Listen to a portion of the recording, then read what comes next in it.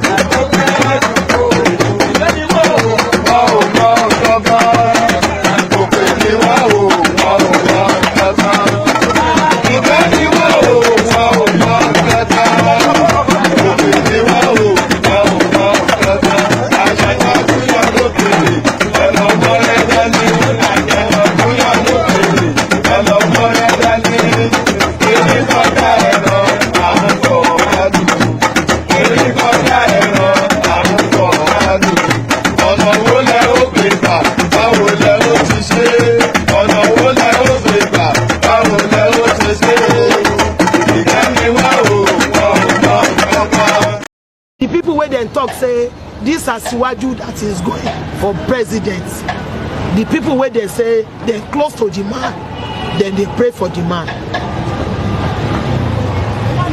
Not be say I collect something from the man. I never know the man. But I just they prayed for the man. If he go, I wish him best of luck. Because we do election, we don't do election. The man don't enter. Now we don't come. Either we do it or we don't do it. But if you don't reach there, make you remember us here.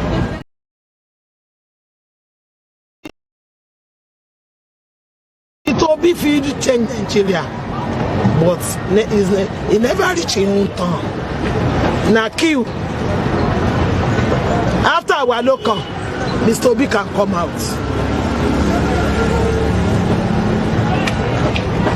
You understand me? Even say this our local.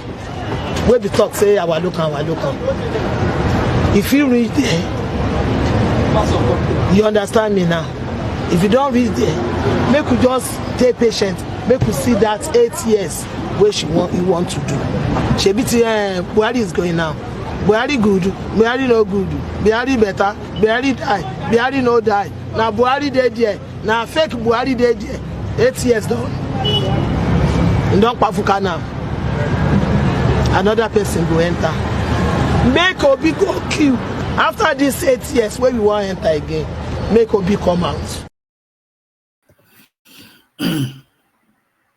And there it is. And calm.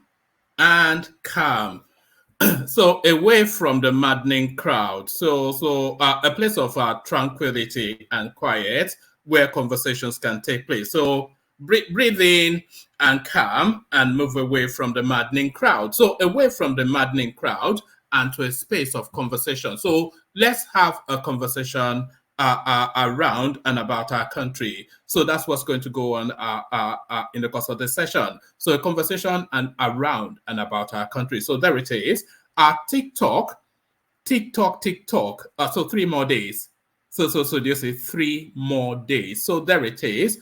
We saw the handing over of the baton by Buhari at that investiture where Tinubu and Shetima conferred the highest honors in the land. So, and that was an innovation to the space, by the way. I think that was an idea that Boss Mustafa sprung on the space. So, but more crucially, we saw the document of transition. It was in open glare. We all watched it. We saw the document of transition handed over again. Not again, no. We saw it handed over. So we saw the documents of transition handed over. So what is going to happen on the 29th of this month, 29th of May? What is going to happen on the 29th of May is essentially ceremonial. The transition of power has already taken place. So if you did not know that, then know that now. But there it is. TikTok, 3 more days. So 3 more days. So what is my manners? Good to see you. Welcome. I hope you've had a wonderful day. I hope you missed me. I didn't come on yesterday. Sometimes you just have to take a break from it all just to recalibrate. And as I was saying, you should bring it down to a calm space. I just needed to bring it down to a calm space as well. So here we go again, and we do go again. And when I say TikTok, 3 more days, is really for reasons of what has been going on in the politics that almost gives the assurance that things are just going to go swimmingly and then peacefully to transit as the expectation is. So a lot of you know, of course, that there's a lot of fights going on within still the contention for the certificate of return handed over to Tinubu. A lot of fights still going on in that space. But there are side fights also going on within that greater fight that impacts on that greater fight to the point that when we now get into the ring for that greater fight, the referee will just say, everybody go home. What am I talking about? I'm talking about this.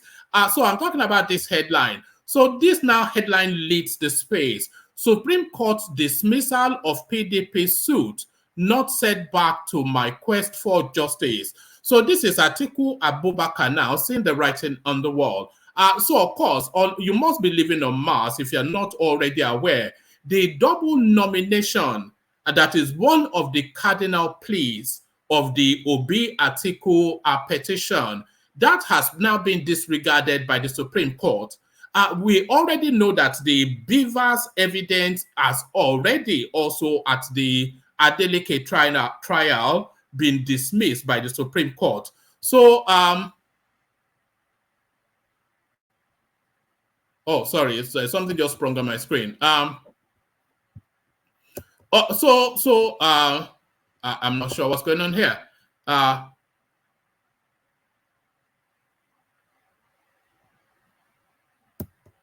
Sorry. I'm not sure what is going on here, but there it is, the obedience at it again. Yes, as I was saying, so all this matters now in the plea. And by the way, I've gone to dig up the Obi plea, just so that we can familiarize ourselves with what Obi is actually asking the court for, because it's quite important. So we're going to look at the Obi plea and look at what is just left in that space, still left for the courts to adjudicate upon. Because by my reckoning, the suit seems to have effectively run its course. Actually, let me just take you to the Obi plea now. So this is the Obi plea. This is what Obi is pleading for. So 4 things Peter Obi wants from the court. So we'll look at the Obi plea and then see then what is still left there for any adjudication to take place on. So we have a look at that. And also, like I said, all of the suits against the Tinubu space, they seem to be falling one by one. Court dismisses suit challenging Tinubu's age citizenship, finds petitioners. So it's now this dual citizenship. Remember when we were entertained by that Egunfela, that guy from the Aflao region, David Udenyi or something like that, when he was telling us now that Tinubu was a Guinean and some card latched onto that to go to court. So it looks as though that's been dismissed out of hand with punitive measures taken. Court dismisses suit challenging Tinubu's age citizenship, finds petitioners. So there it is. It's just cascading one by one. So this one as well. Abuja court dismisses suit seeking to stop Tinubu's inauguration over age falsification citizenship. So that goes in the bin. So now this next headline is a storyline that we have been tracking all the way through. There's the speculation that Pat Utomi is actually a Tinubu agent, which he embedded within the Labour Party to get Peter Obi to run to divide the vote of the PDP. So Pat Utomi responds to that. Pat Utomi denies working for APC against Peter Obi, says only money Tinubu gave him was $2,000 for MIT event 25 years ago. So at least he's made an admission then that money has changed hands. So money's changed hands. I'm going to, hold on. Let me take you to this one first. Shettima warns beginning of Tinubu's administration might not be rosy. So this really is to caution now the level of expectation, because so many people are wrapping so many things around this Tinubu incoming administration as though he was some magician with a bag of tricks. So just to caution that space, Shettima, and then I will take you then to this final storyline. So this storyline speaks to the narrative of the monumental corruption that is taking place within the Nigerian state. So there is a video, and this one, by the way, there are a couple of video clips that are built up to this headline. So I'll play you the video clips and then I'll take you into the headline. So there is that. There are a couple more video clips that I'm going to play to you in the course of the session. So plenty to go through. When is there never not plenty to go through? So lean back, kick back, take it easy, relax into it. The usual protocol, click on like as you're coming in, subscribe if you haven't already, the hyperlink that says StreamYard, your invitation to come and join us on the studio. And if you want to buy the platform cups of coffee, the link pinned at the top. So do all those. Then as we take a microsecond to have, I have a clip for Ajanle Koko as well, by the way. So this clip speaks to that narrative of Ajanle Koko that is constantly telling us that the Buhari administration has been a monumental failure. So I've got this video clip, especially for Ajanle Koko. So wait to see all that. So like I said, click on like, click on subscribe, click on the hyperlink to come and join us. And if you want to buy your host cups of coffee, the link is already there. So you know where we're going, of course. Let's take a micro pit stop with the guys. Only water, where they see my water.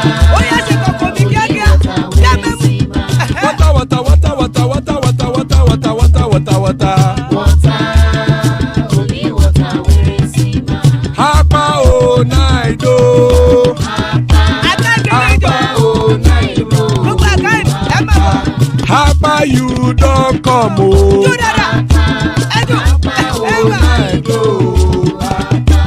Hapa oh night oh.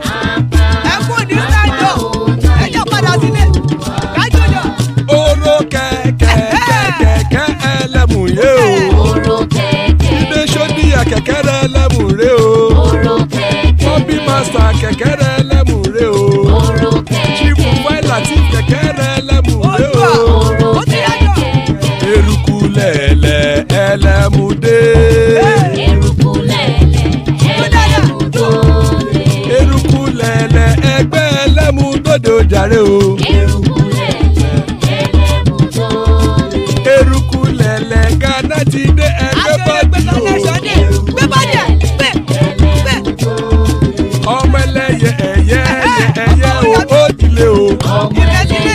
Odúyẹ̀lá ẹyẹ o òdìlé o. Petro Sọ́nàmẹ̀ ẹyẹ o òdìlé o. Petro Sọ́dúnkẹ́ ẹyẹ rẹ̀ òdìlé o. Ẹlẹ́kọ̀ ọ̀run mú ìní o.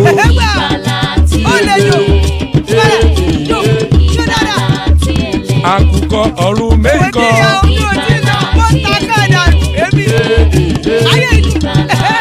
Ikú kò ní ríwà gbéṣe o.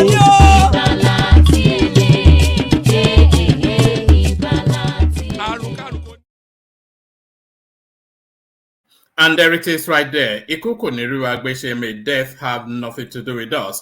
So, Ikuko Niriwa Agbeshe, so amen to that on behalf of myself and you, my friends. So, we're going to get into the heart of the judge, because a lot of people waited in anticipation of this judgment today, which has gone in the way that everybody with a sense knew it would go. But before we go into all of that, I want to chat you through a storyline of the monumental corruption that has been the backdrop of this Buhari administration.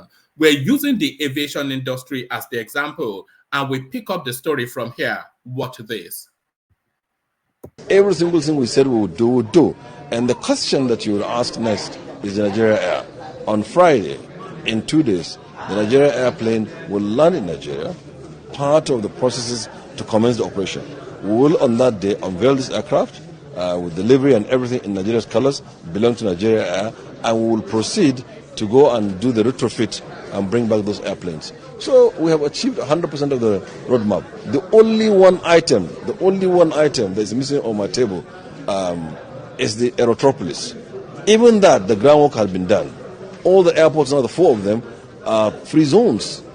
They are free zones to allow you to come in there and take advantage of what a free zone is. And that, of course, will enhance and boost the Aerotropolis, which is the airport city. Abuja is sitting now on 12,000 hectares of land, courtesy of Mr. President.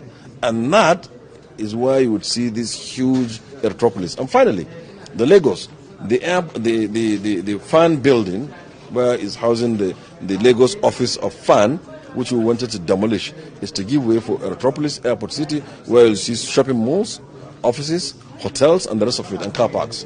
That will happen. That I didn't do. I won't be achieved during my time, but it's there on the plan.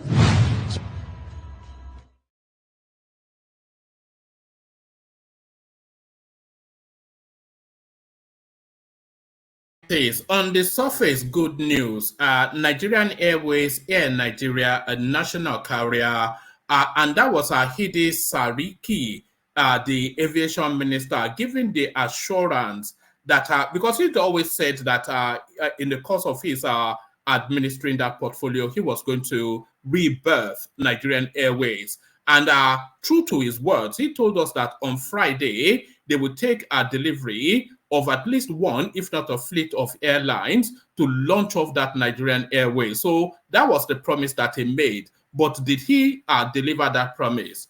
Watch this.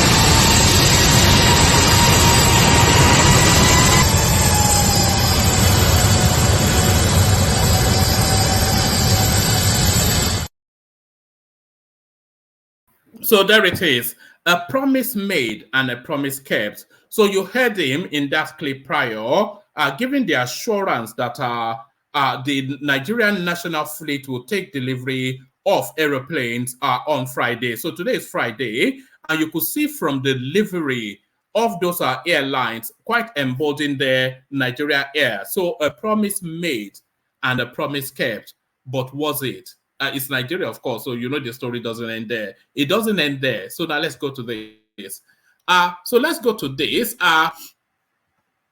So now, breaking. Now, Nigeria airplane flown into Abuja belongs to Ethiopian Airline. In a development that will surprise many Nigerians, investigations show that the Boeing 737-800 series aircraft, which the federal government flew into Abuja for the unveiling of Nigeria Air, belongs to Ethiopia Airlines. According to a report by correspondents, the aircraft took off from Addis Ababa, Ethiopia at 9:55 a.m. on Friday and landed at the Nnamdi Azikiwe International Airport, Abuja at 12:43 p.m. The newspaper reports that the aircraft is owned by Ethiopian Airlines and it flew for its original airline up till Sunday. So there it is right there. So there it is right there. And that is that this little cameo now is the summary, is the encapsulation of what we have just witnessed in the last 8 years. So this rascally guy has gone and bribed someone off in the Ethiopian Airways, had them paint their airline by way of a loan, have them paint it. He's then flown that into Nigeria to cajole and hoodwink people. And this aircraft, of course, will be returned to its original owner ASAP. So that's just and that little cameo then the totality of everything that we know about the Buhari administration. So let's go on from there. Two more important matters. So let's go to the space. Supreme Court dismissal of PDP suit not set back to my quest for justice. So this is Atiku Abubakar responding to now that Supreme Court judgment. The presidential candidate of the People's Democratic Party, PDP, Atiku Abubakar, said the dismissal of his party suit at the Supreme Court is not a setback for his quest for justice. Atiku stated this in a statement via his verified Twitter handle on Friday. The former vice president said the Supreme Court's dismissal of the case of the official PDP is not a setback to my quest for justice. Our legal team are primed to robustly prove that the election of February the 25th was fraudulent, did not comply with the constitutional requirements and electoral guidelines of the Independent National Electoral Commission, INEC, and that the announced winner was not qualified to contest for the election. The battle for democracy and enthronement of a new order to spur growth and development in Nigeria is one which I am committed is one which I have committed all my all, and for which I am not ready to walk away at this point when our nation is at a crossroad. So it goes on and on. So this then goes on to tell us what the judgment was. It says, recall that the Supreme Court earlier today, Friday, affirmed the eligibility of President-elect Bola Tinubu to contest the presidential election that held in February. The Apex Court, in a unanimous decision by a 5-man panel, held that an appeal the opposition People's Democratic Party PDP filed to challenge the legality of Tinubu's candidacy lacked merit. PDP had, in the appeal, sought Tinubu's disqualification on the premise that the Vice President, Senator Kashim Shettima, allowed himself to be nominated for more than one constituency ahead of the 2023 general elections. It told the court that Shettima was nominated twice, both for Borno Central seat and for the vice presidency. PDP argued that Shettima's dual nomination was a gross breach of the provisions of sections 29 subsection, and then it goes on to quote the relevant sections. Consequently, aside from praying the court to nullify Tinubu and Shettima's candidacy, the applicant equally applied for an order to compel INEC to expunge their names from the list nominated or list of nominated or sponsored candidates that were eligible to contest the presidential election. So that is where they were. But that judgment then comes in.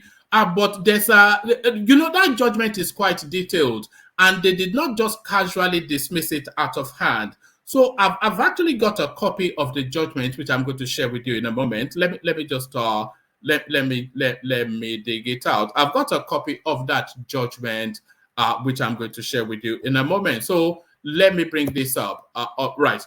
Okay. Yes, I've got it. So let me share this with you. Let's bring this up.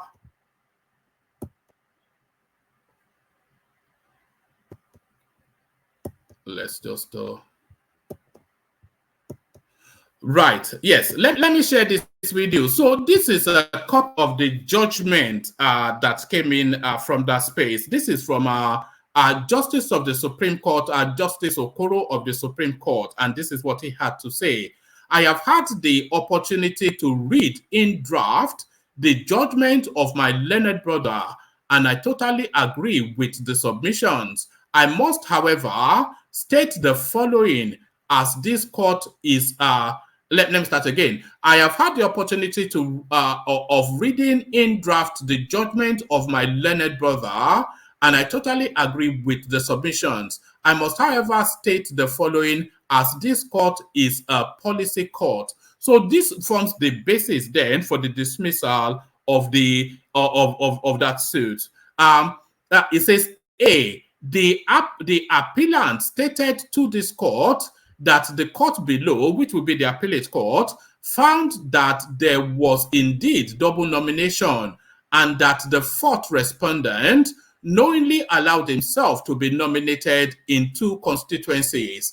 I have searched the entirety of the record and indeed the judgment of the court below, and there is no finding to think that learned senior counsel will mislead the court is sad. So B,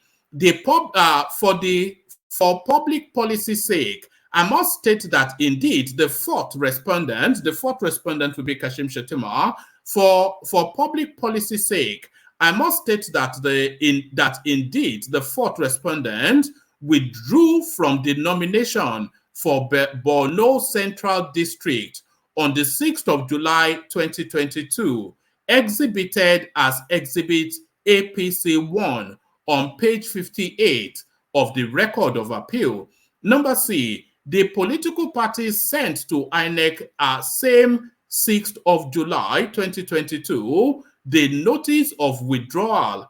The political party further sent on the 10th of July notification of dates for the conduct of fresh primaries for the senatorial district, and the latter letter Exhibit APC-2 on page 59 of the record carried the reference of Exhibit APC-1. That is, as at the 6th of July 2022, there was no longer nomination of the fourth respondent for the Borno Central Senatorial District, and there could not have been double nomination on the 14th of July 2022. So there it is. It says use it, and then it rounds off D. So just to show you then that the judicial space are feeling the weight of the screeching and squealing from the obedience space.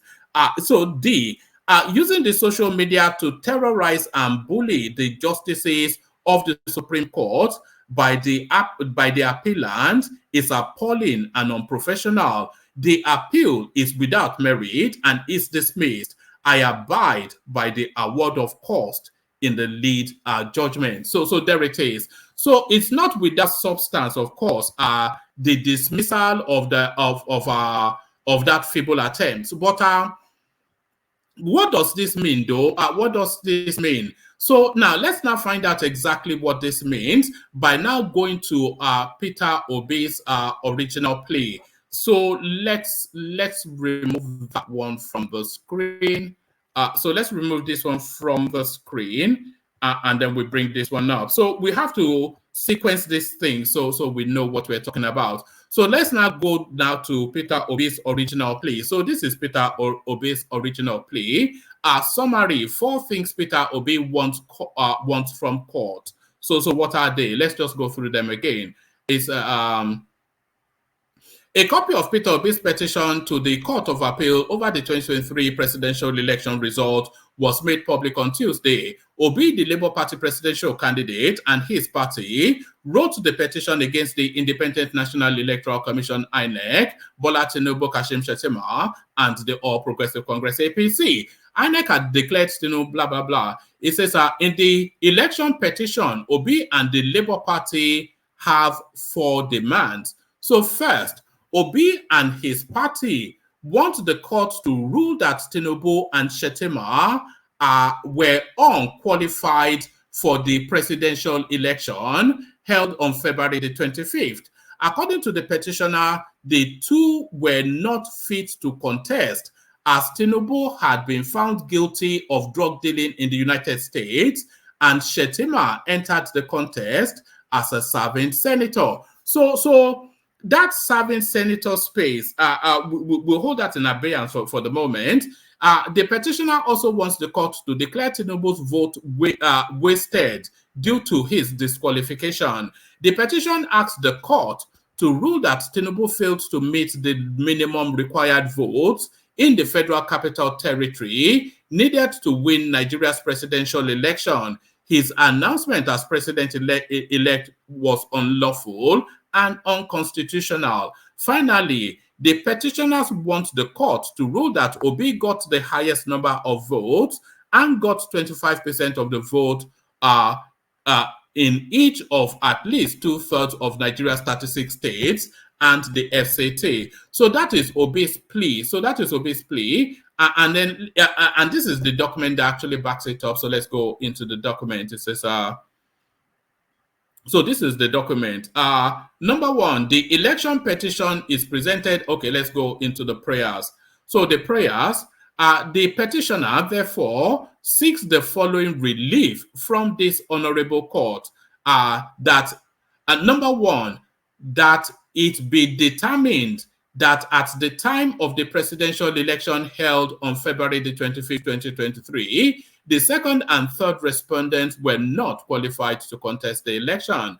So subsection 2, that it be determined that all the votes recorded for the second respondent in the election are wasted owing to non-qualification / disqualification of the second and third respondent. Number 3, that it be determined that on the basis of the remaining votes, after discountenancing the votes credited to the second respondent, the first petitioner scored a majority of the lawful votes cast at the election and had not less than 25%, etc. So, and then number 2, that it be determined that the second respondent, having failed to score 1/4 of the votes cast at the presidential election in the Federal Capital Territory, Abuja, was not entitled to be declared and returned as the winner. And then number 4, that it be determined that the second respondent was not duly elected by the majority of the lawful votes in the election. So those are the pleas of Peter Obi, and just off the back of those pleas, I don't think there's anything there. So the only space that I can see left to adjudicate is the 25% in Abuja space. So let's bring people up to actually hear thoughts. So we've got Bishop joining us. Thomas is here. Adane Koko here as well, and Ogbeni joins us as well. So let's kick it off with Ogbeni, who will give us a legal interpretation. So Ogbeni, what is going on? Thank you, Oma. Yes. Mr. Thomas, Babajale, Koko, Bishop, and everyone at home or at work that are listening to us. Yeah, it's a good day in Nigeria, and good things are happening in our country. We should be happy. And those ones that are not, that are unhappy, I hope they will see light and then they get happy about the country. You can't be more Nigerian than other Nigerians. We are all Nigerians. So for me, yes, what has happened today is very simple. One of the grants upon which Obi has come to challenge Tinubu's mandate, and also upon which Atiku Abubakar has come to challenge Tinubu's mandate, has just been knocked off. Yes, when you listen to Obi's space, today I was still listening to Aisha Yesufu, still trying to distinguish it. I don't know if she's a lawyer. She spoke very well, but she spoke in ignorance of the position of the law. She didn't really understand what she was talking about. And you know, sometimes you could be, I call it courageous ignorance. When you are very ignorant of something, but you are courageous about it, you are bold to speak your ignorance. And it's the most dangerous position you can find yourself, when you think you know, even when you don't know anything at all. So that's what I see today, but that's by the way. What has happened, it's very simple. It's not too difficult for anybody who can pick a copy of Obi's petition and just read.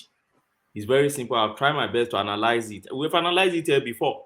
If you read from paragraph around that 15 to paragraph 27, Obi dedicated those paragraphs to the issue of Shetima. And what was Obi's claim? Let me tell you his claim, so that when you marry it with what happened at the Supreme Court, you understand that that particular point has been knocked off. And I hope his legal team will have a rethink and then, you know, find a way to take a very humble part on this issue. And what was Obi's points in that space? What Obi is simply saying is that as of 14th of June, Shetima was nominated for Borno Central constituency to become a senator. He never knew he would be picked or nominated by Tinubu, right, to be the running mate. So he was just contesting for his own central, you know, to be a senator to represent Borno Central. Now, fast forward it to July 14th. On July 14th, Tinubu announced him as this running mate, and he accepted it, right? So what the Obi and Atiku are saying is that, yes, the law says that you should not allow yourself to be nominated in more than one constituency, which is debatable on its own. Whether the vice presidential position is a constituency on its own is debatable. But let's even agree that it's a constituency, then the senatorial one is constituency. But by the way, before you even go into that, what that law, where that law will be plainly applied is where, for instance, you're contesting in Borno Central, for instance, and somebody nominated you again in somewhere in Adamawa, or maybe in Lagos, somebody nominated you in. That is when somebody nominated you in more than one constituency, not really in terms of positions like vice presidency, right? Okay, but let's even say that is the case. The presidential constituency is regarded as the entire federation, and so it shouldn't be nominated. So what they are saying is that as at 14th of that July, when Tinubu picked him, he was still a candidate and has submitted his form C11A to the INEC, and then his notice of withdrawal came the next day. So what they are saying is that as at the time they nominated you on that 14th, you were not supposed to accept that nomination. You were supposed to go and withdraw first on that 14th and then come to accept. That's it. Now, what has this case told us? This case is very simple. The same issue was what they took to Federal High Court. They knocked them off, Court of Appeal, they knocked them on the Supreme Court. And if you project what you just played to us, that portion of that judgment to us, it clears the whole thing. That portion of judgment is simply telling you that no, what the entire claim you are bringing to court to say on so date it was still a candidate. You can't prove it by the documents you have placed before me, because the APC have placed their own document to show that he has withdrawn his candidacy as at the time Tinubu picked him. So, and not only that, those documents were transmitted to INEC to notify them. Yes. Now, you know the way I look at it, even before seeing that judgment, let me tell you my own analogy is this. And I ask, what matters most to the law? Is it the nomination or submission to INEC? At what point can you say I have been validly nominated? Is it when Tinubu announces me, or when I fill my form, or when I submit that form to INEC? I keep asking myself that question. Because for me, it's just like I have a letter of resignation. I prepared it in my house, I signed it in my house, let's say on 14th of February. If I have not submitted it to my employer, it doesn't have effect. So if I submit it to my employer on 25th, then it takes effect from that 25th. My employer can decide to say, okay, it dates back, right? But as it stands, if it's with me and I don't drop it to my employer, then it doesn't take effect. What am I saying here? If you narrow it to the case here, they said, if you can only just project what they put, because it's paragraph 23, if you read that paragraph 23 of that petition, they emphasize more on dates. That his form was dated, not even the time he submitted. And that's why sometimes I wonder if people don't go and read all these things. It's very simple. There's nothing magical about all these court processes. It's prepared by a human being like me and you. So it's simple. What you're emphasizing on is dated. One is dated 14th of July, one is dated 15th of July. Tell us when they submitted it. It's not in that petition. And that is what this Supreme Court judgment has come to expose now. You can date it 14 and I submit it on 15. So if I date it 14 and I submit on 15, when does it take effect? So for me, as far as I'm concerned, that whatever, any way the Aisha, Yusuf, and all of them wants to try and distinguish, because the argument, Ogbeni, is that this judgment it speaks to a pre-election matter, and what she was trying to say, Aisha, was that they dismissed it for being a busybody suit because pre the election it was an internal matter for the APC, but post the election, because now that flouting of the rules is affected now the result of the elections, it now becomes a national matter, which is still to be heard. So that's the argument that she presented. One man, from the portion of the judgment you have just read down, does it sound like something that they just dismiss on the fact that you don't have locals? They No, went into merit. it didn't have merit now. It was just, in fact, they should have fined them for even That doing is that. it. Yeah. So they went into merit, and I've told you before, you see, Supreme Court is a court of policy. And that is mentioned in the portion you read to. It's a court of policy. They won't just say, okay, oh, you lack local standard. So it's either Aisha Yesufu was, because she says she's in America, she's just enjoying herself there and doing a course. Now, is either Aisha Yesufu has been wrongly advised, or she has deliberately come to just deceive the obedient, the same way they will gullibly always accept whatever she said. So, It's really to keep their spirits going, isn't it? Because once this is over, all these people that are riding this crest of waves, they will have to come down. Because as soon as hope is removed from that space, this place will dissipate, and these people, they need their attention. I think they're just trying to cling on to them. That's just what I yes, say. Yeah. but one man, if they are really patriotic, if they really love Nigeria in what they claim they do, they won't be peddling lies to keep. Which hope are you keeping alive? You're keeping people's hope alive to do what now? To achieve to what end? That's the question I keep asking. You're coming to deceive people because don't forget, we've analyzed it on this platform before. You see, there are illiterates that are following Obi, the same way they have illiterates also following other candidates, right? And there are ones that are just educated but they don't read anymore. And there are ones that are educated but will deliberately not even read. They want to hear anything that favors them. And a lot of different kind of people. So if you have those kind of people following you, you should be able to once in a while tell the truth. Particularly when you're at 11th hour, when you know that something is not something you can really see. Like today now, Aisha Isu was saying that she doesn't believe in judiciary, but there's nothing she can do than to. Why will you be saying that? That you don't believe in the same judiciary and you are telling people to even keep hope alive?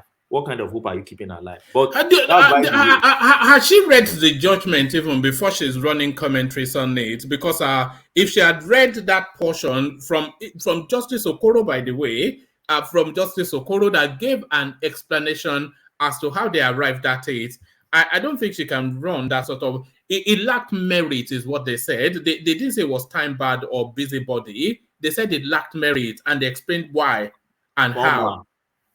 One man, I've said it here before.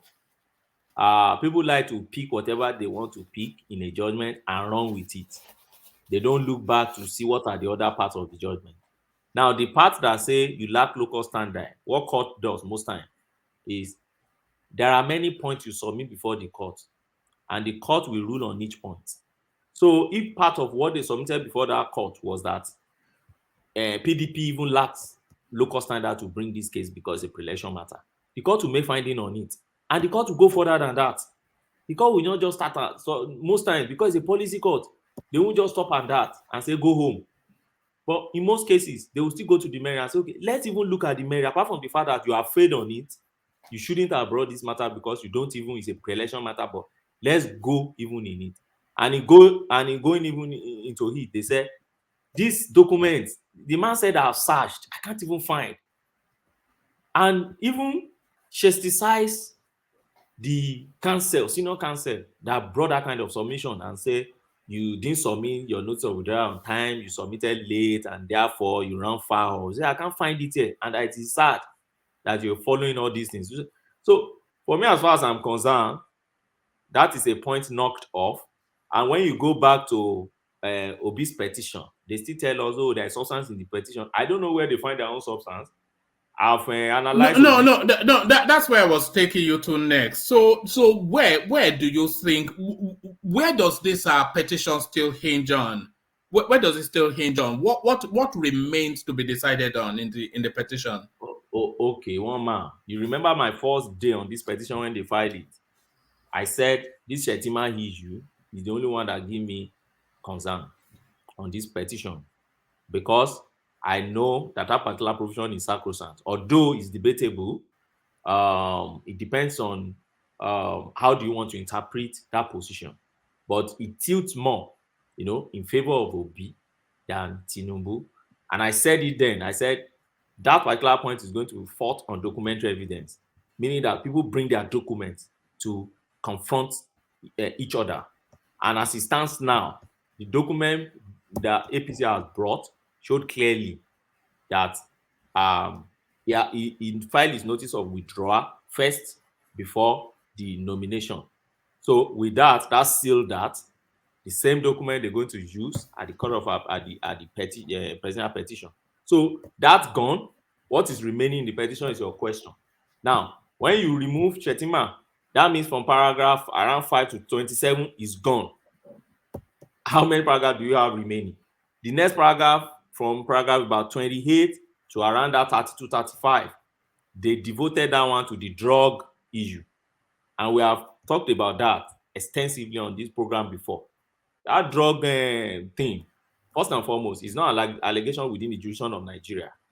I wonder how Nigerian court wants to make findings on something that never happened within their jurisdiction. Secondly, that case has been concluded in another jurisdiction far from Nigeria. And Nigerian court does not have appellate jurisdiction over whatever is happening in the US. Then, thirdly, it's a civil forfeiture. It's not a criminal forfeiture. And that case was not against Tinubu. It was against an asset in form of shows in action. Shows in action are monies. They are liquid. So it's against that. And what happened eventually was that they forfeited part of that money to the government as to end that matter, and the matter ended there. And there are many documentary evidence from US space to say that we don't have anything against this man. This man has not committed any crime within our space. I wonder how all those overwhelming documentary evidence, how Obi want to spin it around, or Atiku want to spin it around to upturn what the court in US has said. Where they have David Udein, who is, by the way, one of those noisemakers online, who believes he knows the law even more than lawyers who went to court to get educated and trained in this law. He is the one schooling them in that aspect. Whether he will leave his asylum application and come to Nigeria as a witness, I don't know. Or whether they will do virtual hearing for him, I don't know. Zoom. Maybe they will do Zoom or Microsoft Teams for him, and he will sit somewhere in his bedroom, and then it will be determined what happens in Nigerian space. Let's wait and see. All I know is this: you can't hurt your petition. You can only remove your petition. You either swim or sink with that paper that you have put before the court. Whatever hope they are keeping for their people, they should understand that. And it's very simple. They should go and read. So that's for that. And now, if you now go further, which is a summary of what we have analyzed here before, from around paragraph 33.5 to around 48 or so, they dedicated that one on the assurances that INEC chairman gave them at Chatham House, at social media, newspaper, all those. They dedicated those paragraphs, useful paragraphs that you should have used to prove I won in Ekiti, you upturn me. I won in Ondo, you upturn me. I won in this. They dedicated, so you will know that it's just, if you have a good point, you won't bother going to all these irrelevant this thing. Somebody will assure you, is that the law? Is that the guideline for the election?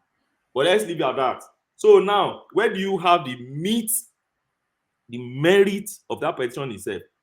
It starts from around paragraph 46. And by the time you get to paragraph 46, you have almost 60% of that petition gone already.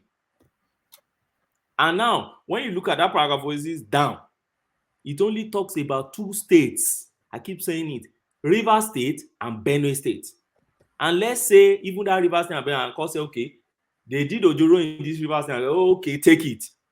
You see, the way it works in election petition is that they're not going to tell you that because there was corrupt practices in Rivers, then you now take that to cancel the election in my own state in Ekiti. It doesn't work that way. Rivers is Rivers. In fact, even within Rivers, what you are targeting is there's a local government. It's a particular local government you are targeting. They won't say because they did their corrupt practices in those local governments, therefore you will now cancel the next local government. Woman, it doesn't work that way. They stand on their own. What happened in Ekiti space, you come and prove that you won Ekiti, not because you are able to prove that they manipulated your result in Rivers, therefore it affects the integrity of the entire electoral process. No, it doesn't work that way. Just a minute. So it doesn't work that way, you know. So that's for that, and I wish them well. So dead on arrival, essentially. This judgment now today is essentially game over, isn't it?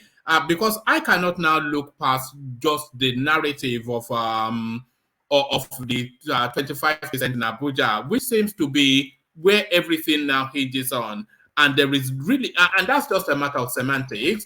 I don't see any substance to that. So today now marks the end, would you say, of the petition? For me, there's no substance in that petition.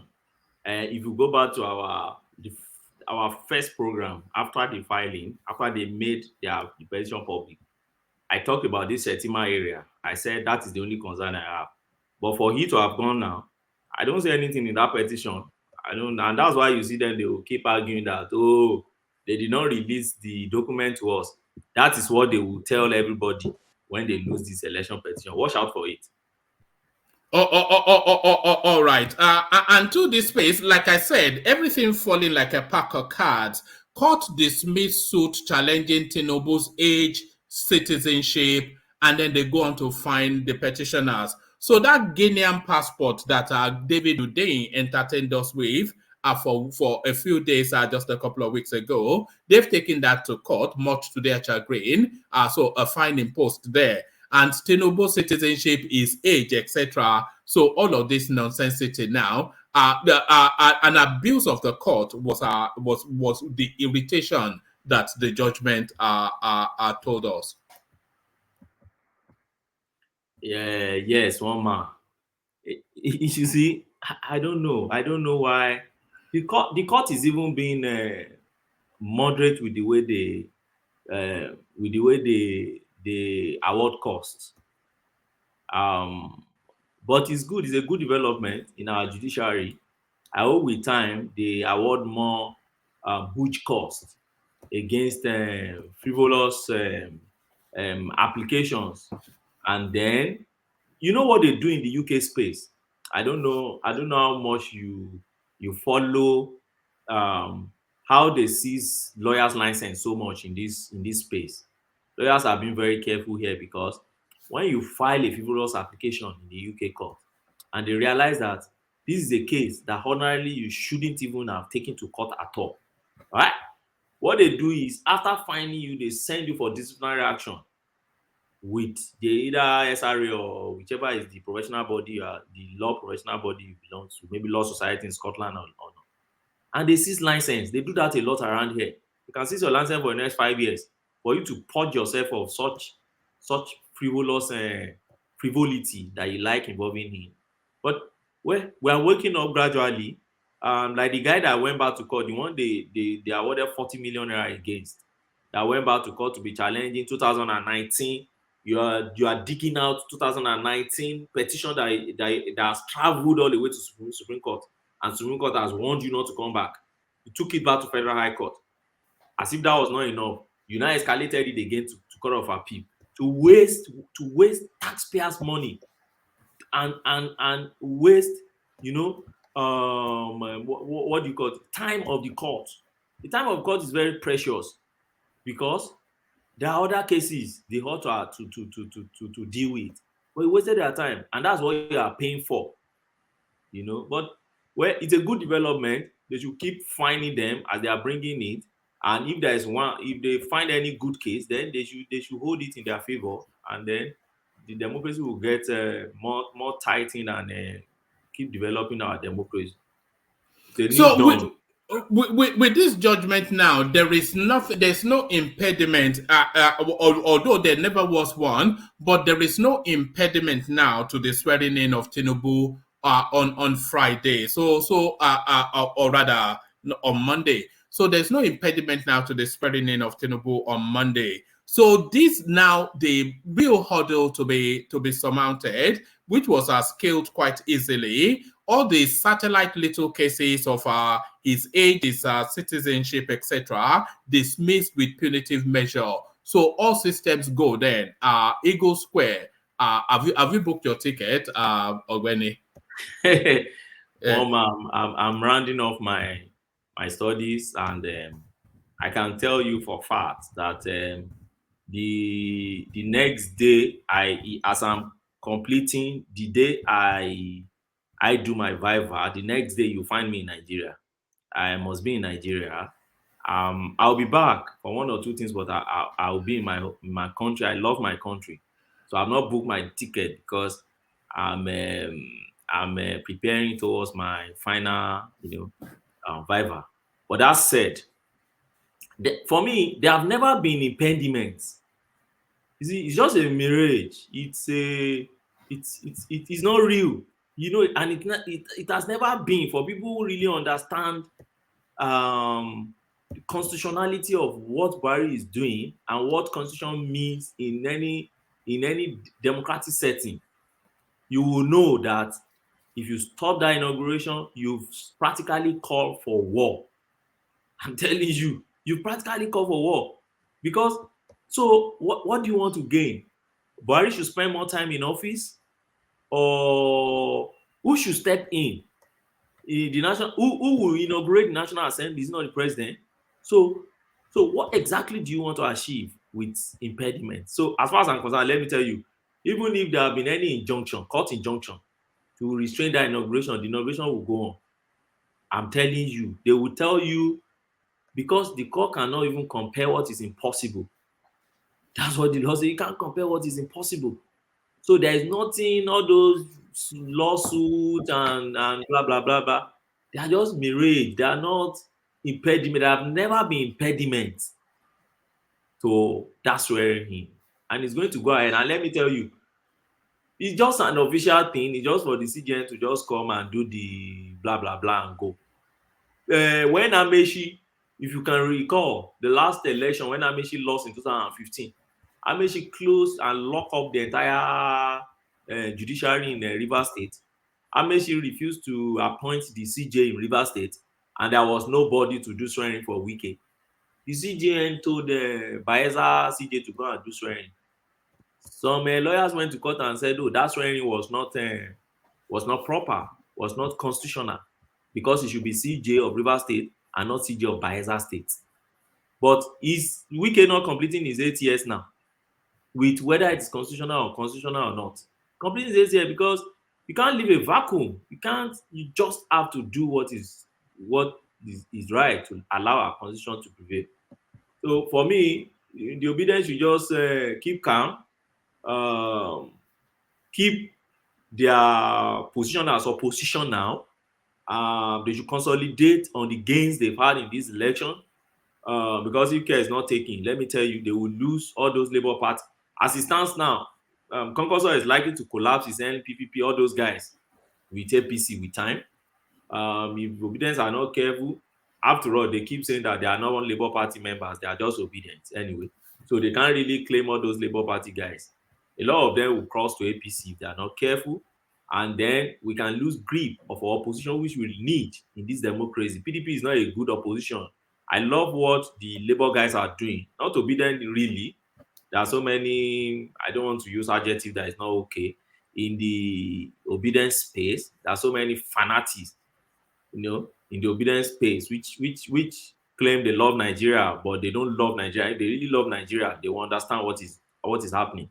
So, but they should consolidate on the gains and continue being a very serious opposition against this government, which which will bring more development when it put the government on their toes, when they know that, yeah, some people are washing, but they should stop all this absolutism and fascism tendencies that they have presently.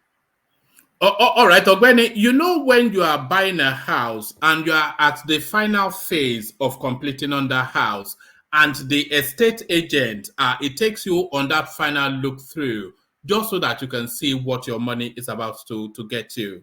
Watch this. Hello,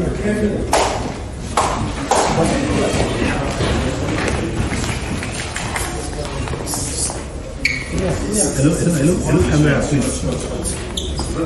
Call Craig Airline. See them all there.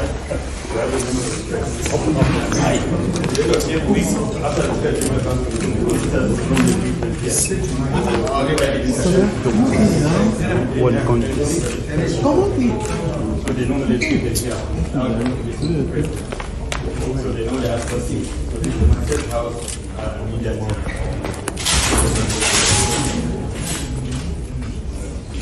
Okay.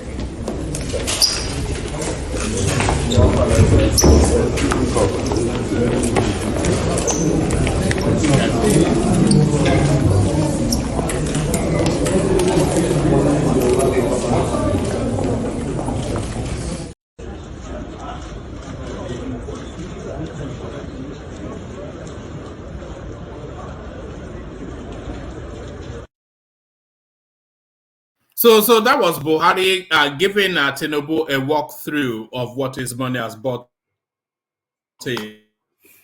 So I'm sure you are familiar with that thing. Of course. Yeah. It reminds me of 2015 Jonathan Buhari walk. And you remember in that walk, Jonathan was walking behind Buhari. It's symbolic for me. And the same thing happened here. You see Tinubu walking in front, and then more like Baba is stepping down now. He's walking at the bar behind the man. And then it's symbolic for me. And it speaks to, you know, the sense of many people that think that Buhari wants to spend 1 hour extra in the office. It's not possible. What are you making of how Buhari has handled this whole process? We are all of the thought that Tinubu was not his preferred candidate, but after they've tried their best to stop him and the guy won, how do you think Buhari has handled subsequently? Very maturedly, and then more like he has no option. He has no option. There is nothing really he can really do. Yes, Nigerian president is a very powerful position, Nigerian presidency. But at the same time, there are people that make up the presidency. And that's why Babashi Lawal has question then, who is the presidency? The presidency is not only about the president. Yeah, the president is powerful, but the presidency is more than just the president. So when you have the opposition on your neck, and within your own party itself, there are so many disloyal people within your party. You can't really trust who is who. And the only way you have out is just that your party remains in power because somebody has won the election.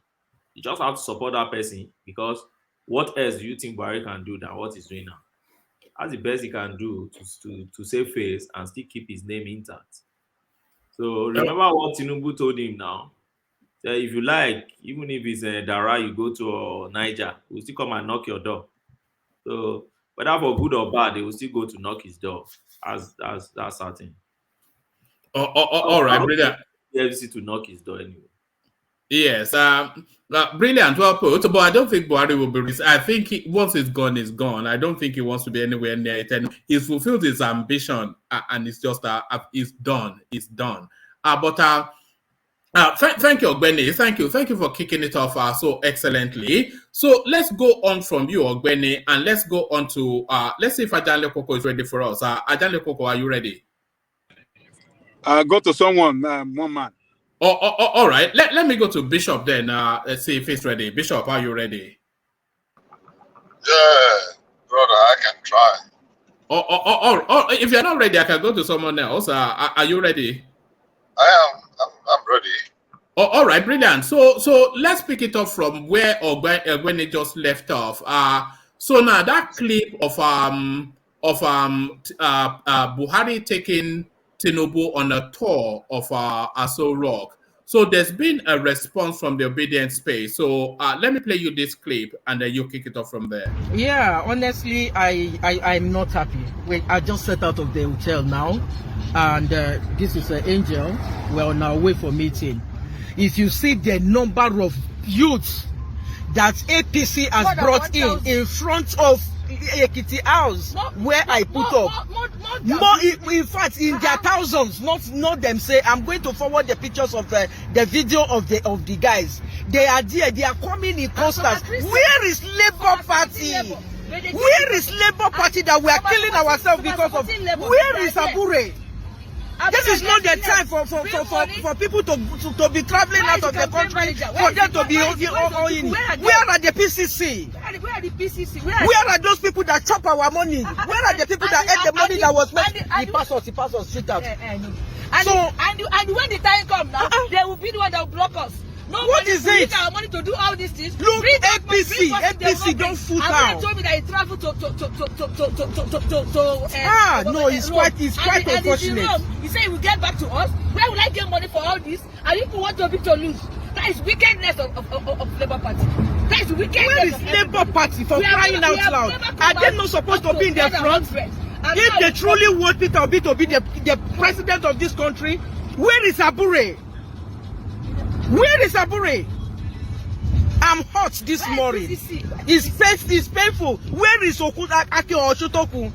Where is Aki Oshutoku? Where are those people that are eating money left, right, center? Where are they? So on and on they go, Bishop. But is that the last vestiges? Is that the last hurrah from these people? So what do you make of that? Let me say good evening to compatriots, wherever you may be listening from. Thank you for joining us once again this evening. Remember to do the needful. Do like, subscribe, and share. Thank you. I've just laughed. That's very hilarious. I just want to take it away from the point that she said there are lots of APC youth. I'm surprised that APC actually had youth. I thought that all the youths of Nigeria are rooting for Obi or they are obedient. That's the only thing that strikes me from there. Otherwise, they remain the normal noise making and the rest. By the way, by chance, I happened to just stumble on the somebody just posted something and I followed the link to the Niger Watch yesterday. It was so hilarious. I mean, these people are really paid. Maybe they would need therapy to get them off the. Because I told someone, I said some of them are really so addictive now that if Obi asked them to go and commit harakiri, they would do it without asking any question. So I think it's just hilarious. It's just funny. It's just comedy. They are really paid that some people are chopping money, but it's instructive to note that they actually said that APC youth don't fool town, which means there are actually some youths that follow the APC, but they were saying that the Nigerian youth, I think as if all the Nigerian youths are obedient. I think it's interesting, and like you just rightly said, it's a sign of tactically or stylishly giving up that we have gotten to the end of the road. Because after now, I know that there is nowhere to go, but it's becoming clearer and clearer, even to the blind, that there is nowhere to go anymore, any further from here now. So there you are. All right. Let me share this with you, just for the purposes of what you're saying. Let me share this with you because these people they better exercise caution. This is something that was sent in to me. So this is from the Nigerian army. It says, "Who has ears? Let him hear. If you don't have any business in and around Eagle Square on the 29th of May, stay away. Otherwise, the consequences will be severe." Chief of Defense Staff General Irabo has called on all parents, traditional rulers, political leaders, and stakeholders to call on their children, members, and supporters to desist from any form of protest on Inauguration Day because security men will be fully on ground across the nation, including Eagle Square, Abuja, to deal with any form of protesters and quickly send them to meet their ancestors. So proceed with caution. So all of this noise making, you can make all those noises in the safety of the comfort of your WhatsApp groups and all of those spaces. But please, let this inauguration go as it should. Otherwise, much to your regret. So I think that was the response to that lady and her friend. Yeah, I hope what you read in your last sentence was not there. The last one you read, the meeting arrangement. I hope it's not there. You just added that one anyhow for the COVID. No, that was how it was written. No, but I suspect that was edited. I suspect because I don't have the anticipation that the chief of something will be saying those words. But yeah. Alexander. But the truth of the matter is this: if you listen to some of the spaces, and they actually pushed for this, they made this happen. And I want to reference something you read when you were reading part of the judgment from the Supreme Court. The last sentence in that, the last paragraph that said something about how judges have been bullied, they have been harassed, they have been harangued, they have been threatened, and on social media and the rest. If you listen to some of the spaces, you will be appalled at how much we have, denigrated the judiciary space. And that was why they sent that message from the judiciary that it is not allowed. Anytime I listen to some of the spaces, when people just make some little bit extracts and post, I get a little bit worried. How did we get here? The word fascism, I don't know why we were debating it, because it fits perfectly. If there is another word to use for perfect, it fits absolutely. Fascism, and the way I think it was Obeni that described it, that broke it down for us some times ago, it fits. You listen to some of them and you begin to wonder, is it more than an election that we just had? Are we at war? Hold on, stay in that space. You are asking, you listen to some of them and you wonder if it is more than an election. So do you think what they are contending, do you think it's actually more than an election, what we're hearing? Ordinarily, it shouldn't be, but of course it is. You hear, it's the feeling of the hatred is palpable. You can practically touch it. And that hatred, do you think it's just out of a belief that they feel they won an election and they were cheated out of it? Or do you think is it deeper than that? It is deeper than that. It goes beyond that. I always want to reference, we started this downward slide in 2015. There was no name that did not come Buhari because he won an election, especially from a particular space. And the hatred began to eat deeper and deeper and deeper.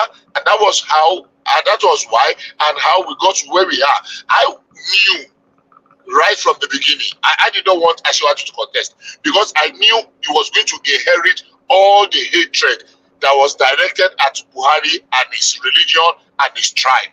Because Buhari, Fulani, and Islam became a target of vicious attack.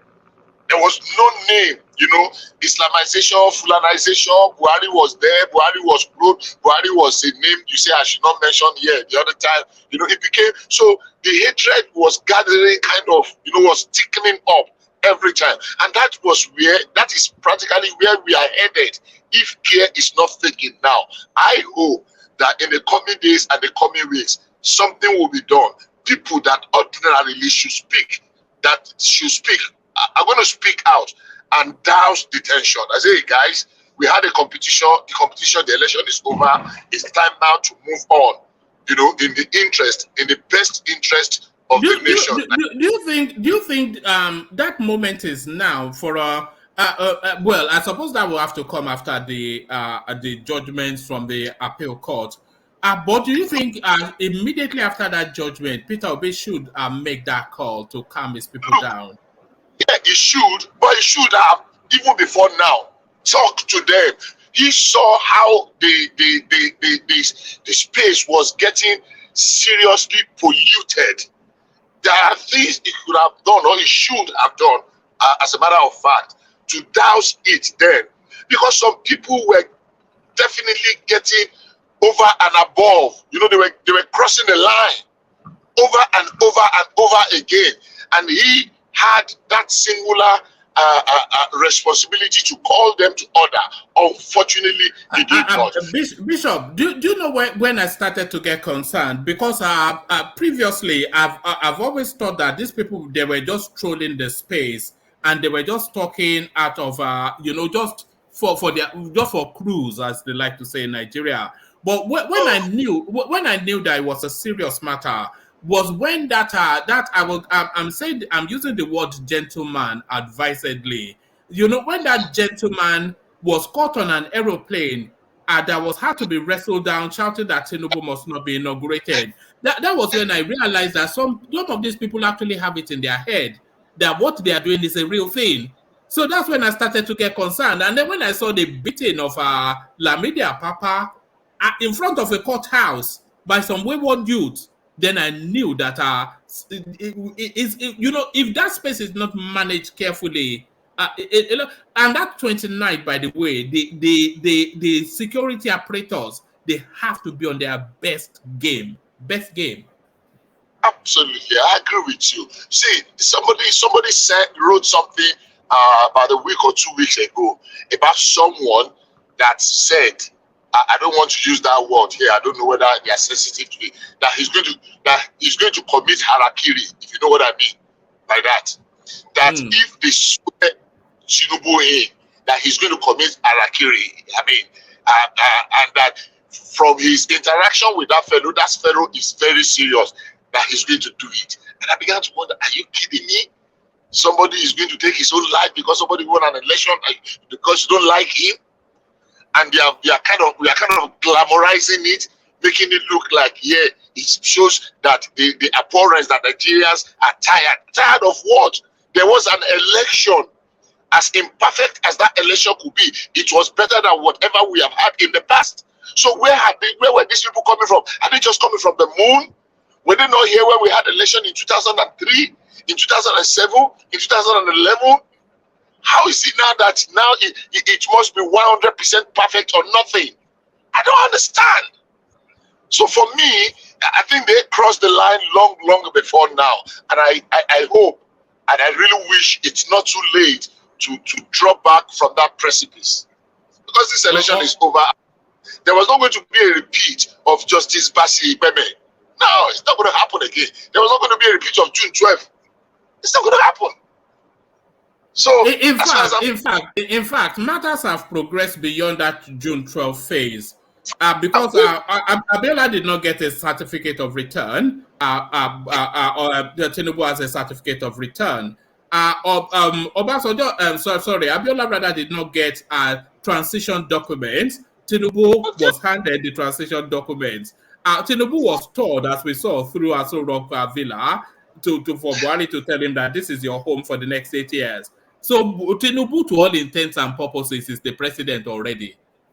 All right. Let me even add something. You said when our learned. Give him his proper title. The SAN of the One Man Platform. The SAN, Senior Advocate of the One Man Platform. Yeah, carry on. Our learned on the platform. Okay, that's correct. On the platform, I have to put that caveat so that I will not be dressing in borrowed garment. There was something. I had a conversation with some people, and they were. I said, look, there is nothing that's going to happen in the Supreme Court judgment today. The reason is simply this: the matter for determination. Even though he said something now that was very instructive, he probably did not know that they went further to enumerate, to analyze on the merit, but the merit was not what was in question. What was appealed at the appellate court was the matter of the locus of the locus. Now, if assuming without conceding that the Lord Justices have ruled against the APC in today's ruling, could it have stopped the inauguration on Monday? The answer is simply no. What they would have done is that, oh yes, you actually have locus, so go back to the court, to the Federal High Court, and pursue that case on its merit. They will not say, oh, because you have locus, we have now ruled. No, but they went further to now even dissect. Sorry, Bishop. Yes. Sorry, Bishop, can you hear me? I'm hearing you very well. You for a moment because we have to clear up something. Let me pause you for a moment just so we clear up something. Just of what the judgment was today. So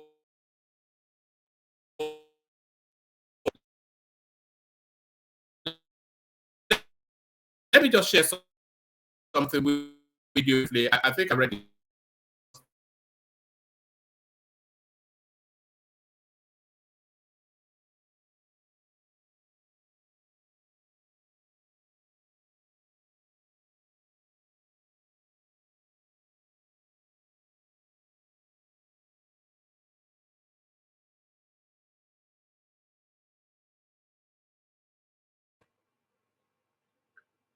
Oga Thomas.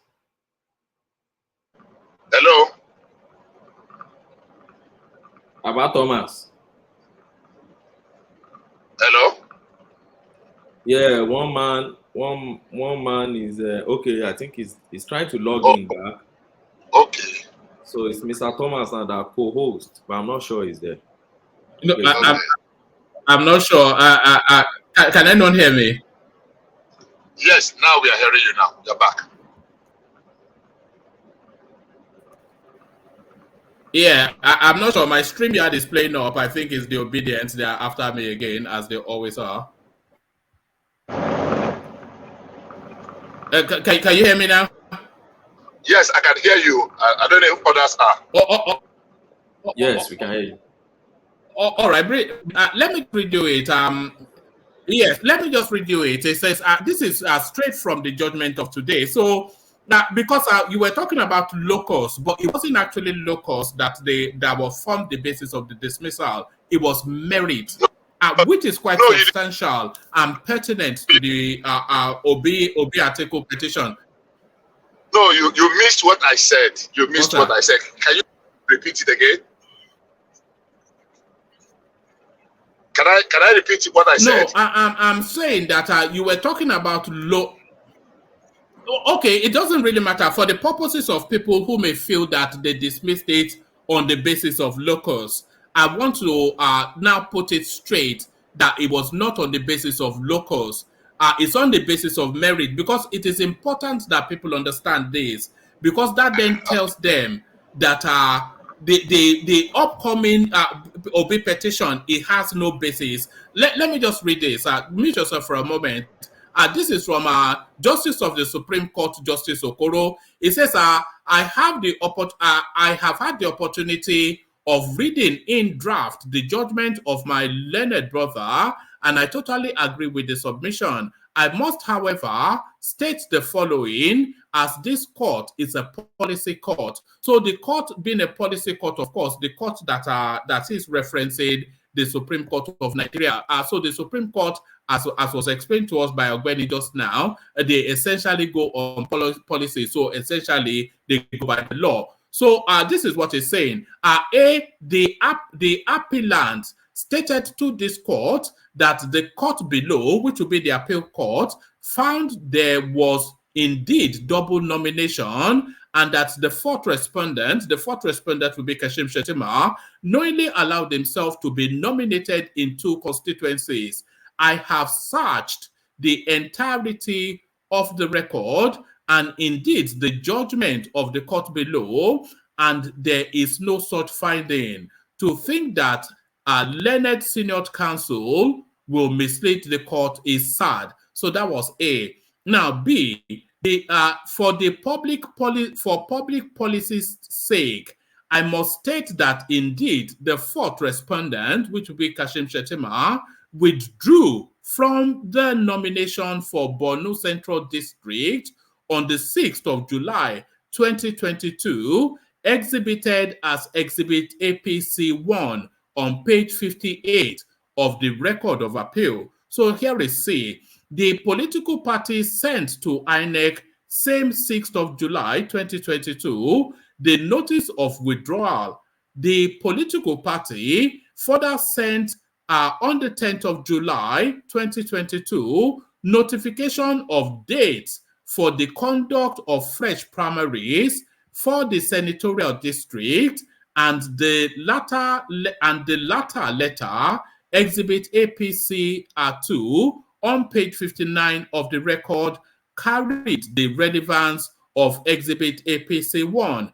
That is, as at the 6th of July 2022, there was no longer nomination of the fourth respondent, which is Kashim Shettima, for the Borno Central Senatorial District, and there could not have been double nomination on the 14th of July 2022. So as at the 6th of July, when the indications were that Shettima was going to be put into the vice presidential slot, they withdrew his application, whatever it is, to contend for that senatorial seat. And crucially, they sent notice to INEC to that effect. So that was on the 6th of July. So now on the 14th of July, having cleared the deck, he has no ticket at all anymore. They then presented him as a candidate. So it's actually lacking in merit, is what the judge is telling us. So I just wanted to highlight that. Back to you, Bishop. Yeah, I understand that perfectly, and I heard you the first time perfectly. I'm just saying that Ogbeni, our learners, made a very instructive reference. Now, what the appeal court ruled on was that they lack locus. That's established. But the Supreme Court went further, that even apart from the locus being medullum interloper, being busybody, that even on the merit itself, to establish that policy aspect, that even, so both on the locus and on the merit, that they had no case. That's what I'm saying. But what I made the reference was that yesterday, because if the issue of the locus was the main thing that brought them, if the court had ruled on the locus, even if the court had ruled against APC that they actually had locus, they would have had to go back and retry it. Yes, the Supreme Court has said we had locus.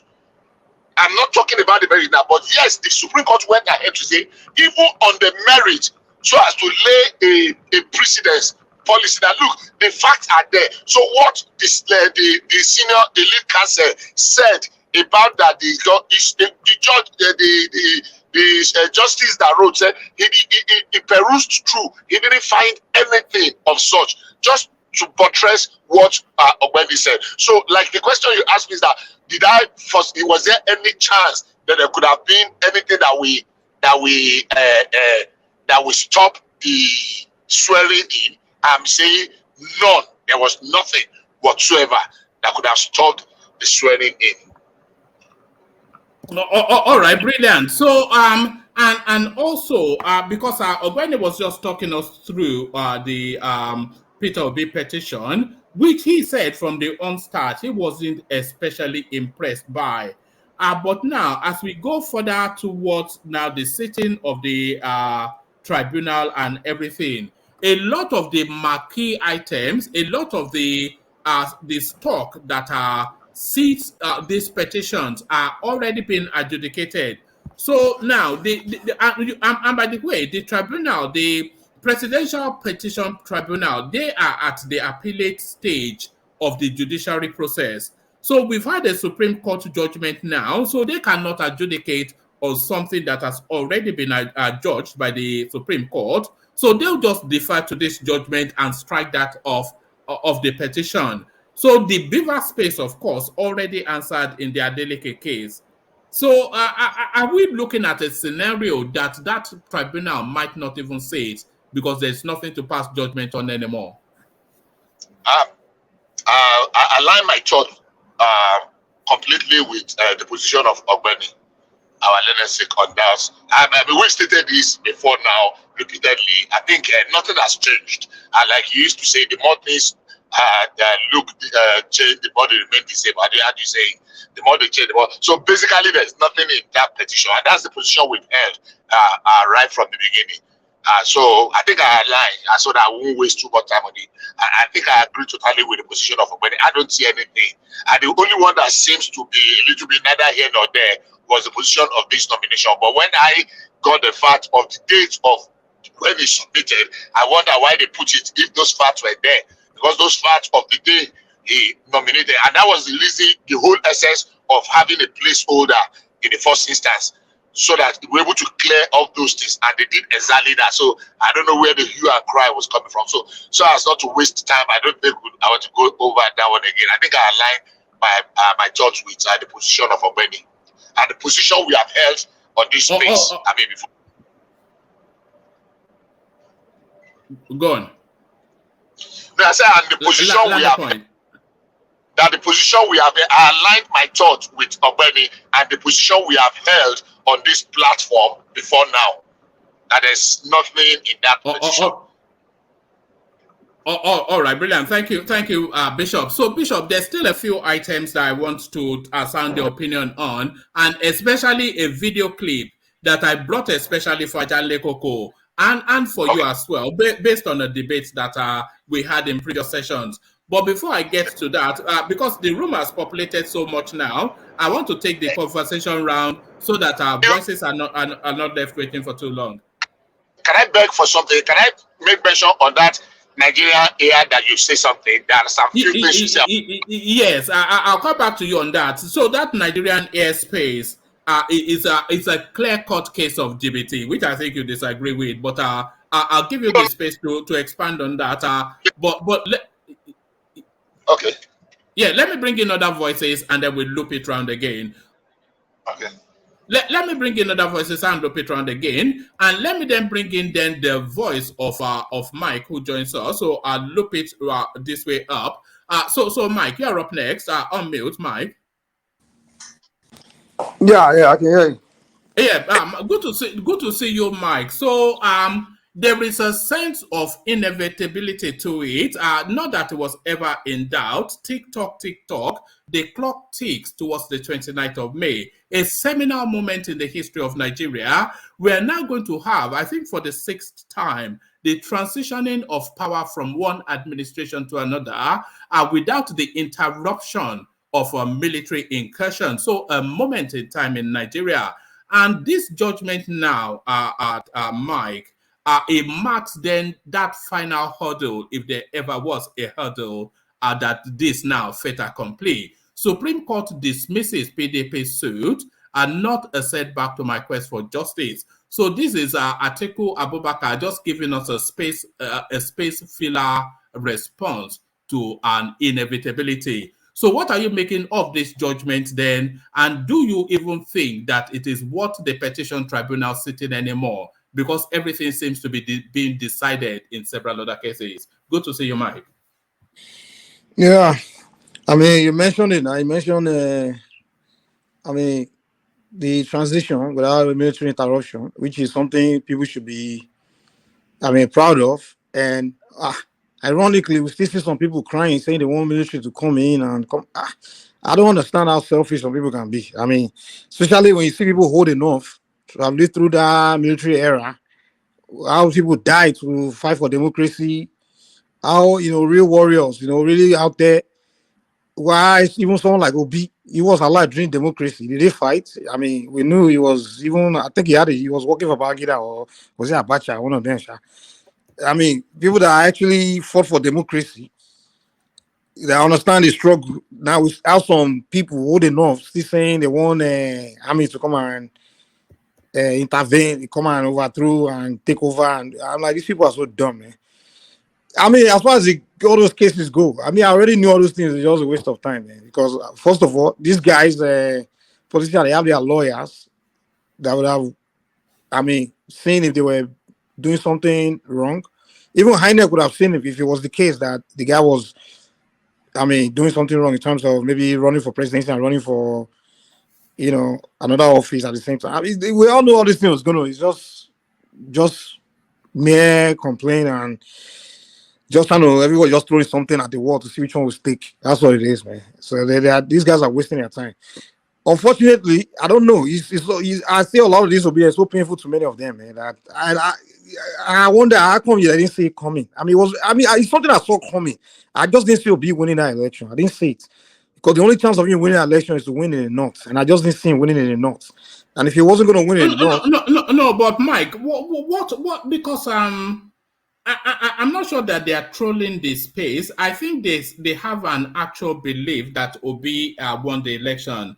But the unfortunate thing is, in their spaces, they don't allow a conversation around that when you want to go through the figures. So what do you think would have led them to the belief that Obi won an election just because he got votes in Igbo land? You said this, in their spaces, they don't allow another. It's like in their spaces, the only voice they allow to speak is just that voice that speaks to one particular direction. And anything that comes in that wants to show them like, hey, look, they don't allow it. So if they say when you repeat lie over and over and over and over again, it becomes the truth in your brain. You understand? Or repeat something that's ridiculous over and over, trying to convince someone that is a fact. So in their space, there is only one voice that was there. So somehow they were fully convinced, beyond any doubt, that Obi was going to win the election, and he won. And even till now, you see that one voice that's there. That you won't know them. They won't allow someone else to come into that space to say, "Come, guys, okay, look at this, other, look at that." They don't allow it. That's why they are unfortunately the weak-minded among them, the illiterates that don't know left from right. They don't know what. If you're trying to explain the law to them or explain the process or explain things to them, they don't allow you. So those ones don't know left from their right. So the ones that are so-called educated have lied to them so long that they've sunk in the old bullshit. So unfortunately, that's what they believe, and it's just ridiculous. It's ridiculous. Is it ridiculous or dangerous? It's ridiculous and dangerous. Because they are acting upon it now. Yeah, that's the danger. It's very dangerous. Even I heard about one girl that committed suicide. One do girl like that. I don't even know what's up with this that do people. Those ones, you are going to commit suicide over an Igbo man. I don't know what. It's dangerous. It's very dangerous. And it's kind of like the Southeast space where there are people have lied to them for so long, lie and brainwash them to the point where they are willing to die for things that's not even reasonable. That doesn't even make sense. They're willing to die for. I mean, you just wonder why you dying for this thing that really doesn't. It's not even justified. It's not even something that's justified. First of all, you want to die for Biafra when you know Biafra is something that consists of regions that don't even want to be Biafra, and you're ready to give your life for it. That's ridiculous. That's dumb. That's just stupid. It's not worth dying for. So it's the same thing. This will be the condition them that Obi was the savior. Is the man that God sent, and he won. All Nigerians voted for him, and his mandate is being stolen. And they constantly repeat that his mandate being stolen in the minds of these weak minded people, the ones that don't know left from their right, and those ones have believed it, and they will tell them, this is it, and this is the last hope. Your life is over if Obi doesn't get his mandate. And it's like you say, it's dangerous because those ones might go and hack. They might just go out there and go and do something stupid. And you said the army now. The army might kill some people now. Because I know Nigerian army, they will kill you. They don't just guys. They are bloodthirsty, man. They don't. They get orgasm from killing. So Mike, good evening. One man. Mike, now most of these, the ones that will probably lose their life on that day will be those ones that didn't, the people that actually, the smart ones that are the one pushing all these things. They won't go out there. They will never go there, but they will push those mumus to go there.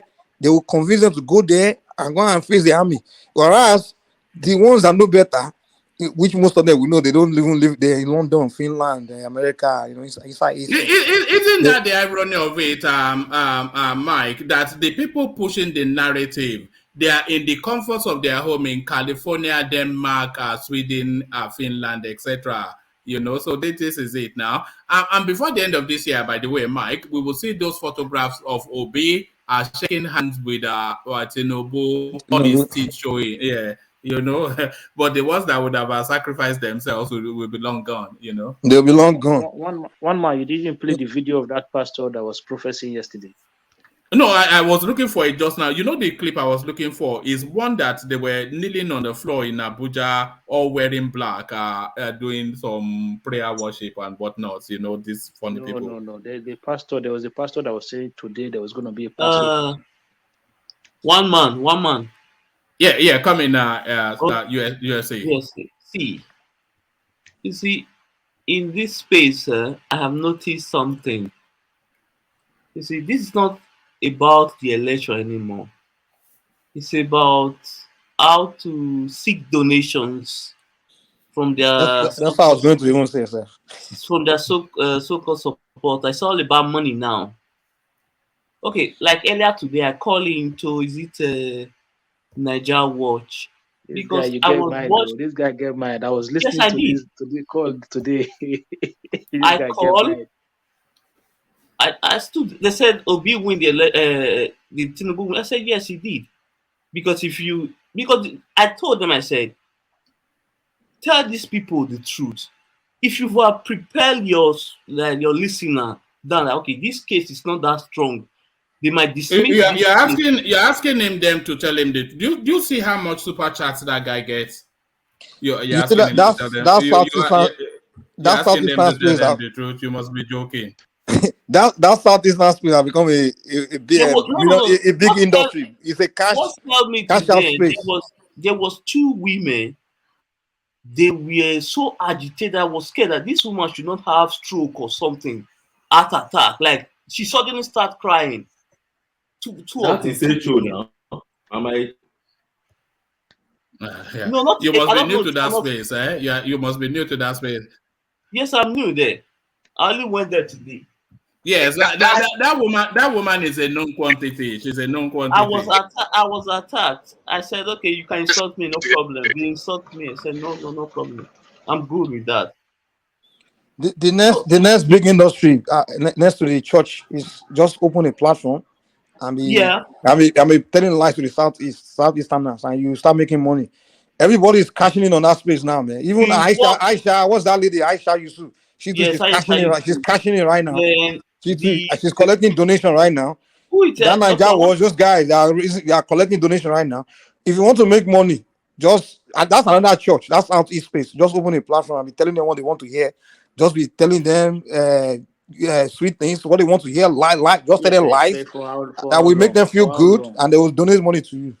For how long? But you know that space. I don't think it will go away after the elections. Let me play you this. Because I was saying, Mike, to Bishop just earlier on that I thought they were trolling until I started to see some of their activities. I cited the guy on the plane that was saying Tinubu must not be inaugurated and they had to wrestle him to the ground. But this one is even more disturbing. So you are not going to tell me that these people you're about to see, that some court judgment will send them back home. What's this?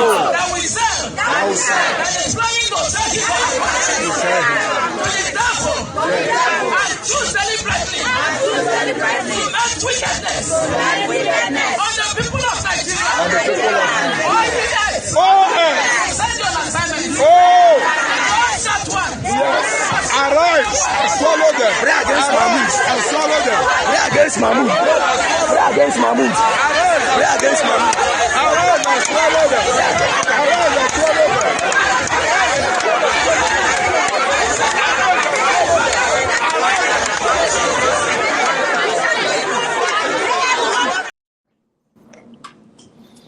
So now, Mike, there was a report a couple of years ago that some psychologists saying that 90% or so of Nigerians have some form of mental health problem. You can see it there, can't you? Yeah, it's true. No, it's true. They do. Like, I mean, it's getting to a point where I'm like, I think Nigerians have mental health problem. A lot of them, particularly the southeast, south. Their mental problem is ridiculous. It's just, and it comes from when your brain, when you consume, the brain is just like the body too. When you consume bad, toxic in your body, you begin to have health problems. So they've consumed so many rubbish in their brain. So it's begin to act out in their behavior, So in that, if you go and sit down with average Southeastern clique and they start talking, 80% of things they are saying is just a lie or made up or just, and it is something they've been consuming for years, decades. Their brain is being like flipped, like when they talk, you just wonder like, are these people serious? Like, yeah, but it's not dangerous though, because they are at that point now. You know where I think the panic is, Mike, is that they look to the future and they just see like an abyss. Because Tinubu, of course, will be sworn in 3 days' time. He's going to serve there's nothing that is going to remove that guy from office for at least 8 years. So he's going to serve his full 8 years. And then, of course, nobody is going to stand in the way of the Northerner to replace him. So what they are saying is 16 years in wilderness. If you look at some of these people, those 16 years, they'll be Tinubu's age now, right? So I think it's some of the desperation. You can see it, can't you? Yeah, I see. But you say it's dangerous, but the fortunate thing is that the people from that space, they are if it's like let's say some Northerner like that, that some Muslim people like that's being behaving like that. That okay, this one's they blow things up. But we all know that Southeast, they're usually coward kind of minded people. It's just the worst they do is shout, beat their chest, and maybe commit some things among themselves, some little violence among. But as far as saying they will burn, something spreading to the north or southwest, we all know the war that's going to happen is they may start burning down their region. One man. But I don't see. Sorry if I may those people. Take an let me. Okay, sorry. I don't think it is right for us to ethnic profiling. I keep warning against. Oh God, it's not ethnic profiling. It's ethnic profiling. Let me tell you why. And okay. The reason is this: there are so many people from that same Southeast that supported my candidate Tinubu. I believe they are reasonable because for their candidate, they pick their own candidate. There are people that support Obi. They support Obi because genuinely and sincerely they believe Obi better than Tinubu. And there are many of them that I agree with their choice of candidacy because that is the extent to which they know. Somebody from Anambra, for instance, who grew up in Anambra and did everything in Anambra and realized that the best governor they've ever had in Anambra is Peter Obi, and you don't know so much about Lagos, can't vouch for Tinubu. Yes, you go for somebody that you know. The same way I will go for somebody that I know in my own space in terms of regional politics in the Southwest. So, but for somebody to wake up in the Southwest and look at me and say I'm unreasonable, this and that, for me, I see it as ethnic profiling. And this don't think it's only. No, we are saying something typical of a place. We are not saying everybody, every human being. We all know things that are typical of. Sorry. Can I come in, please? Let me say this. Hold on. One voice. Let Mike land. Mike, yeah. We all know something characteristic of something. We will say something typical of a region. We all know. Like when we say, "Oh, the Southwest," "Oh, this is something typical of the Southwesterners," or we say, "Oh, the North, this is something typical of Northerners in their behavior and things." And if I'm saying this is something typical of the Southeast, no. When I say Southeast, wait. When I say Southeast, I'm not even saying like typical of their troublemakers there. That's what I meant. When no, you are explaining that Ogbeni, is it not talking about character traits rather than exactly? It's beyond character trait. I'm coming. It's beyond that. You talk about them not using their brain. No, I'm saying the ones that I didn't say every Igbo person or every Southeastern. I'm just saying their followers. What I'm saying is this: it's ethnic profiling. When you use one big brush to paint an entire... Wait, give me a second. Just give me 1 second. If I say those, if he's referring to certain group of people that are thinking certain way, the followers of the people, or he showed me a video of those people behaving like that. My point is that... wait. I'm addressing those people. Did I say every Igbo or every person from there is thinking like that. We are talking to particular people that are believing something ridiculous things. You And mentioned I'm not those Southeast. people. Are there no Southwesterners that are supporting Obi? My friend, I'm not here to come and play righteous. I'm not here to prove to you that I'm a righteous man or anything. Just let me speak my. It's just to caution you against ethnic yes. profiling. One man, can I interject, please? Yes. Hold on, everybody. Let Zeta come in, and then after Zeta, Solomon, and then you ASAP, and then Mike brings it home. So Zeta, please don't inflame it though, but because we love our Southeastern brothers. Yeah.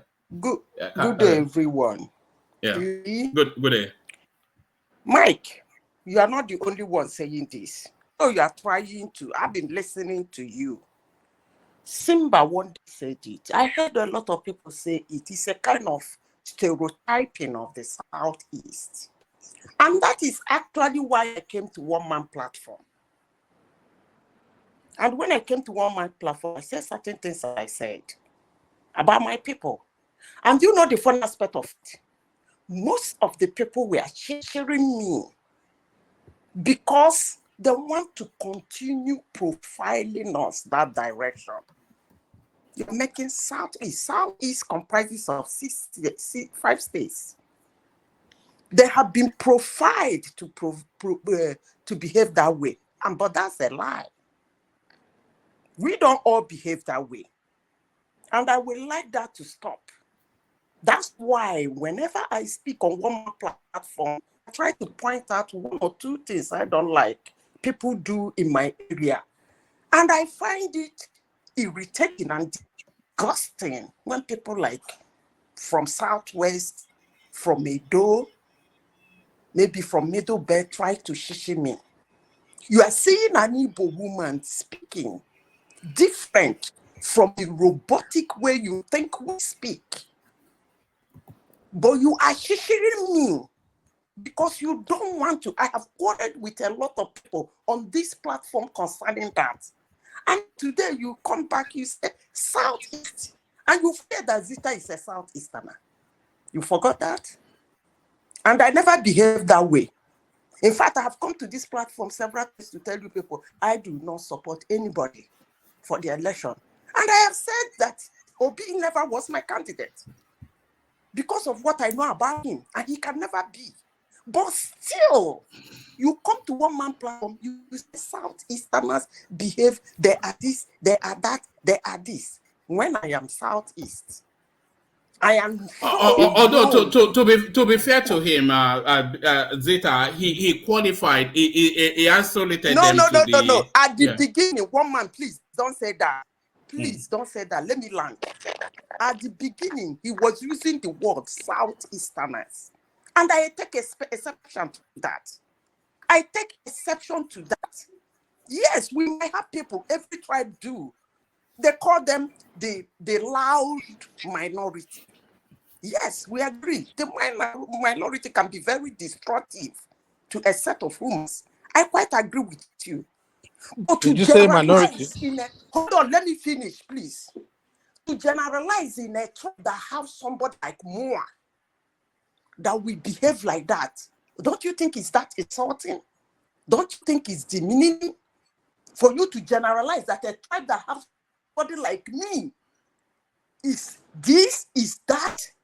And you have had a lot of people. For your information, if you want to look at people who are learned outside of the Yoruba people in Nigeria, it's Southerners. The best impromptu speaker Nigeria has ever produced, General Ike Nwachukwu, go and read his speeches. He speaks. He come out, he starts speaking. He has super command on English language, lexics and structure. Well, do you know that Ojukwu also? Can I say something real quick? Do you know that Ojukwu also went to Oxford and is very highly educated? Okay. Let me finish. This is what I have been avoiding. And I kept hammering it every day on One Man Platform. When I say some certain things I don't like about my tribe that they should change, some people should me because you people feel we should be regarded, spoken, directed, accused, and stereotyped that way. I don't really like it. Please, Southeasterners have people like more, and we don't behave that way. Yes, we have our what we call silent, loud minority. We agree. We do. Madam, But can I beg you for a quick? No. Hold on now, hold on, Bishop. Let us Solomon come in, because he'd been indicating he wanted to come in. So Mike, take all of the commentaries, and then after that, sum it up and land us in a good place. Solomon, come in. Yeah. Good morning, everybody. Good morning, woman. Good morning why to I you. came in is because of Mr. Mike. Like the way he was just talking, I don't like the way he was talking, and you should understand this is a public platform. Like everybody listens to this platform. You don't need to just be saying all these things like anything southeast. There are young people like me that we understand the Nigerian politics, and we know how it's being played and how what's everything about it. So you coming out, we even understand it more better than most Yoruba elders. So you don't come and say Southeasterners this, and most of this noise is not even Southeasterners actually. That Niger what you're calling Igbo platform is an Edo platform. It's run by a Edo guy. So how is it Southeast platform? Most other platforms, just except maybe like Dr. Damages, and that one too, he tries to be rational. He doesn't. Apart from the people that comes here to talk, and they don't. It's not a platform that that only Southeasterners go. Even the Northerners go there too. The south people go there, and every other tribes in Nigeria go to that, and the region go to that platform. So you come here and say Southeast. I just came here to in the way of like in the respectful way to just try and caution the way you call Southeast that. We have people, and most people that even from the Southeast are people that maybe they just started voting recently. That is for most people that are really champion this, but people that have always been conversant with the political space, they don't make this kind of noise. Some of them have already started aligning. So I just don't want you to continue with this your Southeast space, especially like you heard what Madam Sister said too. You're making it look like where the people they are abnormal or what. They are not. They are normal people. It's just, and with the way look at people like you now that make certain youths get angry and take this kind of actions that they are taking now or behave the way they are behaving. So yeah, you have to just calm down and stop the way you're talking about Southeast. Now hold on, Mike. Take commentaries from ASAP and then Bishop, and then pull us. But let me respond to this before I forget that, because I know the other two now will take me away from. See, let me give a quick response to this two first. First of all, I won't apologize to any Southeasterner for what I said. I won't, and I'll tell you why. I will break it down to you why. Okay, if I have a house, a glass house, and my neighbor also has a glass house, and I have 5 children, and 1 or 2 or 4 of my children are throwing stone at that neighbor's glass house, and I don't say anything, I just keep quiet, turn a blind eye. And then the neighbor say, okay, you know what, since this father here in our house is not talking to his children, okay, let's throw the stone back. And they throw stone back and they break my glass house. If I tell them to apologize, they say, no, we're not apologizing to you. They are justified for not apologizing. Here's the deal. When I come here to generalize, of course, everybody know it's not 100% of people from anywhere behave the same way. But I'm speaking from my own life experience, my reality.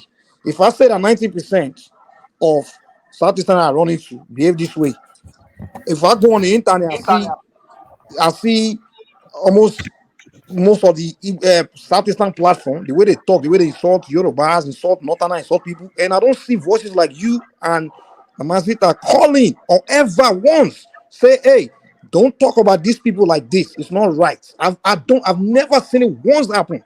Even in that Nigeria watch, I haven't seen it. They will make certain comments, insult Yorubas, insult, just talk anyhow. And now want you guys calling to say, hey guys, I'm an Igbo person and I don't approve where you're talking about these other people. I've never seen it once. Now you want to now come here and tell me, don't do that. Have you called? If you can prove to me that you've called into one of those IPOBIAN platform or Radio Biafra or anywhere they are constant, because 80% of xenophobic or ethnic bigotry comments that are coming up on the internet are coming from Southeastern or some few South platforms. And I don't see any of you. If you can prove to me that you have called into those platforms and spoke to them to correct them the way you're correcting me now, then I will apologize to you for stereotyping your people. You understand? So I won't apologize for that. But what I will say is, hey, stereotyping is not good. Yeah, I don't mean to stereotype your people. I'm just saying, hey, this is that space. This is my experience from there, So take it how you want to take it. It's the fact. Do you know why I will not I will even advise every other Igbo person not to take this thing you just said seriously, because one, you're not going, I don't think you would even if you have interest to come and go for any political stuff, it's going to just be within your region. You can't come out, you can't even be a national figure in this country. So that's why I will not bros, forget it, man. Do you understand? I'm not, even if I want somebody to, like you will not represent us. One man. National. My friend, we are speaking to today's reality. That's what's going on. Before you come here to correct people, can you control what is going on? Come and correct, but don't go and call on. Keep the apology. Woman, let the other to ask that question. I beg. I'm not here to make friends with Southeasterners or anybody. I'm not looking for friends. But just bring it down a little bit. Don't agitate our audience. But let's hear from. Can I talk, sir? Yes. Come in ASAP. Yeah. Thank you, woman. I greetings to everyone. I greet everybody. Mama Zita, I greet you. Babala, Ajali Koko, I greet you. Ogbeni, everybody on the platform, I greet you. My brother Mike, I initially what I wanted to say, you also changed. You now I understand where you're coming from, the angle from where you're coming from. But permit me to just say one or two things. Just to buttress what people. Nobody's trying to dox you here. Now that you've spoken, at least I know. Okay, this is the angle. There's sometimes you might want there is a context to which he came in and gave his thought. Because to be honest, when I heard it first time, I thought it was a mistake. By the way, can I ask? Maybe you are even from Southeast that we don't know. Maybe you are trying to point out certain things about. Would that be correct to say that, sir? Say I'm from where? Southeast. Would they take? No. It's possible. Sometimes Mama Zita, the way Mama Zita talks, some people doubt that she's from Southeast. Mike, Lagos boy. Okay, no wala. Oh yeah. So no, you guys are used to Yorubas being docile and being gentle. I'm a student of fella. I'm not a gentleman. I'm not that Yoruba person. Okay. You don't know him. That Lagos boy, I know him. Okay. I'm like the only Yoruba boy that my Igbo friends respect. They don't respect any other Yoruba friends they have. I'm the only one. Okay, so this I'm the only one that know how to speak their language. So that's it. So I understand where you're coming from, because somebody has, I have other people too that have taken this approach you've taken. So, but here's the thing: is a tactics that you are using. It's not as though Mr. Solomon. So you want to see from this angle. It's not as though he's vindictive or he's actually trying to. It's a tactic. He's trying to point something out. But even though I don't necessarily support that approach, because you've not even given this. Here's the reason. You have to give people benefit of doubt. If, let's say, for example, let me play out a scenario. Let's say, for example, you came on the platform at the time you were speaking, but before you were speaking, the previous speaker was already attacking maybe Southwest, North Central, in the typical manner that we would expect from somebody that is a die-hard obedient fan. Then if you now come in with this your tactic, it will be justified. Then we will know that it is actually kind of like some people might take it, like sarcasm, and they will understand, okay, and then the message will be passed across to it. But now it's even unprovoked. There was nobody that was saying in that direction. So you can understand why people like Mama Zita will take issues with what you said. You can, and the reason is because she has been here, Solomon has been here, there have been people that have been coming from Southeast here, and also being this decent voice, the other side that we don't usually hear, and we have to really commend them and encourage them. Because if we keep encouraging things like this, it will also discourage people like them. And we need people like them to be able to come up. And that's why, because I know your own goal is that you want sanity. Their goal too is they want sanity. So we can work together to achieve that particular aim. So let's leave these people about, I don't want to mention that channel, but that channel you mentioned, let's leave them to their own. Yes. All those mentions of other channels. I hope people go around promoting our platform on other channels. One man, please, I want to talk. Okay. Let me keep quiet for now. So yeah, thank you, sir. Thank you, Moman. Thank you. All right, thank you, ASAP. So Thomas, not Thomas, but Mike, as ever, you've dabarooed the space. But let's take Bishop and then you, Simba, and then Thomas. You move us then to a better place. Take commentaries from Bishop and Simba, and then in your summary, move us to a better place. Bishop. Yeah. Well, thank you. I hope what I want to say has not been overtaken by events.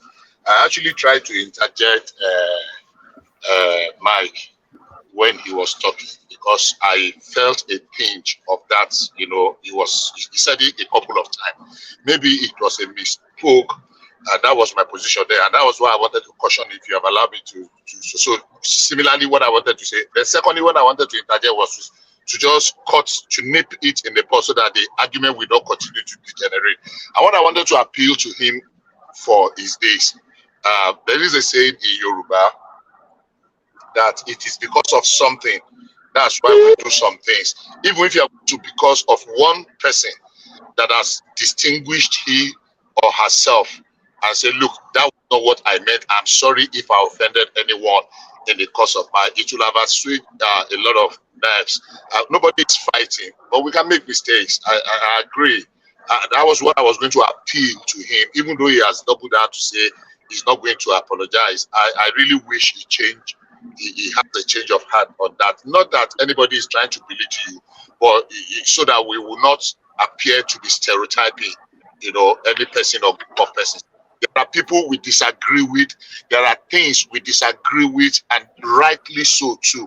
But for the sake of some individual that we have interacted with, and we know what they stand for, it will not be fair to tar every other person with the same brush. So please, brother, if you can do everything, I say, okay, for the sake of peace and these people, I think I spoke a little bit out of line. I'm sorry. That would be very great appreciated.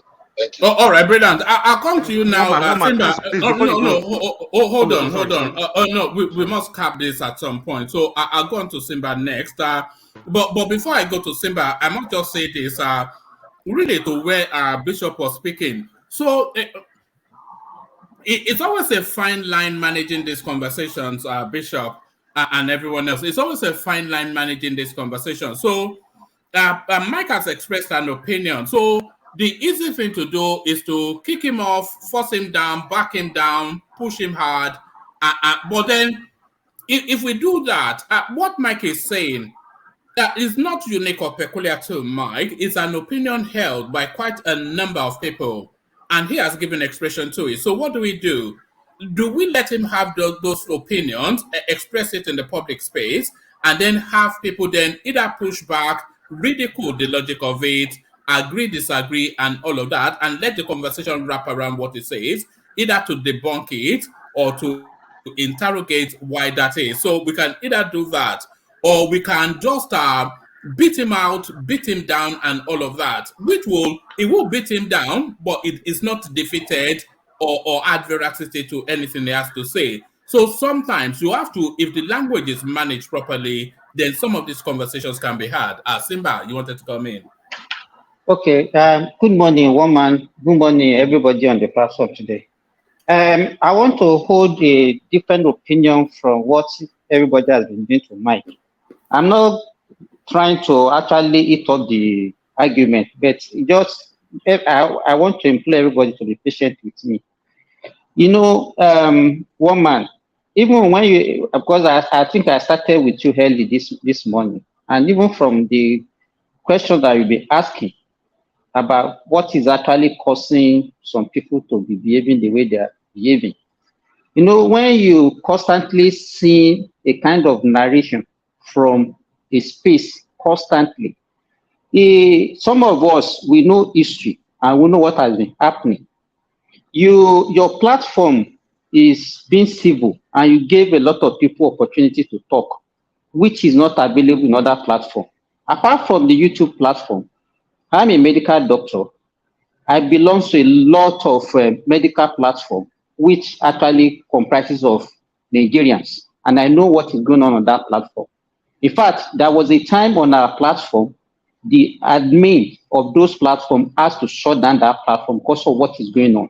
And you will see a group of people painting the same kind of narrative every time. And you are in that platform and you see what they display every day. How do you want to control that?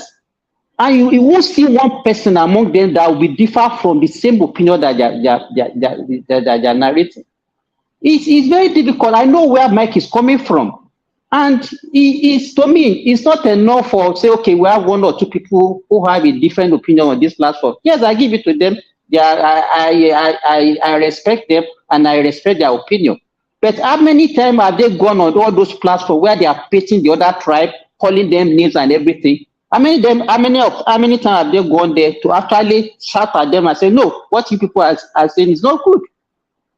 On this same platform, one man, I don't know why we are castigating Mike. Please, I don't like what is going on this morning. This is the only platform where we have our own voice, and we cannot be silent on this platform, please. Some of us we like this platform because we can express our own opinion. But so we cannot now say even, and I'm very surprised that even the Benny that started this castigation of Mike. What has Mike done wrong? It's an obvious truth. We are in all of us, we know what happened in 1983. His author is anybody that started this same shenanigan that led to the annulment of June 12th. And the same people, the same group of people, I'm very sorry to say, they are starting this, and we are all fearful. We are all panicking for our dear country. And we now say, okay, we should keep silent, we should not talk about it. I don't agree with what is going on this morning, please. Let us be realistic. Thank you. That's what I want to say. Let me say this real quick. Let me add to Simba's point real quick. I was on Rudolph Okonkwo's show on this Saturday, and just because I was expressing view that was different, that differs from the so-called typical show, everyone's view there, because they all like to be on the same page. And then a guy there started calling me a bastard. He said Omwali. He started calling Omwali, just blasting me. And Rudolph Okonkwo, people there were telling him, even this girl, even people that didn't like me, like Ovie, and I won't say Ovie didn't like me, but what's that girl? That what's her name? Bialdua. She used to be Bialdua. I don't know. They even told him that what Mali means is bastard. They even let him know that the meaning of that word is bastard. And I told him, I said, this guy will call me bastard. Rudolph Okonkwo, literally, he just laughed at it. He just laughed at it. He just laughed at it. And he was one that made a rule a week prior that, okay, anyone that cursed on the show or insult anyone, you pull him away. He kept the guy there. And the moment I said, okay, since you won't correct the guy, I'm not a punk. So it means I started insulting the guy. I said, his father is a bastard. And Rudolph Okonkwo started muting me. You see the kind of game they play there. And this is Miss Sister is telling me about educated Easterners. Rudolph Okonkwo is a highly educated man. Ojukwu is a highly educated man. So education doesn't mean. One man, please. Can I just? When you're saying you have educated people. Okay, sir. Please, can I? Yeah, hold on, everybody. I don't want to be doing other people's platforms too much because I think we over promote them there. Yeah, but let me just Mike, I don't agree with what you said, but let me play this clip just to give an indication of where Mike might be coming from. So watch this. Let the water they use to cook, let it become cancerous object. Let it become kidney failure. Liver sekete, maleka basoko, sekete rinoki. Father, this time for the blood that flows in their feet. I decree and declare, let their blood be polluted. In the name of Jesus, let their blood be polluted. Let it be polluted with every sickness they cannot cure. In the name of Jesus. Gabazekete maga.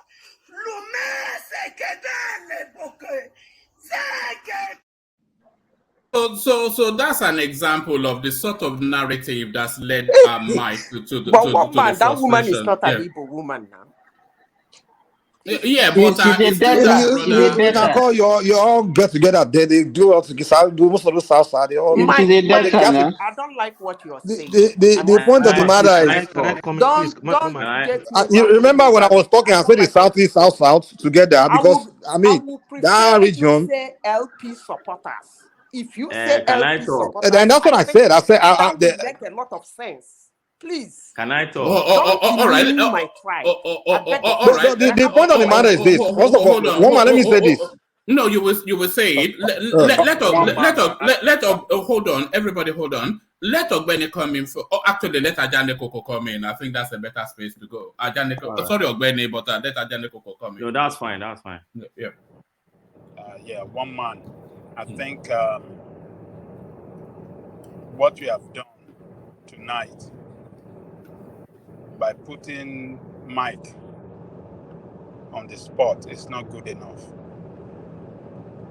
I don't know why I was trying to come in the other time to give you an advice that could prevent this talk on Mike. Maybe because of that you put me on past stage. Is that the reason why when I was trying to come in? No. I shuffled you because you were not. You said you were not ready, and Solomon wanted to come in, and the space was full, so that's why I shuffled. Okay. So I was trying to come. I was trying to. Anyway, you explained that. But on this issue, I think when Ogbeni raised this issue of ethnic profiling, and Mike responded that it wasn't ethnic profiling. I think you should have let it go. You should have shut it down right there, not let, because Mike said no, it wasn't ethnic profiling. It was just referring to those people. I think you should have ended there. But the way you've allowed people to, talking and hitting on Mike, I think it's not fair enough. It's not fair enough because he clarified himself. He clarified. Sorry, Ajane Koko. Sorry, Ajane Koko. Now, when Mike spoke, Zita wanted to respond, and so did Solomon because he came in specifically. So I had to allow those for balance. But he already clarified himself. That is enough. People doesn't need to talk. Yeah, but it was referencing the Southeasterners now, and we cannot not allow the Southeasterners to respond. I said he already clarified himself that it wasn't referring to the entire people of Southeast, but those people that you showed in the video. That is enough.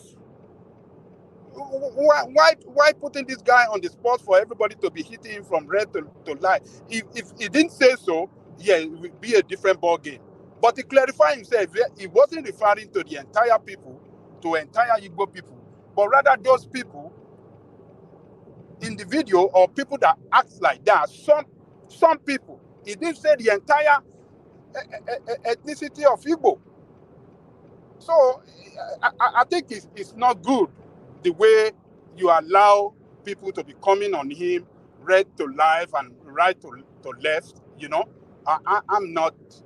I'm not in support of all this bombardment that is coming on Mike this evening because he clarified himself and it should have been stopped. We will have moved on instead of wasting time on Mike issue. Well, that's my advice. One man, can I come in? I think one man should not entertain anything on this issue again. Let us move on. One man, can I come in? All right, you can come in, but since people want to move on from that space, let's move on. One man. Yes, so you can come in, but hold on. You can come in, but maybe not to that space, since it's always a space that often spirals out of control. Because I thought, and I didn't really think I was throwing Mike under the bus. I was given a right to reply to people, and Mike obviously the right to expand on his thoughts. So I thought the conversation was being managed excellently, but let's hear from you, Fatai. One man. I came in because of the space. I don't come in for nothing else. Nobody can tell me not to speak. And I come in particularly for myself because I come on your platform. I don't want anything to do with generalization of people. The statement was clear and there was no even taking back of it.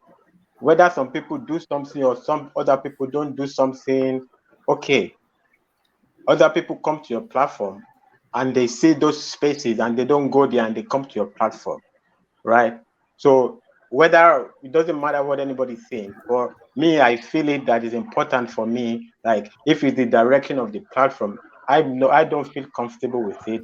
And I would like to say that me, I'm not associated with anything that has to do with a group of people.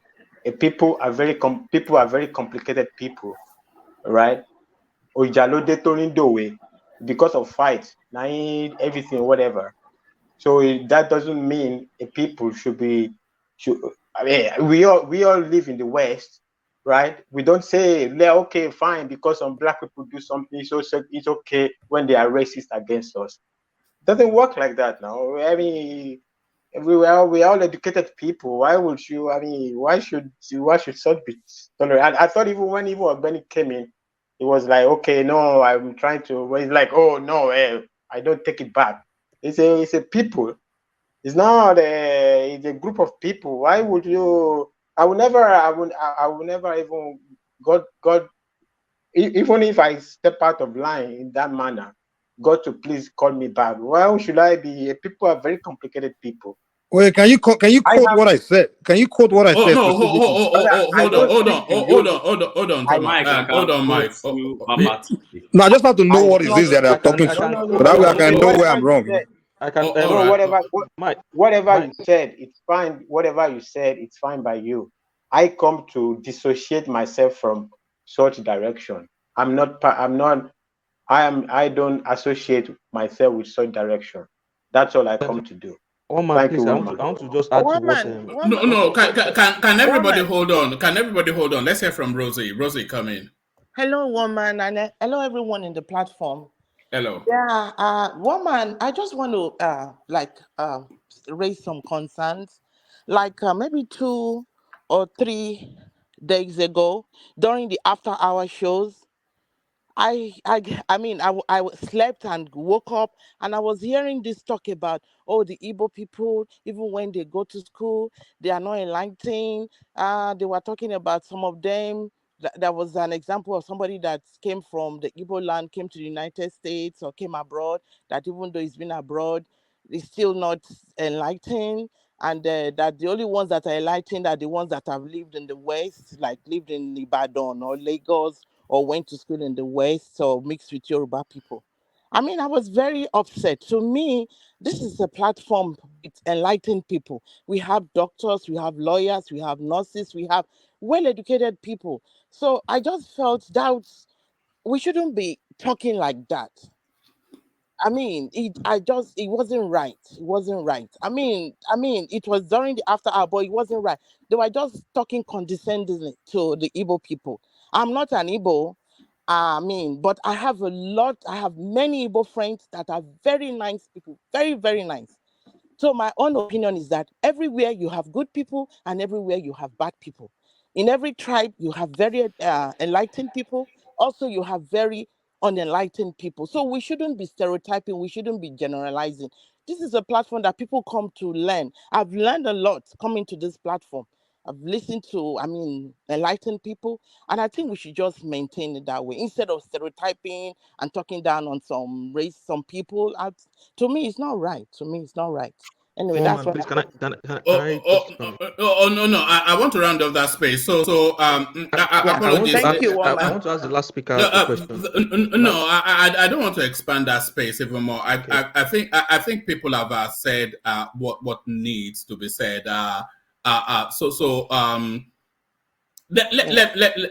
Let's move away from there. I want to play. I want to play a clip instead for Mike to respond to. So this clip now is in response to some of the commentaries by Ajanle Koko. So Bishop has had to dip out, but he also. So we were talking about Buhari being an abject and a categorical failure, and Bishop particularly, Fatai in some instances, have been pushing heavily against that. So this clip now, it speaks to that space, and I want then off the back of this feedback from Mike. I took a train from Lagos to Abeokuta and then to Ibadan when I went on my food tour. So let me show you how I did it. The train leaves at exactly 8 a.m. no Nigerian time. So in order to get a ticket, you have to be at the train station by 7 a.m. Cash is the only mode of payment, so I found a POS lady, got cash and got my ticket. There was actually a queue. After getting my ticket, I had to fill my name on a manifest in case my enemies get missing. The train station has a very beautiful transit lounge, which we didn't even get to sit in for long because the train arrived early. And above every seat, you have a place to put your luggage. Also, by the window seats, there were charging ports, which was very convenient and important for any tourists. In about an hour 30 minutes, we arrived at Abeokuta. When we were done in Abeokuta, we got a connecting train to Ibadan, which cost only 1,000 naira and took only 30 minutes to get to Ibadan. I enjoyed the fact that they kept to time, and this has been my most enjoyable, soothing, and memorable transportation experience so far. Have you ever been on this train? Tell me what you think about it. All right. So there it is, Mike. All of everything that you saw on the screen just now did not exist in 2015. He borrowed a lot of money. He's left the country with huge debts. But what did they do with the money? I think that was an example. There will be people from the age of 10 upwards that they will know in Nigeria that would not correlate with the stories that we tell them. Buhari and his achievements, that's an example, Mike. Yeah. I mean, I'm someone has been going to Nigeria almost every year for the past, so many years now. I've got then. I used to come and people used to jump on me. Especially, I remember Baba Akure told me, "Oh, Mike is lying. Go." I was saying one thing about Buhari administration is the infrastructure, because almost like every year I go back, I see something new being built, something new. Is that a road that wasn't good, and the road is better now? And it's not just something like around just Lagos or anything. I'm talking about even as far as Oshun. Like literally, I used to try when I go to Oshun, I used to go from Oshogbo to Ife. I remember years ago, and that road used to take me 4 hours to get there. Next thing, I went back 2 years ago. I would say I'm going to that. I was going. Next thing, I was there within 30 minutes or so. I'm like, I didn't even know that was the same road, So even traveling all the way from Lagos to those Osun Kwara, all those areas, like I keep seeing improvement. I'm seeing bridges across from So they spend a lot of those money on infrastructure. Some of them we see the Second Niger Bridge.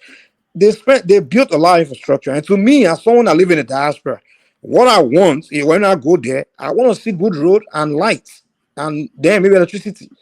And I'm not saying they did enough or it's good enough, but compared to one of the previous administrations, since I've known Nigeria, everything was just collapsing year by year by year by year by year.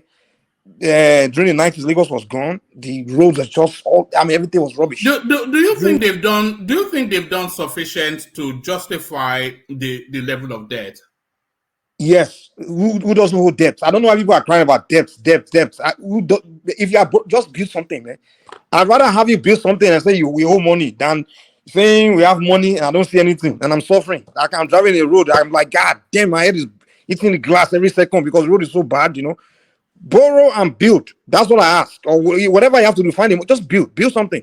Even if you have to forfeit, if they say the money you borrow from China, if you can't pay, China will come and start running the whatever it is, the infrastructure. Let the Chinese come and run it. Now, as long as I have it, just give us what we need. If you have to borrow to provide electricity for us to enjoy, borrow it. They won't say because we're not paying their loan, they will come and send nuclear bomb and bomb us. Let's have what we need. We need infrastructure. We need security. Those are the things me I care for. I don't know why Nigerians are crying about how much they borrow. What is your pocket that they borrow? I mean, now your bank account. Does he when they borrow money? Does it mean your bank account is empty? I mean, come on, no be country money. I mean, come on.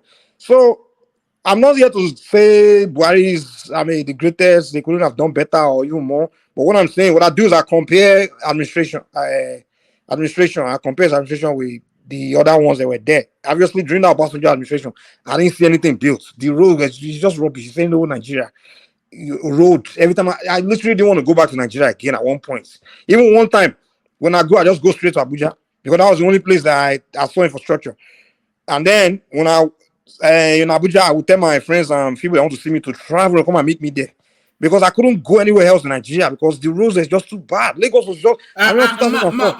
Mike, with the completion of the Lagos Ibadan Expressway and this now train service, that this lady, she was just going about her business, so she just documented it. She wasn't especially anything political. I think she's some sort of a food-related sort of a person.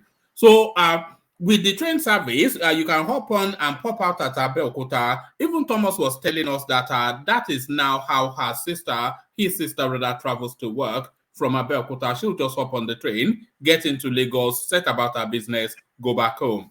So with that, the completion of the Lagos-Ibadan Expressway and all of these fancy things that they're opening in Lekki area, I cannot think that the Southwest can say they did not feel the impact of Buhari. Certainly the Southeast with the second Niger bridge cannot say they did not feel the impact of this guy. Yeah, I mean, that's why sometimes I just wonder. I mean, like, even though I'm not like someone that's, I won't say I'm a party member or APC or something, because I know we can still do, but I just feel like it's been completely unfair. Like, when I listen to people, the way they just describe the administration, like, I'm like, I don't think it's really fair like that. Some people will say it's the worst in history, it's this, and I'm like, I mean, I know it really opened my eye to the character of Nigerians, to be honest. Like, it's like, even remember I came here going, I was like, oh, I went to Lagos, I went to Nigeria, and the Lagos by Express route is being fixed. And I remember people here, like Bakuri and others, were just attacking me like I'm lying. Even I don't know if it was Bakuri, I say he just went back, the road became worse. I'm like, are you kidding me? Like, no, I mean, like, you know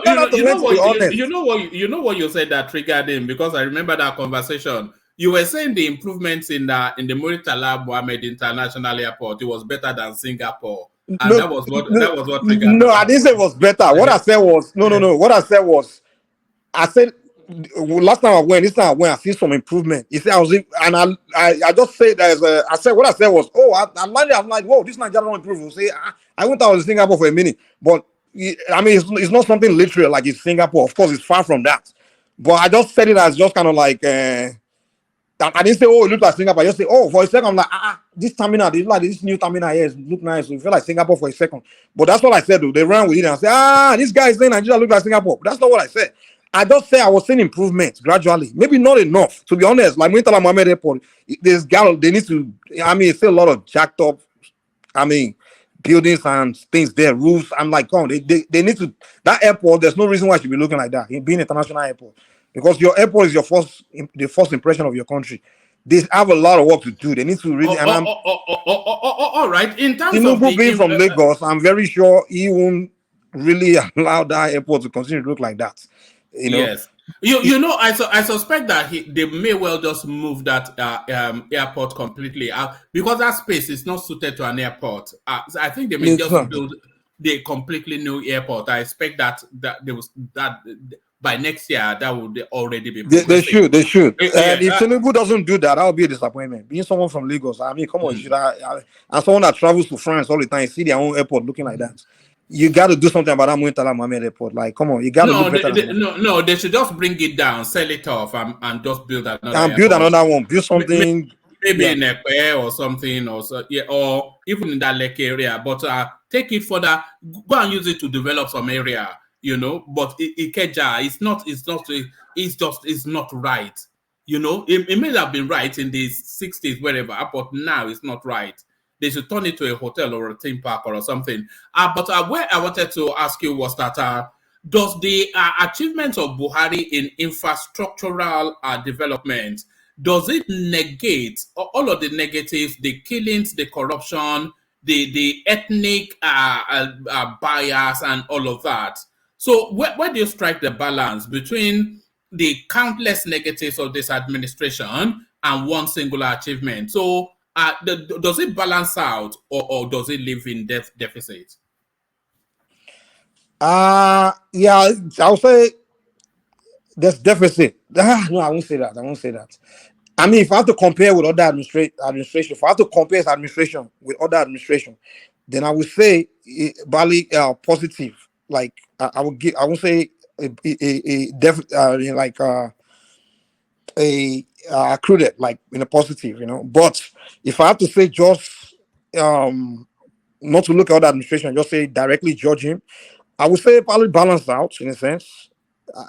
I would, because a lot of things that he's been. I mean, I would say he didn't do it. One thing I would say the man didn't do is he didn't work. He didn't open the line of. He didn't communicate well with the country, with the people.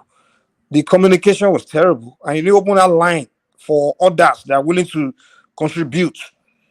Like, for example, there are so many Nigerian talents all over the world. Like, I mean, why do you want? Can they create that open channel for them to be able to come and work with the, you know, government or work? I mean, they didn't open that channel, so I always believe Nigeria could have done way. You know, I've always had the thought that Buhari lives in mortal fear of intellectuals. He doesn't like intelligent people because he feels they will over. Yeah, that's what I feel. And I would say, to be honest, I think the performance, infrastructure wise, I would say that credit goes to people like Fashola and maybe some of the ministers.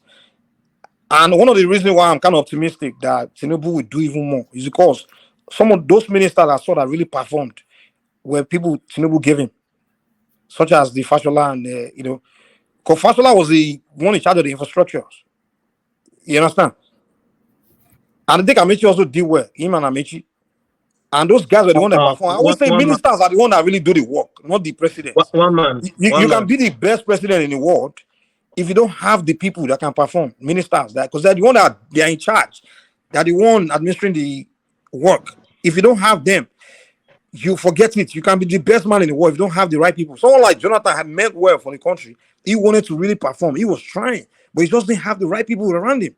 And even the people that I thought were qualified that were around him, they were not loyal to him. Some of them were just there for their own and didn't care like that. So I think and that's another reason why I was thinking about Obi, like, okay, this guy may mean well, but does he have people? Does he have people that are loyal to him in that country?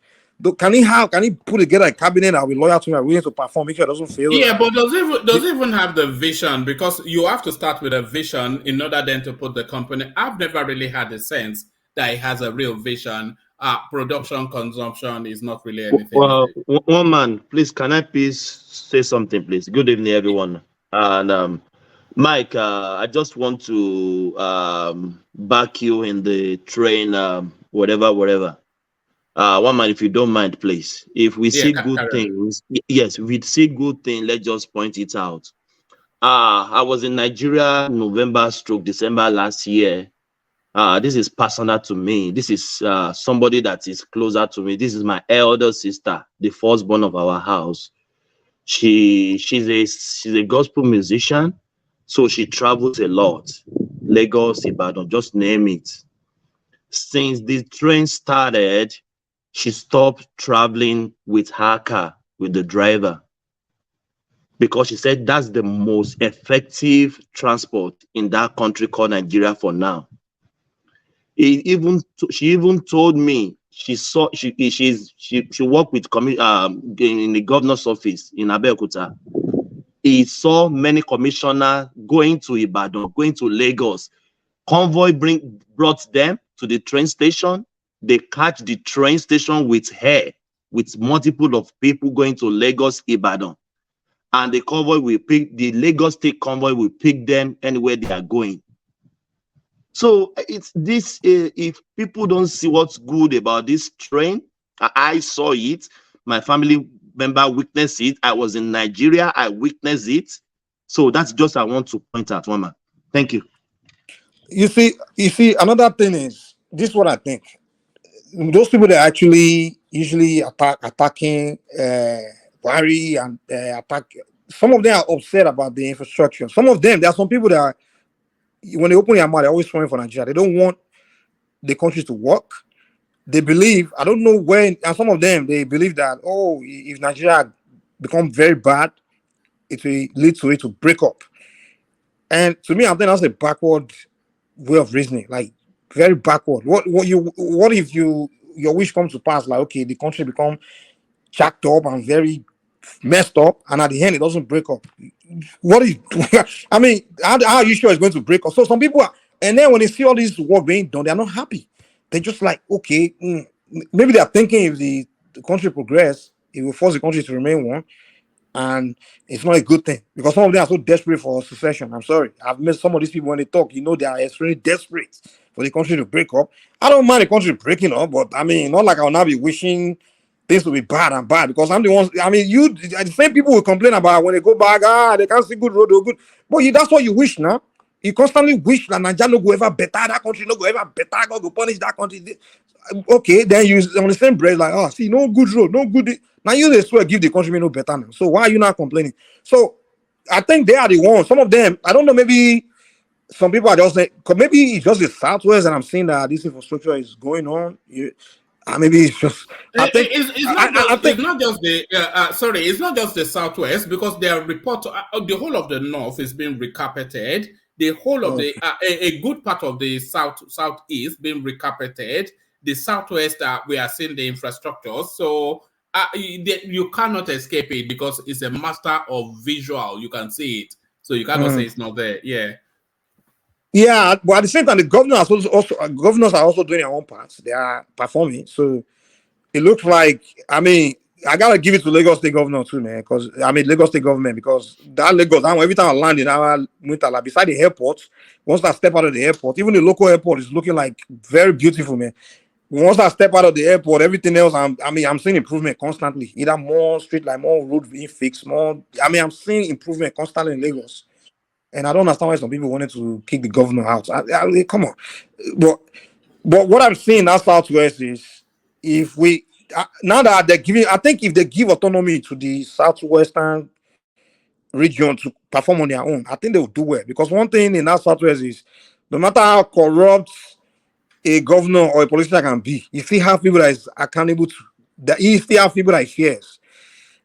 Because one thing about the governors in the Southwest is the Southwestern man.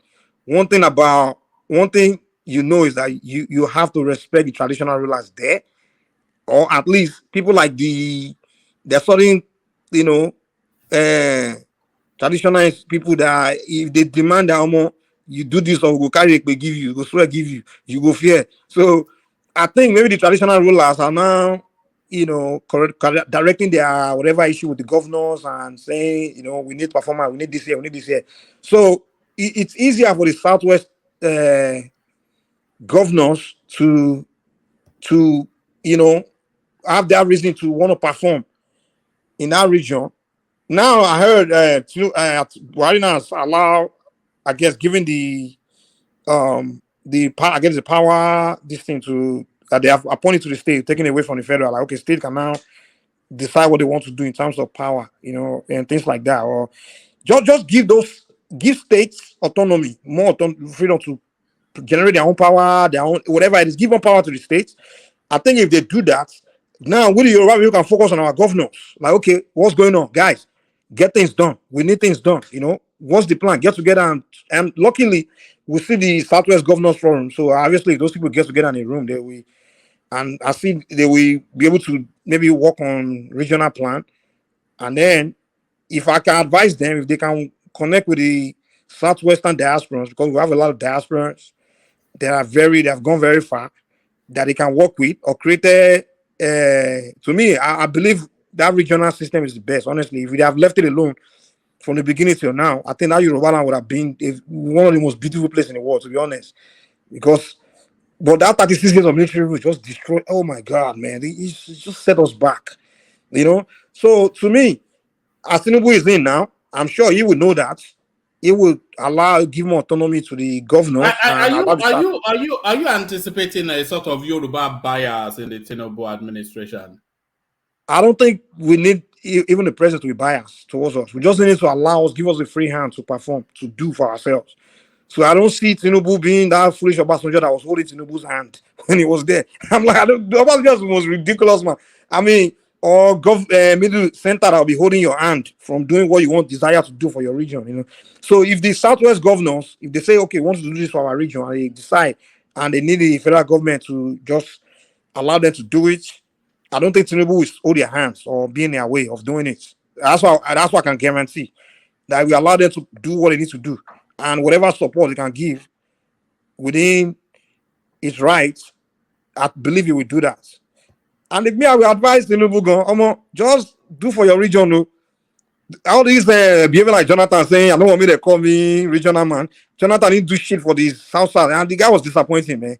Like, he didn't do anything for this. Like, that South Side could have, that 6 years he was there, could have, I mean, if Jonathan would have just done only for the South Side and not do anything for anybody else, I won't hold it against him, to be honest. Because, first of all, that region is where the wealth is coming from. That region has been so, disrespected, and the guy should have done at least for his people, if not for the rest of the country. And we can at least point and say, guy, you do something great somewhere, at least. Because all these other administration we've had in the past, we can't say did anything in that country. So Tinubu, even if he spent the whole 8 years just building Southwest alone, what's the worst thing that will happen? People will only call you a tribalist and insult you. But at least you can say, our son was there and helped us build our region. And then anybody that come, you can do for your own region too. Me, I don't care. I don't mind though. Just allow, I'm from the Southwest. I believe in Nigeria. Everyone believe in their region. Everybody, we are not really a nation here. We're just a country. We still have, everyone have their regional sentiments. So my goal, I don't travel to the east. Maybe in the past, yeah, but now I don't have desire to travel to the east, the south, the north. Anyway, my investment is the Southwest. So what I want to see is a performance in my region. That's all. All right, brilliant. Well, brilliant. Stay with us. Still more topics to go through with you, Mike. But for the management of time, let me move the conversation on and take it in the direction of Simba. Rosie, stay there. There's a particular clip that I want to play to you, Rosie. I've been wanting to play it to you for whenever you next turn up. So stay with us just as long as you can, Rosie. But let me go to Simba first, and then Simba, I want to take your sampling on this particular clip. So everywhere you go, there's nothing looking good for the Labour Party space. It's just lurching from one disaster space to another. What am I talking about? I'm talking about this. Okay. Thank you. All right, thank you. Let's do that. You can help me. My name is President Agbo. And tell us the outcome of yes, my name is President Agbo. So the court Iko Ayamuji, judge of the High Court of Edo State, has just ruled that the Labour Party World Executive in Ward 3 Nuromi don't have the power to remove the national chairman. The national chairman can only be removed in a national convention by 2/3 of his delegates. And he has also ordered that the notice issued to the national chairman of his purported suspension is void, and any decision, any action or inaction taken upon that notice fall on the background. Okay. That's the decision of court. Of course, okay. And he has clearly restated that the claimant who went to court is the national chairman, challenging the power of the World Executive to remove him. And by the LP Labour Party Constitution, Section 31, Section 71, Section 91, very clear. That it's only the National Convention that can remove the national chairman by 2/3 majority of his members.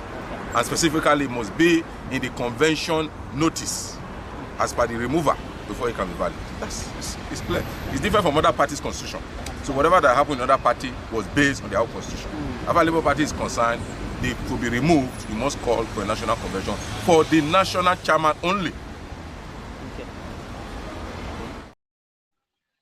All right, so confused.com. So to be or not to be, it's just so who is the chairman of Labour Party? If I let that play to the end, there was another character towards the end now claiming is some sort of chairman, but is unbelievable.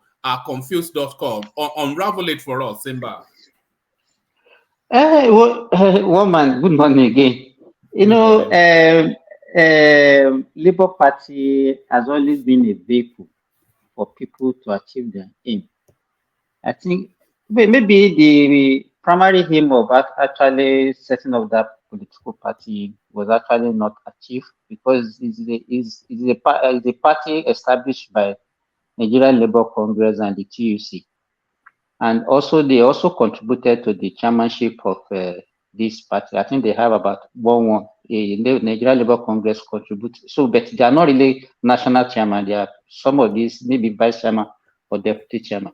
But what I want to say is that, you know, it has been a platform that people from other big political parties, from PDP, APC, used to, if once they denied them opportunity in those big parties, they go to Labour Party. You see what happened in the case of Mimiko when he left PDP to go to Labour Party. And some other, even this Alex Oti that won in Labia State, they just use it as a platform. So it's just like a Rapshambu party that people just use as a people use and drop. That's what they are using the party for. And that is why you see that the party is in disarray. Since the demise of the national, their former chairman, so it has been one court case or the other, and it has been because I don't even know how this Aburi came to be because he was the secretary. So I don't know how he was actually elected as the national chairman of this party. That area is not actually clear to me. Because if you look at the case, I mean, when this other guy came up some few days ago and started claiming that he's the rightful acting chairman of the party, I mean, this Alistus Okafor from Anambra State. He said he was the deputy chairman, and by virtue of their constitution, supposed to be the chairman, because this Apapa supposed is a vice chairman, and the deputy chairman is more than the vice chairman. That is supposed to be not even Apapa. But this one now that he has gotten the court injunction, that is actually nobody can remove him. I don't know how he came to be the chairman, but he has gotten the court approval. So he continues. I'm very sure that is not the end. Well, It's not the end. That was my question. It's not the end. It's not this. It's not the end. You see more drama that will come up later. You see a lot of drama coming up later. So as we stand now, who is the chairman? Because I'm confused. Abure is still parading himself as the national chairman. Yeah, then is the people that are using them also recognize him. Is the one that they recognize, the Obi'S recognize him. So he's still the one that is in charge presently. All right. And so the headline on your screen, Supreme Court dismissal of PDP. Yeah. Can I come in to just one second? Come in. Yeah, come in. Maybe you can clarify because that judgment seems like a placeholder to me, only for tomorrow. Because he went and got that judgment from his own home state. So that I find questionable anyway. But then Lamide will go to his own home state and get another judgment and then have his own press conference. So unravel that for us, Ogbeni. Okay, so for me now,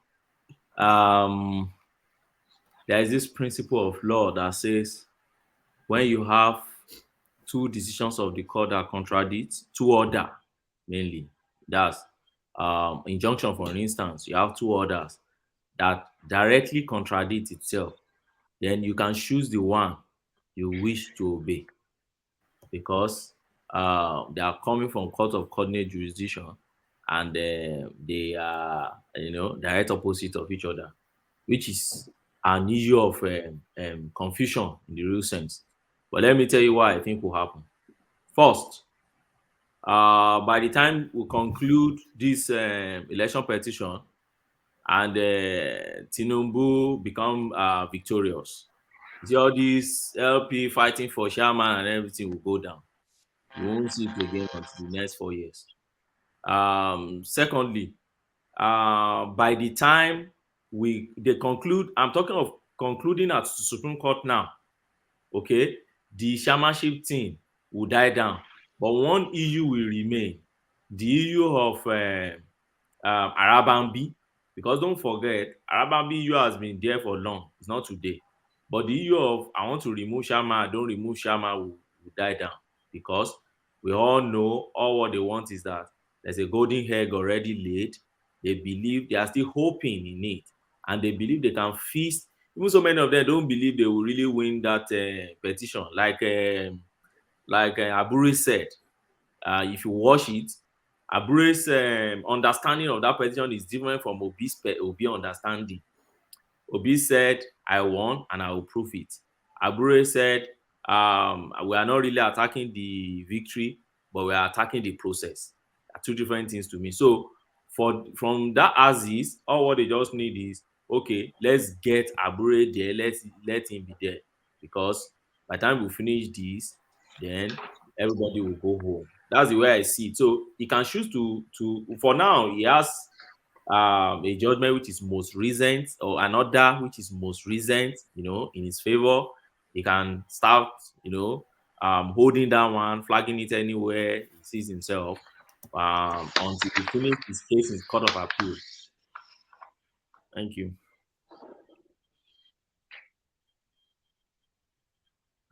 Woman, are you there? No, sorry, I was talking. I didn't admitted myself. I was asking. You are saying if you have two conflicting judgments from coordinate or parallel courts, then you can choose whichever one you want to abide by. But Yes. should it not be the case that the first judgment to be the overriding judgment? Should that not be the case? No, so you see, there are so many contradictory principles here. There's a principle that says the one that comes later should prevail, because the one that comes later must have emphasized or be aware of the first one. So by implication, it nullifies that one. But that school of thought doesn't really apply always. It applies if those two courts are within the same jurisdiction. For instance, FCTI court, let's say court 1 gives an order, then you have court 3 within the same FCTI court giving another order. There is a presumption that court 3 was aware of what court 1 ordered before making this order. So by implication, there is this school of thought that say the later one has actually nullified by implication the first one. But when they are coming from different jurisdictions like this one now, the man went to his own area, which is Edo, to get his own order. There's an order in Abuja. And don't forget, the order in Abuja has practically been stayed. So if it is stayed, then it hibernates. It's not as if it's not effective, but it hibernates for now. So if it hibernates, then the only living one, the only effective one you have really is the one coming from Edo. So that is the one that is, and if you observe that space now, Apapa has kept quiet for a while. He's waiting for what happened at Court of Appeal. Since they filed all their processes and everything, they will be expecting Court of Appeal to hear them soon. If the Court of Appeal hear them and say yes, the High Court should continue with the case before them, you will see Apapa will jump back and start making trouble again.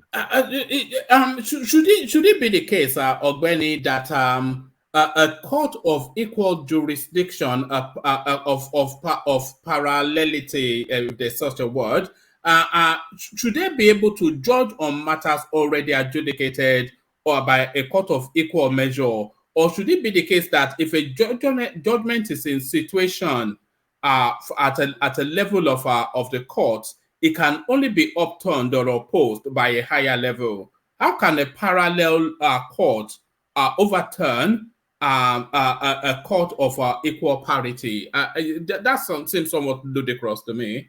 No, it doesn't. Now, don't forget, you start from saying of equal or coordinate jurisdiction. It means they carry the same power, right? So now, if they carry the same power, kulata.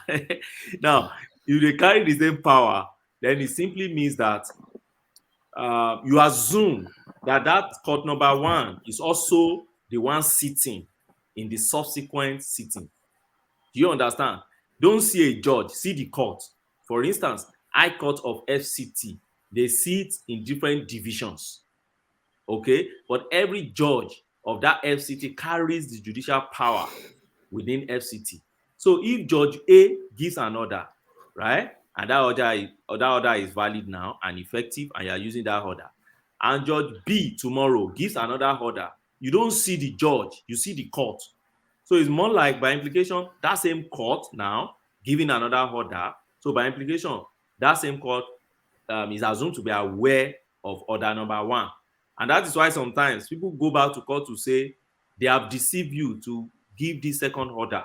If they had drawn your attention to that first order, you wouldn't have given this order. And in most cases, or in many cases, you see judges lambasting the party who deceived them in giving the subsequent order, having known that there was first order, and they will set aside their order. You know, they are human beings too. So it is only what you draw their attention to that they will give order based on. And they don't believe in watching TV. You don't expect them to be picking their facts or information from watching TV or radio or what's happening in town.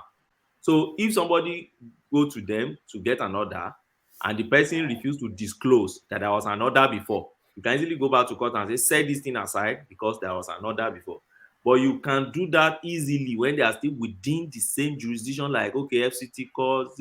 But when they are now in different, Nigeria is a federal state and it's a very complex state. So it's difficult sometimes to jump from Ekiti and go to Ondo State and say, nullify Ekiti decision from Ekiti. That will not happen because they have territorial boundaries. Ogbeni is different. Actually, it's different subject matter. In Edo, they go there to say some people, whatever, that they revoke the membership of Abure. So the judge is speaking, the court there is speaking to that. The matter in Abuja is different. So this order does not speak what they don't speak to each other.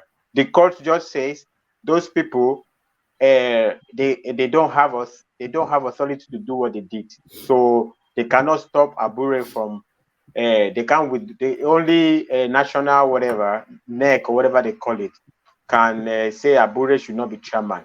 And so, but it doesn't have anything to do with the order from Abuja, which says that there is a problem on ground, and until the resolution of that problem, Abure should not parade himself as a national chairman. So they don't cross. They are parallel. They are two parallel stuff. It doesn't mean the court restores Abure. It just says it's kind of technicality, but it doesn't mean Abure is now the chairman. Abure is still a suspended chairman. The order of Edo does not restore Abure as a chairman. It just says these people. It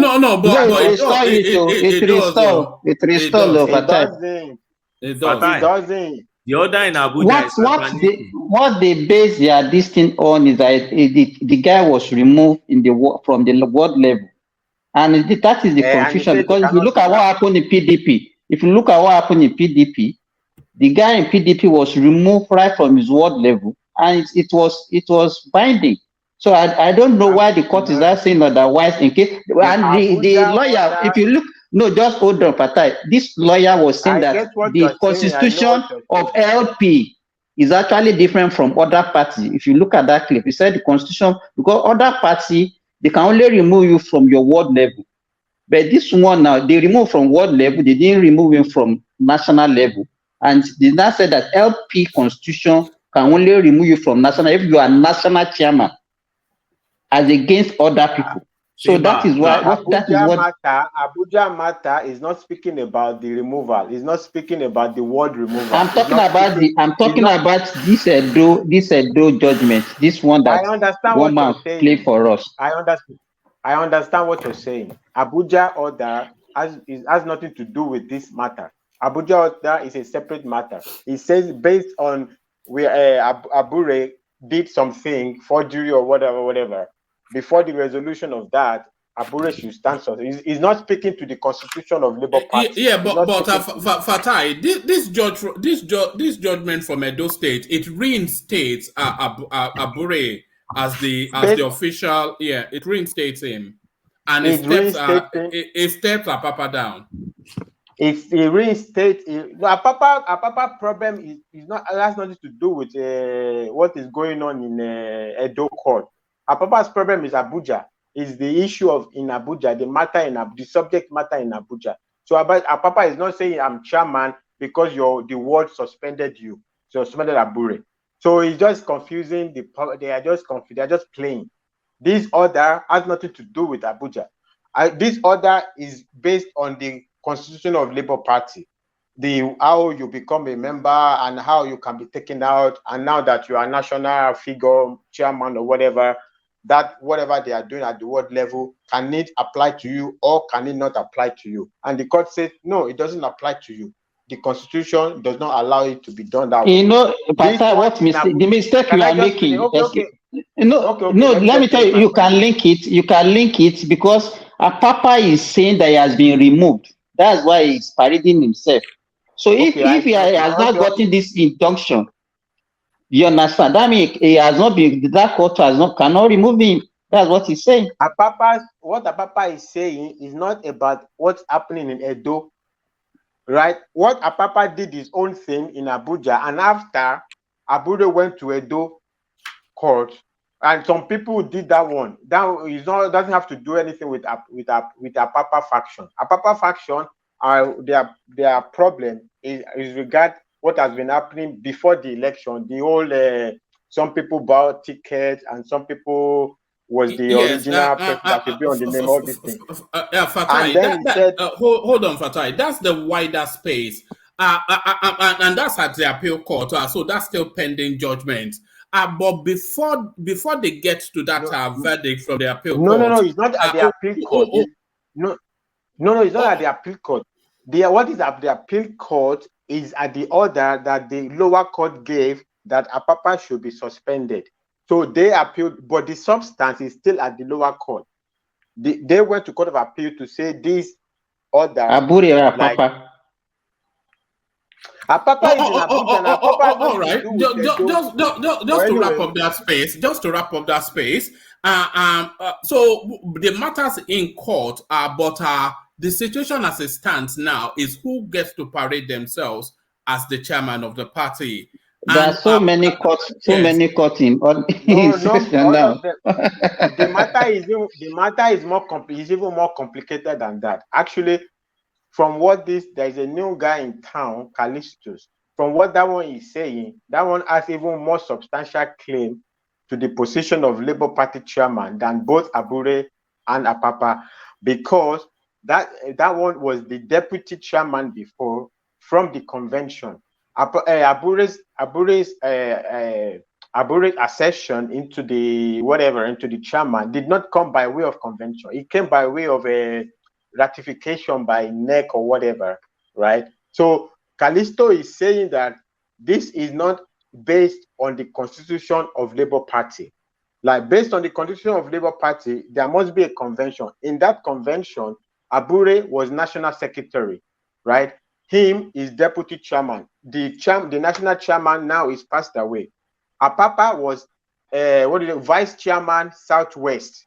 So this guy left, whatever it is, and he also had some issues, some court consent judgment or whatever from the court previously. So now that this guy left, that's why Apapa says, like, look, I am the only person standing elected that should be chairman if Abure steps down, right? But now that Callisto has come in, it means Apapa is below Callisto, right? But Abure also is below Callisto. But Abure is chairman because of this ratification by NEC. But Callisto is claiming that ratification is actually not convention. That ratification cannot make you national chairman based on Labour Party constitution.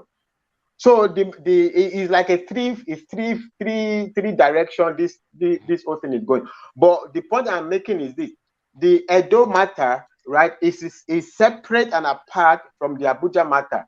It does not affect the Abuja matter, because Abuja matter is saying it should step down for now. It's not removed. In the Abuja matter, is not removed. It's suspended pending the termination of the suit about the forgery or whatever they are talking about there. So the subject matter is different. this Edo matter, yeah, you can say what is before that one is a different interpretation. The court, they say court interpret these people that say they are from the world, though, do they have a right to suspend me or not? And the court said no, they don't have a right. So that does not have anything to do with the court telling you to get suspended pending the termination of the court. All right, just to move it on. So who is the chairman of the Labour Party now? Who is it? They don't have chairman now. Until they hold their convention, they don't have chairman. Yeah. Who is acting in that capacity? You can't have a vacuum. So who acts in that capacity? And this is what they are all fighting now. Actually, Callisto is claiming, and he seems to have the better argument. Actually, Callisto is in the Supreme Court now. So maybe the Supreme Court will give the final whatever, right? So his chairman is by faction right now. You have chairman of whatever faction you are controlling. So the Labour Party as a whole doesn't have a chairman. Everybody is claiming chairman based on their faction. That's really what is going on. So this judgment from Edo State, it doesn't confer anything on Abure. No, you just said those people cannot do what they are claiming to do. But that has nothing to do with Abuja saying you are suspended until I finish this case before me. It's separate and apart. And even that one came, I don't know. If that one was just some mango, they rushed to Ido to go and do now. It doesn't have anything to do. It's some technical. It's like the way. No, I don't think it's linked. No, it does. It's not. It doesn't link. But one man, this is what is going on. The Edo matter is different. Is separate and apart from the Abuja matter, right? Until they resolve matter, or the judge takes back that suspension, or the appeal court says that order does not stand. Abure stands suspended. All right. I did say you will be confused, and we're even more confused now than when we started. So move us away very quickly, Simba, from that space to matters that seem a bit more straightforward. So everybody was waiting for the 26th of May. That will be the day that Tinubu will be stopped in his tracks. It will be stopped by the Supreme Court, was what we were assured by the Obedience, but alas, at this. So what are you then making then of this now mini hurdle surmounted by the Tinubu push to Aso Rock? I think I can count it as a victory number one, because yesterday there was a lot of noise in the political space. I watch a lot of YouTube channels that are saying by tomorrow Tinubu will be removed. That it will not be sure. The inauguration will not take place and all those things. But if you look at the trend of things, that at least we have discussed it before on this platform. We know where this thing is going to end. And immediately they release the court judgment, and immediately they also launch back into the space and say no, it's not. It's only that the court said that they don't have the prerequisite to take, that is a party matter, that they just have the local standing to take the case to court, that they have not really deliberated on the issues. But now we know that actually the Supreme Court actually look at the document and actually said that this guy does not have double nomination, because he actually wrote a letter on June 6th that where he actually resigned or dropped the nomination as the Senate for the Borno Central, and his nomination came later. Not even, he dropped the letter even before before the party made the announcement for his nomination as the vice president. So I don't know why our lawyers are behaving the way they are behaving. They know that there is no case in this matter, but they kept on wasting the time of our judiciary when we have a lot of cases to be pending, serious cases. I think maybe what they're supposed to be doing to all these lawyers is that it's not only the petitioner they're supposed to punish. They're supposed to even punish the lawyer for bringing such frivolous cases to court, so that maybe it will serve as a detriment for them bringing and wasting precious time and wasting our taxpayer money on issues that are not actually very serious to court. They do that. They do that. Yeah, but so, maybe they should have done it in this instance. Just to sanitize. 2 million naira in this case. 2 million in this case. Just a Me too, I can pay that one without even looking back. For somebody of Atiku's level, they should be. Mr. Big Man, Mr. Big Man, look at that. No. No, for somebody of Atiku's stature, it should be finding him maybe one like this one, 2 million should be like 2 billion naira. The next time he will not behave that way again. No, it's true. We needed money. So that you can use that one to at least the court, the judges and everybody, they will pay salary and they will need to refurbish our courts. So if you look at the generality of things now, if you now look at the prayers, all these prayers, even between Atiku and Labour that is in court now, it's like we have already answered like 3 of the prayers. The only one that is, I mean, 2 of the prayers. The only one that is left is actually this drug case, the 25%. The RF case has been taken care of by the Supreme Court in Osun State. And the other ones that they are talking about, the one that they want is, that one is not substantial enough to say they want to nullify the whole election. So, and that is why the court are actually saying that put your case together within 3 weeks, then so that they can just give the rulings with the and reduce the timing of the case. So it's always almost done and dusted now. And if you look at the 25% one that they are talking about Abuja, thank God that Obi'S is on the case now. I was reading the Nigerian Constitution and I stumbled on something on section 290. I don't know if woman has access to Nigerian Constitution. And they were talking about how Abuja should be treated as a state. I don't know if you can read.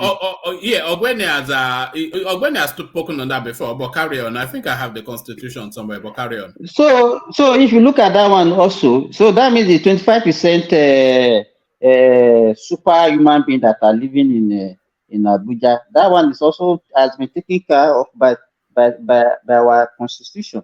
So, but now the only thing that they are peddling in that space is that just to still keep the momentum going. Because I was watching Obi'S because they have a TV now. Sorry, hold on. There's a counter narrative, and I think it was actually Tony that highlighted it on this platform a while ago, and he was saying then that if Abuja adopts the status of a state, then 24 is not 2/3 of 37. Is at 24.6 thereabout, which then says 25. So it's not as clean cut as you're describing. In fact, we got the calculator out when he was saying that. So if Abuja has the status of a state, then you need at least 25, 2/3 in 25, not 24. The only thing that explains it is that Abuja stands alone and it has that requirement. Oh, well, we'll leave that one to court. But from my own, I'm not a lawyer, so I cannot actually dig deep into that. You're not the lawyer anymore. Well, you're not the one quoting the Constitution. You were quoting Constitution just now. If you look at it very well, I don't even from moral standing. I can a territory that is as small, but even the smallest state, Bayelsa, is bigger than Abuja. So what are we talking about? And why should some people living in space have more constitutional rights than the others? So I don't think that one will still stand. So hopefully, very soon, by the time they resume on May 30, maybe before the end of May, maybe before the end of June, the judgment might be passed. So. And we know where we are going. Maybe we still want to go to Supreme Court, then they will go and then we'll continue and Nigeria will move forward. No, all right, brilliant.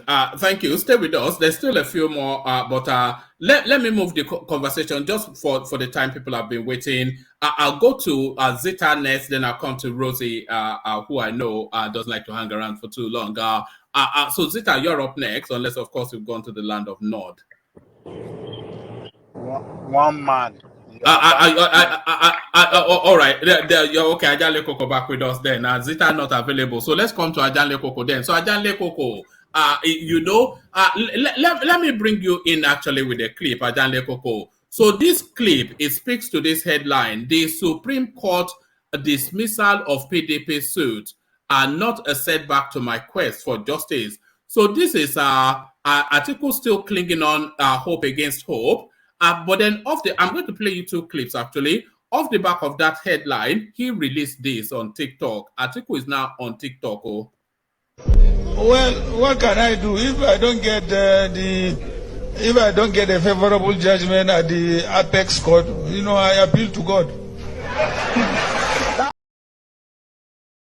So that is somebody that is experienced in politics enough to understand that Atiku is just there just to round up affairs and go back home to Abu Dhabi. But then as a rounds of affairs beginning to take shape for Tinubu. So here it is, Ajanle Koko, matters arising.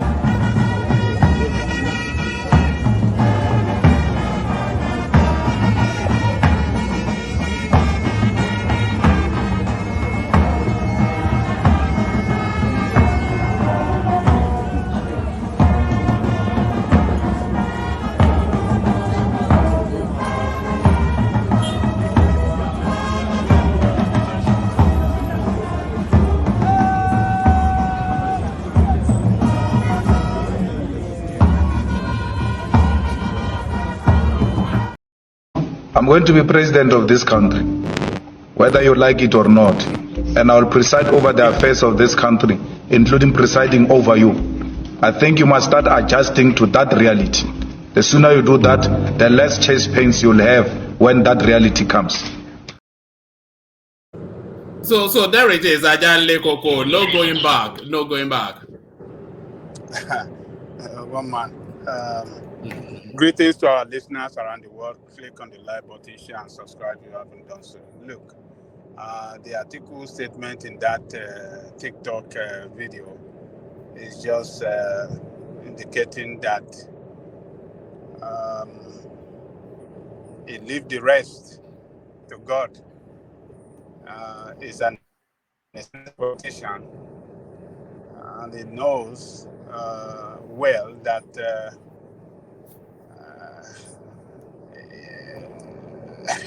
he won't get it. It's never been in the history on presidential election petition for petitioner to overturn the election result via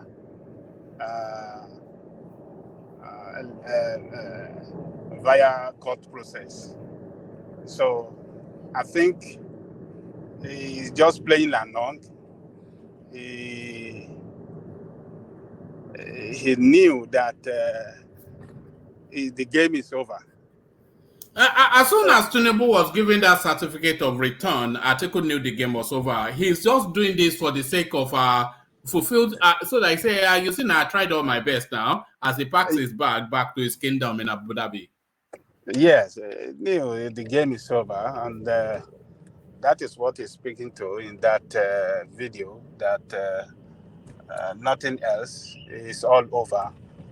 Let us just keep cool and keep calm. And I don't think anything can change what we have at the moment. Tinubu will be sworn in, and it will surely be our president for the next 4 years, if not for 8 years. So, and Atiku has to manage that space quite delicately, of course, because of course, towards the end of the year, he will be back to come and lobby that contract with Tinubu. So he has to manage his utterances. Have you heard him been talking nonsense? No, he's not. He's an experienced man now. He's not an idiot. Even Obi'S has not been talking nonsense on Tinubu as well. It's the supporters that are seriously disappointed by the elections result, that are expressing their anger online here and there. So most of them have never participated in politics before, have never voted before, They are voting for the first time. They are all this, what do you call it? Opinion poll rose their hope to the high heaven that Obi will win. They saw the poll of Annan, the poll of Bloomberg, even that of Bloomberg, as ridiculous as it was, predicted that Obi will win Kano. Obi will defeat Kwankwaso in Kano. So a lot of people, their hope were raised so high that all those opinion polls, and when it did not come their way, it appeared to them that the election was actually rigged. So, but politician, don't be. Obi is an experienced politician too, because he has been in this game for so many years. So you won't see him talking nonsense. And I believe after the affirmation of the election result by the Apex Court, he will fall in line. He will detach himself from anybody that are trying to cause trouble. He won't be part of them because he knows that he will constitute a nuisance to Nigerian people and before the law as well, as if he should do that. I believe he will fall in line. He will, if he didn't congratulate the Tinubu, he will keep quiet. He will keep it calm, and he can just come to be an opposition that we criticize him on issue of national importance. That is the only option that we have left. Not to rant, not to just talk anyhow. Just criticize without substance. So they are all experienced politicians, and they will, after the Supreme Court affirmation, everybody will keep calm. And I hope that Tinubu as well will stretch a hand of friendship to them for everybody to come together to see how they can solve the enormous crisis that this, how do you call this man? This incompetent man called Buhari, what is leaving behind for Nigerians. It is leaving enormous disaster behind for Nigerians. It requires all hands on deck, not Tinubu alone. Tinubu have to recognize that quite well. Everybody have to be brought on board to solve this crisis. It's unimaginable. It's a big crisis that we found ourselves in this country. So Tinubu should be wise enough to show leadership and bring everybody close to everybody. Atiku, Obi, and all of them to see how they can solve the problem of that country. It's beyond the capacity of a single man.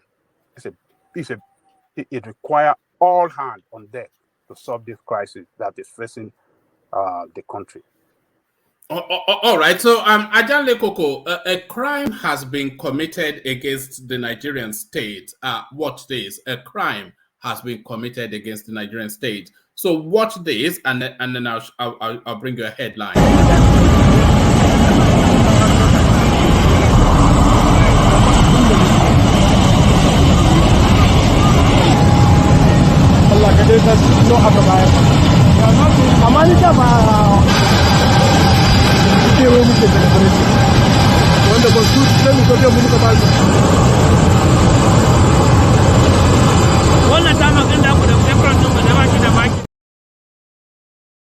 So now, Ajanle Koko, we had the assurance from the Minister of Aviation, Hadi Sariki, that the Nigerian Airways now transmuted into Nigerian Air.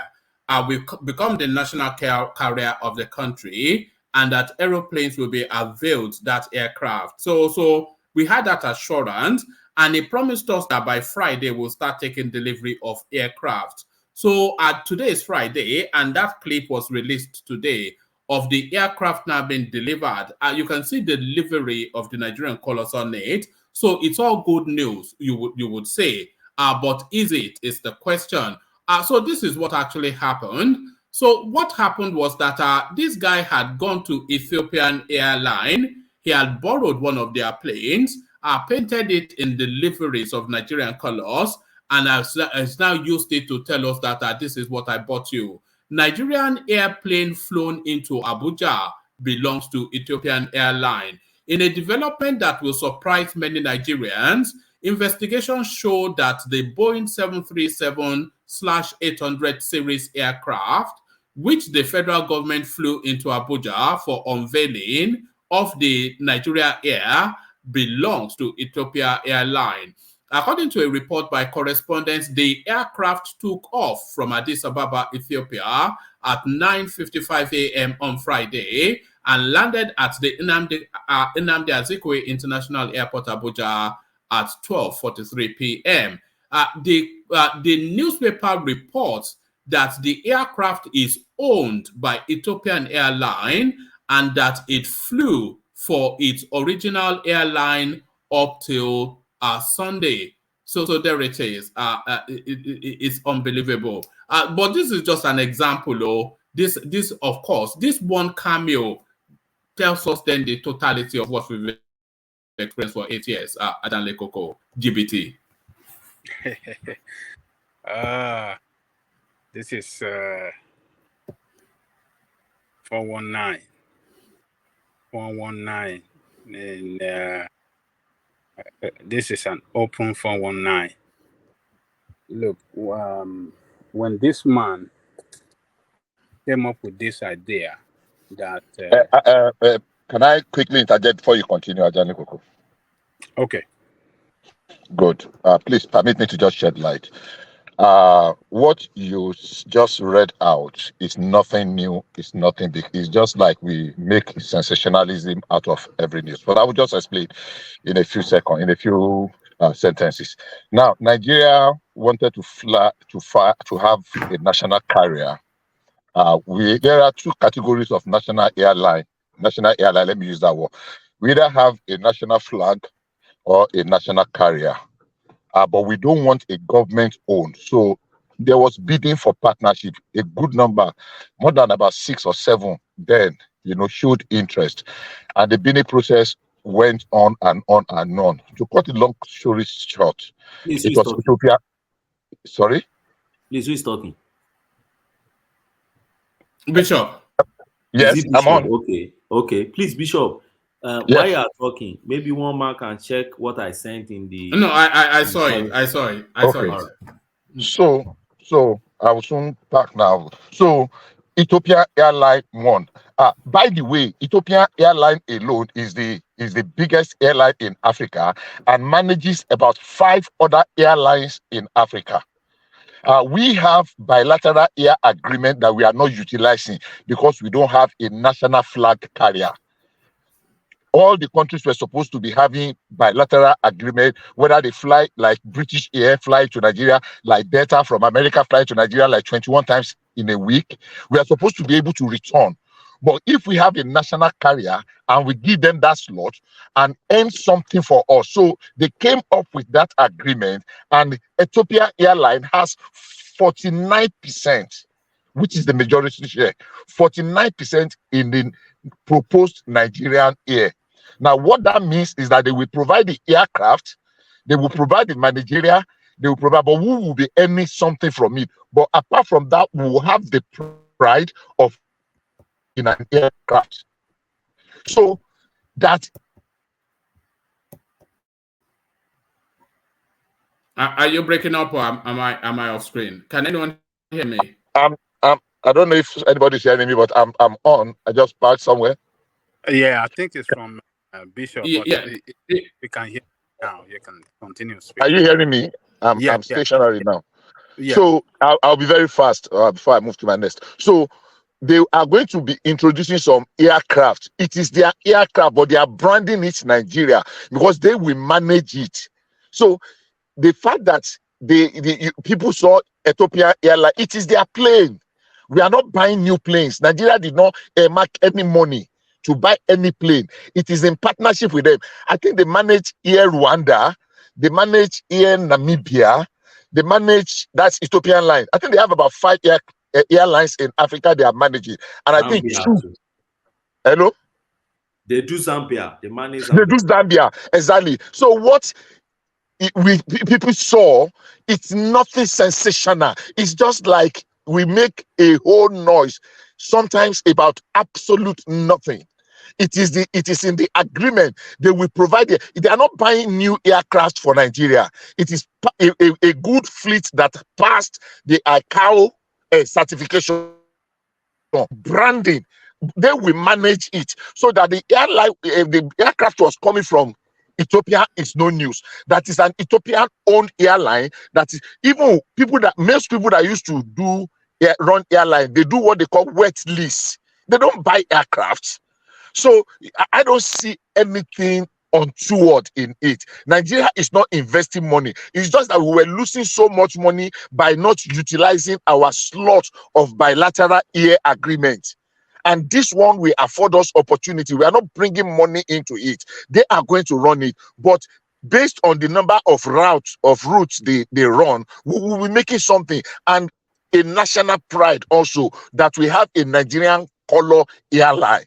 That was basically what Nigeria Richard Branson did with Obasanjo in those days, that the man had to pull out because of some mismanagement and the rest. So that was what I wanted to lay in perspective before Ajale Koko makes his opinion, that it is not what we are taking it to be. All right. All right. So Ajale Koko, there it is. Your people justifying they are justifying GBT, Ajale Koko. This is it, or the battle fight. They are justifying the one man. Do you mind if I interject or at my turn? Hold on. I think Ajale Koko. Okay, carry on, Fatai. I think.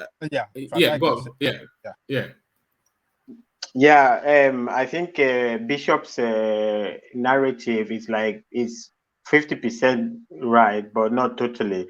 That's not where the debate is. It's true. The aeroplane is not owned by Nigeria, so the Ethiopia airline is going to provide the aeroplane, but there was no bidding, right? So that's why the other people in the airline are complaining. They are, as a matter of fact, they are in court, right? So the problem with this Nigerian Air is that Nigeria has only 5% of a company and they call it Nigeria Air.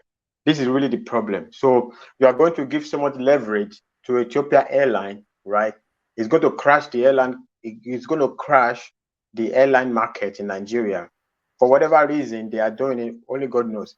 Now, the debate before was Ethiopia Airline owns 49%, right? So when they say, okay, the Nigerian space owns 51%. But what do you mean Nigerian space? Before it was said that it was 3 private entities that own the remaining percentage. So we are essentially giving so much leverage to a company, right? Ethiopia Airline, it's going to displace our own locally owned private company. This thing is talking about the right to touch. It doesn't have to be. It's not like when you have national carrier that, like, if we fly, like, let's say, it's one of the problems Nigeria was having with, especially Air Peace and this other one, United Airlines. They were having with Emirates, with Dubai. Like, okay, so they're flying 18 routes or 18 times in a day, whatever they have. There's a term for it. I don't remember it right now, but they don't allow us to fly. But by that agreement, there is a name for that agreement. It's an international agreement that governs the global airline operation, right? So they're supposed to be they are supposed to reciprocate. So we allow you 18, you allow us 18, but we allow them 18 and they allow us 1 or 2. And that has been a very big problem. It was even a big problem in the National Assembly. They were having all these debates. This CEO of United Airlines, I don't really remember his name right now. He explained it so well when they had this conversation in the National Assembly, right? So the problem is not really the aeroplane that landed. So that's not it. That one is exaggerated. It's not the GPT. The GPT there is not really the point. The GPT is how this Nigeria Air is arrived at, right? What is Nigeria? What is Nigeria gaining from having 5% of a company? It's not 5%. It's not 5%. Nigeria has 5%. It's 46%. Go and check. No. Who has 46%? That's not Nigeria. Nigerian 45% is going to be out to people. Nigerians. Who are they? Who are these people who own the other 46%? They will come now. They will. I mean, we don't know them yet, but they will come. You can, if you are interested, you can invest. It's some private people. It's some private people. Okay, those people, because it's business. If they get together on the board with Ethiopia Airlines, they can they control it. Yes, brother. Okay, one man, please, can you project what I sent? That will make a little bit clarification. That's for me in support of Bishop position. Now, this is my position. For Fatai to say that, why would you have 49% shareholding your stake in a company, and yet you name your aircraft Nigerian here? It's not new in the business of aviation. It's not a new thing, and they're not going to change that rule because it involves Nigeria, or because some people like it or some people don't like it. What do you mean it's not new? Very well. Ethiopia has other subsidiaries, and what is their shareholding structure or stake in those countries? Let me quickly run through. In Zambia, they have 45%. Yet the aircraft they supply Zambia, they painted it Zambia Airways. Nobody's complaining. How much does Zambia have? I'm coming. I'll get to that. In Malawi, they have 49%, just like Nigeria, and they painted it Malawi Airlines. Guinea, they have 49% also in Guinea, and then this ASCRI airline, they have 40%. Then in Nigeria, they have 49%. Okay, shareholding in it, and they are not complaining. Now, I don't know if one man is there, or Mr. Thomas, if you can click what I sent in that, you can quickly read what is contained there. The shareholding structure. No, not this. No. Hold on. This actually speaks to what I'm not sure how much of this you can see. So this is from this is from the IATA, which shows Ethiopian Airline as a parent company, and then as a subsidiary is ASCRI Airline 40%, Guinea Airways 49%, Malawi Airlines 49%, Nigeria Air 49%, and Zambia Air 45%. So now, that to that space. So let me bring up what you sent in. Okay. Now in all this space, they supply aircraft, and they painted those aircraft in the name chosen by those countries, and nobody is complaining. So is the how do I put it now? Is the pattern in that trade or in that industry that you can't complain about. Now you can scroll down a bit on this one. What they promise us is that Ethiopia Airlines is going to supply 30 aircraft within 3 or 4 years or so, and they are starting with 6. The one that have landed now is number 1. Now, if you look at the structure, the stakeholder structure, now see that the third paragraph. Wait there. Now the top paragraph said Ethiopia Airlines will have 49% stake in the new airline. Nigerian Sovereign Fund will own a 46% interest. So it's not 5%. So now it's the federal government that will have that 5%. So you may want to ask me, okay, Nigerian Sovereign Fund, how do you raise that? Well, the economists among us, maybe Kulata and others, and Fataya and others, will explain that to us. But this is what they told us. And my own point is Ogbeni, sorry, I beg you, you will continue. But look at the second paragraph. It says public-private partnership. So if 46% is owned by Nigerian sovereign fund, how is that's not private? The original shareholding were by private people. Now, from where they get this Nigerian sovereign fund, I don't know. I'm just saying this for the first time. Ethiopian Airline is private. Ethiopian Airline is private. No. Public. No, Ethiopian Airline is fully owned by Ethiopia country. If by government, it's not private. It's are you sure? Are you sure? My I'm understanding is that Ethiopian Airline is a private enterprise, just like British Airways. You know, British Airways is not. British Airways is not owned by the British government. Yes, you know but Ethiopia is different. Ethiopia is 100%. I'm not sure about that because I think I have it on some authority that it's a private company, Ethiopian Airline. No, it's not. Right? I don't think so, one man. I don't think so. Is the one man is the biggest source of the revenue for that country. It's owned by the government. The biggest source of their revenue in that country. They will be taking away our money to Ethiopia. That is what it's going to be. We have a big market. Even all these ones that I understand your point, but all these ones that you are talking about, they don't have our kind of market. Number one. Number two, you have not told us the stake of those countries in those arrangements. Okay, fine. Ethiopia has 40 whatever. What is the stake of those? For instance, I give you some. Cyprus Airways. Cyprus has Cyprus Airways. Cyprus has 22%. Cyprus don't have a market, but they control 22-point-something% of the arrangement. So there are all these arrangements, but we have a very big market. How do you determine who has a market or not, Fatai? Ethiopia has more market than we do. What do you mean now? They are strategically positioned in Africa. I hope you know. No. The market, the people, the market, the domestic market, the people flying. They are not. The Nigerian here is not. The Nigerian here is not focusing really on domestic market. If I understand what. No, it's focusing. It's focusing. At least for now, it's focusing on domestic. In the future, maybe 10 years time, they may upgrade to international. For now, it's domestic, and that's also why it negates. That one I'm sure 100%. That's also why. Sorry, Fatai. Just for the purposes of that domestic, it doesn't mean it's flying from Lagos to Abuja, and it means that the capture market, the demography of travelers that they want to be ferrying internationally are mainly Nigerians. No. Port Harcourt, Abuja, Lagos, Abuja. This is what is going to be flying for now. Is that what? Are you sure? Yeah, 100%. Fatai, are you sure? I'm not sure about that. I am very sure, but you can check. That wouldn't make sense, man.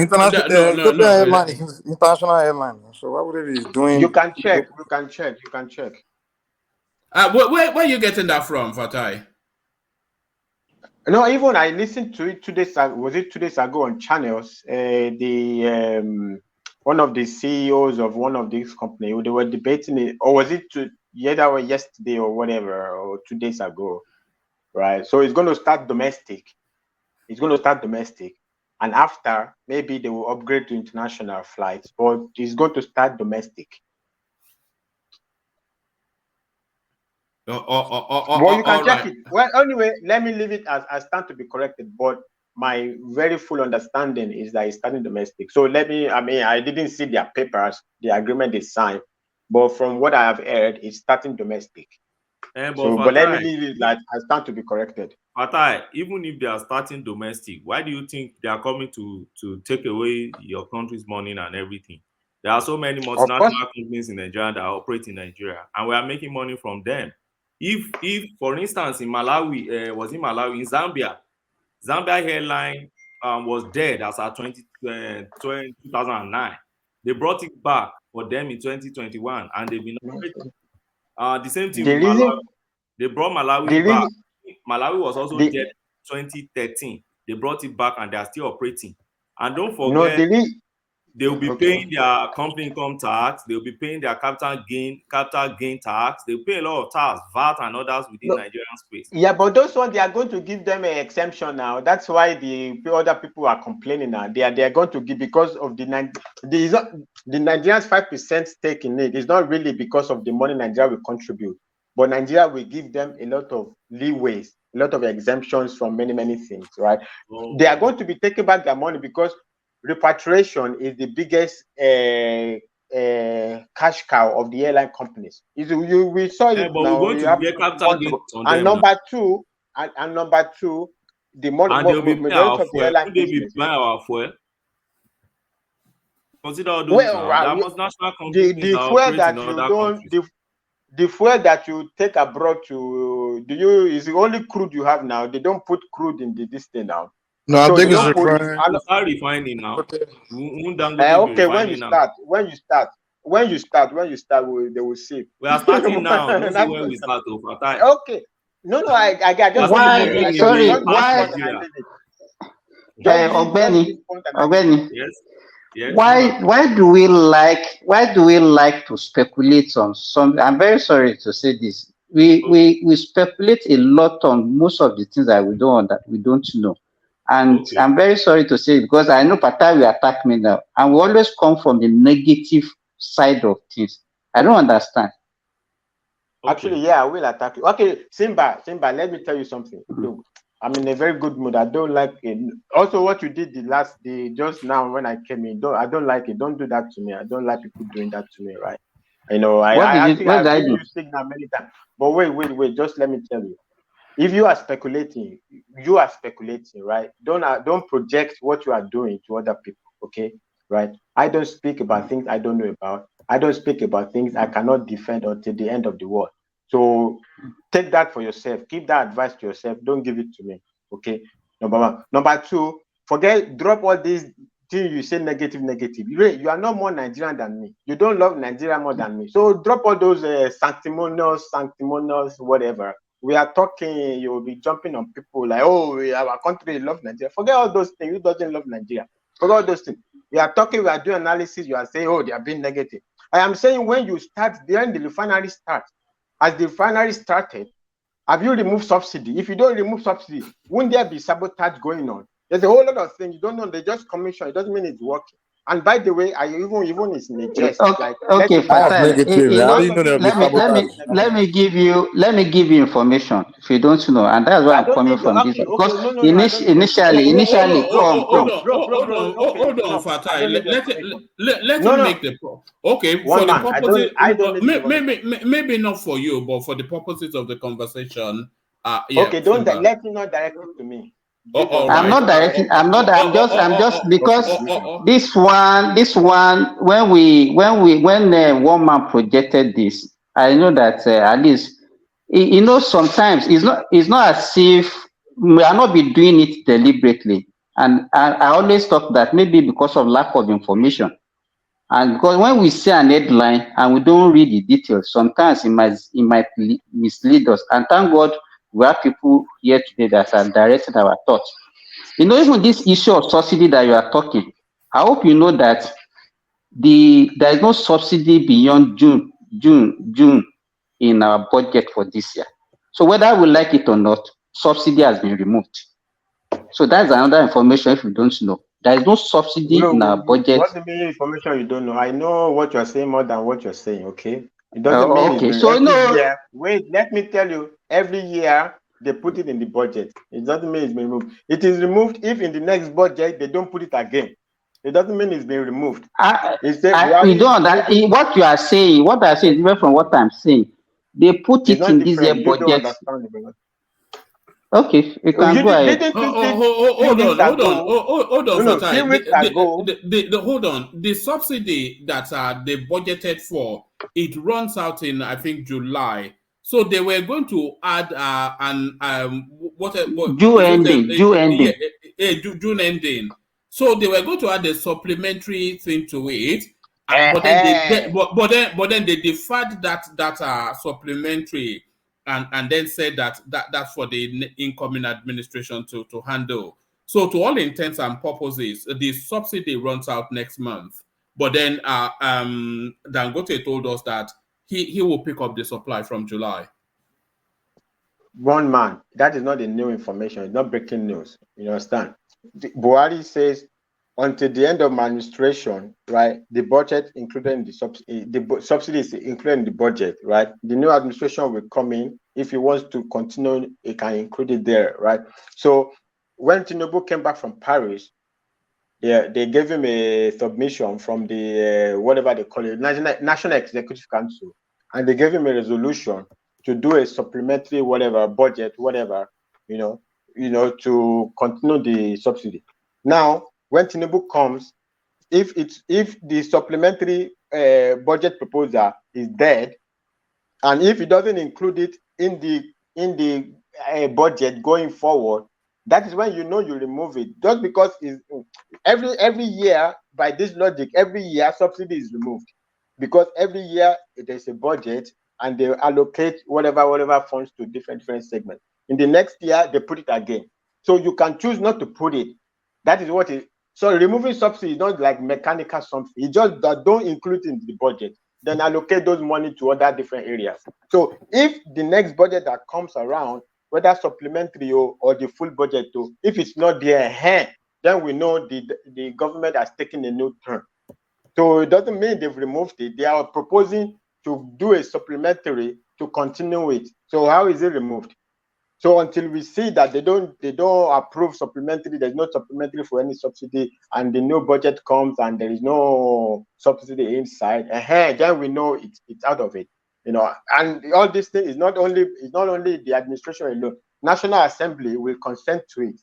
So when people are talking about the National Assembly, it's because it also plays into this, because it was anyway. I don't want to expand the conversation. So it's not only a Tinubu's decision. The National Assembly also they will have the executive only doesn't sign the budget, right? It goes to National Assembly as well. So it's more complicated than that. We will see if they will have the balls to take it out. The formula is there for it to be taken out, but doesn't mean it's taken out. It doesn't mean for all intent and purposes it's gone. They are still debating it. But Tinubu said, "You people, you will protest tire, but I will remove it." So we will wait and see what it does. Hopefully, we'll do it, but we'll wait.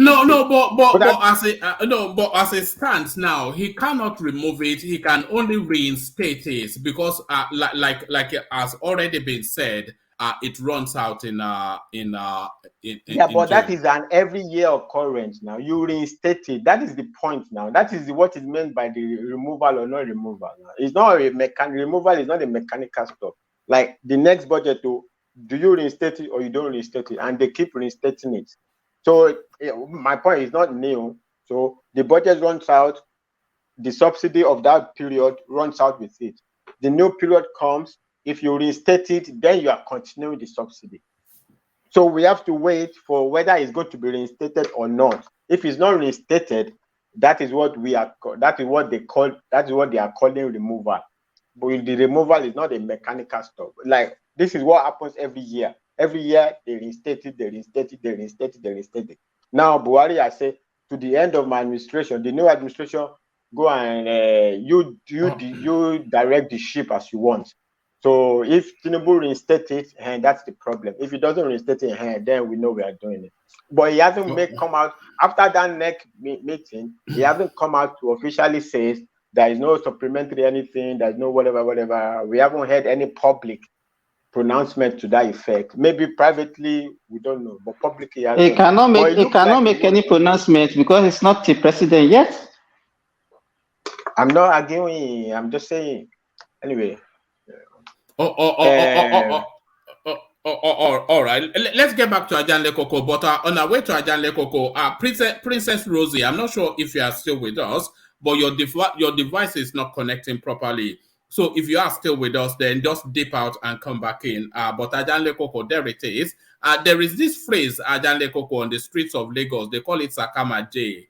So Babima Gbabe, Wobima Wobe. So this is what they are playing to us. So Ajanle Koko, they go and hire some rent per hour plane from Ethiopia. they paint it in Nigerian colors, and now they are trying to confuse us with legalese. So Ajanle Koko, GBT. One man. Yes. You see, when we see fraud, let's call it fraud. We can barely hear you. Where are you? You sound so. Can you hear me now? A bit better. A bit better. Can you hear me better now? Yes, slightly. Carry on. You see, one man, when we see fraud, let us call it fraud. This is a package of fraud. Why? On the last day in office. Last day in office. That is question number one. Question number two is that they did not get consent from the National Assembly for this. They're still having problem with the National Assembly. The what do you call it? This House committee, House inquiry on this is still ongoing. And they went ahead. They were not giving approval for this. The National Assembly is pushing hard. They are asking hard questions. And, that is why you see they couldn't do this thing all this while. But on the last day, they're trying to showcase that, we have done it. It is a package of fraud. What are we benefiting from this? Are we going to have technical know-how benefit? Are we going to have employment as a result of hostesses, pilots? Who is going to dominate the market? Is it Nigeria or Ethiopian? Who is going to make more revenue from this? Who is benefiting more? Who is benefiting less? Whose space is being used to generate this revenue that is going to be benefited more by the senior partner? Do we lack the capacity to have our own? Do we lack the capacity to manage it? Why can't we partner with indigenous airlines like Oyema and all the rest? Why can't we partner with them? Why can't we encourage our own Nigerian airline that are doing well? Why Ethiopia Airline? Why must it be that it got to be foreign? Why must we allow foreign domination on us, on our spaces all the time? Why must we want to be below others that doesn't have,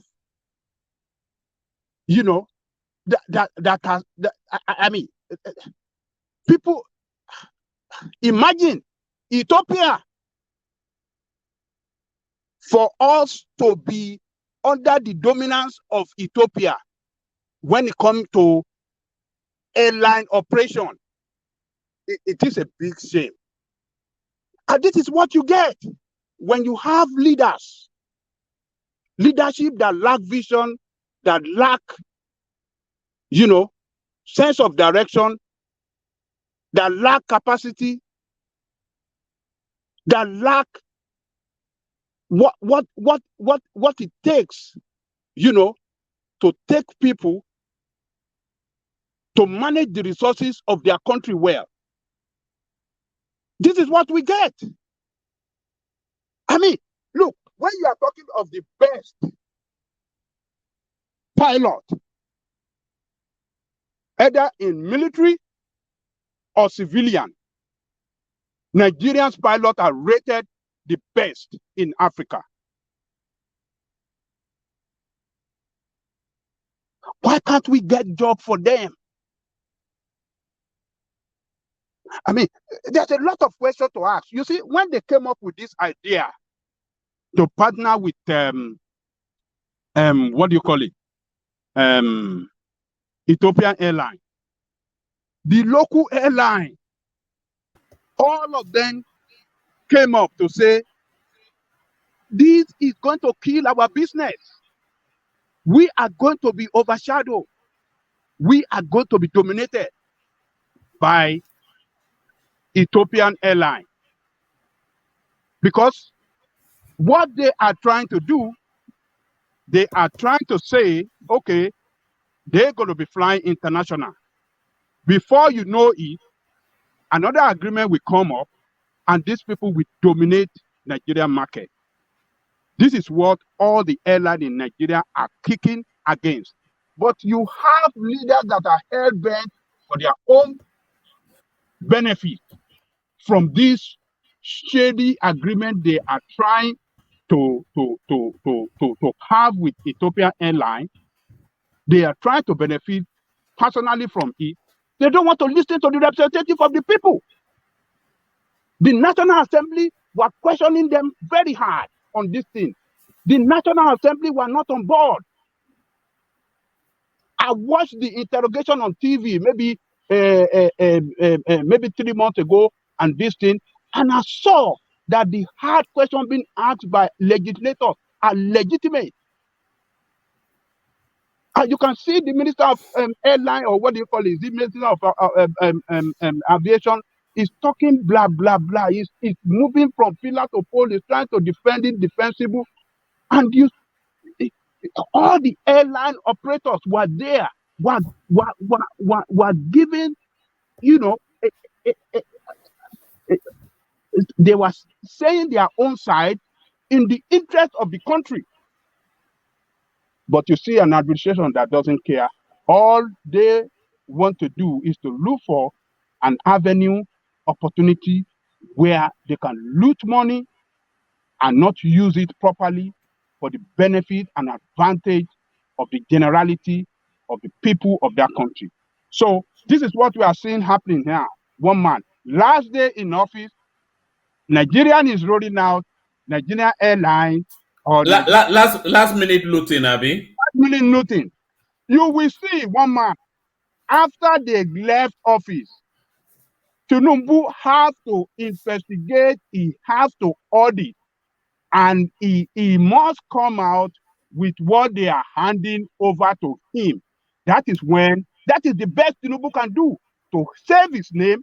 I don't think he will do that. I think they are actually bringing him in to provide cover. Woman, can I quickly respond in 1 minute to Ajani Koko?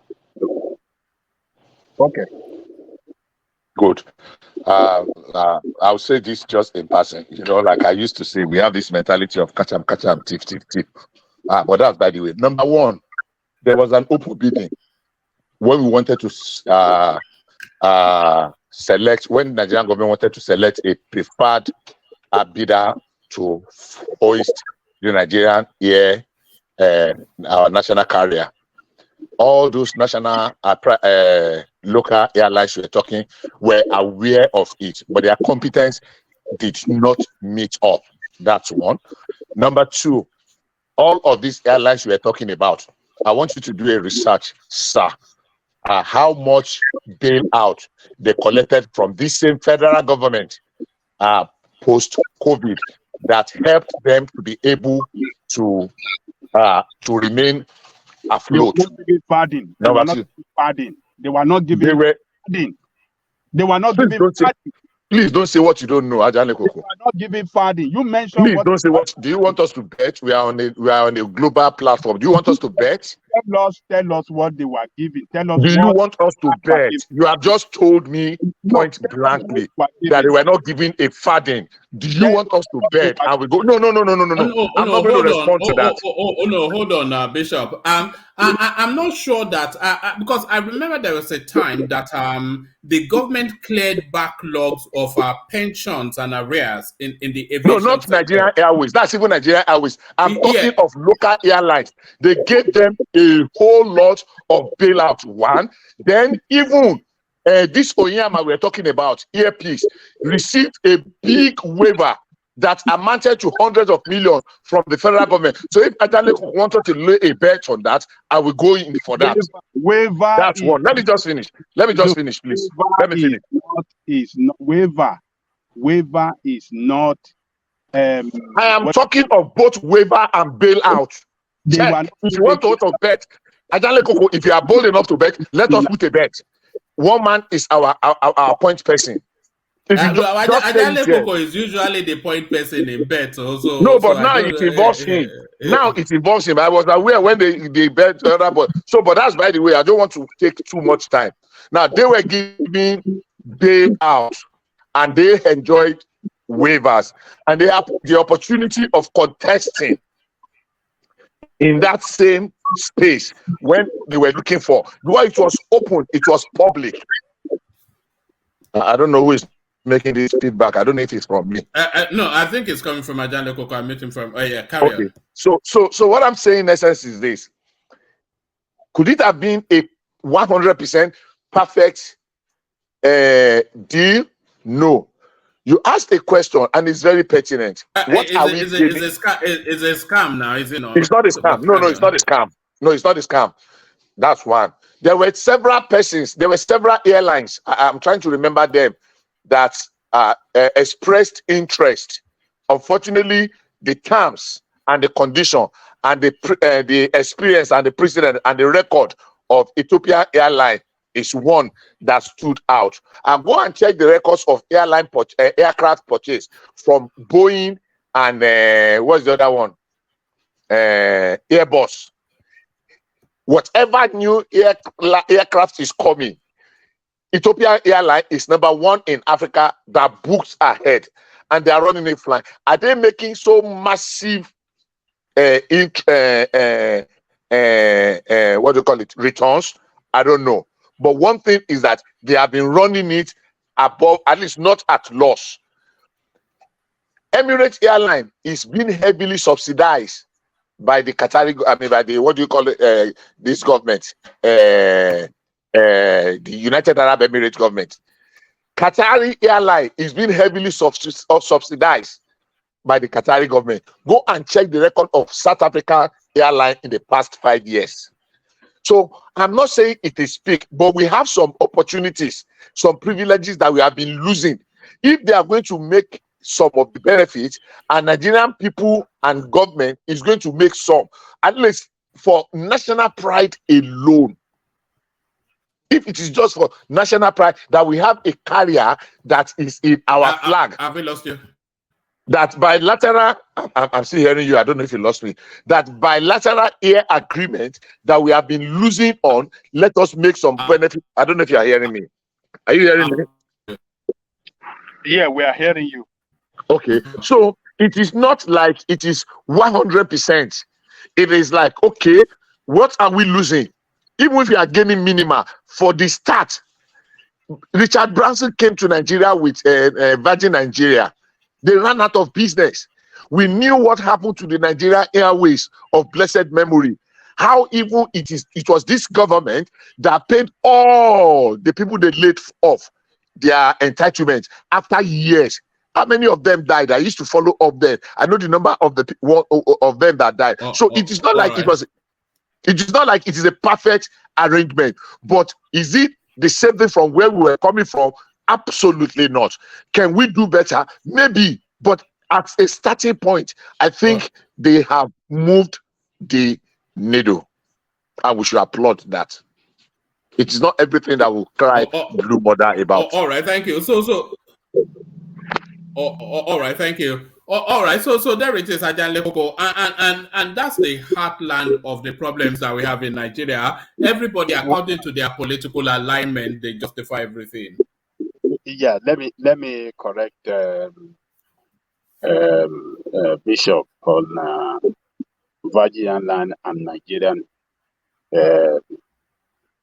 Airline or Airways, they call it.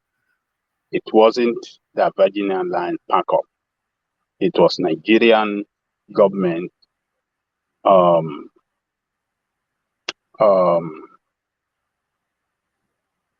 uh, taxes upon taxes, and it was Nigeria that frustrated them out of Nigeria. And there was a time, and corruption and Nigerian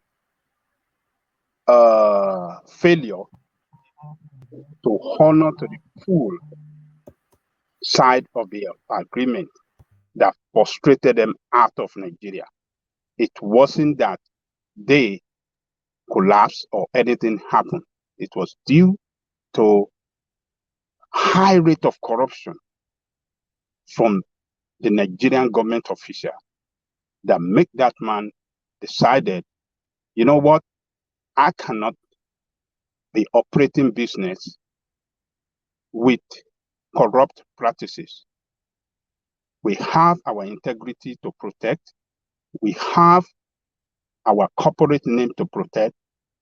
Gentlemen, we are leaving. So that was what happened. It was a perfect partnership between Nigeria and them during Obasanjo administration. It was during Jonathan administration that perpetrated governance with corruption that for the Ajale Koko, just to remind you, this was the guy that bought 12 trailers and painted them and told us that they were firefighting something and told us he has spent countless billions, 12 billion, a billion a fire truck. So this is the guy. Yeah. So it was the corruption from the Nigerian side that frustrated him, that said, you know what? I have my name to, I can't engage in corrupt practices. And that is why they left. So on this particular one that we are talking about, look, do we even need this bidding you are talking about? I'm not sure. You might be right. I'm not saying that you are not right. This bidding you are talking about, what is the point of bidding? Allowing foreign airlines to come and bid for biggest market in Africa. We have the market and we want outsiders to come and bid when we have our own local that we're supposed to support and, you know, give them everything they need. They should have handed that Nigerian liveries. They should have handed it to Alan Oyema. Oyema just got, maybe last year or 2 years ago, fleet of brand new airline, fleet of brand new that can go anywhere in the world, that can fly to anywhere in the world. Why must we let our own down? The biggest market, and we don't want to tap into it, but want to create an avenue for Ethiopian airline expansion. Ethiopian airline to expand in operation and expand in revenue generation and expand in technical skill, expand in everything. And how would we be able to have to have our own airline in the future? I mean, when you are giving ground. One man, can I interject? Baba Akeru, can I interject? Ajale Koko is in full flow now. You know, people look forward to this. When you don't give ground for your own people to develop on your own land, but rather create opportunity for foreign counterparts to come and dominate you, it doesn't make sense. It is a corrupt of the corrupt ever operation that we have ever seen in that country called Nigeria. This is what we are seeing in open glare, one man. This is unimaginable. When you don't see your representative supporting this idea, what does that mean? People we voted for. You know, Ajanle Koko, it would have been one thing if we could not identify capacity within Nigeria. But do you remember that storyline we did when Alan Oyema was fighting against the Emirate Airlines for reasons that so he fought them to a standstill, all for his own country, and then you had this Sirika stabbing him in the back by giving what should rightfully be his, our own son, to some Ethiopian who are not even black people. But they don't even. If you know the way they talk down on us, as if we are nothing. They talk that we are just black people. They say we are black people. They kind of feel arrogant that they are superior human being than us. Hey, you see, one man, this Oyema man, this is a guy that we run. But hey, Babangele Kuku, you are talking. Let us have an interjection. Now let me. This Oyema, anytime that our country run into the crisis, or there is conflict in any part of the world, and Nigerians are unable to escape out of that country, this is the guy that we put all his plane down to go and evacuate Nigeria free of charge. And the government, I don't know what. Maybe if we have to bring it, if you get it, what he's talking about what do you call palliative or this thing that was given to the airline. Maybe you need to submit it and let us see. But I was following that place during the COVID. Oyema and all the foreign and all the local airlines, they were all shouting that why is Nigeria not helping them, whereas other parts of the world are helping their airline not to collapse. So, but this is corruption, one man, and it's just unfortunate. Oh, and they are comparing us to Gambia, Rwanda, that have no capacity whatsoever when it comes to. They don't have the technical know-how. They don't have the capacity. They don't have the men. They don't have anything. Just us. And they are comparing because they manage Zambia, they manage Gambia, they manage all those countries that Lagos are richer than them, and they are comparing us with them, and they are trying to justify that to say, oh, these people are capable of doing this, handling this business, and dominating us.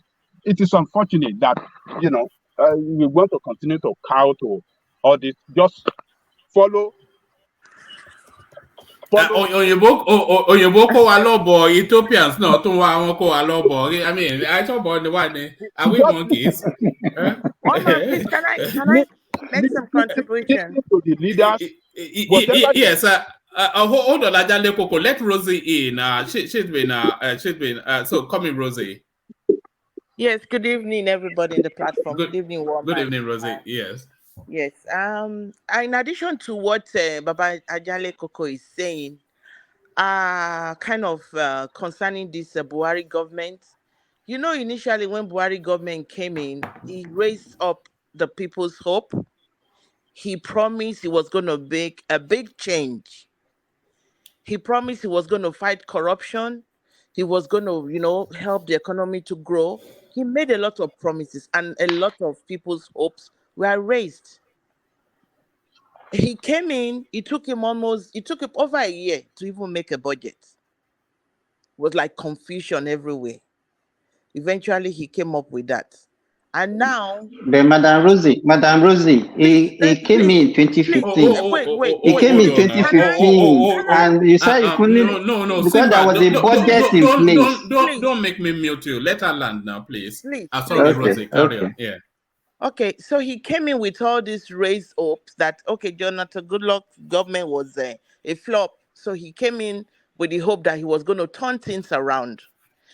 It took him a while to get his people together, the budgets, and they get everybody to come on board and to work. And then he said, okay, to fight corruption, the EFCC, they pick and choose who they will go after. And all the whatever they get back from whoever they go after, they never give account of what they did with it. And now, I mean, it's just like he came up with some little projects just to kind of help to like appease the people to say, okay, I promise I was going to do some changes. Yeah, these are the changes. And now, at the end of the day, he's about to leave. He's asking that the Senate should approve what $800 million for whatever he wants to do. So why would you wait to the last minute to be running around to do all these things? One of the ministers came around and said he bought 11 fire truck. It's the same minister, by the Okay. way, the one that is now giving us this Bojo Okay. airline. And this is a government that promised to fight corruption. But what are we seeing now? What are we seeing now? So this is just a charade. This airline business. Why can't the government try to, build up Nigeria? Okay, the economy is bad. How do you encourage people to invest? How do you build up the local investors in the country? How do you try to encourage them to come up? If you are giving the opportunities to outsiders and you are leaving your own people, your own Nigerians to go down, is that how we're going to develop Nigeria? So to me, this is just a charade. This is just a mess. It's just a mess. Anyway, that's all. That's Let what me I. let me let me say something. Maybe there's an angle you guys are not seeing this from. And we also says okay. Now, Ethiopia Airlines been around since I think 1940 something. It's been around for 1945. 1945. yeah. And they've been consistent. And we once used to have Nigerian Airways, and I remember back then we used to have a lot of plane crash. Sorry, if I may ask a question. So does it mean that there are no companies in Nigeria that can run Nigerian Airways? They have to go But to I'm getting Ethiopia there. Airlines. That's where I'm going. Like we used to have Nigerian Airways, and somehow we used to have a lot of plane crash. We had issue with the running management and things like that. So eventually that collapsed. So now the Ethiopian Airways being this airline has been successful, and seems But like they know what they're doing. Ethiopian Airlines too have had some crashes, But right? no, they're not unexplainable crashes where it's just some corruption, just the management issue. If you want to talk about that plane crash that happened, it was traced to the manufacturer. So that one we can't really regard it as Only technical. So yeah, so what I'm saying is, if Nigerian government wants to maybe figure a way how to develop, sometimes you have to go under the wing of someone that's done it well, that knows how to do it, and from there you learn. Yeah, and after a while, then you can, sorry, Mike, but our history in aviation, it predates Ethiopia. We were running Nigeria. airlines. Yes, now It's not Nigerian true. Airways. That information is not true. but It's we've not never true. Nigerian succeeded now. But Airways. They came before us. They were Ethiopia still. Airlines came before us. Ethiopia came in Before, 1940 something now. They started are and you they've been sure? consistent. Yeah, yes. 1945. Go look it up. They've been Yes, around for. 1945. They're the first in One man, Africa. 1945. How I'm old telling guys you. in Africa? In fact, today We Ethiopia used to Airlines be is one of the top. They are on the level of the British Airways. It's internationally known. Like they're You're on the right. level of You're all right. these top airline in the world. They are top. They are not just because they're African. Doesn't mean they are all over. It's known. Just like the The Qatar best Airways, in Ethiopian Airline is a known, international, recognized and respected airline. Their ranking is up there. So let's not just say Ethiopian Airlines. They are just one Africans that are just on the same level as Nigeria. So if we want to develop our own industry, airline, this thing, we have to somehow find a way to partner with someone that's have way successful. They are up there, and then from under their wing, we learn their ways. Learn, getting experience from them, see how they perform, learn because there's more to it than just starting the airline. It's a really, this is flying. It's deeper maintenance culture, so many things we have to learn to perfect before we can successfully start doing it on our own, stand on our ground.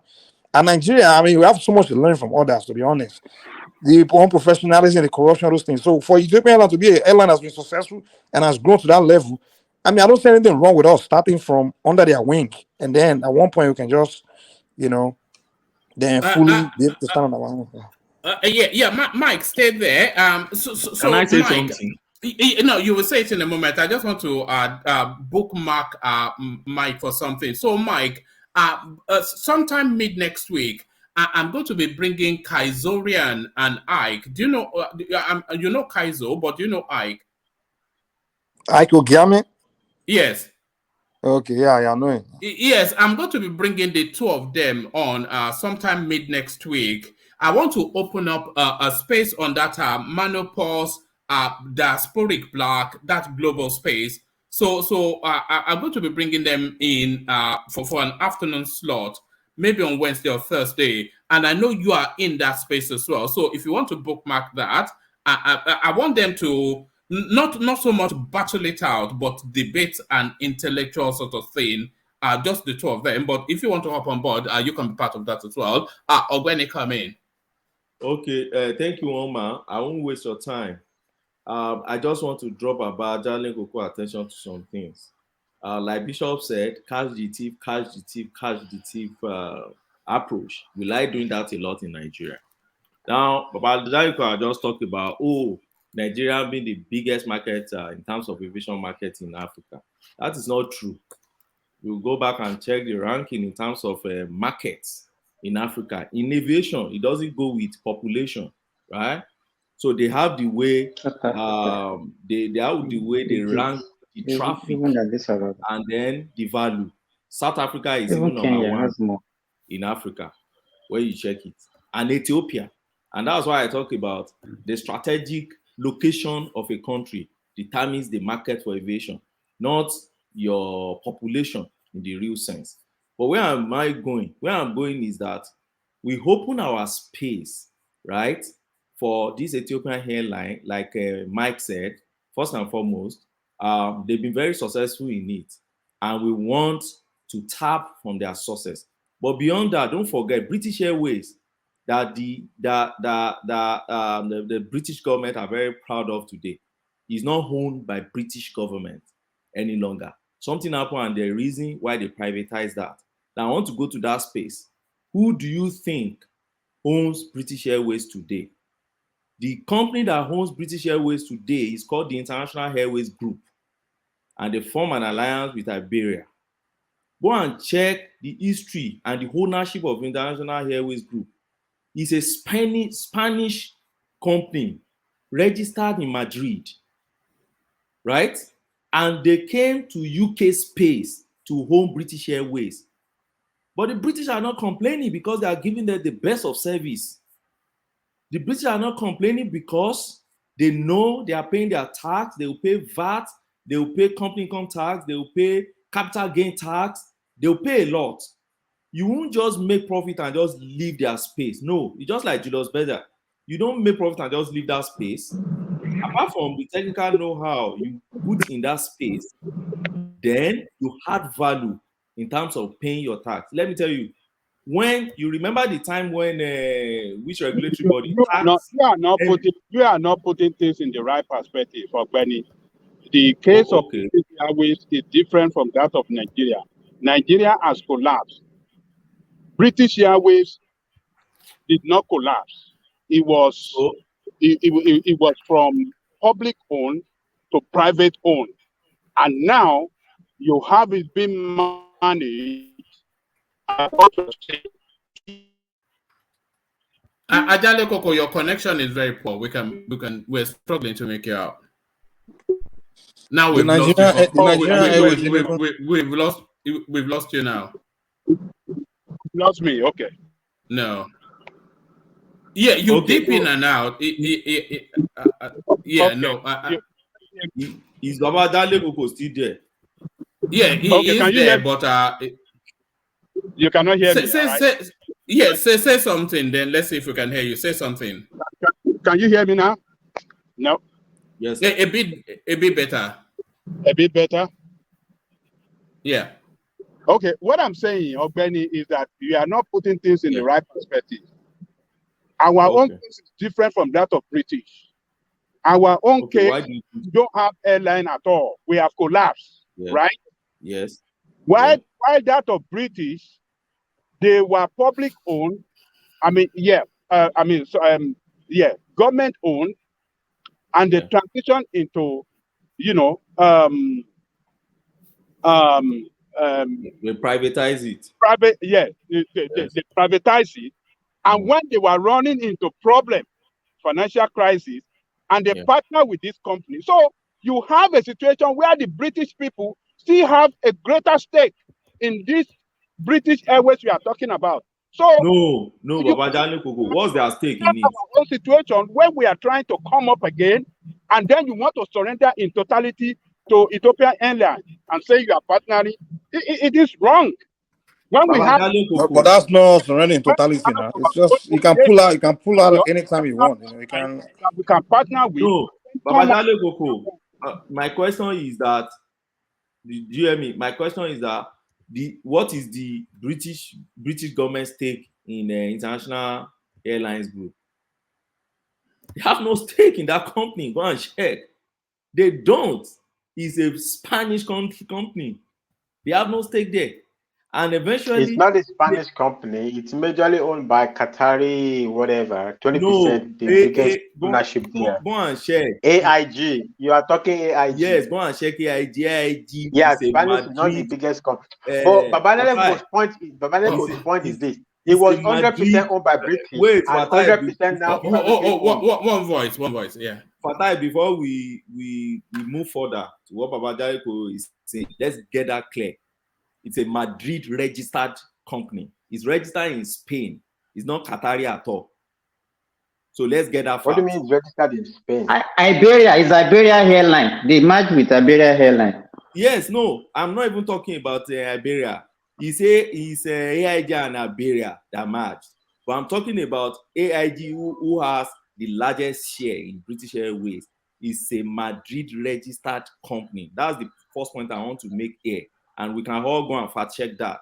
Then the next one I'm making is a consortium now. It's a consortium. It doesn't matter where it's on now, where it's a location of registration. Consortium doesn't just come. Consortium could be most times they are consolidation of different companies and they are registered. Yeah, exactly. Hold on.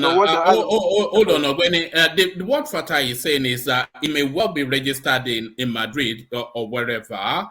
But the composing ownership of that has a Qatari money in it. As a large, 20%. Qatar Airways. See, that's not what matters. When they said a company and they ask you, is it Nigerian company? Is it a British company? It's not a British company. It's a Spanish company. It's registered in Spain. Meaning that if you take your profit off, it's a global company. Whatever profit they make, let me quickly land. Whatever profit you make from here, you take it straight to Spain. That is where it's registered, right? Then whoever wants to take profit from there, they take from that space. So what I'm saying is this: Baba Jale said, why would we allow Ethiopia to come to our space? And I'm saying that it is not strange in that industry. And I gave an instance of British Airways. You won't think that why would British people allow a foreign company to come to their space, to be in charge? But in aviation industry, you want the best, because 1, 2, 3 accidents in that area is catastrophic. So, and you want competitor. So why do you want to monopolize and give Airpeace that is doing fine already, and you want to merge Airpeace to be running Nigerian Air for us? That's the explanation I don't understand. Why do you want to internationalize in Nigerian name? We can internationalize it. If we have Airpeace, if we have Airpeace to have some of their plane flying Nigerian name, is that not better? They will kill it. You think that Airpeace doesn't have the capacity to do it? Private companies in Nigeria. It does not. Airpeace does not have the capacity. They will kill Nigeria because of their own personal business. All right. Let's have a Desi's interjection, and then Ajale Koko round off that space. And I want to bring then Rosie into the conversation. If you don't mind, let me respond to Ajale Koko. One man, I've been talking since you brought Rosie, you brought everything. You didn't allow me to talk. No, I thought we came to you before Ajale Koko. No, it didn't. It didn't come to me. Were you not the one telling us everything about whatever it is you were telling us everything about? All right. Let's have his interjection. It's only really, you know that Rosie breaks up the testosterone in the space, so that's why I'm just trying to get to her quickly. Or estrogen, not testosterone, estrogen. Which one is which one? Testosterone is for men. And I say she breaks it up. She breaks up the testosterone. Okay. So yeah. Des, let's hear from you. You know, Des is a very clever man. So we hear now the truth. Doctor, doctor, are you allowing one man to correct you? You are the medical doctor. Look at that. So when he said you brought testosterone, I thought he said you brought testosterone. That's why I'm saying no. Is this surgery for women? I was trying to reduce break the testosterone. I was trying to reduce the testosterone, and that's what he meant.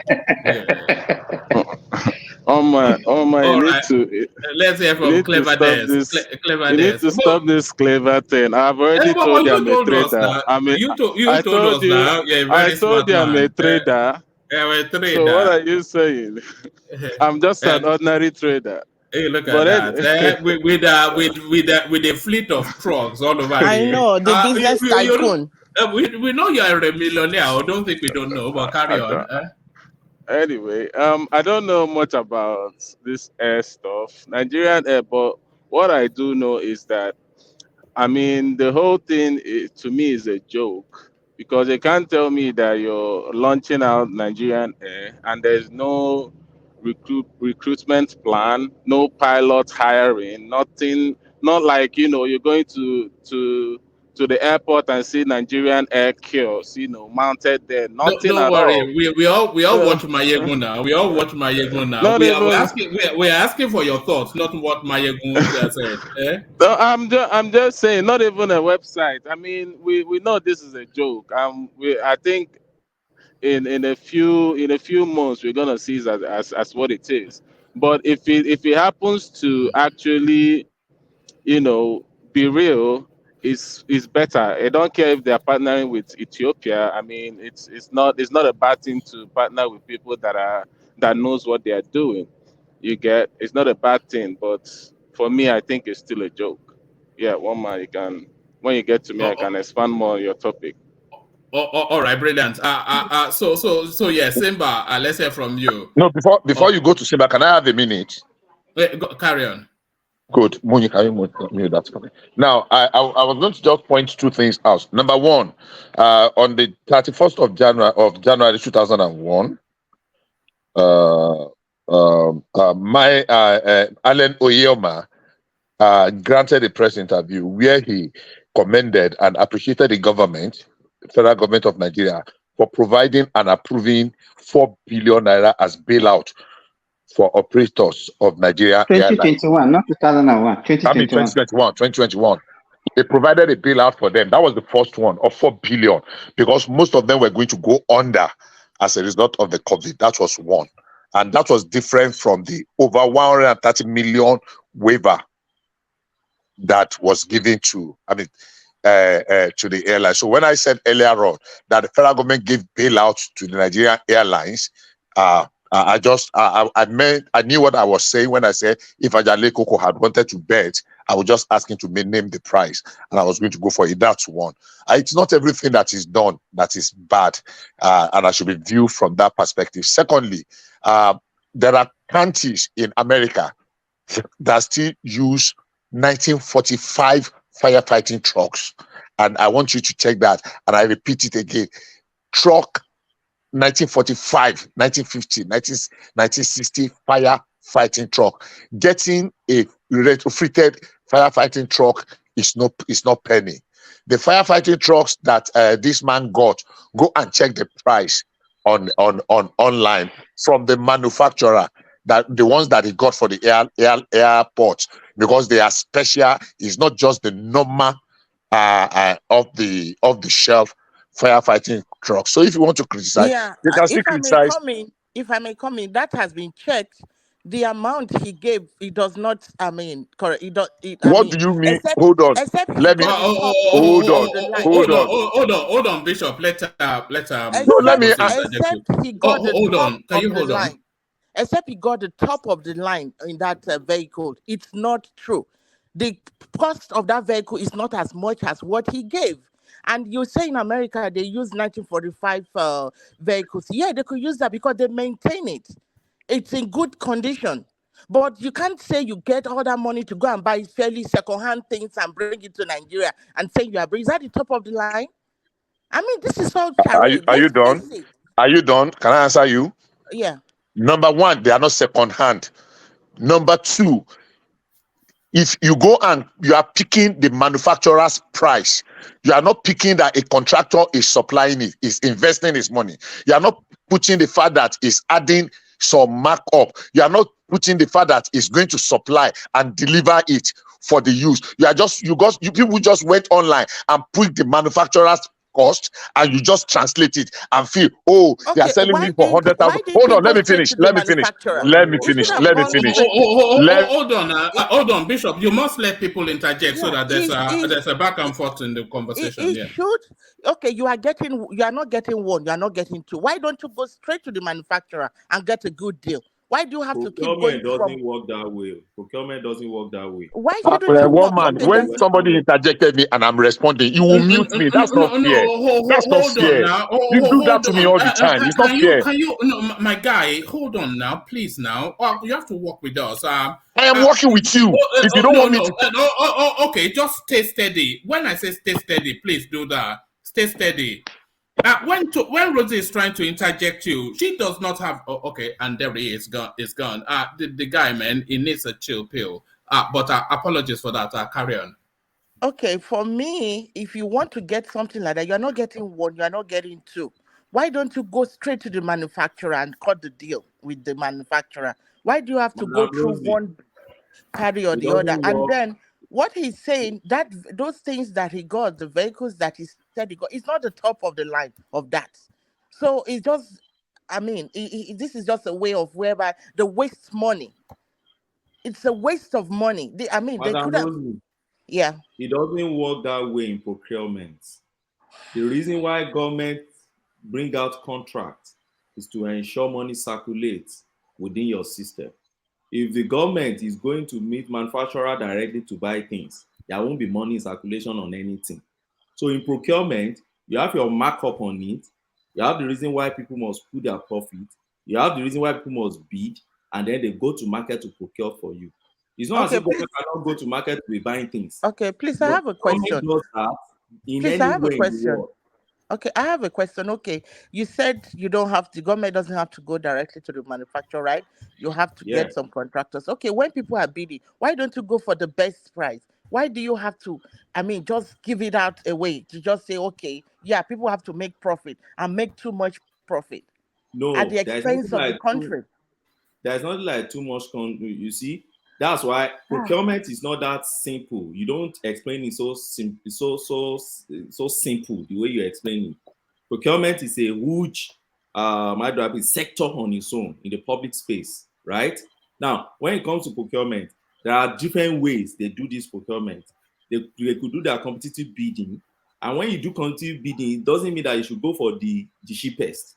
The cheapest you're going for may not be the best. So there are a lot of factors they consider. And there's another one, they don't go competitive. They go for the ones that they know specializes in needs. So are you justifying what he did to be right, to be the best? My point is that if you are not an authority in that area, don't think it's as simple as the way you just look at it and explain it. You just have to be an authority in a particular area before you can do an informed criticism. That's just my point. Yeah, but what I'm saying is that from your point of view, he made the best decision, right? I won't condemn him unless I have an expert in that field to tell me he has procured what is not good for the country. I just think it's just a But when he buys second-hand products at 10 times the amount of brand new ones, how can that be? Yeah, well, actually, these procurement, I mean, if you don't, like Ogbeni said, if I don't see the document, it's kind of weird. But at least from public perception, that money looks a lot of money for the when they brought the. It was in the news that time. I don't even know how the whole thing got resolved, but I don't know. It's not. I'm not an authority to. But it looks like it was a lot of money for what was acquired. For what billions and billions for 3 firefighters. But I don't know, whatever. Not an engineer there. But one more. This It's 419, isn't it? Mama, you said it. Before But you it go looks out like of that place, before you go out of that place, what the Fatai, public was saying. is that Eh? Fatai or Benny? Yeah. Before you go out of that space, can I quickly say something? Okay. Good. When you can remember that. Now, number one. All right, say that. Then we move from there. Yeah, because we Good. spent too much time there. But Number have the one. last No, word, Bishop. it's not long that we get. Number one, we remember, just like yesterday, when planes were dropping us off our airline, of our space, like what do they call this thing?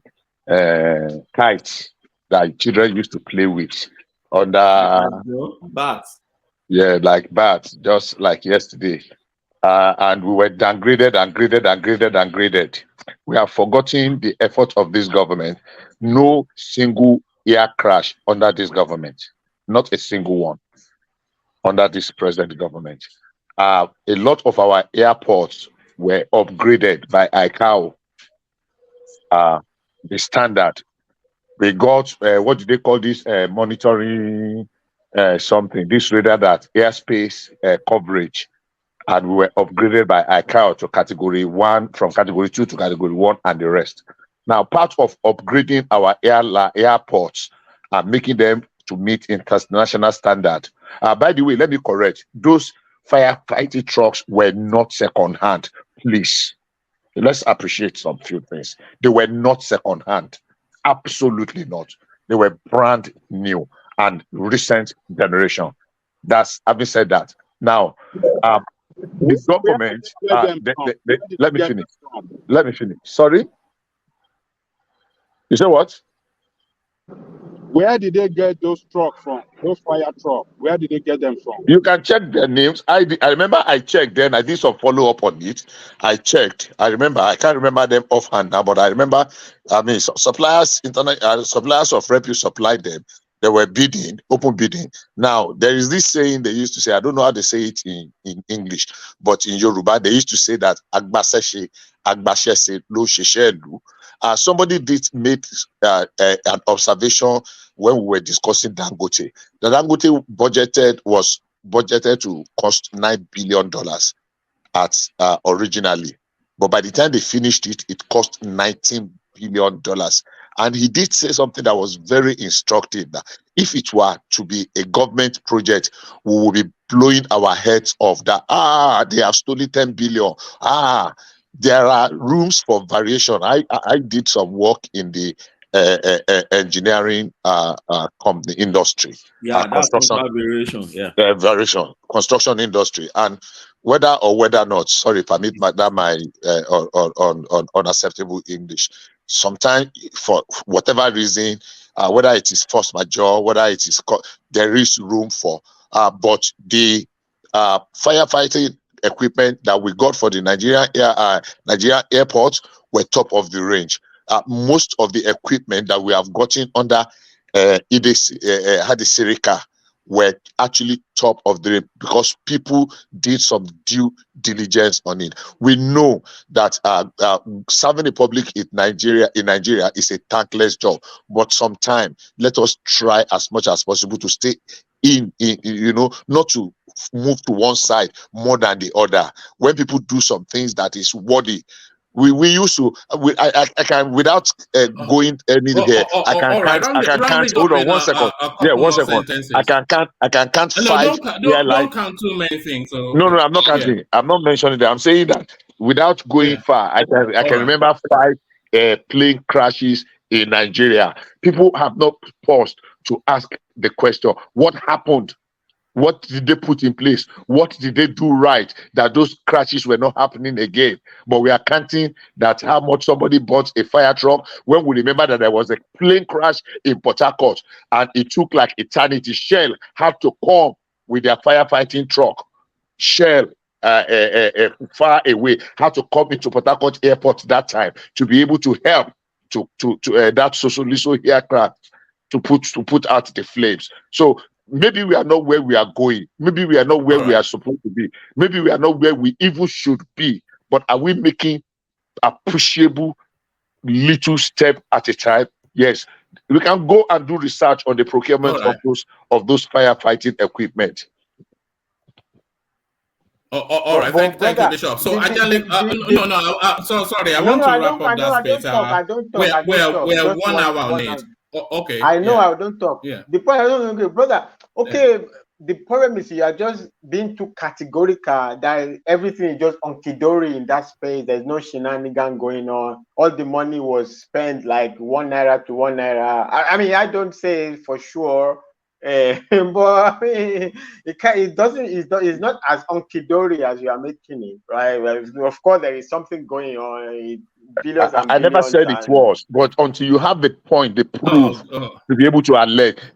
Are you not the lawyer that says that he that allege must prove? Have we left that space? All right. All right. Thank you, Bishop. So we must now leave that space. Ajale Popo, run it up in a very short summary. Yeah. Yes. Let's just move on. Ogweni Fatai, the SAN Fatai, another SAN. To join the ranks. No, I don't Look at that. If you don't know the lawyers we have here, I need to go and commit a crime. No paddy law.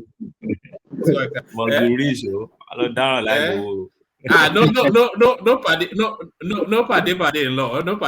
law. No paddy for Jongo. Have your money. No paddy for Jongo. Have your money ready. Look at that. Ajale Koko, yeah, some of that space and then we move on. Oh man, we shouldn't deceive ourselves. This is the corruption of the highest order that we are seeing. Whatever is worth doing at work is worth doing well. On this airline space, no, I think we can't hear you. Oh, can you hear me? Yeah, it'd be better. Is it better now? Yes, slightly, but carry on. Okay. What is worth doing is worth doing well. We have not done well on this. We have not looked at our own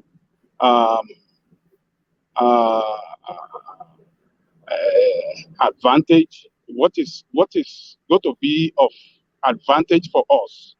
We didn't care for that, but rather we are giving what's supposed to be of benefit and advantage for us to Ethiopian Airline. Ethiopian Airline is the biggest in Africa. We are empowering them to be more bigger. And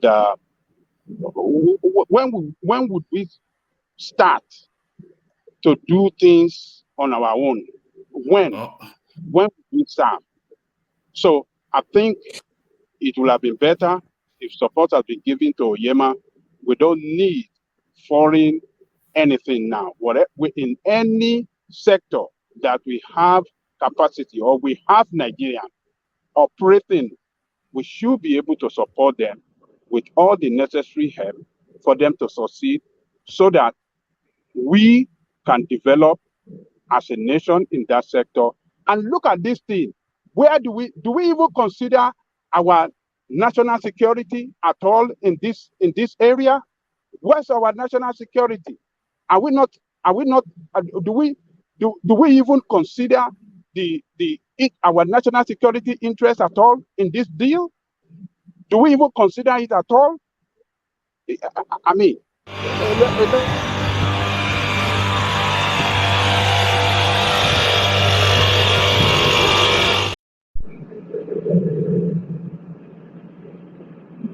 thank you. Sorry about that. I was right. So I think our national security as well should be considered in this kind of deal, because even when you come to United States, you see most airlines that operate in United States locally, and most that are operating, other than other countries that are flying into US and other things, a lot of them are owned by Americans. A lot of airlines are operating here, flying in and out. You can see the Delta airline. You know where they go all around the world, and other American airline and other. Look, these are local airlines, but operating international. How when can we achieve that? When can we support our own local airline to be international airline? What are we doing? Must they just remain just local forever? Can't we support them to be international as well? This is what I stand for. I think we should support our local airline to start growing international. That is the only way out for us, and not partnering or having Ethiopian airline to dominate our market. Thank you, woman. All right, brilliant, Ajale Koko. So thank you, Ajale Koko. So we must now leave that space. We were just too long on that space. But I want to break it off with a couple of amusing little clips, and then the third clip would be the clip that I'm inviting Rosie to respond to. So Rosie, you can respond to this clip or speak to the generality of the conversation. But let me play these clips. And then after this, then hopefully it's there. So Thomas, acknowledge that you are there. Oh no, yeah, not even on the screen. Yeah, so I'll hand over to Thomas, who hopefully will be there. But let me tell you this first. This one now, a friend of yours and mine, a friend of all of us. Here he is. Nigeria, my people, they don't read me. Now me they shout up and down for Tinubu. Anytime I post Tinubu, they go insult me. I see they post time. I sing for Tinubu, they insult me. Now me say, Obi komala, wana wanke, Obi kolobi, Obi is the way. Jasowo ko maja tibo, Aṣíwájú ni go ni dáhìn. Aṣíwájú ni president wa. They insult me as I drop the song online. I see sing, Akwo Tinubu, ẹja ló ní bú. They no post you, baba mi. Mr. Nigeria, Uncle Tinubu. I don't even have a father that you so that no post you that time. Now we fight for you. I'm going to you. I just feel everywhere. I just feel like Baba. And not tell I know. Not Adam or not you. Now me do my own report. You know that.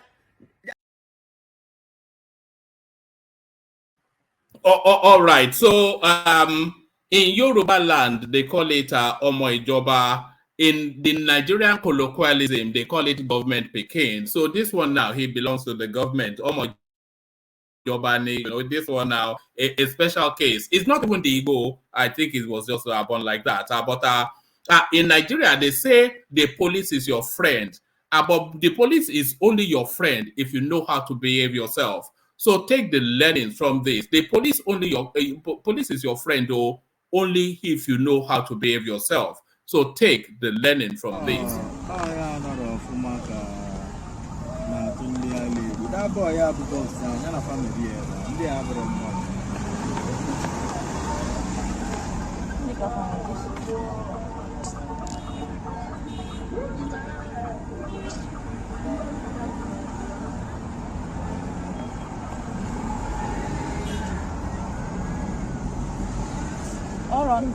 Jụọ m ife ọ na-agụ n'akwụkwọ a kịta. Onye ya mara ọ na-agụ ebe a. Emegide gị ọdọka akwụkwọ. It's unbelievable. They don't even hide it anymore. It's the thing. It's almost like a business transaction. The police is your friend, though, only if you know how. Nigeria. So. Fella sang about this. They say if you wear police uniform, not to they collect money for road. That's one that's soldier go. And we haven't solved that problem till today. And even our airline problem that we have, we didn't solve it. And we can't solve any problem in Nigeria. So how can we grow in any area? So that's just the problem. I mean, I can't believe Fella sang a song about this in the maybe late the early 80s, and we're still dealing with the same problem. He said if you wear police uniform, not to they collect money for road. I mean, it's unfortunate, Nigeria. But the wider question with a lot of people, when Kazorian comes, do the police actually do black people even have the capacity to govern themselves? There is no standout instance. There's no nation that we can point to as an indicator that the black person has the. I had conversations with some white people, not only white, even with Cubans. I hang around with Cubans. I'm into this IFA thing. So I hang around Cubans, Brazilians, those people that are trying to. So they spend time with Yoruba people and they into Africa. And one thing they tell me is that, we think you blacks, it seems like you like to do things backwards and incorrectly. It's like when a black man wants to approach a problem, he wants to approach it more the way it feels it should be approached, not the way it actually should be approached. Maybe the way is right to be approached. So you say one thing you notice is that when they discuss problem with the blacks, Africans, they will see two options: the way it should be done, where the problem will be solved, or the way it feels good to do it, where the problem will still remain. You say often they just pick the way it feels good to do it. So that's why you don't solve your problems. We don't solve problems. And that's what I noticed, even in conversation. It's corner cutting and laziness. It's not the if you lack notice, of capacity. It's just laziness. Yeah. Even when we want to discuss the problems, people want to talk about it the way it feels good. No, actually, what needs to be talked about, like the way to arrive at actual solution. Because and then when somebody comes like, let's be brutally honest about it. Let's just say it, put it on the fact, and you start spilling the facts, speaking to the core of the problem, you have enemies. Some people will just start insulting you because you rubbed them the wrong way. But that has to be said. That's what needs to be said. Because if we are here to spend time discussing the problem, that means it should be for the purpose of solving it, not for the purpose of pleasing each other, protecting feelings, and feeling good. So it's just what it is in Africa. Maybe somebody may have come up with a solution to stopping that, but it just rubs somebody the wrong way. We're not interested in fixing anything. Unfortunately, I don't know if it's a curse, but it's just where we are. All right, brilliant. We'll expand on that when we have Kaiso and IKEA. But Thomas, acknowledge. Thomas, are you there? Thomas, I like Babo. Yes, Daddy. Yes, Daddy. Thank you, Daddy. He's back in the fridge again. Look at this guy, and it's only a tiny little guy. Yes, Daddy. Right, I'm here now. So Rosie, this clip is all right, brilliant. I'm going to hand over to you in a moment so I can shuffle myself. One man. Let me tell you something. Yeah. Your network is not good. Your network is delaying. All right. All the more reason why I should get out quickly then. Yes, we are hearing ourselves very well. We can't hear you very well. Your network is delaying. Yeah. I think one man network. Can you hear me? Thomas, I think one man network is better than yours. What are you saying? Really? We can hear one man. All right. Let me just play this clip, Thomas, so I can ease myself off. I've got Des and Rational Mind still we're waiting to come on. So let me play this clip.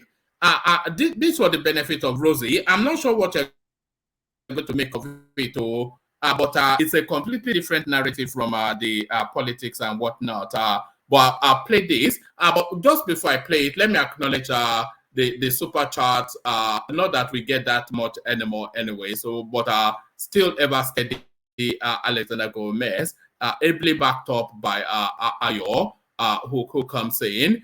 Prince Daddy, a frequent flyer in that space, and Kulata when the mood takes him as it does today. So to all those, and to add on to that, the Buy the Coffee by Ayo, who regularly does that. So let me go to this clip now. So tell me what you make of this, Rosie. It's a bit risque. With your girl, what's your name?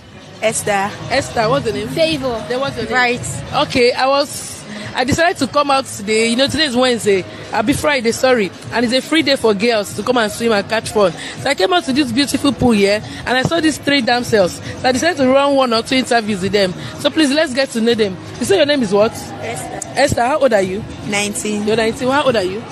17. 17. How old are you? 18. 18. Are you a virgin? No. You are you a virgin? No. No. What's the body count? 8. 8. So you don't know 8 men like this. Then you, what's the body count? 7. 7. Then what about you? 15. Jesus, 15. Can you see this pretty girls? You say you're how old again?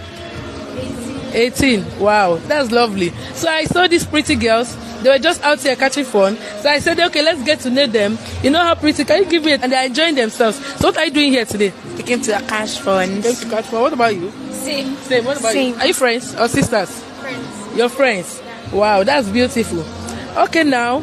So what as it is now, what do you want? Like, I don't know. Like, what do you want? If somebody wants to surprise you now, what can somebody surprise you with? A car. A car. What about phone? Phone. What about phone? Wow, what kind of phone do you have in mind? iPhone. iPhone. What about you? Samsung. Which one?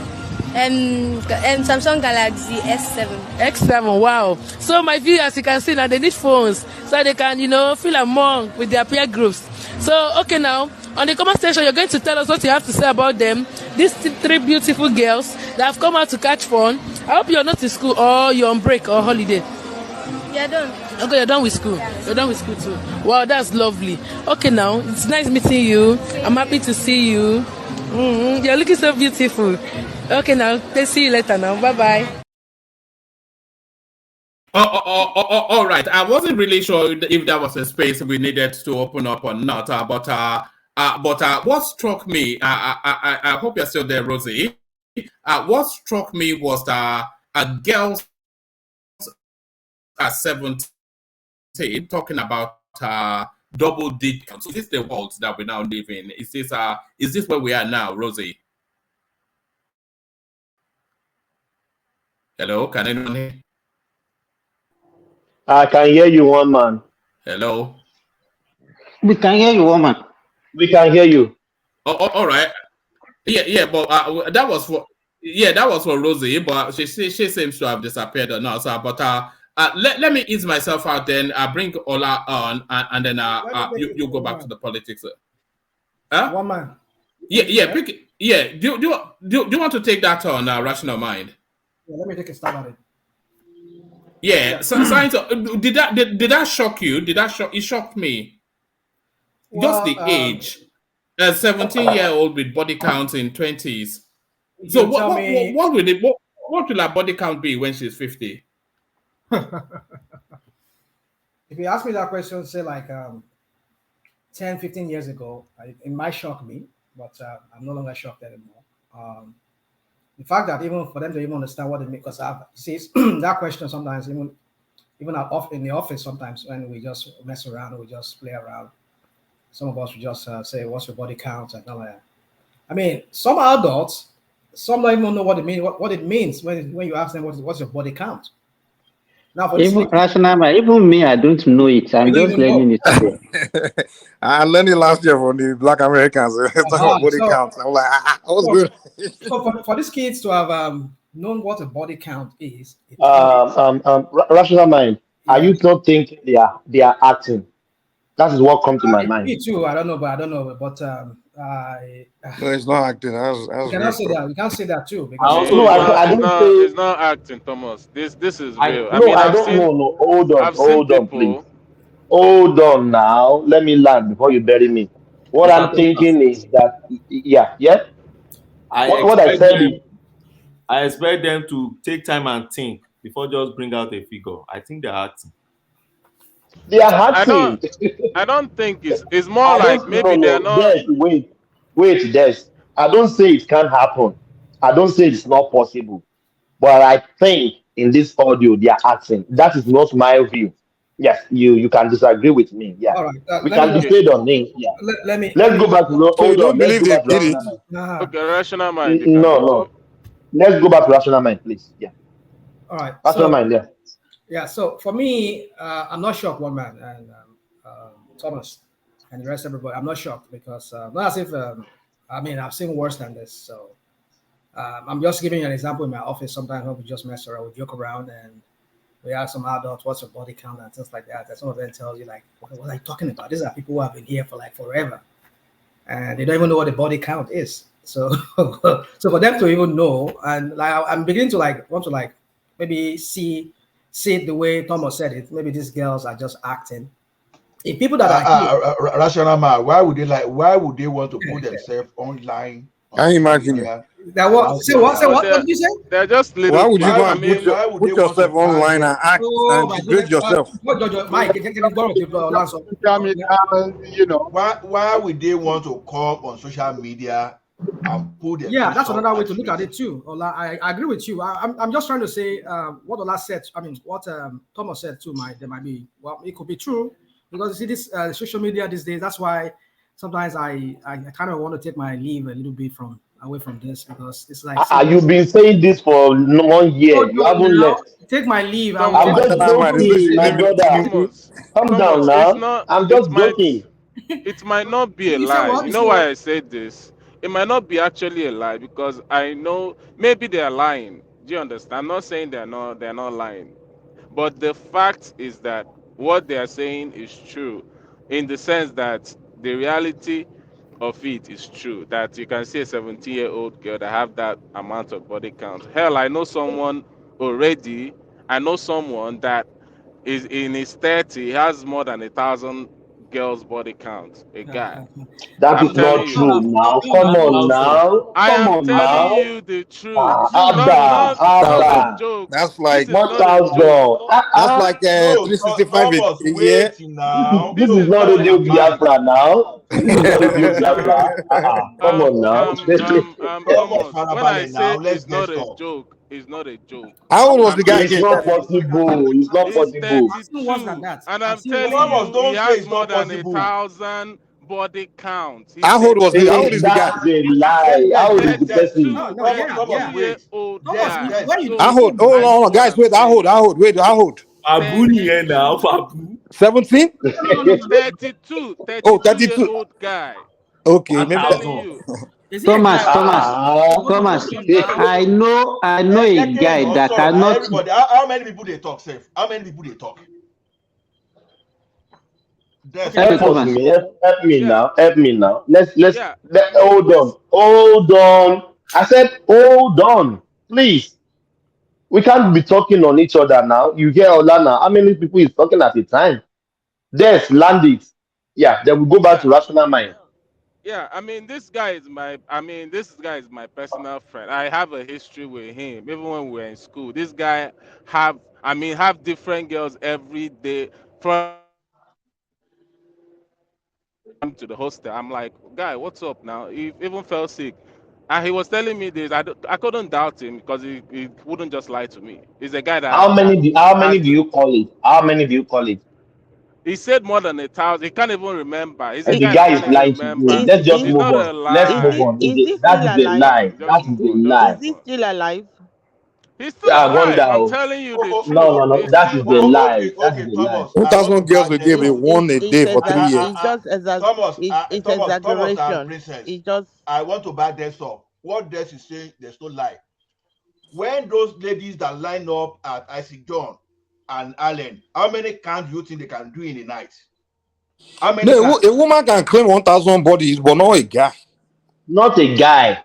Who told you that the guy I'm cannot do sorry. that? Let me say this. No, Those Even are 1,000 on is too my much body now. count now. even on my Those are That's own one girl a original day age. body for count. 3 straight years. One girl a day for 3 See, years. Mike, there was a situation of a In my guy, I think it was around 4 1992. girls in Just a a minute. day. Just a Oh, minute. let's oh, hold that's on, not hold on. Let's hear possible. from Ola. Let's hear So from Ola. that guy, I think it was 1992, a very popular actor. I can't remember. He said, I've had sex with more than 300 and something No, ladies. no, no, Ola, That one is don't let that possible now, person but that not thing. 1,000. Wait now. You are just saying no. Thomas, you are SU. Don't say what are you a tomboy? Don't say what you don't know. You that you go But to that is social media not everything, you possible are talking now, as if you Ola. are. 300 That is is I'm not not a possible. town guy. possible. See, Okay, Thomas, Thomas, you are 1,000 is what do you not consider as possible. being decent? What do you consider Thomas, as you being are decent? not a town guy. Just take it that way. I won't talk more than that. All this mommy or daddy that you are here that you are saying, what are you talking about? There are some guys on this page that are behaving like a slave. Pastor ni Thomas, Don't mind Thomas. evangelist. Wait, Abi. Some guys, it is their culture that in a year, some guys they mark at least 50. Ola, I have a friend. He cannot do without it in a day. I'm telling Every day. you, see Thomas Thomas, you are, see, God bless you as Are you as saying different to girl an a day, extent. or maybe just We can't do it? we There's a difference between saying we can't do live it on without. Some ghetto. people have that money. You don't understand. Some people have money to buy pee every day, different kind of pee every day. Some people have that money. There's Do you understand? 1,000 is a lie. 1,000 Thomas, is a okay, lie. can I you swear. take Don't this? believe If it. you Don't believe it. I have a friend that started right from when we were in JSS1, Mm-hmm. and he So continued like how that. many? I How continue many? That's like saying that 1,000 different up girls. till now. Up till now, he's still doing it, even after wedding. So you can Different count. girls on You can this. count. Well, no, you can count. Now you move from place to places. So what are you talking? Thomas, You have to. Let me The there are person have to. some let me We tell guys. you. Let me tell you. There A are some truck driver in guys. America. Then they A truck carry driver in a America. shovel every day. May I will talk fully so that you hear. At least look at it this way. If those people carry a shovel every day, if they do 100 in a year, so in 10 years they are going to clock 1,000. 1,000. Yes. So what are you talking about? Those people clocking a shovel, they have no other business. They If don't they have to cash carry a every day, shovel. go 100, broke. 100 in a year is even small. 100 in You a year. can't carry a shovel every day You now go in broke. Look at Thomas. 365 days. Every Come day. Look on at Thomas. now. Yeah, Thomas, it's not maybe you are possible talking. When you now. can You go can't and find carry a a shovel woman, every day. Ah, It's not come possible. on now. you Every spend that day. money to go and find one woman, you be fine. Every day, come on. All Mike, these things you you guys are wait. Now, saying are soldier you be easy. now. I, We see if you ever it, live for Ikeja, if you ever live for Ikeja, you will know that all these things you are talking about are small thing. Especially those people that they send their wife to overseas and they go stay for Ikeja. Why don't you You know say what? You know why I don't believe you? Because no, by the time you knock 100, Mike? 10 out of that 100 will be sweeter than the rest of them. So you want to focus on that 10. Mike, You some of us understand? they go, some of us they go club, some you of us That they 10 know, is go club. even We some go people are see, Why not you're very like bros. that. naive? Mike. You're very Some of us naive. they People go are not club, like we go that. tell you You talk for free. naive. Some I of us mean, they go club, we can tell you for free. See all these things we are talking about. You see, I like the type of people we're, and I like the type of discipline you have. Good, I like it. If Nigeria can be like that, but the truth is this: if you don't club, if you don't market, if you are not in If, street, if if you you are not go in all club, those let me things. say, yeah, guarantee say they get open left for you that day. Look at you, I know look at you, I never look see at person you. where they this do guy is four very naive. song, five This guy is song, very you naive. know, It's four apparent song that he's in very a My, naive. my, night with I four don't I girls. don't know why I'm you not guys saying are it's not possible pretending to like yansh all of plenty you are women, Arabian fathers. but Don't that mind him. This is 1,000 I is don't what I don't understand. believe. this 1,000 is I no say, me. Des, Even see if a my guy just is they look telling at me to Des, them, buy make a they talk. thousand, even They if look a at guy you, tell me look Des, two at Des. thousand, bro, I no Hold go on, doubt hold am. on, please. No, Des, hold on. I'm not saying you are lying, but your friend telling you that is lying to you. So just Or take it like that. Ada You're not is He's saying that just lying. now. lying to you. Ada Thomas, is I don't want lying. Thomas. to. I don't want Thomas, to say Moderator, you anything cannot be about saying it. this. Ada You're no, not saying no, Hold on, too much voices. Please now. If Thomas. I talk now, they said you hold on, please. Rosie, please. If I talk now, they will said you are Basha. We can't be talking on each other now. Please now. Please help me now. Thank you. Even the topic is really for you for Rosie. Rosie is back. So I want Yeah. Rosie comment now, please. Without Yeah. interjection, please. For me, either that guy is lying or Rosie, did you see the audio? Did you see the video? yeah, I did. Yeah. My network was messing up before. You see that guy, either he's lying or he might be sick. Sometimes, when too much of everything, some people they eat, some people they drink. So maybe it's a sex maniac. So he might be sick. Because for a woman can, let me say, she can sleep with up to 10 men a day. But does a man have that strength to sleep with up to 10 women a day? No. But Rosalie, can I address you something? Can I quickly address you on something you don't know? Yeah. And then, sorry, before you say something about those girls, you see, the situation in Nigeria is so bad. It's so bad that the poverty is making many girls become Olosho. That's like their source of income. That's the number one employer of girls in Nigeria today. That I'm telling you, look, okay, like the other day I was talking with some of my colleagues at work. They are guys. They live here in America.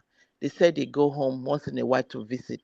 These guys were telling me they are scared of the way girls come at them because they just can't believe it, the aggression. And then, they were showing me some pictures on their phone. I was shocked. that a girl will come on the phone and said, yeah, she's going to be showing some, I mean, some pictures that you you can't believe it. These are Nigerian girls, not white girls. Do You- that They too, will, yeah. they will show you what you want and they will tell you if you are ready. So they said they were scared that Rosie, even those though, are Yabos, yeah, Emeka, they those said even though are they live here in Bola. America, they have not seen girls that wild. You get what? But it's not peculiar to Nigeria But it's also alone. in the Western Can, world can, now. We see them everywhere here in this Nigeria is far gone, man. When it comes to No, no, no, no, no, when it Mike, comes to Africa, Mikey, To where show I don't you. am job. now, You see them everywhere. I have East Africans are the most dominant people here. Okay. No, In Even even fact, if Oyibo, you no. Even in Italy, there are a lot of Edo girls there. These Oyibo madams, here, white girls. they go recruit girls. That's why the Oba, it was so bad that they said the Oba had to lay a course because some mothers were bringing their girls to this madam to go prostitute them over there in Italy. And then these madams, like what these girls say, they will give them, maybe they might give them like 30 condoms a day, and they have to do that. That's how they make their money so they can pay for their if, coming home. we- Ms. Rose, we are just talking about the space we know. It's a worldwide thing. Let me tell you, it's not peculiar to Nigeria. No, I think it's even You worse only in know where Italy. you know. It's I not think worse. No, it's a No, it's not. worldwide thing. Now, prostitution is a global thing, but we are just saying no, Nigeria. but Uh, what we are Let me saying, tell you. Let me what tell we are you. saying, The Kenyan is not. Because we don't want. I don't want to be mentioning country. I have them here. Majority of the ladies that you see here, they are not. They have one, two, three kids, and they don't stay with husband. The rate of divorce, they don't even marry. By the time they got married, they don't. Their men don't take care of their children. 90% of women you see in Kenya, they have children, but they are not with their husband. but Simba, you are in Saudi Arabia now. I'm telling you, don't say Hold Saudi, on. just be Hold on. national, just be say Middle East, so that you don't be Hold on specific. now. Hold on now. Rational I man, no put understand. that guy for trouble. For no, that place, you're talking about Hold Middle on. East. those You are countries. not you're not considering Europe. Okay. You're not considering Europe, Italy, especially. Can I say something? I think I've wanted to address you. What's the name? Precious Princess. In fact, the question I wanted to ask you, because you took over, I could not. There's something I wanted to say. I repeated myself. Anyway, so Simba, but you are. I don't know why you are talking about this. But it's okay.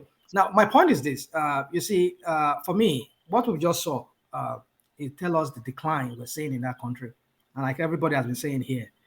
Like Princess was saying that somebody in her office were telling her about what Nigerian girls, how wild Nigerian girls. But look at those kids. Those kids are kids. I mean, they're kids to me. My daughter, my youngest, is older than them. Yeah, So they are kids. 18. Is this 18? I think the youngest was 17. Or is it 17, 17. Yeah. Yeah. Oh my goodness. I mean, yeah. It's like it's even the youngest that had the more body count. Now, yeah. Just Can you imagine. believe that? Yeah. I So 17 think is old now. What are you guys saying? 17 don't old now. It don't mature. What are you Des, talking about? Look, Des, Des, Des, I don't Rosie. want to say this to you. No, Do you have I'm kids? just a minute, just kidding. rational Okay, just I mind. kidding. All bet right. no, Okay. All right. no Rosie, see, kidding. that girl yeah. that you say is 17. You see, some people just thank your star where you grew up. If you ever grew up around Agege, Agbado Jaye, especially in Face Me and Face you see something they happen in those people. Maybe say even all those boys that you see there before you know, the feet don't turn the girl around. Maybe they feet even be like almost 20 in one house. Then go, there's a way they see to can for that can for a girl like that is almost a small thing in Lagos these days. We are not talking of VI girls. Yeah, We are not yeah, talking yeah. of girls that living. When you talk of girls that are living in Agbado Jaye, Yeah. Agege, all those area, man, another thing entirely. You see, what's shocking to me is this, right? Like here in the US, I have a group of friends that have their girls. I'm not boasting. A lot of their girls, they are even out of college. Many of them are still virgins. This is America, a country that's supposed to have wild girls. But you see, a lot of these Nigerian kids, they go to school, they focus in school, they focus in education, they are still virgins. They are 20, 22, 24. Then imagine Nigeria, Africa, a country that we are supposed to be, have more morals, high standards, and then it's like the it's just out of. No. Princess, it's like you are missing this up. Ola, please No, hold on. wait Please hold now. on. It's allowing me now. I said, Let me. please hold on. Please now. Please hold Interjecting the on. person I'm interjecting is not talking. I just I want to add to said, what he's please saying. hold on. What else do you want me to say? Thank you. But Thomas, this Rosie, class captain has this going on. Thomas, Oh my this How God. the your conversation regime. is flow now. This your regime. This is your regime now. Wow. I know you always like class captain. Have conversation flow. Tinubu regime. You guys just do your thing. Just do your thing. No problem. Yeah. No, we understand. When it's getting rowdy, you can do that. But if they are talking, if it's not really a problem, it's not like all four people were talking at the same time. I just want to interject. Just But let do you know what I want to say? yeah, if you want to say something, say. But you don't need to be saying, hold on. Just say your own thing. Thomas is a moderator now. You should know that. Thomas, we're only just giving you a tough time. No man, we like you, we love you. So. Rational my day here. Thomas, nothing to you. So, yeah. So Thomas, go on, please. Sorry, go on. Thomas, please go on. I'm a Just deputy. go on with your thing. Go on. Okay. Princess, what I'm saying is this. When I made example, look at me clearly. I was mentioning Agege, Moshalashi Alaja, Agbado Jaye. Look at those areas. You have something in common there. Poverty. Wait, now What about Forget about my accent. I grew up in Lagos. What about Don't let my accent deceive you. Are you forgetting Ajebule? Now, Ajebule, you see one thing common in those poverty. All those veggies you are talking about, you can still get those people in Lekki, VGC, and all those Omomami area. Granted. Okay, but where poverty is reigning, because when you talk of America, all those, you can't compare the poverty level. In all those Agbadoja area, all those mama, they even know that the 12-year-old, 13-year-old is dating someone just for them to collect money. That's all they're after. So this thing we are saying, I know that if you never live, if you didn't live in all those areas, if you are not really a Lagos boy, that you are on the street, you are on the street, you will not know. But for those that are on the street, you will know what they happen. When we say you go see Baba of 40, would they date a child of 14 years just because of the small shade they will go and collect and give Mama for them to even feed. So to me, we can't compare America. You understand? We can't compare Canada. Correct. We can't compare United Kingdom. You are very correct. I think like here overseas, most of the time girls don't date men because of money or because of what they want. At least most of them. But whereas because they're not exposed to poverty.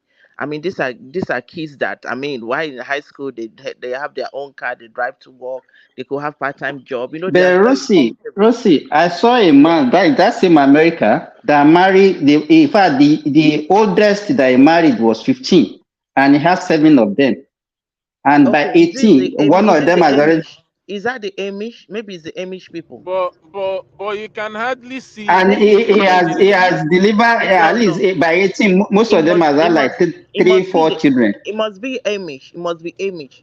Those people, they are allowed to. In fact, when they were asking him that that is against the U.S. law for him to marry more than one wife, he said he didn't register them. So no, like it's just a relationship. The Amish, you can marry as many wives. Yeah.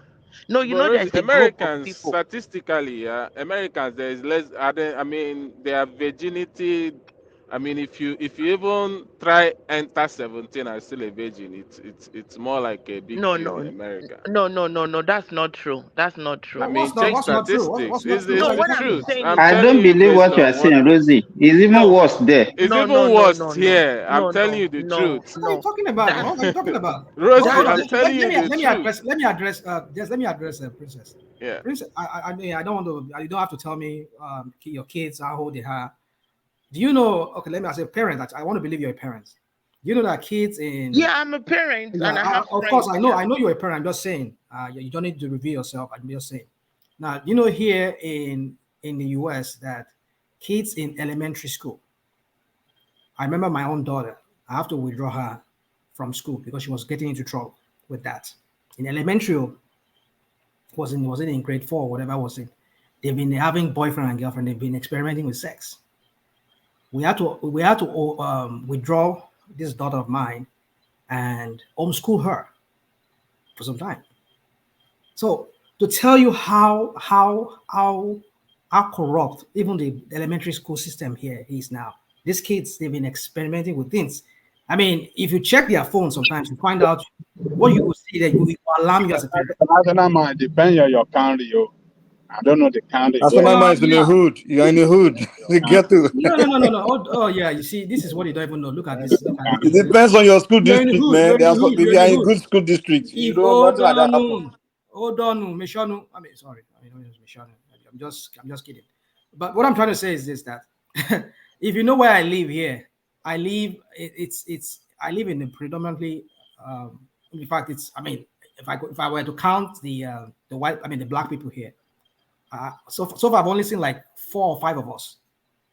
The large portion here are just white neighborhood, and the very posh. One of the posh area I live here in my area here. So and the elementary school we have here is the carried is the LGBT Wala for it like Gala. We know that one. So you can imagine how that would be an issue. Why that should not be an issue.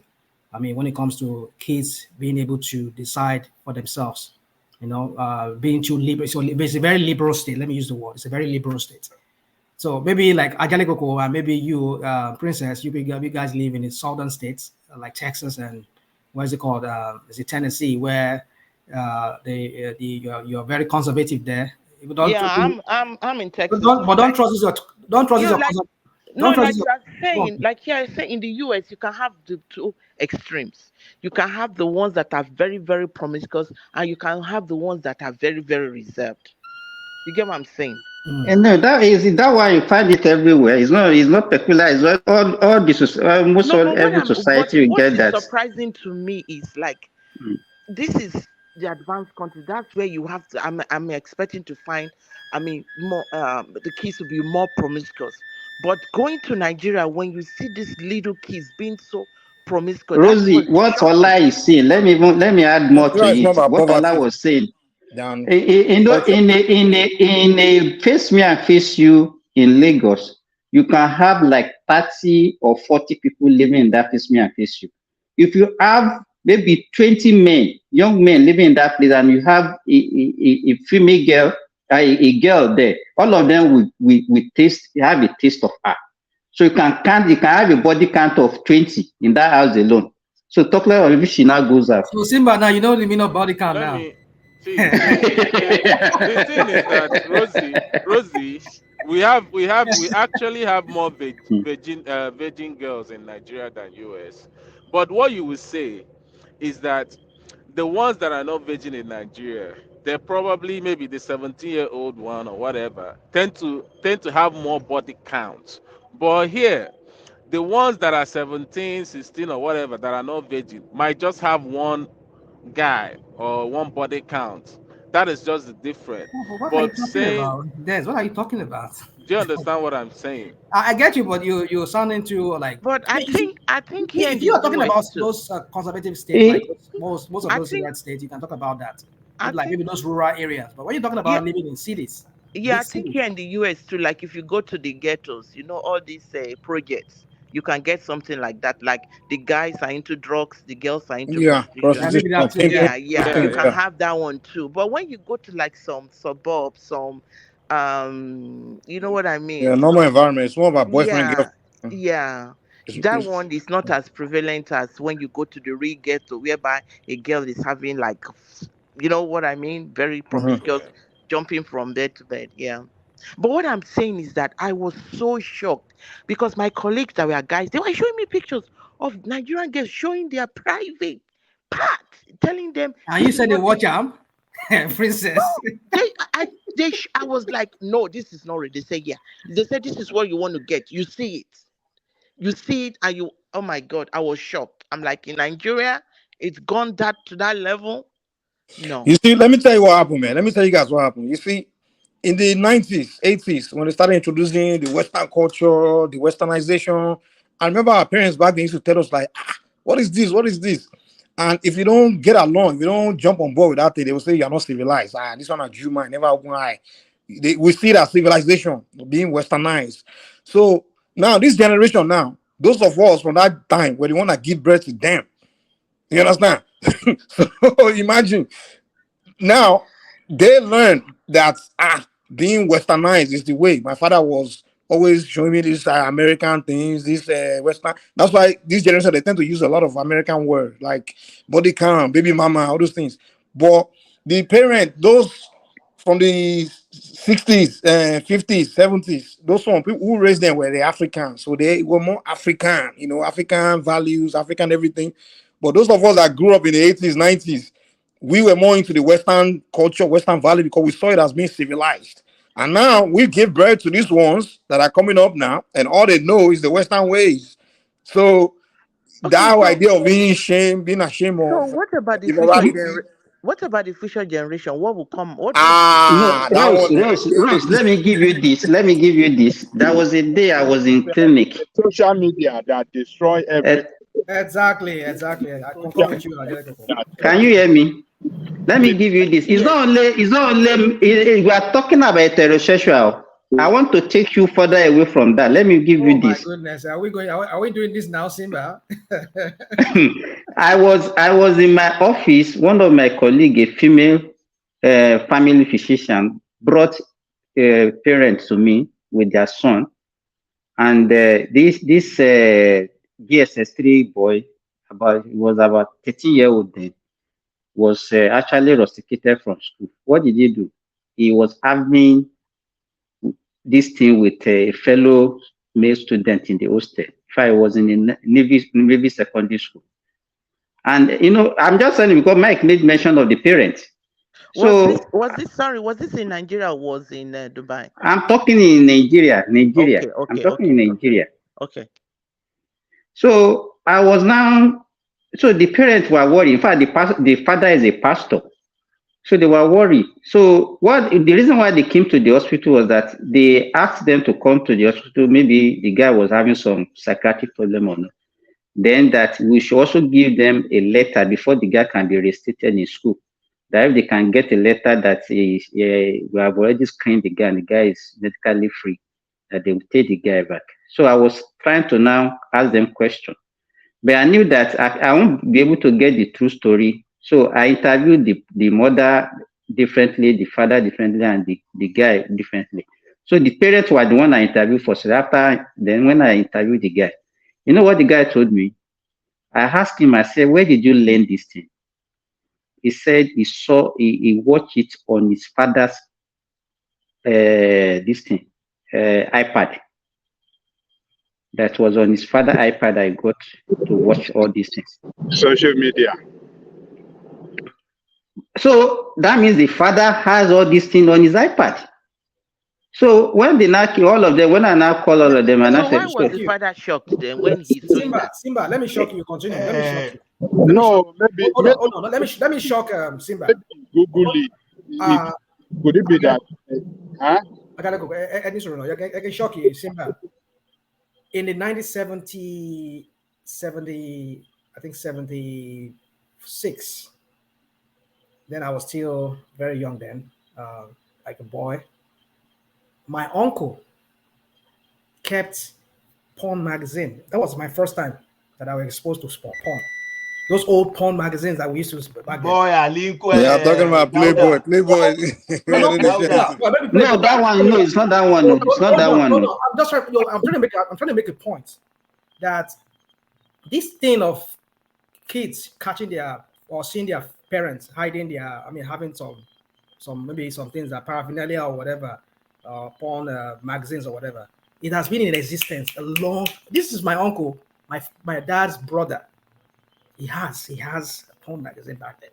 That's to tell you, not just to tell you how parents or guardians or whatever they've all been. That was 1976. I'm telling you. So what I'm trying to say is that you see, it's I don't know if people listen to what happened, hear what happened that high school in this secondary school college in Lekki that became a social media issue that they said. Yes, now. Yes. I just want to point out, just to correct this what's his name, Mike, when he was saying to me that maybe my own kids goes to ghetto school. No, it's not. It's an epidemic. This thing you were talking about is an epidemic. Social media is one of the reasons that because these kids in school and already some of them have phones. Rational mind. When I confronted the father, let me even tell you. When I confronted the father in the presence of the mother, the father could not even say anything. Was looking just dumb. The guy is not as if the guy Google it. He has his download filled full on the Simba, subject. but Simba, you shouldn't Believe me. expose the man in front of the wife now. Are you trying to break that home? Which home? Which home are you talking about? You said you interviewed we are getting you are questioning the Because father in front of so the issue is a collective thing, is a parenting. So the two of them have to solve the problem. In fact, after like 2 or 3 years, I mean like 4 or 5 years later, the man called me that the guy has finished secondary school and he was thanking me. Because it's only the woman that can speak the truth to the man. If I hide it, the guy will continue. And even when after that, when I got to the ward round, I was discussing with my junior doctors, and all of them were laughing at me as if I was saying something strange. All of them were saying, secondary school is very common in federal government colleges. So what are we talking about? Simba, let me tell you guys something, man. You guys can see and be talking about because we didn't hide this thing from the Peking. We didn't hide that one. Forget it. What it comes down to, everything will come down to is the value and the standard that the family sets for themselves. If you as parents, right, you set the standard for your children, at least you know, this is the standard for family here. This is how you can impress me. This is how you can disappoint your family. Remember the son of who you are. Behave this way, do it. Your children, if they honor you, they respect you, they will try to live up to that standard. That's just what it is. But if you're a family where you don't set any standard, Mike, it's not as simple as you are painting it. The influence, children these days they spend more time outside home more than that's home. what I'm saying. But once so it's very exactly. I get it. Exactly. It's gonna be there. They're gonna go out there and see things and things. But once they remember that, okay, especially I love my mom. If you put them. One thing, listen. Let me tell you something, man. One mistake many parents make is this: they don't develop this bond with their children. Where your children are so in love with you. You understand? They don't do it. All they do is just be this bullying parent, and they're just parents. They don't have this bond. But wait. Let me tell you something. If you they need and they don't really spend time with they don't kids. Exactly they provide, but they don't spend time with the children and get close to them, build this friendship. Not just you have to be so build that bond with them to the point where they love you. Understand that time has changed now, my friend. It doesn't matter what time. I live in this time. I'm raising kids. And I'm telling you what I'm telling you. I know. Listen. When you build, God, let me land now. Let me land. When you spend time with your children and you build this bond with them, where they always see you as their mentor. You understand? Not only parent, they see you as that mentor. They always talk to me. They always teach me everything about life. And he's expecting this much of me. And I love him and her so much. These children will do everything to try and live to your standard because out of that love they have for you. Yeah. But if you are this parent that you don't build bond with them, you are just doing this. If you do this, if I catch you. If you do this, if I catch you. If you do this, if I catch you. They don't care. They want to live their life. They don't see they're not obligated. Mike, can you see it this way? Can you see it this way? Like for instance, like girls these days by 6 months. Can I say something? Like continue. For instance, it's good to develop good relationship with your children. You understand? Like men should be role models for the sons, and women role model for the girls.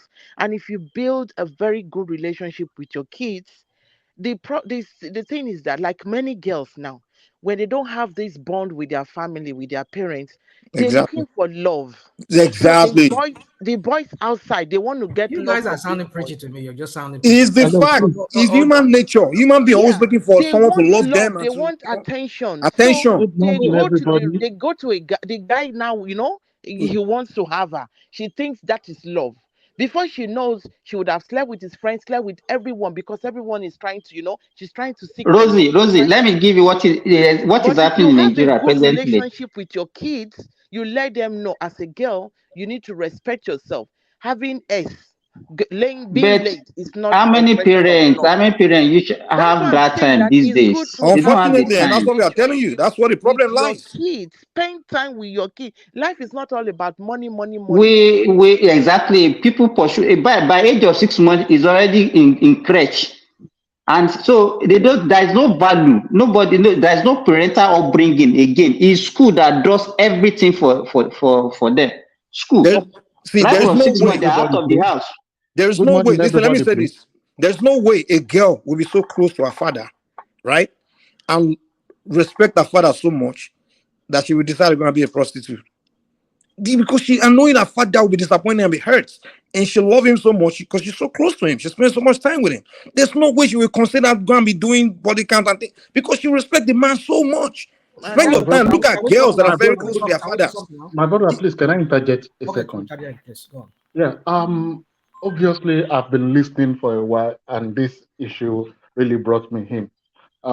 With due respect, I can say most of the people on this panel, they've stayed abroad for too long.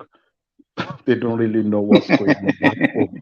Like, the average Lagos guy that is earning 200,000 naira a month can afford 2 new girls per week.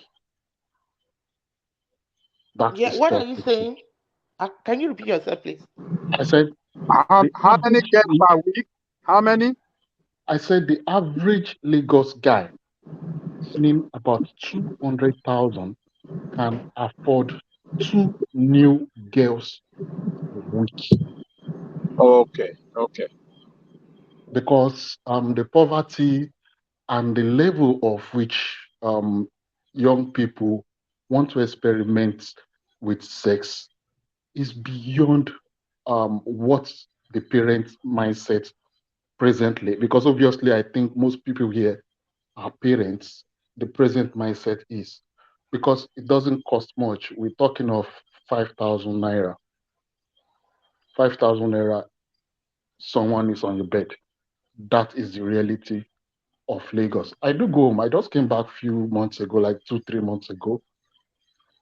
It's almost like everybody is like, want to touch me, like, hey, brother, what's up? I'm like, hey. I have to wear my ring almost every time. So if you do that straightforward calculation, that is not That a your ring doesn't womanizer. protect you. Doesn't protect you. It's even an advert, my brother. If you do that rough calculation to someone that has, like a core womanizer and he has some fund at his disposal, so he can get at least 12 girls in a month.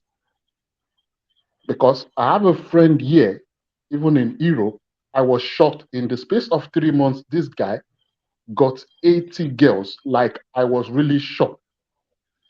This I know of. So if you look at the Nigeria mathematics of about 10 to 12 a month, meaning you can get 100 in a year, and in a 10-year span of your adulthood, maybe between, let's even say, age 20 to Even 30. even even that 1,000 is underestimate from this. For Some people some have more people, than it's a that. way of life, it's a life goal. It's a life goal. Do So they still educate people about HIV and all this thing in Nigeria? I mean, they stop. Uh, Because when we were growing up, they used to scare us with that advertisement too, in the I 90s. think the situation is sometimes ago, around last year when I was in Nigeria, around early 2022, it was predominant around Lekki. There was like serious alarm, like, hey, what's going on here? Yeah, you are very correct. Because You are I don't very. know Even anyone that will last be What was year, conscious of. predominant? Hold on, Mike. I think in absence of HIV. HIV was predominant. Was Is still that what you meant? mentioning fully. Yeah. It was really rampant around Lekki. There Because you was need to even understand that Lekki area. Let me say something to you because I used to okay, let me not reveal much. I used to work with some of these oil companies, not directly with them. I was a contract with some of them. Some of their kids, some of those expatriates. I do take care of their kids. I take their kids in what languages and all of that. So that's a contract I have with one of these oil companies. So anyway, so the point is that some of those expatriates, some of them, they are friends who come who are single men who came to Nigeria without their girlfriends or their wives. They are very, very highly. I mean, I can't tell you what my eyes have seen. So anyway, so my point is that in that Eleki axis there is this wave of prostitution going on there. In fact, in a different level.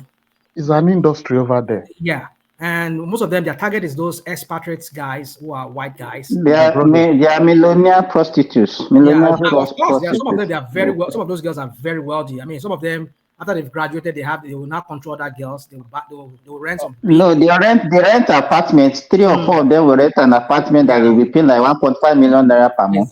Even more than that. Even more than that. Yes. Some of them even pay in dollars.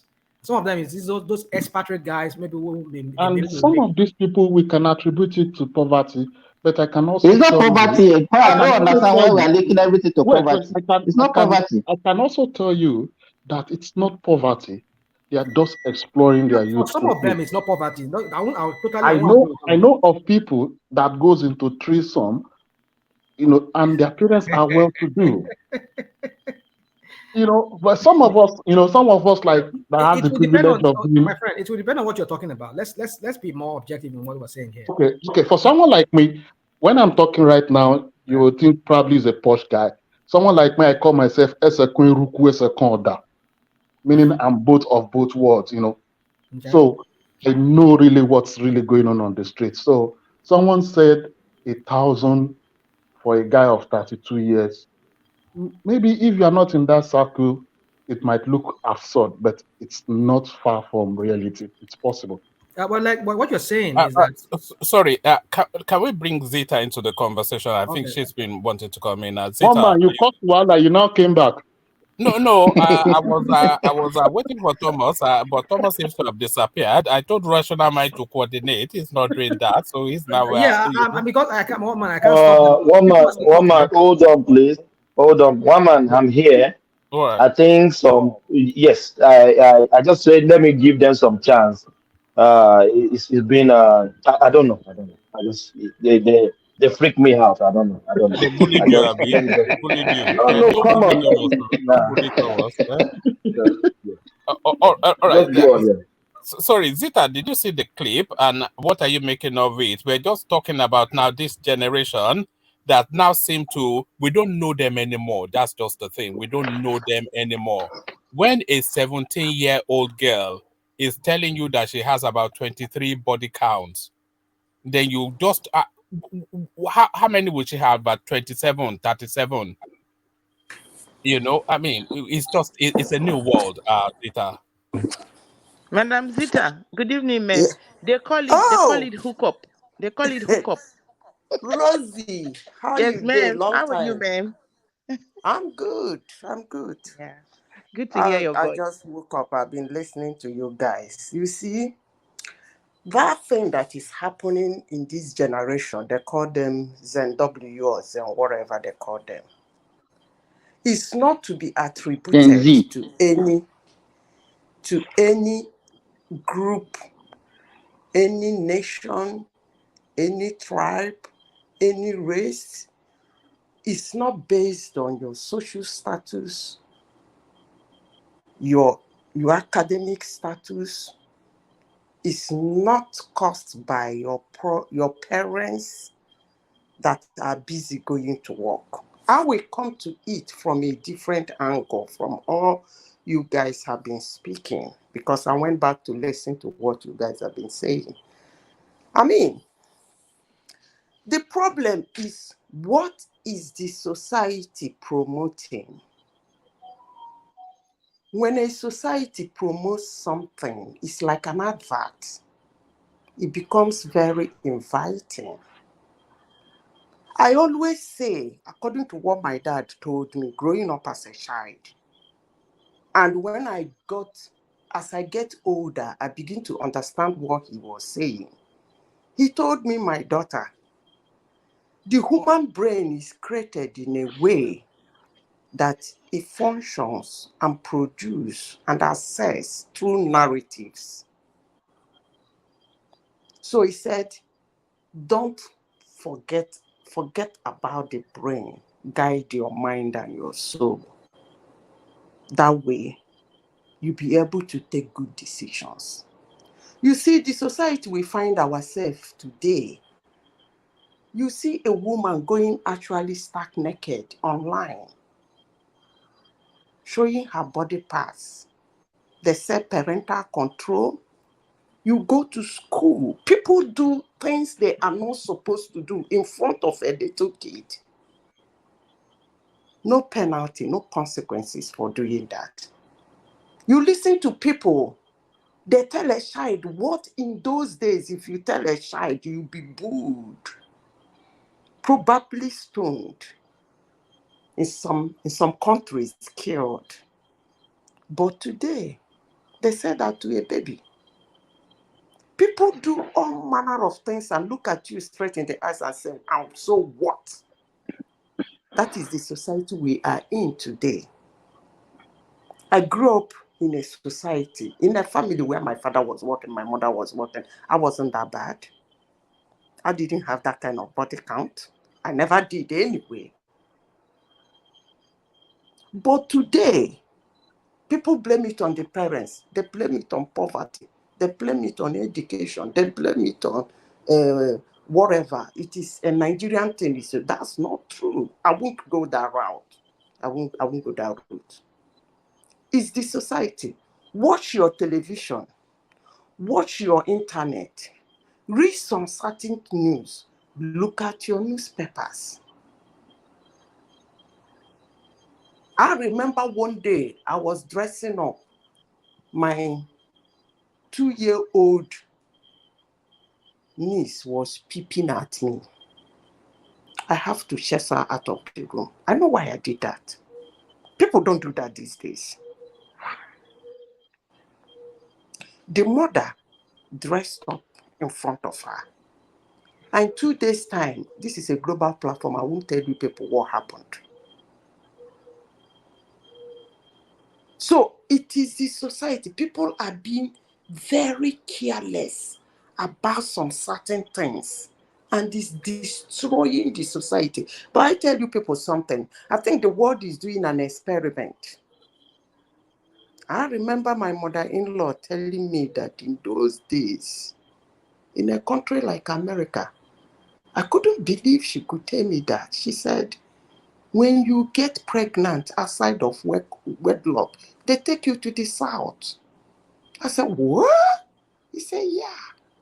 I said, so it's a sacrilege? He said, of course. But today, what's the government saying? Get pregnant as many children as you can. Make sure the man is not in the house. We take care of you and the baby. Pay you good money. Give you money to buy eyelashes, nails, hair, and all whatnots. That is the society we find ourselves today. You have more benefit you get outside wedlock. Ajale Koko, what did you say? Is there more benefit, or what did you say?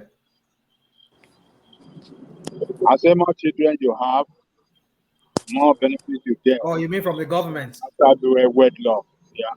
Oh, okay. So that's the society.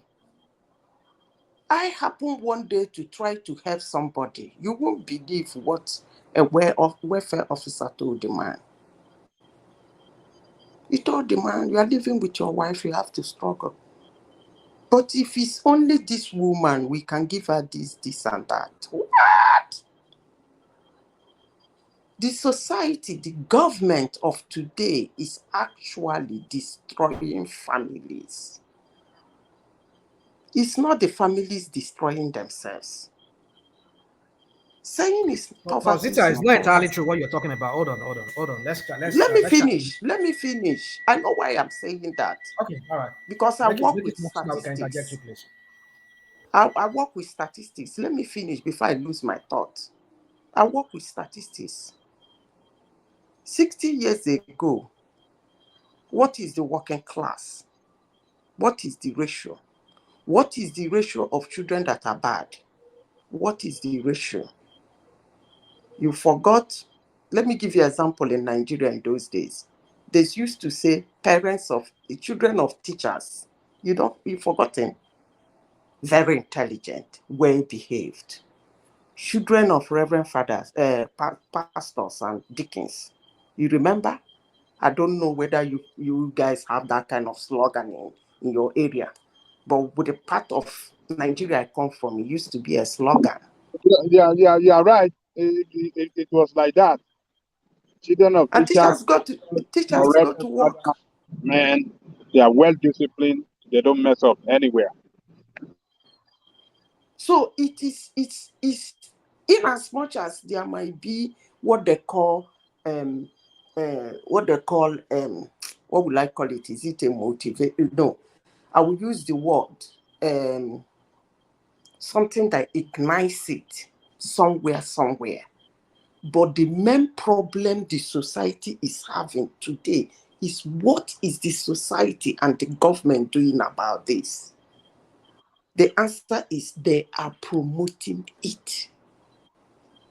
Today, a girl will get pregnant anywhere in the world, out of wedlock, she's moving in the street. She's happy, she's petted. Take it down the memory line years ago. She tried it, the parents will lock her up inside the house till she give birth. She won't go out.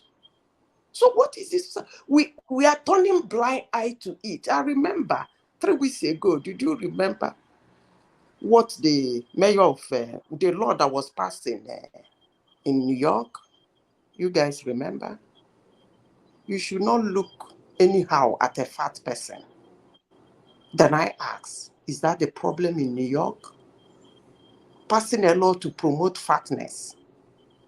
Is that not ridiculous? But some people, it's not ridiculous to them. I'm talking about what is the society pushing. When you push something, the government pushes something, it becomes an advertisement. And it will be inviting. People want to experiment. It's not like bringing a product in bringing a product in the market.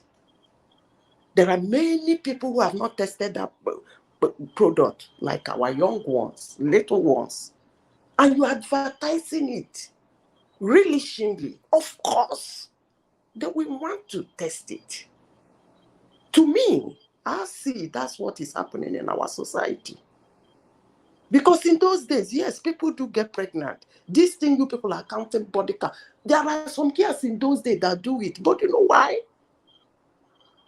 It's a shame and it's a sacrilege. They do it in secret. That means they know it is bad. Maybe they're doing it because of their body system, because they're poor, because their parents are not around, because somebody is inciting them, because they have a bad uncle or a bad friend somewhere. But today, they do it in public. I will not sit down here and be telling you all manner of experiences I have had walking down the streets of both Nigeria and in the Western world. They say, and so what? AI, can we, because you said you have the statistics and all of that, I'm beginning to wonder the statistics you said you have. Yeah, my question is this, because you're streamlining it to the government. This thing is an epidemic of some sort. There's a host of issues that are connected to this whole thing. Yes, I agree that the government shares part of the blame, but from your statistics, don't you see that there is also a decline in morality? And now these days we talk about morality. Now people talk about it's being subjective. What is moral to you? It's no longer what is moral to some other people. You know, it used to be a time whereby we say marriage is between a man and a woman, and now the definition now is being extended, not to mean just man and woman. Now it could be woman and woman, man and man, and it could be whatever. So now, but rational mind. hold on. My question to you is this, and I want you to address that question. Don't go to just go straight to the question. Now, from your statistics, your statistics pointing at those girls we just saw, those kids that we just saw in that video? Is a statistics saying that the government is the reason why they had that high body count at the age of 17, 18, 19? Is that what you're saying to us? Or is there a host of problem here attached to this whole thing, not just government? It could be parental, it could be maybe poverty, it could be some other thing, it could be maybe become some of that hypersexual because of, like you said, your dad said something to you, which I agree with your dad, that the brain, there's a way the brain function. I don't know if you heard about you've heard about this, what do you call it, dopamine. Recently, it's been tested that dopamine is that rush, that's just like an adrenaline rush, whereby if you start experimenting with something, even if you do something too much, that dopamine triggers in your brain, and if you stop it, you start having problem. But then the only way you can go back. Adrenaline. No, not adrenaline. I'm talking about dopamine. It's what they call dopamine. Adrenaline is different from dopamine. So dopamine is some kind of how do I call it? I don't know what is biological word. Adrenaline is the one that gives you energy, like fight or flight. The Yeah, one that yeah, but empowers dopamine you. is Yeah, but dopamine dopamine. has to do with in the No, brain, adrenaline like is different. I'm just trying to compare it to adrenaline. What do you refer to adrenaline? Is this kind of adrenaline is like when you have like there is danger, you have that extra energy to escape. Yeah, but there's a what they call it in biology. Dopamine is responsible for addiction. It's a what? Dopamine. Dopamine is responsible for Addiction. addiction. That's what I'm saying. So Yeah. that's the connection I'm trying to. But I'm just trying to compare it to adrenaline. That Okay, is, okay. yeah. But then what I'm saying, dopamine is it makes you addicted. So when you start experimenting with something, it could be drugs, it could be anything, it could be sex, whatever. When you could become so attached, like your dad was saying to you, um, uh, AI, that if you start that thing, if you ignite that fire, it becomes something you cannot stop because of that dopamine. It don't burn into your brain, I mean to that person's brain, and it would crave, you could make the crave more and more. So that could be that could be another angle to it. And it could be poverty, it could be the government, but you're making it look like as if it's just the government. So your statistic or whatever you said you have, is he saying it's only just the government? That's the question. But you've answered the question now. The question you asked me, you answered the question. You mentioned society, No, and I mentioned you society. said government is responsible. That's all I've heard from what you just said. No, you didn't listen to me. Go back and listen to what I said. I said, what the society She is mentioned a lot of promoting. things. She mentioned a lot of things. When I talk with MAP, I talk with MAP, and I listen to people with MAP. Even before you start asking me that question, I've already know where the angle you were. That was why I wanted to reply to you before you told me to wait. I've answered your question. I mentioned the society here. I mentioned promotion, advertisement. I mentioned what people do in the internet. Then I mentioned the narrative, the way the brain functions with a narrative. You are showing people. I even said, talk about my little niece. I said, when you show them that thing, their brain, when the narrative gets into their brain, that's what the brain begin to take decision based on that. That's why I told you about my father said, guide your soul and mind. But forget the brain. It definitely is going to go on that narrative. But you have to guide your soul and mind. That's where your power will come from to defeat that brain. Most people don't have parents, don't get to know that at a very tender age. I mentioned all the questions you are asking me. I said all of that. You I see, And think then if you and one then thing about this Madam thing is Madam let Zita, me when you finish. said like in those days that your dad worked, your mom worked, and you still came out very good. Yeah, I mean both parents can work, but the thing is, how much time do they spend with the children? How much Okay, time do they dedicate to these the children? question you would have asked is, the question you would have asked me is, how many of that do I see? Because what you don't know, you don't know. That's the question. What you don't know, you don't know. How many of you are those talking things about do I exposure. You're talking about, you're living in a different era whereby we don't have all these That is gadgets that what we have today. we are still saying the same thing I'm saying. Okay. I say society. I say Now, society. We are still listen, saying the same thing. AI. Sorry. Did you listen to those girls? Those girls. I was just giving an example here. Even somebody here who happens to be a doctor who is here. I don't want to mention his name. He knows himself. When we even say body count, doesn't know what the meaning of body count is. Even here in America, I have friends at office. We're just joking, and then we just say body count. Somebody was like, "What do you mean by the body count?" Like, you mean the dead people I've killed or whatever? No, no, that's not what it is. So If those kids at that age could be knowing what is called body count, how did they learn That it? is And the of course, exposure now. What yeah, you don't know, hold on, you hold on. don't The know. exposure I here, just said it here. I want us to understand what the exposure here is, where the problem must have come from. Is that, of course, they wouldn't have learned that in school. No teacher would teach them body count. I'm sure no teacher would teach them that. They must have had access to internet, maybe watch YouTube, watch all this crap, and hear that word being used online, body count. Maybe they go check it and look at what it will look it up online and find out that, oh, this is what it means. Because if that girl could be, that young woman could be asking them that question, asking those kids those kind of questions, body count, and they don't even ask her, what do you mean by body count? No, they went straight to the answer. It tells you that these kids are wow. Yeah, and then to In tell you fact, the truth, rational mind, rational what you mind, are saying rational now mind, to tell you the truth, made me believe that this thing is not acted. yeah, Because no, you cannot expose you can't be teaching them to act such a thing if they are not actually used to it. It's just like you are yeah, abusing them. yeah, rational mind, to tell you the truth. I mean, I'm an adult. I've lived in the US for over 20, going to 30 years now. Today is the first time I'm coming to know about this body count business. I'm telling you, I might be naive, but that shows you, you know, I mean, my level of exposure. Because it was from the talk I now realized, okay, body count meant the number of people they had bedded. You know what I mean? So sometimes, even though we Rose, have internet, we have all these things, our kids are not exposed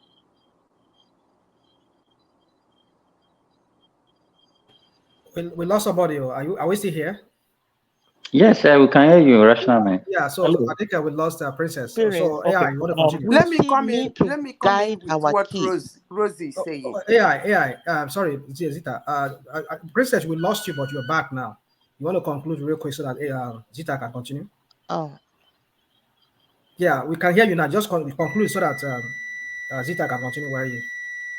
Are you still there, Princess? Okay. Madam Zita, continue. You see, Rose was just trying to explain using herself what one of the things I just said. yes. It's not exposure. It's the brain, the narrative. See, growing up as a child, maybe you all since you came to US, maybe you have somewhere somehow opened that body camp somewhere. But because the narrative is not in your brain, it didn't make any sense to you. You push it away and continue with what you're reading or what you're doing or the narrative in your head. I want to be this. I want to be a medical doctor. I want to do this. I want to do this. That aspect is not in the narrative. It's not exposure. It's narrative. I remember growing up, I don't know if it happened to any of you. There are parents, there are things you tell their daughter or their son. They bring the child to your parents for warning. I don't know if it happened to you people. You are discussing with Yes, yes, yes, with yes, with yes. with You are right. somebody, your Hello, fellow Madam kid, Zita. your fellow kid. You are discussing with your fellow kid, and he says something, and one day in the house, something happened, and you utter that word. And your busy father will turn to you and say, where did you get that word from? And you say, Namdi told me. What? Come here. They drag you by the hand and go straight to Namdi's parents. Warn your child or warn your daughter. And henceforth, they might even separate you from having such a friend. That is the narrative they want to stop. But Madam Zita, don't you think that this communal training that we used to get in the olden days is also responsible that is not there any longer? That is the point. I mean, we're living in a different time now. We're living in a Let different me time tell now. you, you know, when people say the communal life, I still keep talking about narrative. In the United States, we have a neighbor, a man, fortunately, an African American, one wife, one husband, never married before. Two of them don't have a child outside of wedlock. The day we went for the wife's 50th birthday, they were narrating their story. My leg ran cold. These are stories that interest me. And their daughter is married, their son is married. And then at that tender age, they're married. The wife told me that when the son started behaving one kind, he said, if you want to live that kind of life, go get married. Before you know it, the boy got married. He graduated from college. They have two, the daughter and the son, they have associate degree. They're working.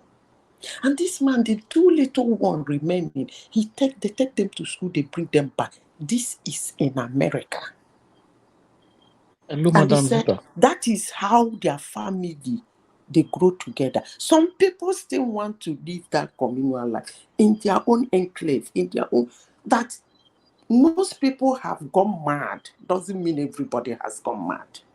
But all I can say is that the society is more or less advertising it. And when Hello, you Madam advertise Zita. something, it's quite inviting. Madam Zita, I think somebody wants to come in. Who wants to come in? Yeah, Different. Okay, yeah, come in, Madam please. Zita. You see, there is something I called lens we look at things from. Um, in probably people of your age brackets, the average, let's say, relationship numbers is two. But to the parent of, to your parents, they lived mostly with one woman. And in that same order, the kids of nowadays, they are living in different times. For example, back then, it's only my father that has the right to touch his black and white television. Nowadays, people cannot even use the remote of the television they bought in their house. They call it child rights. The child is the one controlling the TV remote and all those things. So it's a different time. It's what I will always like us to pay cognizance to when we also look at these kids. They experiment with love now, or they date someone. There are no restrictions. You can't go into the room of your daughter. They tell you she has privacy. Then she starts experimenting with her body. And also they respond to the hormonal signals very early because they also have privacy. That is one of the reasons that makes the body count to Yeah, move please, up. sir. If I may come in, if I may interject in this situation, is it like in my house now? Although we live in America, my kids will tell them, even though we are in America, inside this house we are in Nigeria. When we step out of this door, we are in America. In our culture, there are rules. As long as you don't pay bills in this house, you have to obey those rules. Bam. There is respect. You have to respect your elders. You have to obey the rules. There are certain things that's expected of you as a child, certain things is expected of us as parents. So we put those strict rules down. We say, okay, if you decide to mess up, definitely your school they give you a number to call, but before the state will come get you, you're gonna be gone. So there are ways at times you can raise your kids.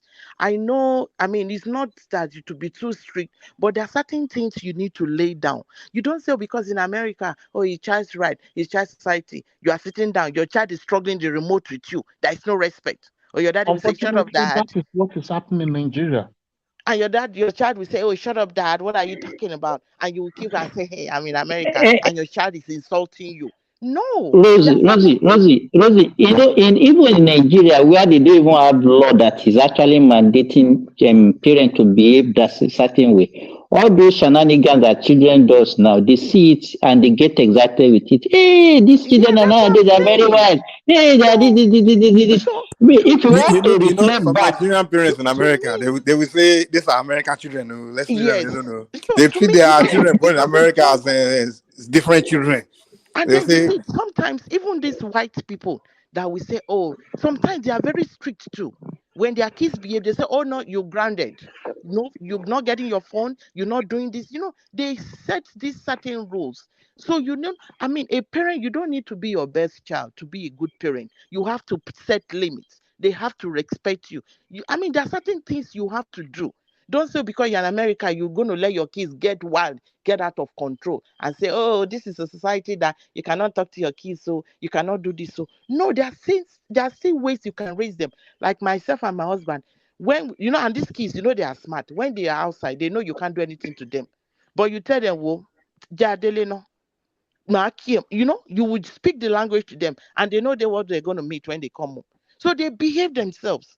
That's why you see, even when you take So them to your children can speak your language? I mean, not that much, but there are certain things that you say, woman, no. When you're outside, say, woman, no. They know what you are talking about. The white man sitting by you don't know what you are saying, but they know. And then, if there are certain things you do that even when we take them to Nigeria, they'll be like, oh my God, these are American kids and they are so well behaved, they're so respectful.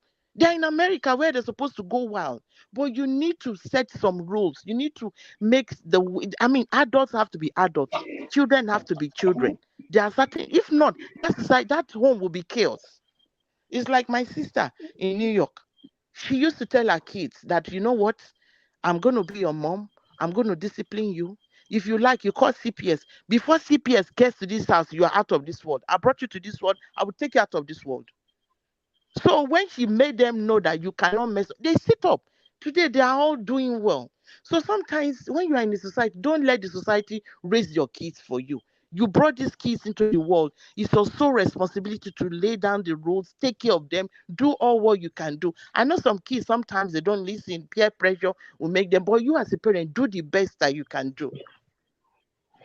Okay, Rosie, now we have identified. Now we hold have on. identified the problem.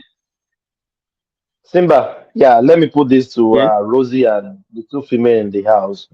Um, the level of problem we are facing here with kids is most especially with the single mother, single parents, in the man's side and in the woman's side. Don't you think single parenting to add to the problem of what we are going through in Nigeria? Because in Australia here, single parent kids they tend to go wayward because most of the single parents here they are always with their mom. Their mom cannot tell them what to do. They go gaga, and man doesn't have rights in this Australia. It's only kids and female that has rights. So don't you think single parenting too hard to this problem? Yeah, That to is to me, Rosie. Well, Rosie, That is Rosie, can you Rosie. give me an opportunity to answer this question, please? okay. Thomas, I mentioned it earlier. Where I am now. Hello, can you hear me? Oh, Saloni. Hello. We can hear you. We can hear you. Go on. Okay, Yeah, we can hear you. I have a lot of East African people. I think I mentioned it earlier. Rational Mike will remember. 90% of the ladies there, you cannot see one that has not married among them. And what normally happens, because I had an interview with some of them, and what they used to say that in East Africa, Kenya, Tanzania, Uganda, all those places, that they used to have problem. The women they don't respect their men. So most of them, they immediately after having like one or two, they're out of their wedding. So, and most of them, because what they used to do in that is that they believe they can work and take care of their children on their own. So they don't value marriage. So most of them now they are not even in their country. They are here in the Middle East doing one job or the other. Their children are at home with their grandparents, especially with their mothers. So you now see that cycle continue. These children are being, trained by their grandparents. They don't have the benefit of having their mother or even their father with them.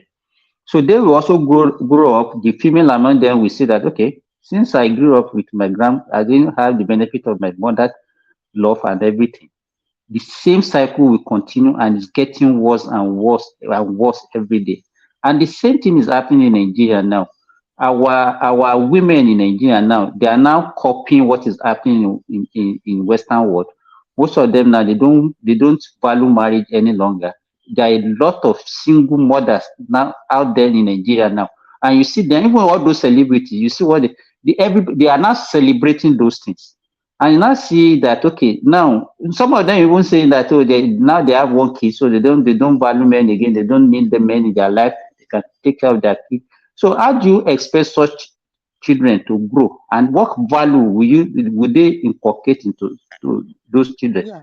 And when you now look at it, if you want to have a reflection back into how we grew up during in our own time, the kind of thing that the kind of parental care we enjoy, even those things that we now consider as abuse, because that's what the word that we use now, the way they used to beat us when we do something that is wrong.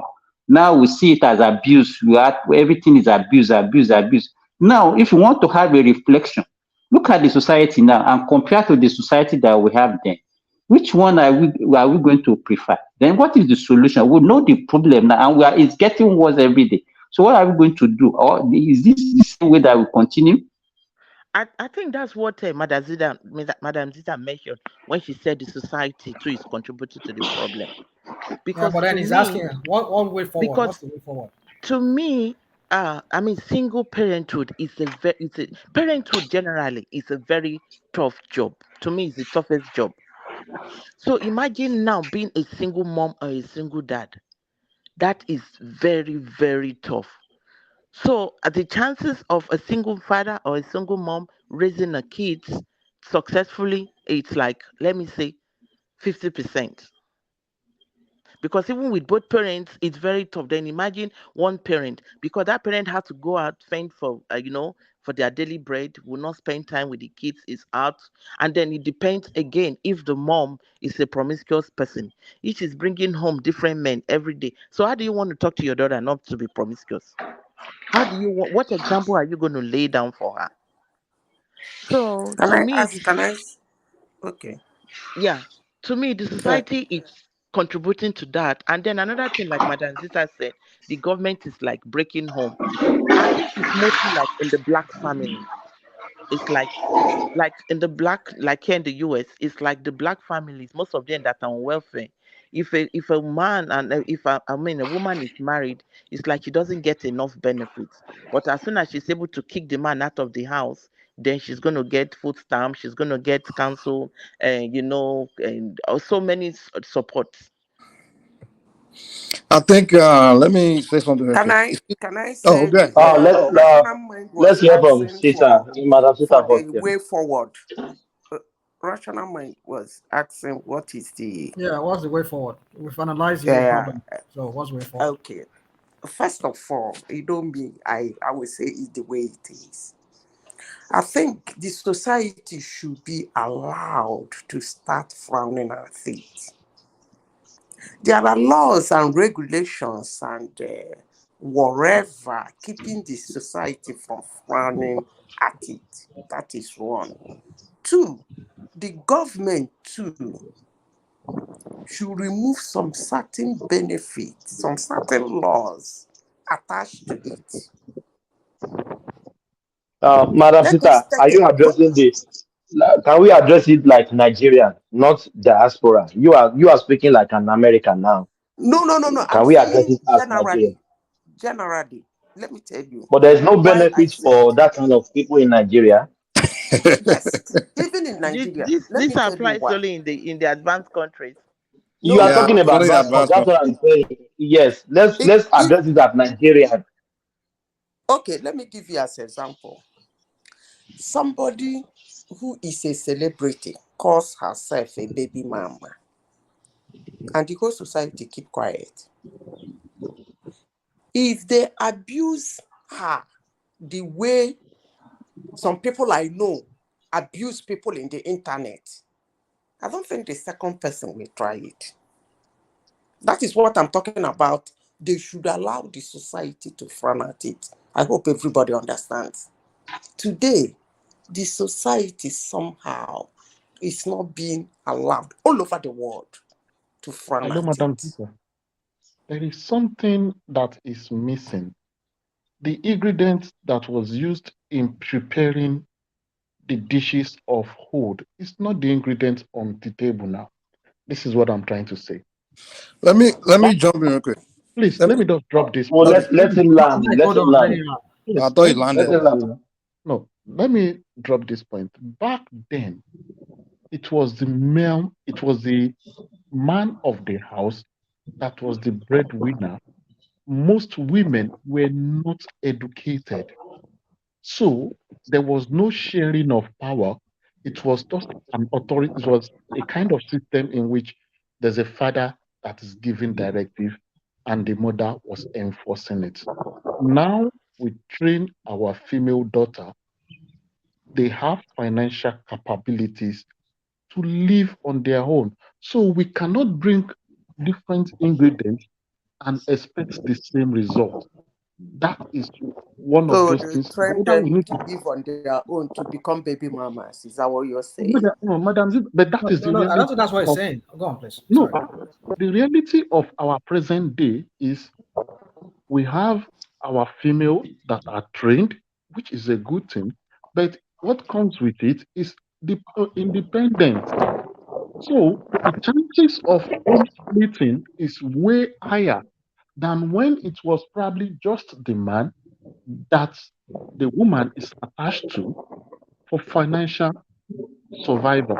So that is just one of those factors that is causing the high divorce rate and is influencing this attitude of the kids. So we cannot always eat our The cake and have it. independency is in their pocket, not they're not independent of the society. Maybe you Yes, didn't got what I said.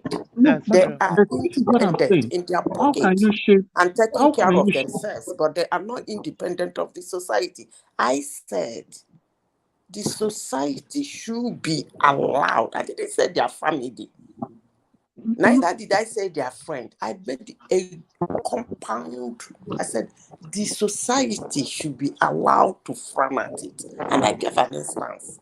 I said, if they are abused in the internet, the way some people I know do abuse people, the second person will not try it. And I maintain that.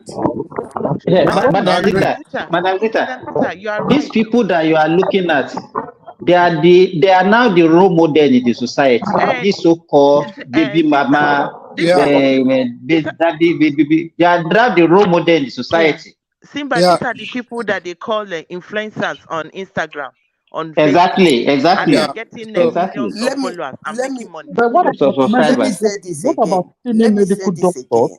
Let me say this again. Maybe we are not understanding ourselves. Wolo Soyinka is a role model. Savannah Ofosugo is a He's role not alone. model. He's not alone. To people like you, Madam Madam Zita, Zita, but not for our Now. youth. Let me finish. Not for our Let youth me now. finish. Madam Zita, Let we me understand finish. you. We understand you. Even in You are saying that when somebody comes up, one of the celebrities, and says she's a baby mama, the society does not frown at her, right? thank Because you, if they thank you, frown at her, it will discourage other people from saying that. I am thank you. agreeing to what you are saying. What I'm saying is that instead of that, the society is even encouraging them. That's why you have so many influencers that have this, this wayward lifestyle, and they have millions of followers. But yeah, Trying to Okay, emulate it. okay. Let me Rosie, say it yeah. this Rosie. way. Guys, can I Let say me say something to it you? I've this been here way. for a while. Let me say it Yeah. this way. Let me rephrase my sentence. Maybe I said it in a way that I don't know, but let me rephrase it. The people you think that are praising them, I call them the loudest minority. If I tell you that in our society today, the number of people that are feeling very uncomfortable with what is happening are more than the number of people that are feeling comfortable with it. That's why I said when I was talking in the first sentences I made, I said that it's like the world is doing an experiment. They will come back. They will get to a point, they will be so saturated it will come back Yeah, to those values. I agree with you. We are reaching the elastic limit now. I Yeah, disagree with you, Can but I I want can to I give me. jump in real quick? Can I just say I disagree something? with you, but Mike, come in, please. Okay, thank you. So I'll tell you guys what I think the roots of our problem is. Africans somehow we got to a point where we were conditioned to believe that anything about us is just doesn't make sense. We just have to emulate It's bad. anything outside is just better. No matter, even sometimes we don't even have to look. We don't look at it to say, okay, is this thing really better? This aspect of this thing from outside better than mine? We don't do that. It's just naturally we got to a point we conditioned to a point where we say where we just automatically just see anything out there in Europe or outside of Africa as better, whether it's culture, whether it's tradition, whether it's entertainment, whether it's governance, we just see it as better. Now, you mentioned earlier, you said we used to have communal way of life. Now, today, what changed? We began to adopt individualistic way of life. Where did we learn that? We're emulating America because American culture is individualism, individualistic. You do you. That's why you can't easily as I say today, these girls or these youths can just do things without considering the impact or how society view at it, look at it, because they have the individual mindset now. Where did that come from? It's westernization. They became westernized. Now, another mistake I always say we made in Africa is we decided to adopt the Western government system. We just believe anything from the West is better, is good. However, now let's compare the Western government system compared to the government system we had back in the olden days before the Oyinbo came. We have governors that trickle all the way from the king to even to the neighborhood, to a compound, and to the family. From in the olden days where we had it, where you had the Oba, you had the every sub village had the heads of the village, and every compound has the ballet head of that compound that trickle to the father in the house, to the head of even family, all the way to even the sibling. The head of the sibling is the oldest sibling, all the way to the last one. So there's always leadership from the king to the last person in the society. And Leadership everybody was respect it. exactly your older brother was your leader. You must not disrespect in Yoruba at least. You have leadership was all it trickled from the king always to the last baby in the community. That's African way. But somehow we thought, the Oyinbo way is better. Oyinbo don't go civilization. Anything Oyinbo we call it civilization. Freedom of speech, freedom of this, The freedom of that. Oyinbo civilization. We just have to emulate the English man. So the English came for when Europeans came to Africa. First thing they realized was we came here to get things. We came here to find our way here for our interest. And there's certain things about these people that just get in our way. It's so hard to okay. What do we need to do? We need to eliminate this thing about them. This thing about them. Why is it that I want to take this guy to do something? He has to go and take permission from somebody. Why is it I want this guy to go and to come and work for me or come and the Oyimbos just figure that this African, like their way of life doesn't allow me to get my way in their society, get what I want, get my way in their society. So guess what? How about I just change everything about them? Just make them think the way I think. How about first of all, everybody just learn my language so that way easily, if I have to communicate with them, I can know what's in their mind because they know my language. How about I just give them this system where they practice just like my system, so that way I can easily relate with them, I easily find my way, get my way. So, and we Africans just playing along. We're just playing along. Whereas when thousands of years, culture evolved for thousands of with time, right? So the point where we got to, where our leadership got to a point where it trickled all the way to the family. This is something that evolved over time. So we are people that have evolved for thousands of years to where we got to, and all of a sudden we throw all that away to start afresh by adopting somebody else's way. Now we started following the way of the West. Now we are starting to evolve. Now we are here where we are right now, like, okay, how do we solve this? We have disaster in our hand. Now we have to begin to evolve. Like, how do we now make this work? Now it's going to take a long time. Now, where we are right now, the option we have is either we say, hold on, no, maybe we need to take a U-turn and go take a step back to where we were before we started going this direction, or we continue to go this direction and begin to evolve to make it get to a point where it now becomes something that works for us, which I'm sorry, that that choice, it will take time. Now we inject one other thing, because I'm a student of my African tradition and my African history. In the olden days, not even the olden days, even today, anyone that understand the African tradition very well, or African spirituality very well, you'll be afraid of women, because physically a man is very strong, or spiritually women are very powerful. The spirit of a woman is very powerful. It's why their sexual parts has some powerful spiritual connection. I'm a someone that practices African way, and I know that a woman that a man have intercourse with, that woman has some leverage to really harm that guy spiritually. So back in the olden days, men used to be afraid to have an intercourse with a woman. They have to really, literally. Hold on, Mike. You said so many things until you started going this route. No, I'm just speaking. I know you don't like to hear those kind of things. I'm just trying to give you. It's sounding ridiculous now at this point. Now, Of course, well, and then you're talking about all this. But I mean, listen. The same way. Listen. The same way. If you start talking your own religion, I'll be confused too. But let me just say something. Really? Yeah. So let me just say mine for maybe those that are getting me know what I'm talking about. But if you don't get it, it's okay. Now.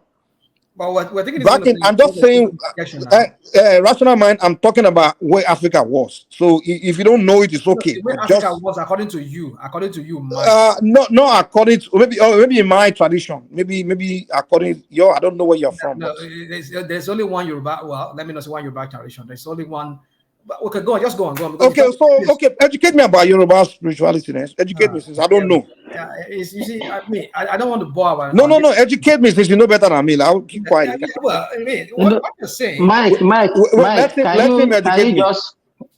can you just link it to what you are discussing so that I will not lose touch? Yeah, that's what I'm talking about. I'm talking about what we are discussing. Not take it to religion and all those things. No, I'm not going. I'm telling you that in the olden days, how has it affected our behavior and everything, so that we have. Is that not what I'm doing? Is that not what I'm talking about? We were discussing earlier that a guy wants to have sex with 1,000 women without fear of anything. And I'm telling you that back in the olden days, in the mind of men, they will find that as something extremely dangerous, because they believe is that a woman, especially through her sexual organ, has a very powerful spiritual what's the word? That was the thinking back then. That back if you're going to ask, they say when a woman trying to strip naked, men will run away, because if you strip naked and curse them, they're in trouble. So we had something belief that we had back in the olden days that kind of discipline people sexually. But today, those things are gone. So that's why I'm telling you that we came from somewhere to where we are today, where a 20-year-old boy will say, you know what, I want to sleep with 1,000 women, 3 a week, or whatever you guys call it. So I'm telling you where we were coming from to where we are today. So we need to have all this knowledge, all this information, and understand it. So we need to understand where we are coming from to where we are today. But it's very uncomfortable, but it's a raw knowledge. And unfortunately, like I said earlier, when one man was talking, I said, listen, the problem with Africa is, just like some Cubans were telling me, say the Africans like to just have conversation with the need to feel good, or rather than the need. But Mike, it will be very difficult for us to go back to those old days. No one is. Well, see, what you're doing here is what they call strawman fallacy. A strawman fallacy is basically you are arguing against what somebody didn't say. There's no way in everything I say here that I said, hey, we all got to go back to something. I didn't say that. I'm just saying, hey, this is where we're coming from. This is where we are. That's what I said. So people need to understand. And I gave you option. I say, hey, we said that culture evolves. So Mike. Culture evolves. This culture. Wait. Let me say this before you interject. Let me say this before I lose my train out of my mouth already. I will lose my train of thought. Let me just say this. I said, give me. Can I? Yeah. God, chill out. You're not the old guy. Chill out, man. So I said, culture. For your information. Culture evolve. Culture have to evolve to its perfection. And the culture we adopted today is a Western culture, and it's new. So we have to understand that we have to evolve it And however long it take, I don't know. Okay, go ahead. Yeah, I just wanted to know that in the absence of Thomas, I'm the second moderator here. If he's not here, so because that's what by the background here, I can mute, I can unmute. So I just wanted to know that, but I'm not going to do that. I'm just saying so that you know, if you don't know. Yeah. So I think you took the word out of my mouth, Mike. But rational man, you being authoritarian now. What you accuse me of? I'm No, not no, me. no, no, no, no. Me, No, shut no, it no, down please. now. I know shut No. That's what you are doing now as well. Oh, You really? accuse me every time. You are, yes. You get me angry before. Hold on, please. This way now. Can I please Hypocrisy at the finish? highest order. Can I please finish? But he has You're landed. being hypocrite now. Yes. Hypocrisy. That's what you are doing now. Oh, yeah, Because that's what you were accusing me of earlier. But he has landed now, Thomas. What's the point? No. That's what you are doing. You get me angry. Please. That what? I don't understand what you're Go saying. on, please. That's what you are doing now. You are being authoritarian now. Rational mind, can I continue? Rational mind, don't mind them. Rational mind, don't mind them. Continue what you are saying. So, Mike, I think you took the word out of my mouth. You said involve. You want to come in, Ajale Koko? Ajale Koko, you are muted though. Yes. We can hear you. Okay, go on, please. You can hear me. Can you hear me? You are breaking. We can hear you, but you are breaking like Simba said. Yeah. Okay, let me come back. Okay. Let me come back. Okay, come back and then let me use another device. Okay. So, Mike, I think I agree with you to some extent on started bringing in this African thing and all of that, which to some extent I agree with you. Don't get me wrong. You see, the only reason why I don't want to agree with you is, those things you're talking about. It's steep in some kind of how do I put it? Some kind of there's some kind of inaccuracies there. It's not really. Let me bring Ayale Koko back in. I think he's back. Sorry. So yeah, so there is no. It's neither here or there.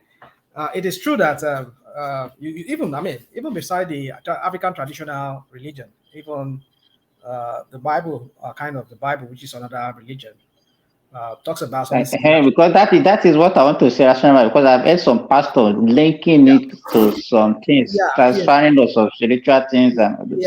Yeah. I mean, you see, if we understand the science that is behind it, the dopamine thing that I talked about, I never knew about this thing until recently. I learned about the dopamine thing, why some people, I will go to that. But my point is this: you see, the point is that you said society is evolving, and we are evolving. And it's not like we're evolving to be better, but we're evolving getting worse. Say that again. I said we are getting worse. We're getting worse, and it's going to get worse. I'm sorry to be the bearer of that bad news to you. It's going to get worse. There's a difference between evolving and adopting, by the way. I don't know how however you want to understand the English I'm using. But when we say evolving means we are there's a progression.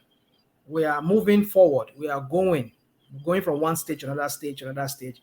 But the stage that we are right now is so convoluted that it's going to be very, very difficult for us to go back to how things used to be, say like 50 or 20, 30 years ago. Or say 30 years ago, yeah. It's been like back in the 70s.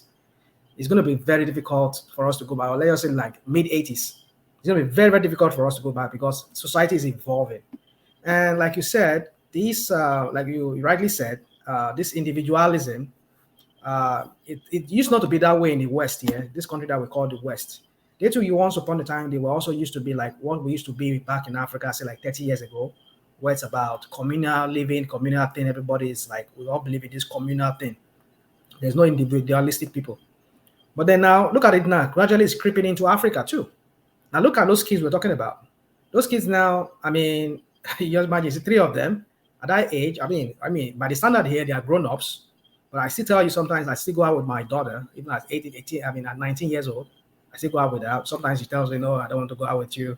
I want to go out with my friends, But sometimes I still go out with my daughter, So, but the point is that for them to even go, I don't know. I don't have all the facts as to how those kids at that age, by the Nigerian standard, why should they be out of the presence of their parents? It tells you that there's something wrong. Probably Hello, you're from a very dysfunctional home. Rational mind. I hello, thought we are rational trying I'm mind. not to even find landed, guys. I'm just solution. I thought we were yeah, discussing the about the solution. solution. I think I raised solution now. For me, you see, it's Madam Zita. I know I said what is the solution. I said that in a sarcastic way, perhaps, that there's not going to be any solution. We're going to get worse. There will. There should be. Yeah, If well, they there should want be a to. solution. Well, I don't want to provide that solution here You because see, Let me rational give you mind. example.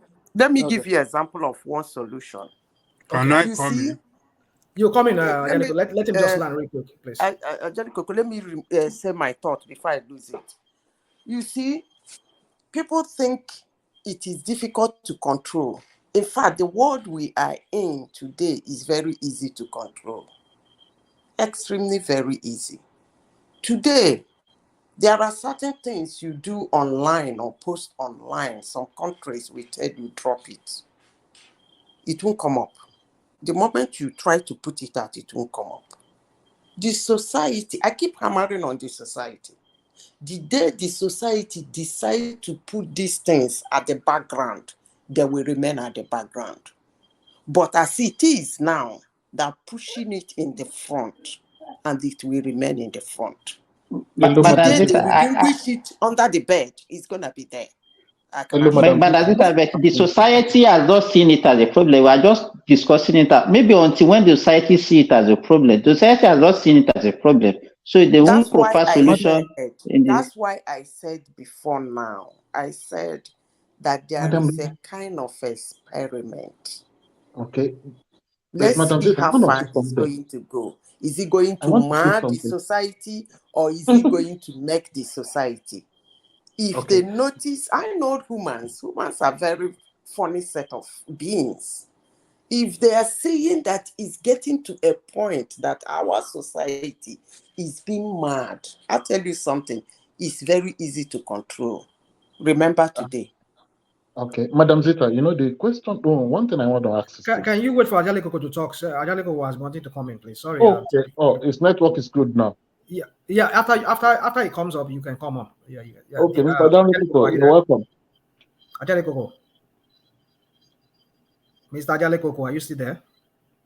Okay, go on, deep. Go on. I'm here. Madam Zita. I'm here. hold on, please. You are not here again, Hold on, Baba Deep. Hold on. Danlito. I've been waiting for you for 10 days. You can have Hold your on. way. About Hold this. on, Deep. Sorry. So, Angelico, please, I have the floor. Hey, you see, solution to this problem. Let me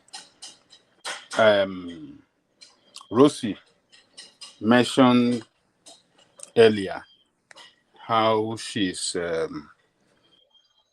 assertive when she tried to discipline her children here in America. I think here in America, solution to it, number one, is what Ms. Rosie mentioned. Yeah, parents have to be assertive and be decisive on the way they discipline their children. And both two parents have to be on the same page.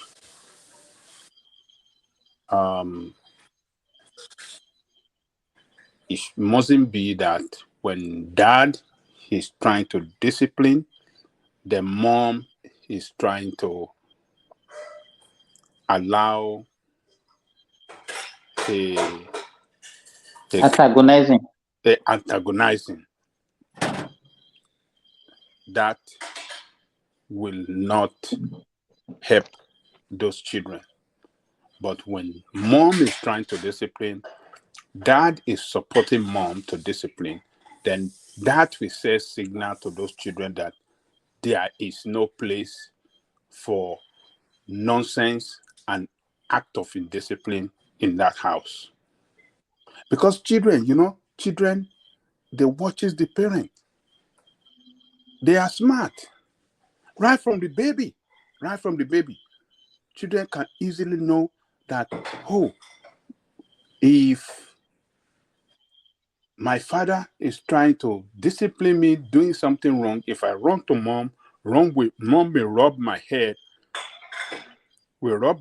and give me juice to drink and hold me and carry me on the chest. Right from the baby, children can easily know that, oh, I can run from that to mom for support and freedom. So, but if he cannot have his way from both sides, that child Both of them are on the same page. that child will sit up. That will tell them quickly from a baby that, look, this is the rule, and you can raise them to be disciplined that way. Sorry, Baba Jaioko. You know what? You know the kind of discipline that you have, and it's because of the training that you got from your parents. You know, over the time, that training has declined progressively. And you know, the kind of parent that we have now, they don't even have discipline. So they don't have anything to even pass down to their children. That's the problem. They don't even have the discipline. They don't have anything to pass down to their children. Like they say, you don't give what you don't have, right? Baba Exactly. Let me say this to you, Baba Jande Koko. Yes. I'm sad to tell this generation that doesn't see this trend as good. That sorry, we are not on the driver's seat because we are not the one making TikTok. We're not the one running computer programs. Unfortunately, we will be the one to evolve. Just as the same way we have in our names like Ogundele and Yobami. What our forefathers expected of us was to go into the Anyo and learn how to play the Anyo. But we chose to be medical doctors and engineers. Our fathers lived with it. So I'm sorry to break our hearts. We will be the one to evolve. Okay, so I agree with you, but you see, what I'm trying to say here, the solution in America is what I'm suggesting. Both parents must be on the same page. They have to discipline those children together and let those children know that there's consequences for your bad action right in the house. Look.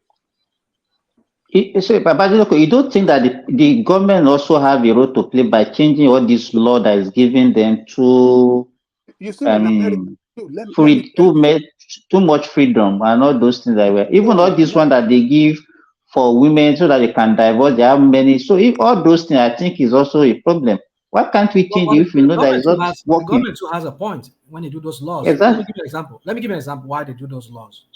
But I know we've been. This is what we do a lot here. I'm sorry, I know we interject a lot, but sorry. Let me just say this. You have the floor. You see, some of those laws are the government, because sometimes if you look at why does the government have, like, they've almost taken all the right of a parent or even of but let me just go straight now. The point is this, that there's a lot of abuse. Oh my goodness. I don't know if you guys there are two places that you can hear. When you hear cases, your ears will tingle. Police station and courts.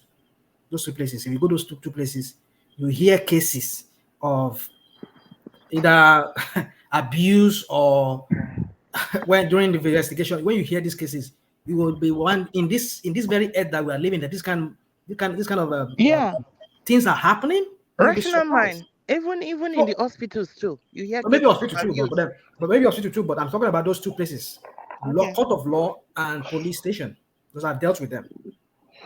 If you go there, they hear these stories virtually every day. It comes to before the court of law and the police, and the lawmakers. They hear of this in society. I'm not talking about Nigeria, like places where we're living here in America here, and these lawmakers here. They hear this every time.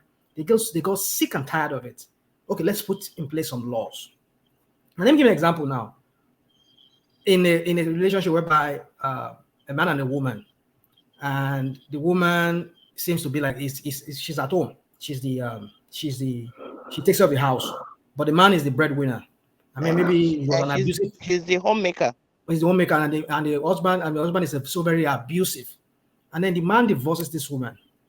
This woman is left with these kids. How is he going to take care of those kids? Now they make the man to pay child support because you make these kids with this woman.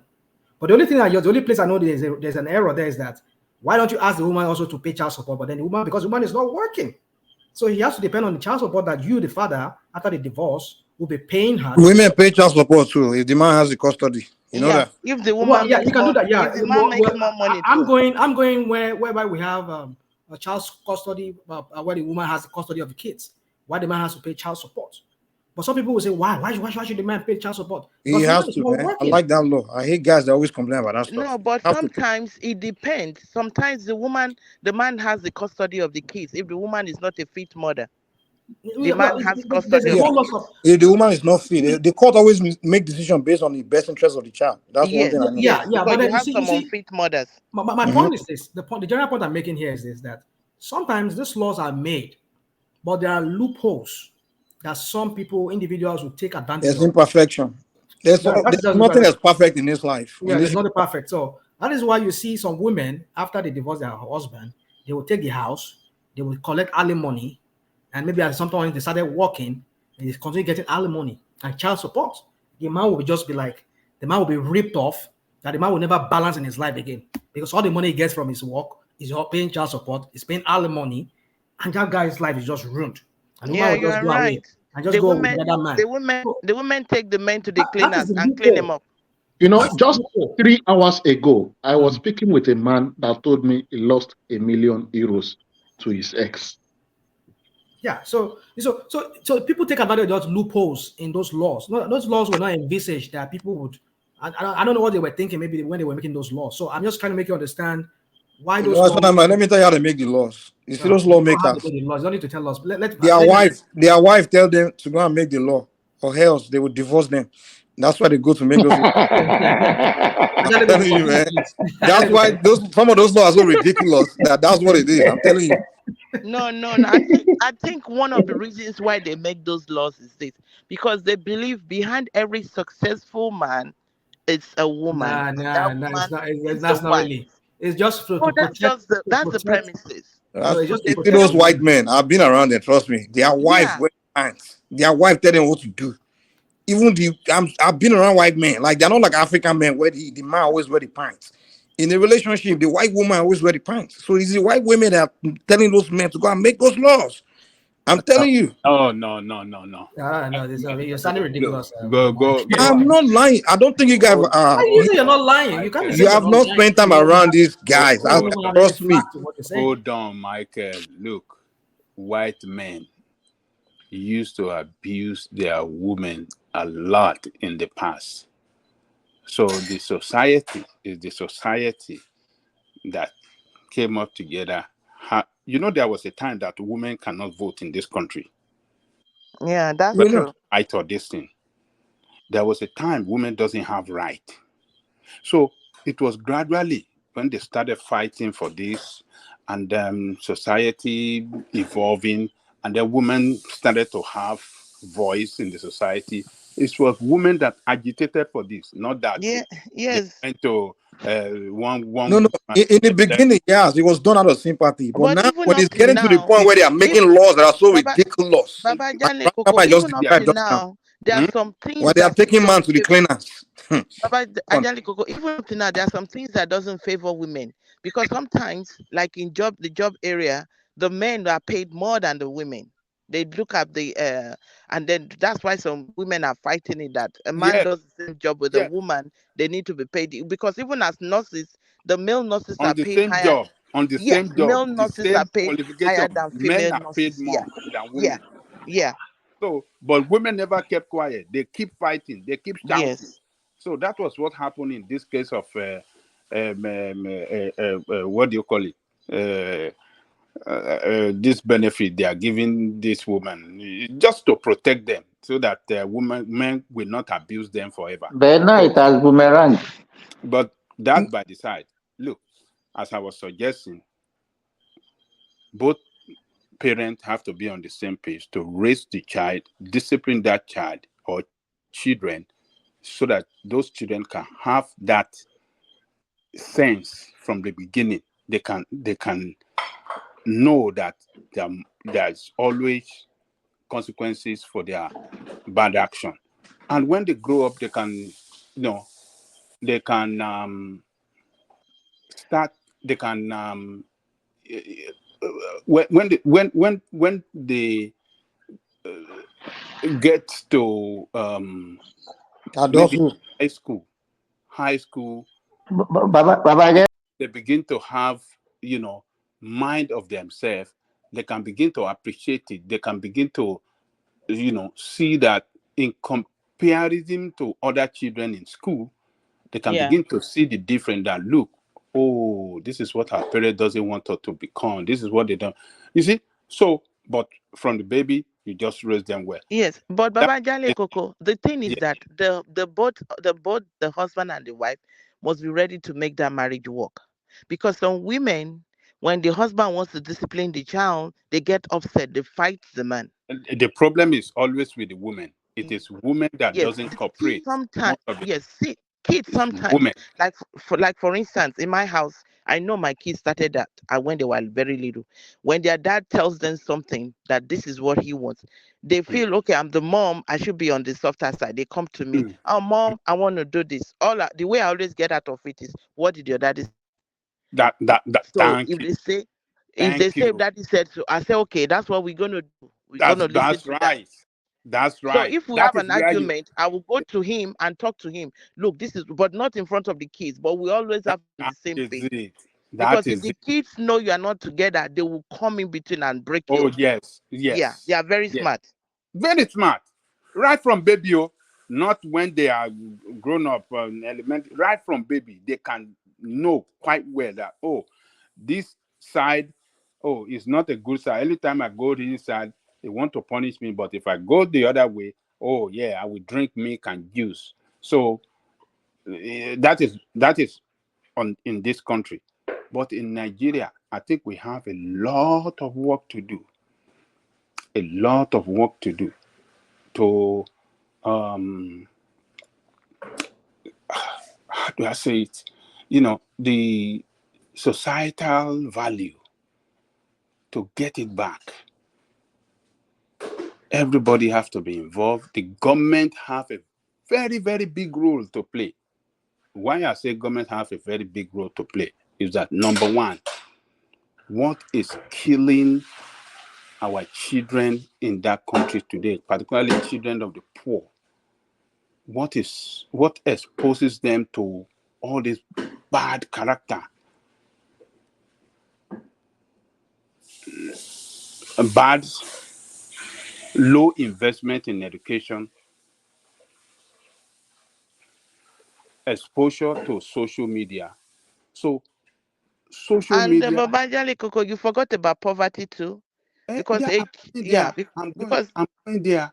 I'm yeah, going there. Low investment on education. When children doesn't have good education, parents are poor, and children doesn't go to school, do good school where they are given that good education. I don't think More, education has anything to do with moral oh, behavior, morality. More hold on. educated you are doesn't mean you're more moral than someone that's less educated. Those people in the Hold village on. they never went to school, they have more morality, more moral Let me character land. than those ones that Let, went to school. Trust me. let me land. So in the school and at home, if they want to get online to do anything, their their computer or their phone, those that are underage, phone or computer should be censored in such a way that they can have access to all this nonsense that is going on social media, on their phone, on their laptop. Anything that is outside educational research, they can't get it. Even in America here, it is done. When they give children, when the school give them computer, that computer is censored. They can't go there to do social media or anything. It's censored. You cannot do it. If you try to log in on social media or anything, that thing will block you out. You can't. The system will not allow you will not give you that access to all those things or any other bad thing, except anything that has to do with education. So I can't go. So I have one question. So, what age can they now have free access to social media? Like, eventually they will get access. People will get access to social media. At least, at what age can they now be free to see things? After their high school, when they are in college. So what does that change? What's the difference? Okay, what it changed is that by that time they already developed their own mind. They already matured. At 18, high school is done at 17, 16, 17. That's when you finish high school. No, 18 years. 18. Okay. 18. So they already developed their own mind. They already developed with that, that good moral value that when they are in high school, when they are in college, they have matured, and that moral value that we give them from baby to 18, they will so much appreciate it, and you can't take it away from them. Even though they going to start having access to social media at 18, they will have more. At least, Baba Jaliko, at least you have given them the right foundation. You've given them the right foundation. So most of the time they don't hold on now. so far away from them. Mrs. Rosie, sorry, I want to say this. We are talking, you are talking, and Baba, you are talking, and even all of us here, we are not the same generation with the people that we are talking about. And already this generation, they're already having kids. I know I mentioned it earlier. You are talking based on the discipline that you have. No, I'm talking about government involvement. Government should be. No, what we are saying, because it's not government that will buy phone for children. Like my own children now, I don't buy phone. I don't give them phone when they finish secondary school. You cannot even ask me. Sorry, Baba Jaliko, just a minute. Simba, in addition, I think the government should promulgate a law that you cannot have a kid until you are over 18 years old. Because in some countries... So if you do, what will happen? What will be the penalty? Listen.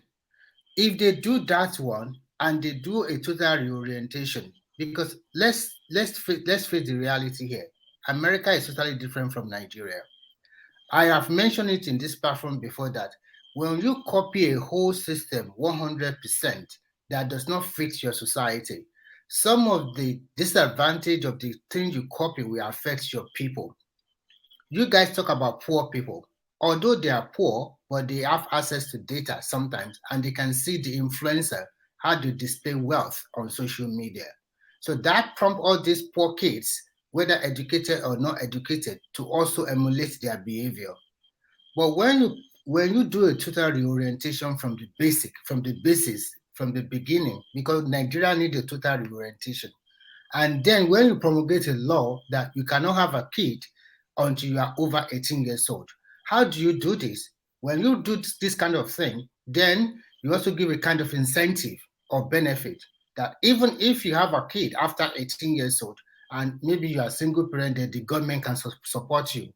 This will put a lot of people in the right. Please, if I may come in, if I may interject a little bit. When you are saying government, let's face fact. These same government are the ones that when they loot the system, they take this money and they're going to pick up these 16 and 18 years old girls, buying houses for them, taking them to Dubai to do shopping.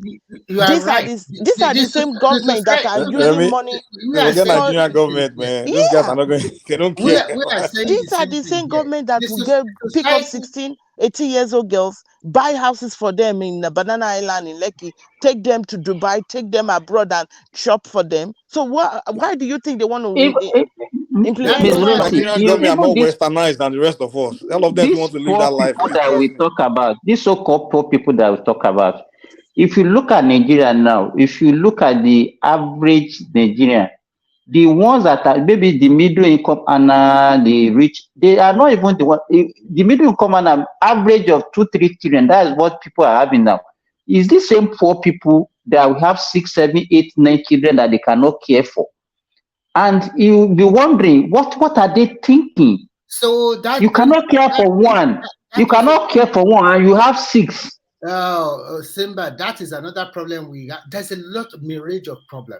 Religion is number one out of it. Because what are they preaching even in those churches and mosques also? How can somebody continue to bring children to this world where they cannot cater for them? They are poor and they continue to have 4 or 5 children. And when you ask them to stop, they say, don't worry, God will take care of it. It's God that take care, yeah, exactly. So God himself that work hard for 6 days non-stop, God only rests one day, which is the 7th day. And we have been talking since nobody even mentioned the role of religion. We have not mentioned the role of religion in all our conversations since we started. I've said the truth. The new generation, their parents are not disciplined. If parents are not disciplined, what do you expect from their children? If as a mother or as a father, you yourself, you are wayward, what do you expect from your kid? But back in the days, Mike, hold on. Let me throw this out. But look, Ajale Koko, you see, Ajale the government let me have Ajale Koko. a Can leading you hear me? there. Can you hear me? Ajale Koko. We can hear you, but I can hear you. Ajale Koko, yeah. Let me say this. Let me throw this out. Don't you think we should be praising this the Western world, putting in place like something of like child care? Even here, if you don't pay your child care, you can go to jail. You mean So child that all support? those benefit support. Yeah, we call So it child care. Thomas, Yeah, don't you think child care. that this kind of policy also encourage promiscuity? I'm just saying. Yeah, Though but we some have ladies, because of child support, they're gonna make babies out of So you wedlock. make baby at 14 or 15 because you know They do it in America now. for you. But hold on, guys. But we can't help single parenting, can we? It's corrupted because when you go to If you do that one in Nigeria, one woman will have 30 children. But then, Thomas, what do you mean by child care? What do you mean by that?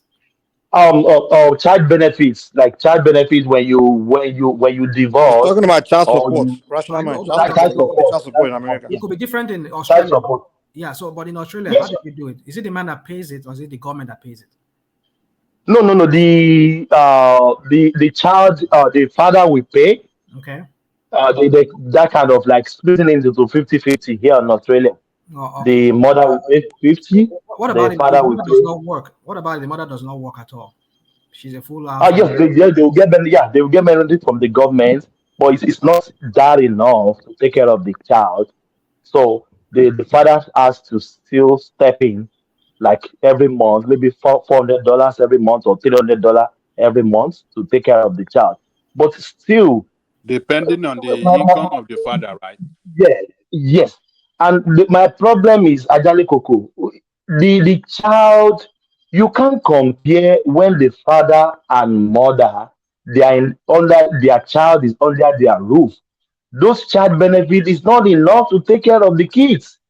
So So how can you one way or enforce the child other, support in place like Nigeria? no, we can't do that now. How can we do that? We are talking of the diaspora now. We are Well, you not talking don't of want to say you Nigeria. focus on Nigeria. Well, it's all about data now because Look, okay, you go on, see, Angelico. society have to fashion out their own way of life in line with their culture and tradition. It is not our culture to pay child support and this and that. We know how to settle marital problem. We go through so many. Um, we have a way of solving that problem. You can go through the pastor. You can invite the elders. You can invite. But this generation, I It, know with that culture Angelico, again. hold forget on the now. pastors and the imam. If you are not careful, they will be sleeping with your wife. Forget about that. Today's pastor. Sorry for the language. Sorry for the language. Oh. But we have a way of solving marital problem. You see, And if we don't try to develop that way and manner we operate and solve that problem, then if we want to copy the Western world, it will complicate that problem the more. So the idea of child support should be, if at all we are going to do it, it should be the end, the extreme, and not the primary solution. It must be the Baba when Adeloko, we should not even try it. You know why? Even with that child support, people are just how would they pay child procreating. support? Just How would they pay child support in the north, where one man three wives, I think one way we can do is we do the Chinese way. We just go and take their So you reproductive sterilize organ. you sterilize everybody now. Sterilize, man. Any man that's you put the warning out there after these are many children. That Mike is talking this. That is He's not the true. one that always Mike, it's Africanism, but he's yeah. saying we should borrow Chinese way. No, I mean, no. If I say the African way, rational mind will jump on me. You say, if I say we should start using magnum, magnum start our own business. I might be a dagulo on the rest of your life. Rational mind will say, why are you talking this African thing? So that I have to look somewhere else now.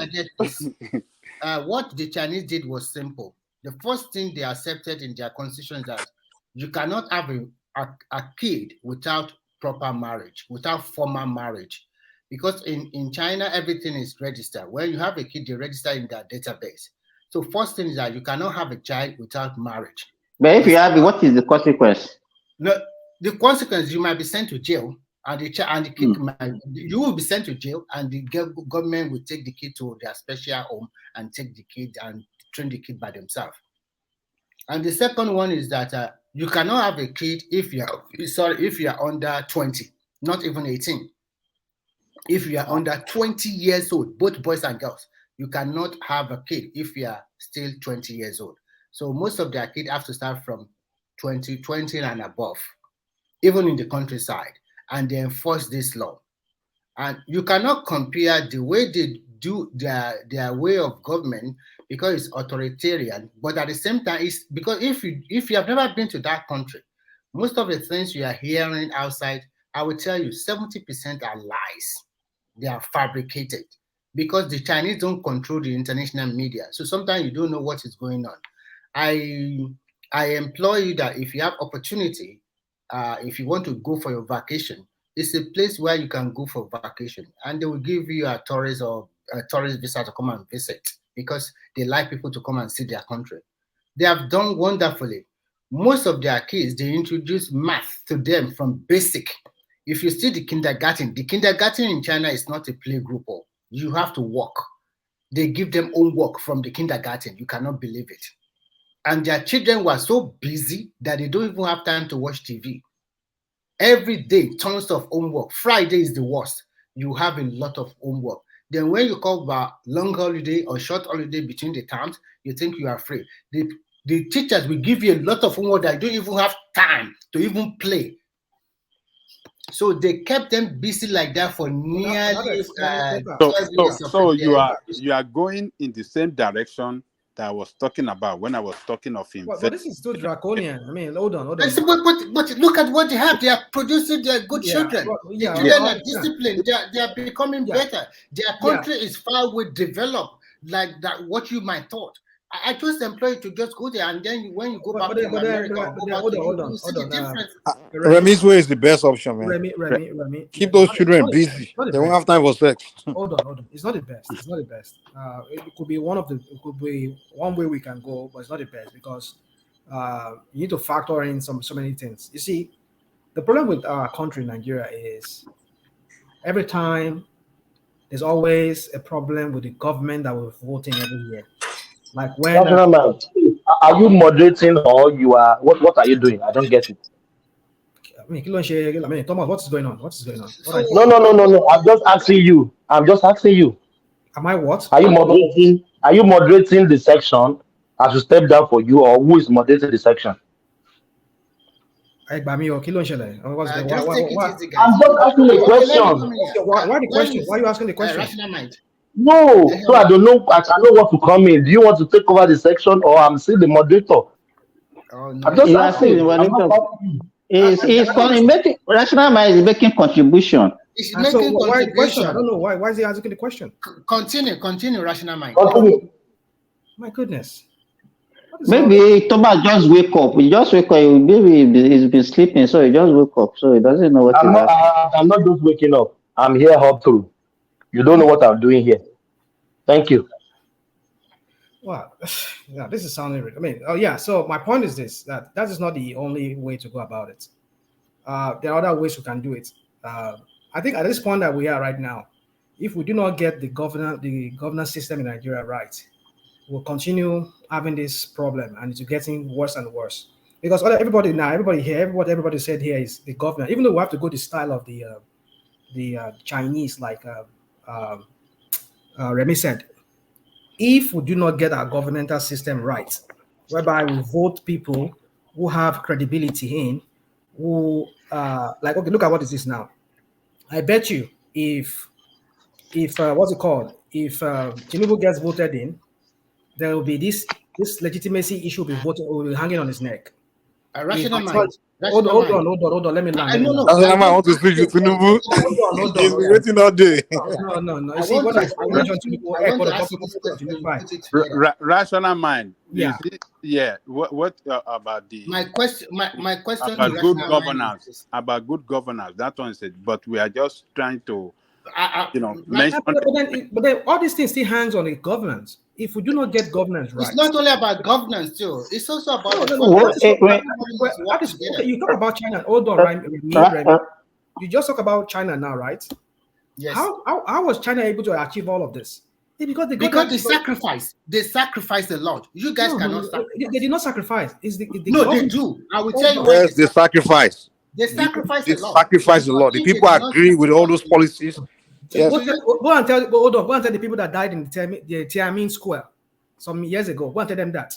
That's exactly what I'm saying. That's what he's saying. Sacrifice. That's part of it. Not sacrifice. You have to visit the country. We just mentioned Nigerians are not willing to sacrifice. Are you fine? Hello, good morning, guys. Am I permitted to put something there? We're still talking Midwest. Let me talk. Let me land my point. Yeah, the thing is, Chinese. Am I permitted? I'm still. No, go ahead, Midwest. Okay, all right, go on. Okay, the thing is this: Chinese were poor, but they have structure on ground. So, like Nigeria, we don't have structure, so we are not the same track. They were communists, and for you to run a communist society, you must know everybody in that country. So they have been advanced people, only they were poor. Being poor does not mean people are not advanced. You understand me? So having a structure is a different thing entirely. Nigeria has no structure. So it's not because of they come into the world and that structure gave them that opportunity to excel. Midwest. I want to make some clarification. Yeah. Rational mind. Midwest is right, man, 100%. You have to have structure to build on. The reason why I said people sacrifice is this.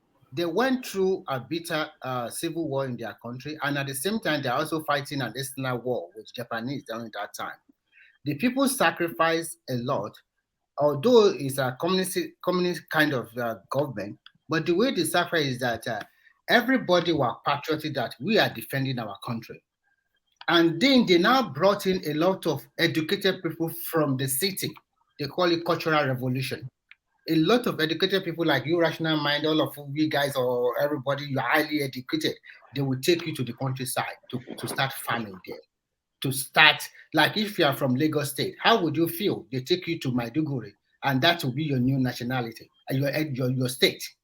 You are no more a Lagosian. You will be from Borno. So they did that to everybody in the country. They shoved all these educated and enlightened people from the city. They take them. But the question is, who made them do all of these things? That's the question. Yeah, because that is their leader. It's a so the leader was who? Who was the leader? Who's the leader in this sense now?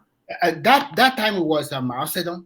So who was Mao? Who was the Mao? Chairman Mao? What was it? It's Who was the the same chairman? thing. I just call his total name for you now. I Mao know, Zedong. but who is he? Is he not a government? Is he not the government? So what I'm trying to do, when I make my assertion here, Yeah. I said they deliberately have a policy to keep their children busy so that they don't have time for frivolities about online stuff or TV stuff or most of these things. And when they kept them busy, when you go to University of Harvard, when you go around, you will see them in top university. They are being creative. They are bringing Remy, we've had this. We've said it many times. But the question I'm asking you is this: Yes. How were they able to get everything besides the sacrifice you talk about? If they don't have a government that got their crap together, if they don't have it, if they have a dysfunctional governmental system like Nigeria, do you think they will achieve what they achieve today? So what? Before too, they also have diversional system. They were not so rich like Nigeria. Well, I think you are both right. You are both right. Nigerians, we have to start from one leader. I'm not saying that Nigeria should. We have to start somewhere. I'm not saying Nigeria should use force. Leadership start from somebody. If you think you have the leadership trait and you want your country to be better, then you make the changes. But we cannot just be talking it from the past that some of our past leaders are bad. Now a lot of Nigeria are politically aware. We are having a new government. People should talk. People should say something better. People should enforce them to make the right thing for the people. We should not just be docile. But are we that patriotic? But Mr. Remy, please, am I permitted to also put something there? Go ahead, please. Yeah, Mr. Remy, see, the problem of Nigeria, to my own understanding, is government. Look, the way your submission always go to the people, it is easy to fault Nigerians and somehow not seeing the handwork of the government. Look, my dear brother, corruption is very sweet. And if people have access to it and they continue to, it manufacture multimillionaires that you cannot trace the source of their wealth. So it affects every route of progress. I will give you an instance. Few years ago, the western part of Nigeria produced nearly the highest cocoa in the whole of West Africa. Can we produce it today again? It doesn't mean we're not from a root of lazy people. The Bender people produce highest rubber in the whole of Africa. Do you know what we are discussing? Everything is gone because Midwest. Are you aware of what we are discussing? Corruption. So that will not. What you should be serious. We are not discussing corruption. Yeah, let me put it. Please. Let me round up, please. Let me quickly round up. No, you are rounding. What is the topic that you are discussing? And why we are suffering? We are not. That's not what we are discussing about. No, the economic problem. We are not talking about the social problem. You are not discussing what you are discussing. You don't know what you are discussing. You are deviating. You are deviating from what we are discussing. So what we wait now, Remy said the new government is coming in. Wait now, Mr. Remy said, please, Mr. Remy, quickly let me put this one. Can you listen to us so that we know what we are discussing? Nigeria should speak. Simba, let him learn. Let Midwest learn. Let him talk. You wait. It is you that doesn't listen to Mr. Remy's statement. Mr. Remy said a new government is coming and he expects Nigeria to talk. Midwest, isn't it? Yes. Yeah. Can you hear? Can you hear me, Midwest? Yeah, I'm hearing you. So I'm hearing you. Can you make your point without just attacking it? Yeah. Make your point. Go on. Okay, I did not attack. What I'm trying to say is this: for the interest of our country, for we to progress, any government that is coming should be serious to tackle corruption. Doing that, if he's able to do it, we will move into the track of progress. Thank you. It's not. Okay. It's not only corruption. I have rounded up what I want to say. Midwest. What my thing has always been that you guys all talk about leader. Leaders come from followership. They come from the society because that's why they say democracy is the government of the people. So when you talk about leader, is it not the same leader that live in the same neighborhood like us? They might be affluent neighborhood, but they live within us. They are also people from the same country. What I'm trying to say is that when you said, okay, leader, if you have the right leader that really patriotic and love the country. For example, let's just give example of Rwanda. Rwanda 20 years ago was a terrible place. Today, I just want you to Google and maybe go to your YouTube and see Rwanda as a country. So if you have the right leadership and total reorientation, we need to do that. If we are not doing that, we are just deceiving ourselves. Because the more that we want to crave for freedom also, are we ready to also accept the disadvantage that comes with total freedom? If you are not ready to accept that the disadvantage that comes with it, then I don't see any changes because everybody wants freedom. I have, especially in Nigeria, between a little thing, everybody say I'm going to report to UK, America. I have my right, but like this. So there must be a limitation. If there's no limitation, then we are still in serious trouble. And I do not say Remy.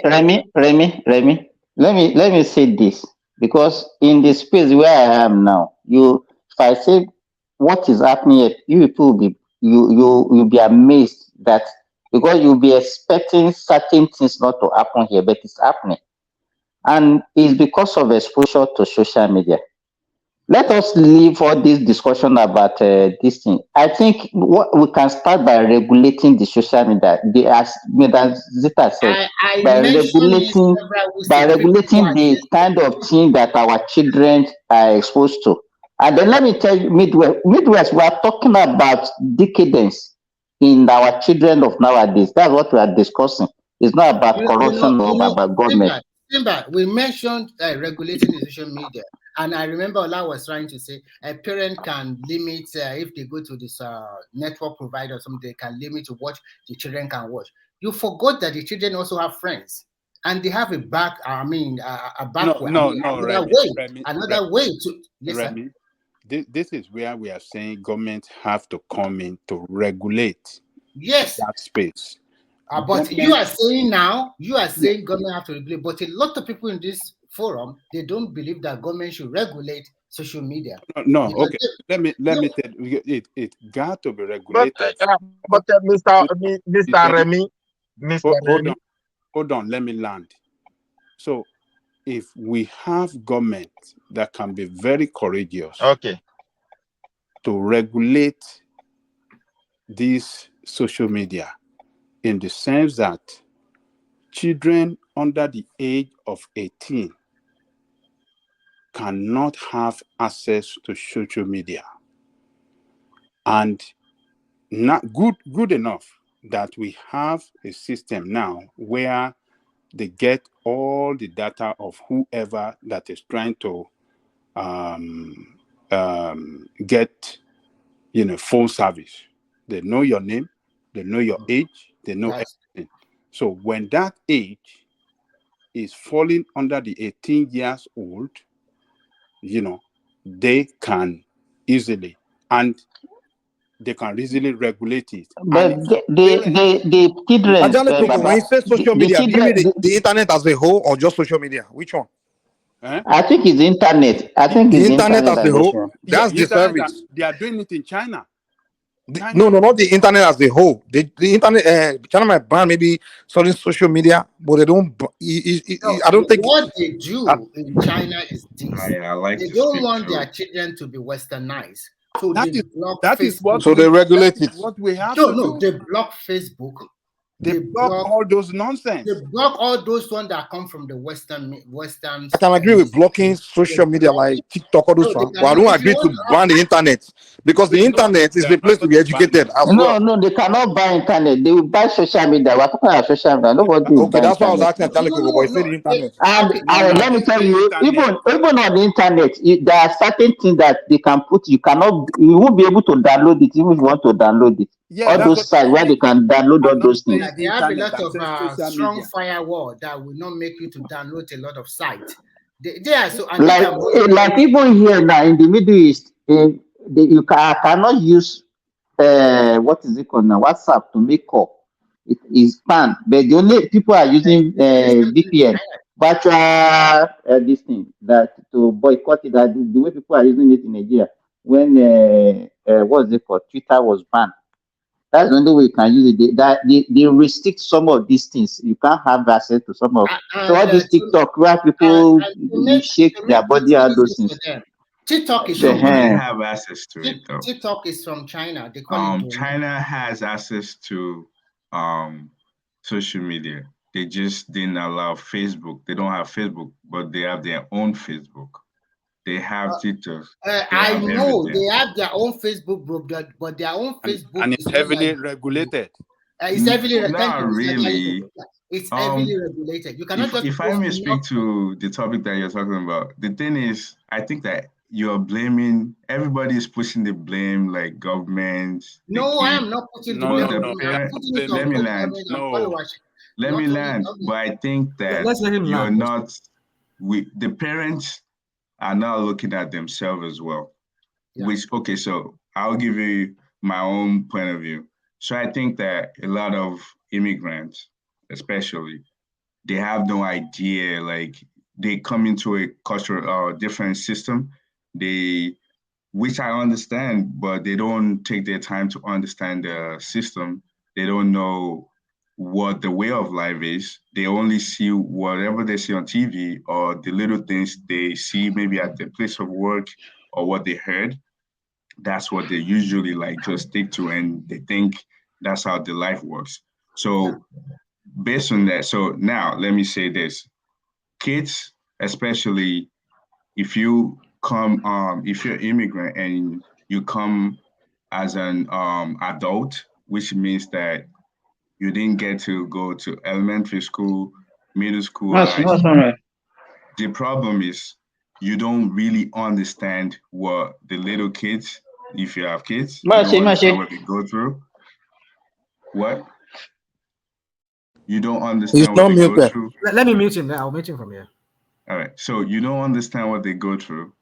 You only think that you can parent them from home, but a lot of parents, they only teach their kids based on how they grew up, but they forget that they're in different type of system. So now everybody is saying social media. One, not just social media. You have to remember, I don't even think, because while I was growing up, while I was in high school, like 21 to 22 years ago, there's no social media. Social media came 2004. Same thing that you're talking about now has been happening. Or the body count, whatever, it's been happening. It's not, it didn't just start now. Two, you forget that the school system that you came from is different from, is different here. I would like for you guys, most especially people that already have kids, because a lot of us, we don't speak to our parents because we know they know what they know, and what we know, they don't know. So we decide to, you just, whatever happened to you at school, you keep it that way. When you come home, you act like normal and you want to be like exactly how your parent wants you to be. So here's the thing. When the kids learn from school, because we don't understand especially if you're Black, when you take history classes or you take all those literature classes, you're they open your mind to a lot of things. And because kids are just growing up, we start to use those things to, not like you're trying to bully other person, but that's what you understand. So that's one. Two, also there was a mention that they should regulate the school system or whatever. Here's the thing: you can't use cell phone at school. Maybe some of you give your kids phone, but here's the thing: when they get to into the building, they cannot use their cell phone. You're not allowed to. So another thing is this: I just would like that all this, if, because we understand that parents, they want to make sure that their kid, they take care of them. All they worry about the most is money, and some of them that want to like get education and make sure like they can provide for their family, they focus on that. They forget that they're little kids. They mingle with every different type of, and you have to remember, especially if you live in Western world, they're diverse community, and everybody comes into one place. You get to learn. The kids that only have one parent's house, that live in one parent's household, will have friends with kids that have two family household. At the same time, you have Black kid associated with Asian kid, and Black kid associated with Caucasian kids. Oriola, sorry So to there's so interject. many things. What's your I just point? feel like Oriola, sorry to you are interject. We basically you're focus on most of what you Nigeria guys are now. talking about is other people. You forget yourself, that you yourself, you don't understand, and you're trying to teach this kid how you grew up, trying to, especially the lady that said, when I'm in the house, I tell my kid this is, but she forgets that this kid go to school.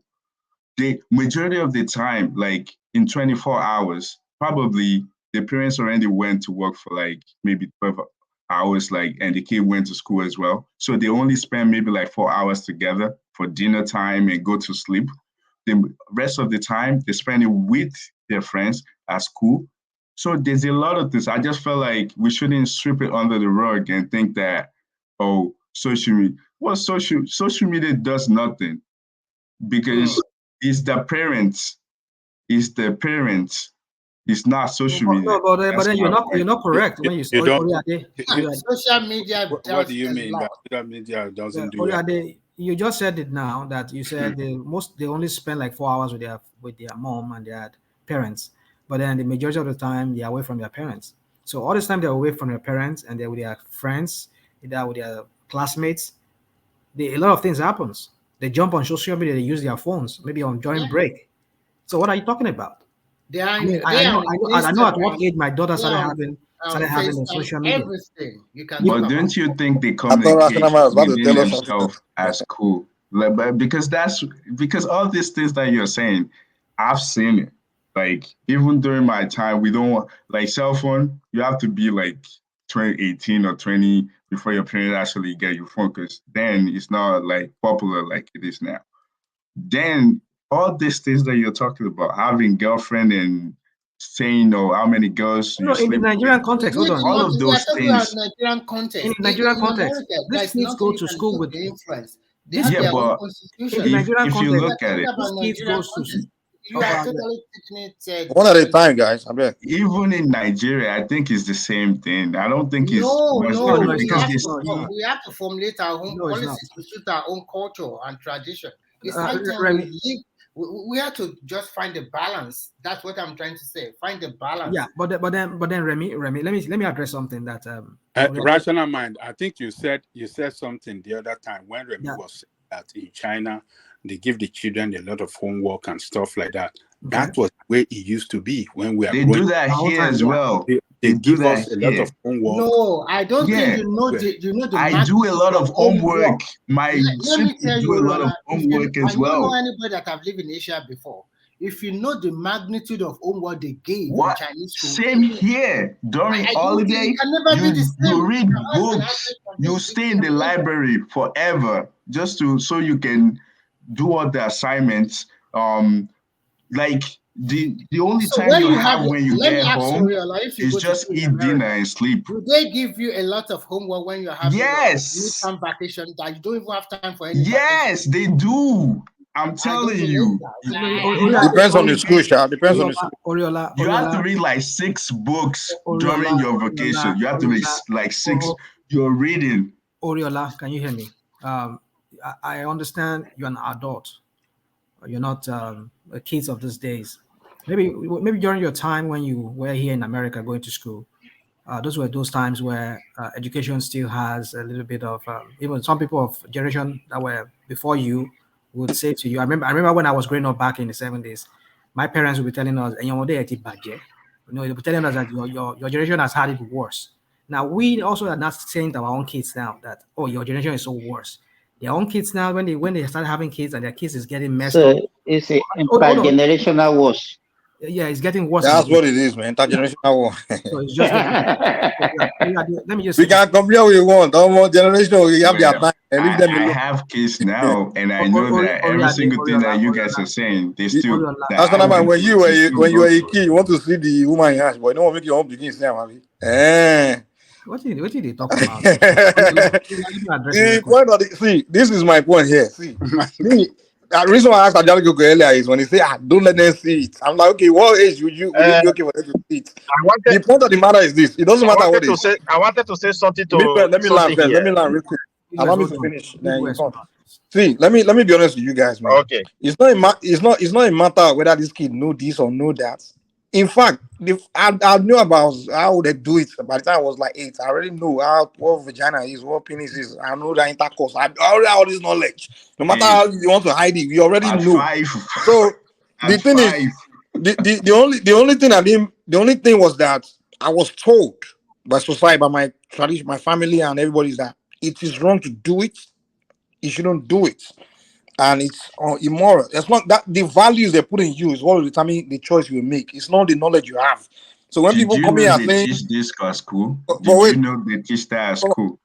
give me a At second. elementary school, they teach you intercourse, they teach you part of your body, all of these things. Yeah, they talk about it exactly. So one matter, what will determine whether children or anybody will make right or wrong decision in life is the standard that you are living by. And that standard The will either be parents. you either come from your family or your community norm. Maybe Thank you. the neighborhood you live in, the village, the city, or whatever you live in. Yeah. If the norm is that, hey, if you do this, it's shameful. If you do this, it's not wrong. It's not cool. If you do it once that environmental norm is there, and you know that if I do it, oh, everybody will talk bad about me. They'll But see me with the Mike, wrong we guy. don't have all It those will- things in but that's what I'm saying. We That's don't what have it anymore. We don't have anymore in Nigeria. We don't that's what have I'm it. saying. That's what it keep and that's what I'm going with you. Like that's where the problem is. We But don't have hold any. on, Coca, Remy, remember those ladies, those girls earlier?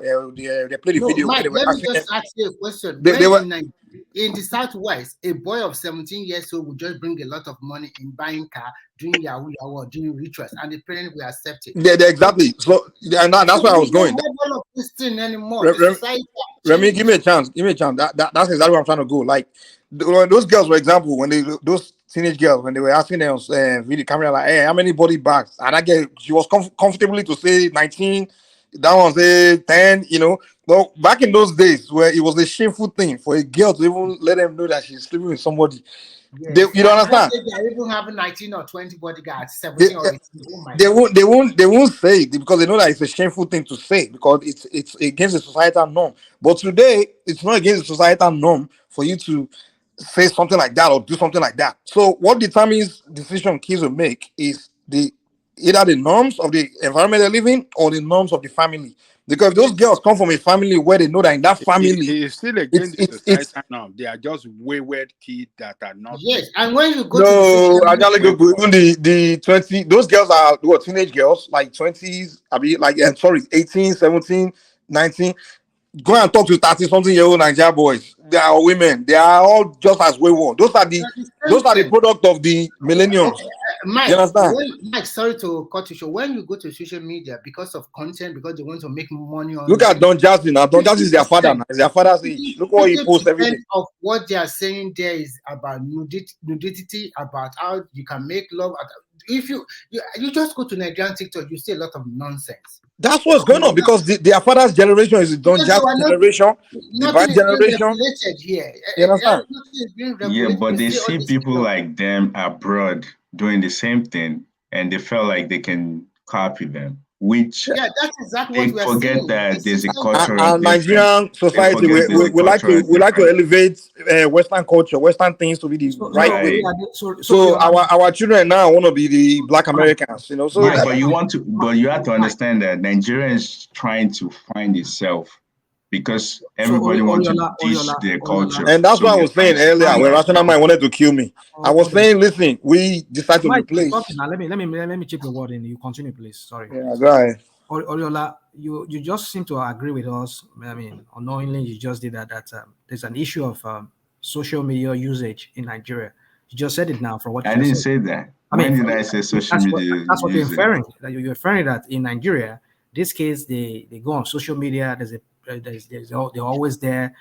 Somebody said somebody said that the Nigerian TikTok space is just about people twerking and all of those crap. How to Yeah, have but fun, how to it lie has with been woman, happening before then. how So to People do how were they things know very watching the good. video, like so the Their how do they music not mother, know video, the movies. how do they not know what the meaning of body count is? How do they Yeah, not be but some you are know exposed to the even this? videos, the teaching their movies. mother. the music They are teaching videos, their the mother how to movies, do it. they read their newspaper. Don't This you music think? lyrics you're talking about, where, for the most part, where did they hear them from? Isn't it on the social media, on Facebook, on those social No, media? I'm saying that before social media, this Okay. has been like the TVs. Remember that? So I grew up in Nigeria till 15, so I know like when majority of the rappers in Nigeria, they try to be like American rappers. So But they they will were known as want the to. base. They were known as the base as the one with No, even way before, dude, I don't lie. I grew up that time now. The but late even 80s, in rap 90s. now. All Even they in were, we were consuming was Black American rap, Exactly. movies, hold on. and Our Western from Nigerian TV. So rappers and they were promoting the Western things. So it even listen. started before, even right when the British were there, started teaching us to be British. I And grew up. then we replaced with American. We wanted to be everything except African. Even if you wear African clothes, we laugh at you. Back in the 90s, if you wear African attire, they go, "Man, flesh, you Wait, must wear Western isn't Black clothes." So American African? yeah, we They're wanted to be them, and Africans it's still now. going on today. So it's been there. They're Africans, and we want to be like our brothers. That's what I think. Rich But brothers. we do. No, it's not like you just want to be who they are selling to us. That's all. Listen. Yes, yes. I grew up to listen to. I mean, back in the late '90s, I listened to. I mean, late '80s, Snoop and KRS One and the rest of them, and Raheem and all of them. I mean, I listened to all those music back then. Tribe Called Quest and all of them. So I remember those songs were not as the base as we were. Even though sometimes they talk about things, but that's not Wait, don't put morally Snoop in bankrupt. it. Hold on, immorally bankrupt as the one was. Even back then, by the standard then, I remember Wait, my Snoop parents. is corrupt. Hold on. Yeah, by the standard then, they will say it's corrupt. But comparing that corruption to the one we're seeing now, you will say, definitely you say, oh, wow, this is even more corrupt. So the point I'm trying to make is this, that back then, we only have, the only media we have was TV. If they play that on TV for us, we see it. And maybe some of us have goes to, we already started with some of these video clubs. We go get video cassettes, cartridge or cassette from, and then we watch these movies and all of that. That's the only way we get to see those things. But today, these kids, at a click of at a click, they can get access to the Pornhub or whatever.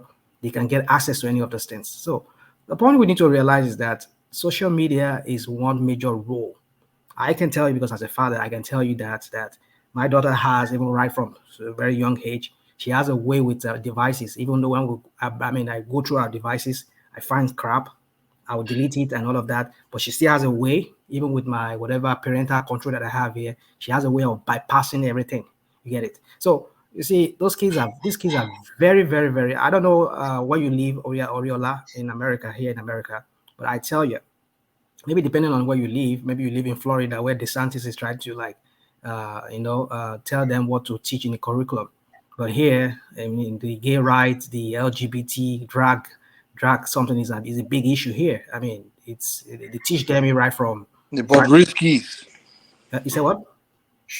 I say Bobrisky's. I know So it's what a you big issue mean, here. So but you see, the when thing kids are is, exposed to all of these things, it's an issue. We need to factor all yeah, of this in. but the thing is, you have to remember Hmm. there is the culture, the people that have culture, because you have a lot of people. So if you have Italians, they have their culture.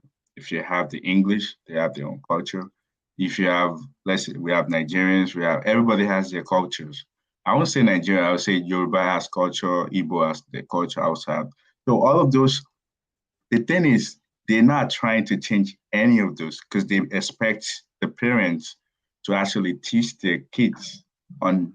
That's why they always want everybody there. Oh, if you're from, let's say you're Yoruba, you're from Nigeria or Igbo, whatever, don't lose that. Appreciate what you have because they want you to still keep your culture. So I think that, but the system that Americans have is a freedom where they're not obliged to tell somebody. Individualism.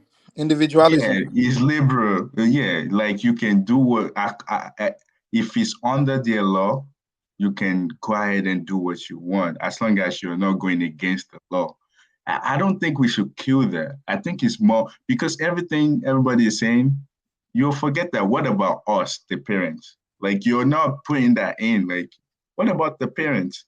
Like we're looking at the few percentage Because if you remember, minus times minus will give you positive, but minus times positive, even if it's just 1 minus times 100 positive, it will just still be negative. Oriola, we agree with you and I also disagree with you. Very well. We've mentioned about the parent that the parents are also not good because they are wayward. And I would not generalize. Of course, we have some good kids, but if the parents are wayward, what do you expect from their children? And when you talk about tradition and culture, I noticed one thing here in Europe. There is a lot of Eastern immigrant, African Eastern origin, immigrant in Europe a lot because of the war. They kept to their identity, their dressing culture. You will see most of their children still wearing the hijab, covering their head, and they are well behaved, even with a lot of austerity among the local Europeans. Sometimes they mock them, they cover out their body. But they turn out to be doctors, engineers, and they are working in different field here. So you mean the Middle Easterns, right? And the Indians, right? So what I'm trying to say is that have you been to the school system, or you've been with them at Oriola, work? you mentioned I don't believe before. what you're saying. I think that because someone is a doctor does not mean that they're not a bad person. Oriola, you mentioned it before. A lot of black people or African that went to America, we want to be Americanized. So that is exactly our culture and follow the new culture and embrace Americanized or American way of life. That's what happened to a lot. And then we condemn our own, from especially from black or something like that. So that's what happened. Mr. Remy, please, I wanted to put something there to support you and also to just give my submission a little bit, if I'm permitted. Okay, go ahead, please. Concerning this, child upbringing and social media. For me, there's nothing to argue here. I strongly believe that social media have a negative effect, just as well it has a positive effect. But the greatest challenge we have, even if we identify the effect, the negative one, we don't have government that will assist us to solve that problem. The Chinese government, they are growing. They have foundation, as I said before. Country being poor does not mean they don't have foundation. If you go to some poor country, you see their bureaucracy, you will marvel. Just that they are not rich. And that's why country like Poland and Czech Republic, Czechoslovakia, the rate at which people develop and the space, it amazed me. I went to that country like 12 years ago, but they have a bureaucracy. These are like communist countries have a strong foundation of bureaucracy. Read doctors. So it paved a way for people to progress. Take, for example, if you said in Nigeria today, oh, every kids that are not 18 should not use something. Do you have database that give age for your children? You don't have. You see a very big problem. Do you even identify who are your children, who are citizens? Like the bet we have talked about. So for me, I think the new government should be serious. We don't have a strong database. We don't really have a strong database. We don't have. Let's say the truth. We don't have it. Well, maybe you have in your community. Where I'm from in Nigeria, I'm from Benin, I'm from Edo, and I have traveled to some part of Yoruba Undo and everywhere. You can go to affidavit court, swear an affidavit. Tomorrow you still go there, or next week you still swear another one. They will still give you paper. You go to Ministry of National Population. I want a birth certificate. You wait now. I just give an example. You go and try it. You go to you swear and go to the National Population will issue you more than 4 or 5 birth certificates. So what kind of database do you have? They don't have your fingerprint. They don't have your biometric. Even if Anini is alive, they're saying go and bring police report. Nigeria police will give him positive and say this man is not a crime. They don't have database of citizens. So my dear brother, let us be sincere when we discuss issue. Look, the government is still the fact. I pray for we to have somebody that will say, look, let us establish government. If we have a government that is serious today, you will see a problem and you will look for a way to solve it. It's not just the people. Once the government is serious, they will take everybody Don't worry. This is what I believe. Tinubu will do all that. And the other state, I don't know. One man cannot solve it. It's only when he's serious about it. Maybe we try to. Midwest, let me say this. Midwest, let me say this. You know, now we've been on this issue now for almost 3-4 hours, and we've not been able to even identify the problem. we've not been able to provide Even solutions. last week we debated it. No, just wait. I just Oh, did. okay. My dear brother, Now for me, it shows us. Hey, It one shows voice, us. one voice, please see, oh, please see. Let's Timberland, please.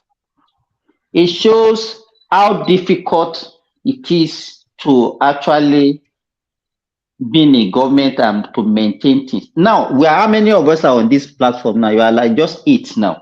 We cannot reach a consensus on the problem, not to even find the solution. Somebody will say this is the problem, another one say you don't agree. You can see how difficult it is. But criticism is very, very easy. Hey, it's government that does not do this, it's the president that does not do this. Let us have it. Only this issue now. We are just discussing for more than 4 hours, and we cannot even take home something. You can see, and we call ourselves intellectuals.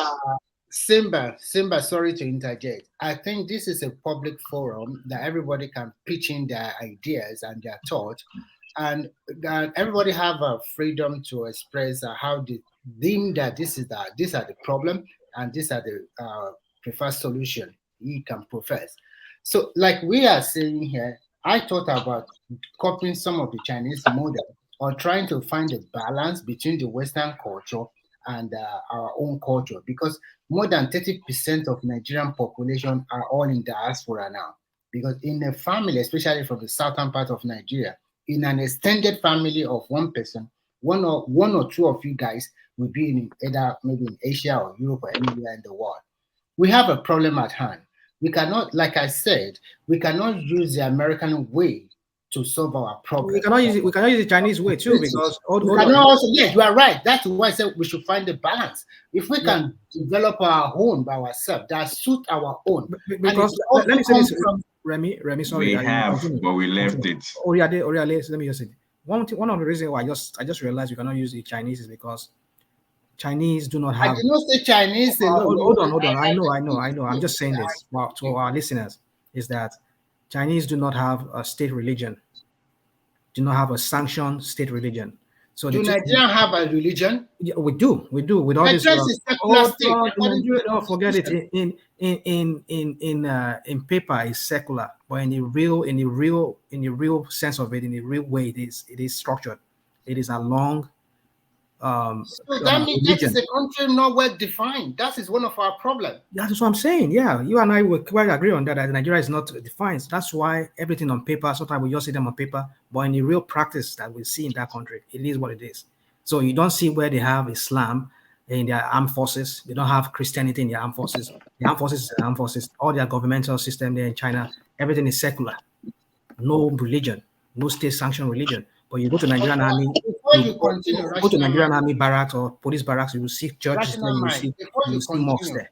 90% of Chinese population are Han people, HAN. It's totally different from Nigeria that have diverse culture and ethnicity.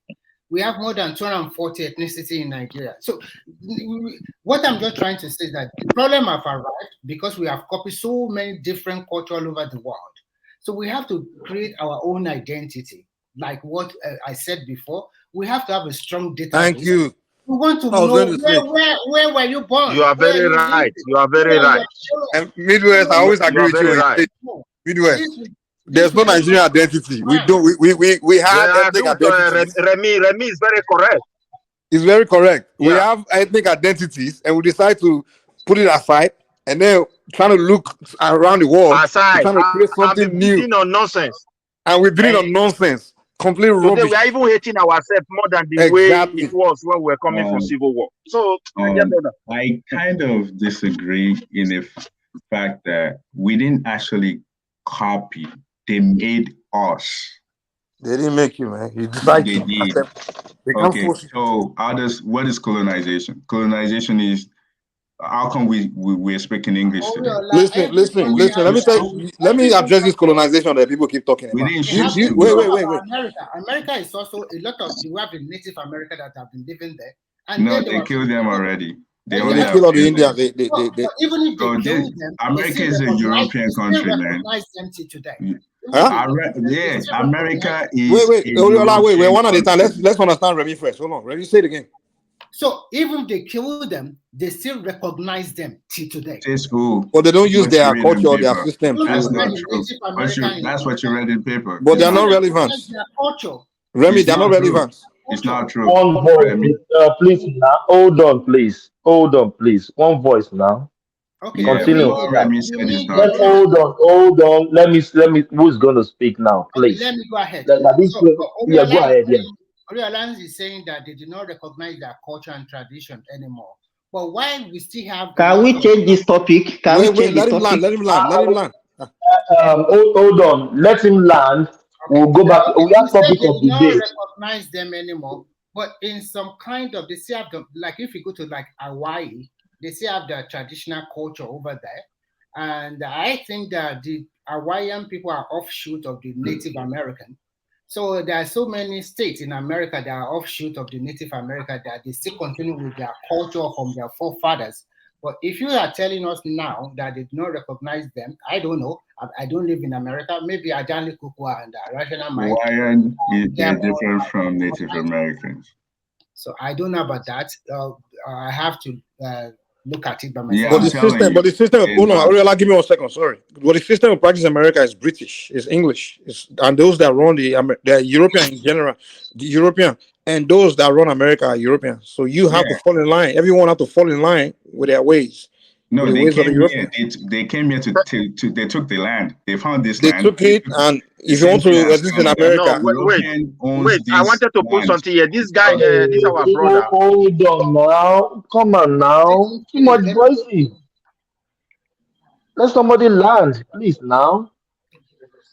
I'm very sorry when it comes to speaking on each other. You guys know I don't like it. Please, you can't listen back.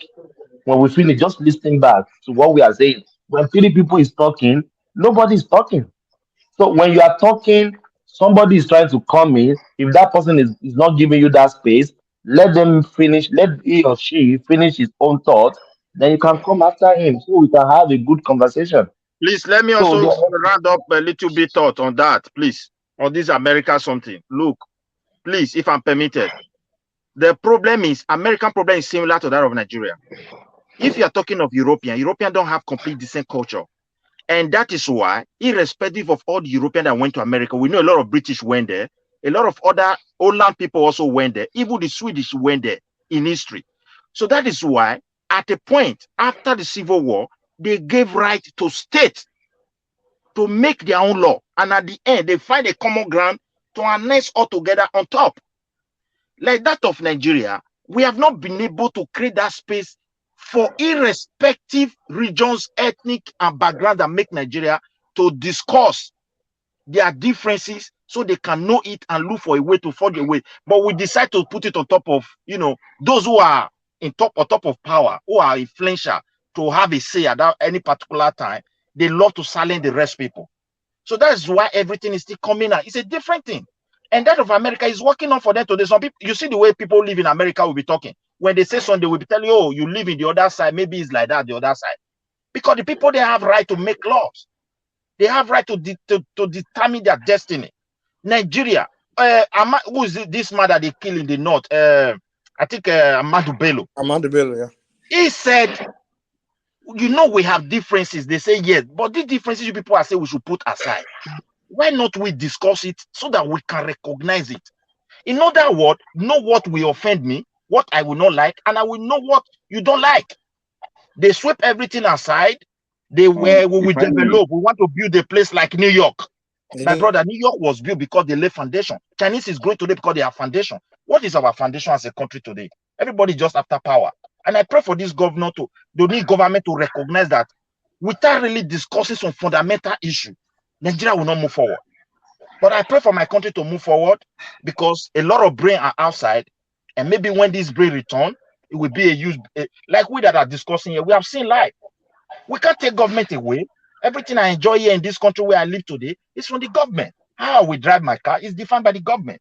How we obtain my driver's license is defined by the government. How we treat my kid is designed by the government. How we treat my wife is law. How we live with my neighbor is law. Nigeria, you don't have this. So without government, nothing function. Nobody should say, why are we blaming government? Why are we blaming government? Let all our people that are in abroad, that America you live, you have freedom.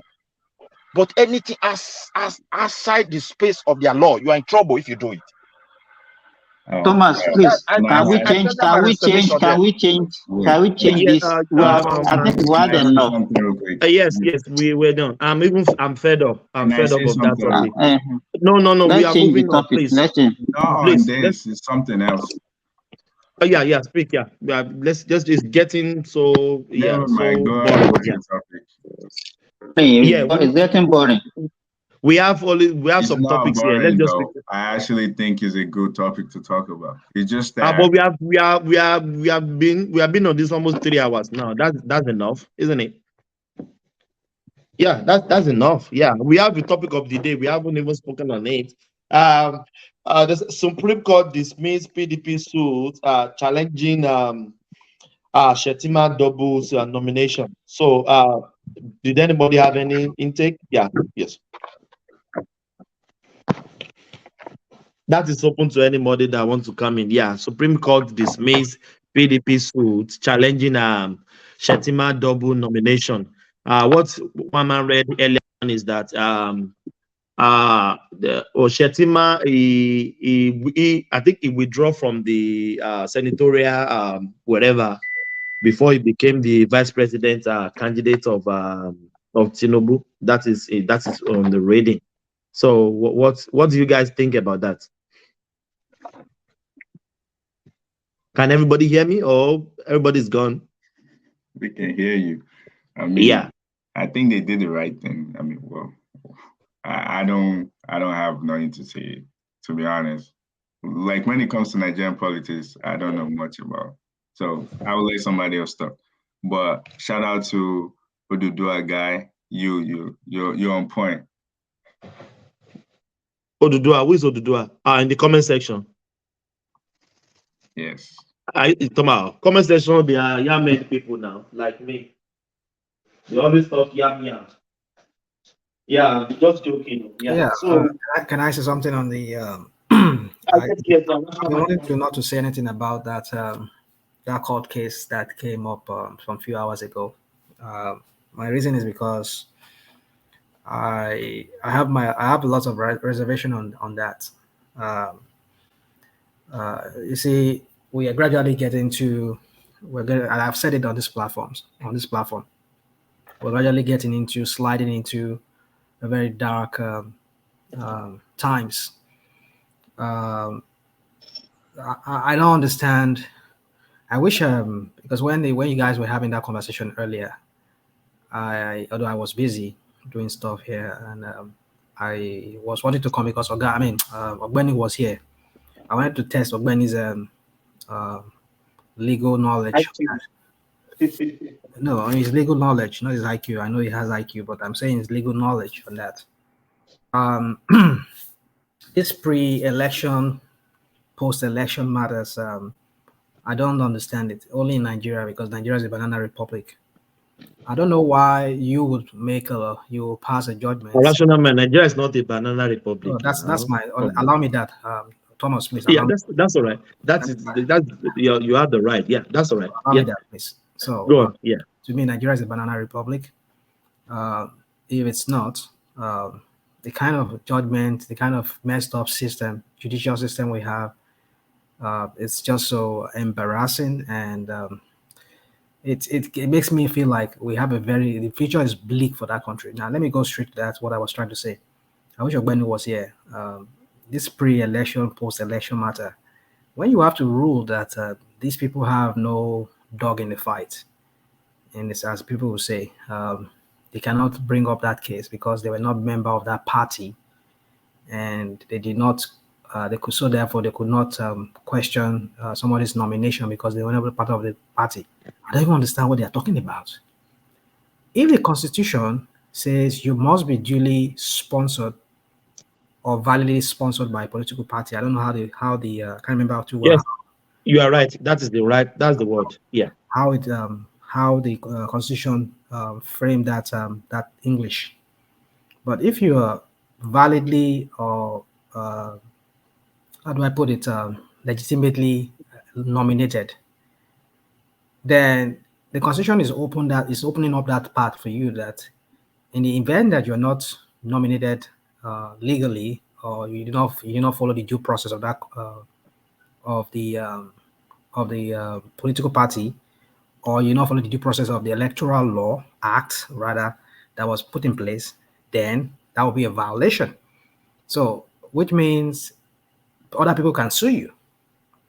You don't have to be, because if the Constitution is the grand norm, is the trumps or every other thing, it's telling you that any person, as long as you're a Nigerian, you're one of the voters, you can sue the candidate in the court, either pre or post, whatever it is.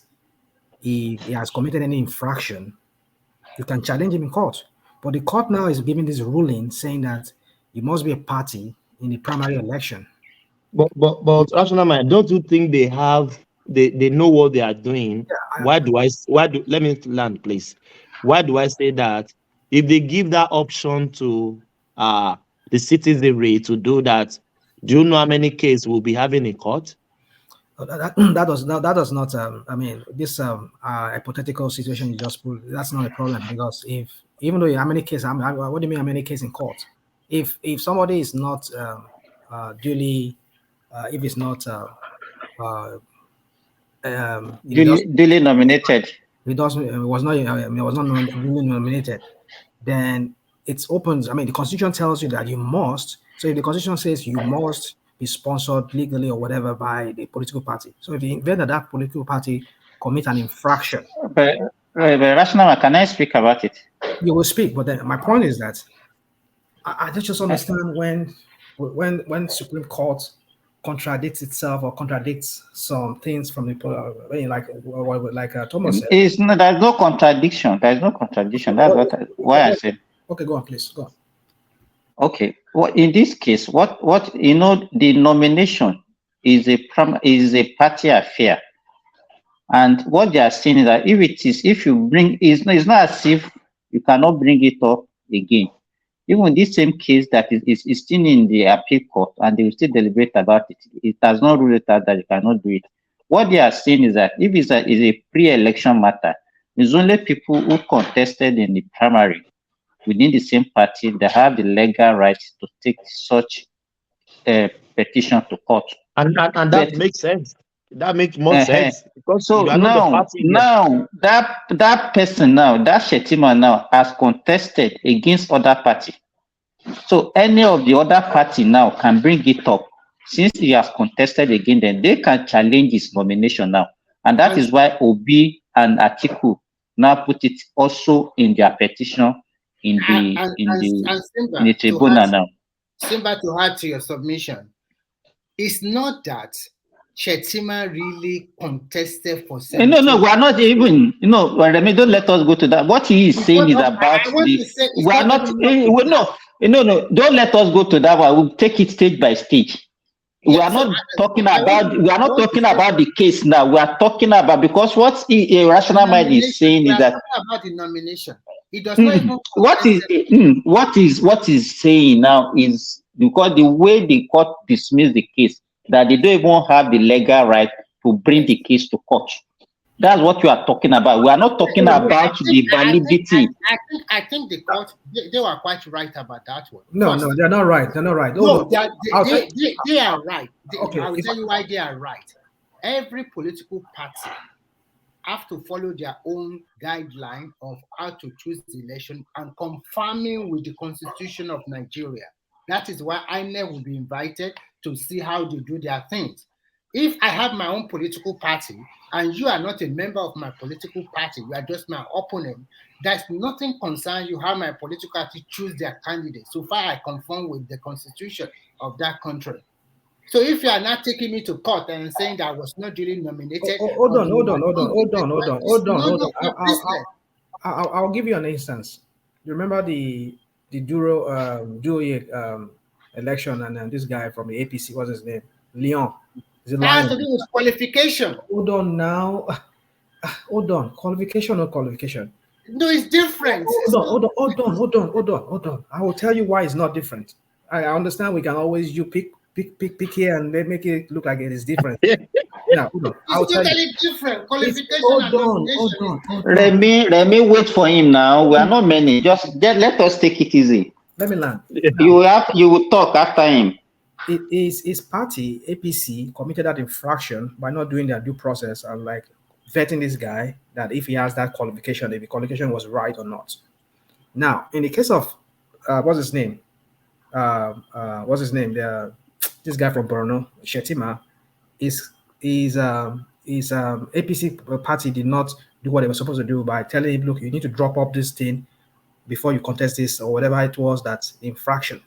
Now, in the case of the duo, this guy, Leon's matter, whoever is within that contested with Leon in that primary will be the one that should challenge him. If I want to go by what the Supreme Court is saying, you should be the one that exactly.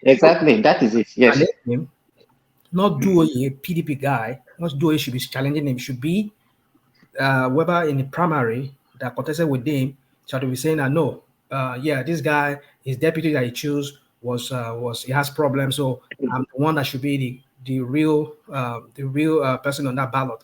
And if my party win that election, the person that comes second should be the one taking.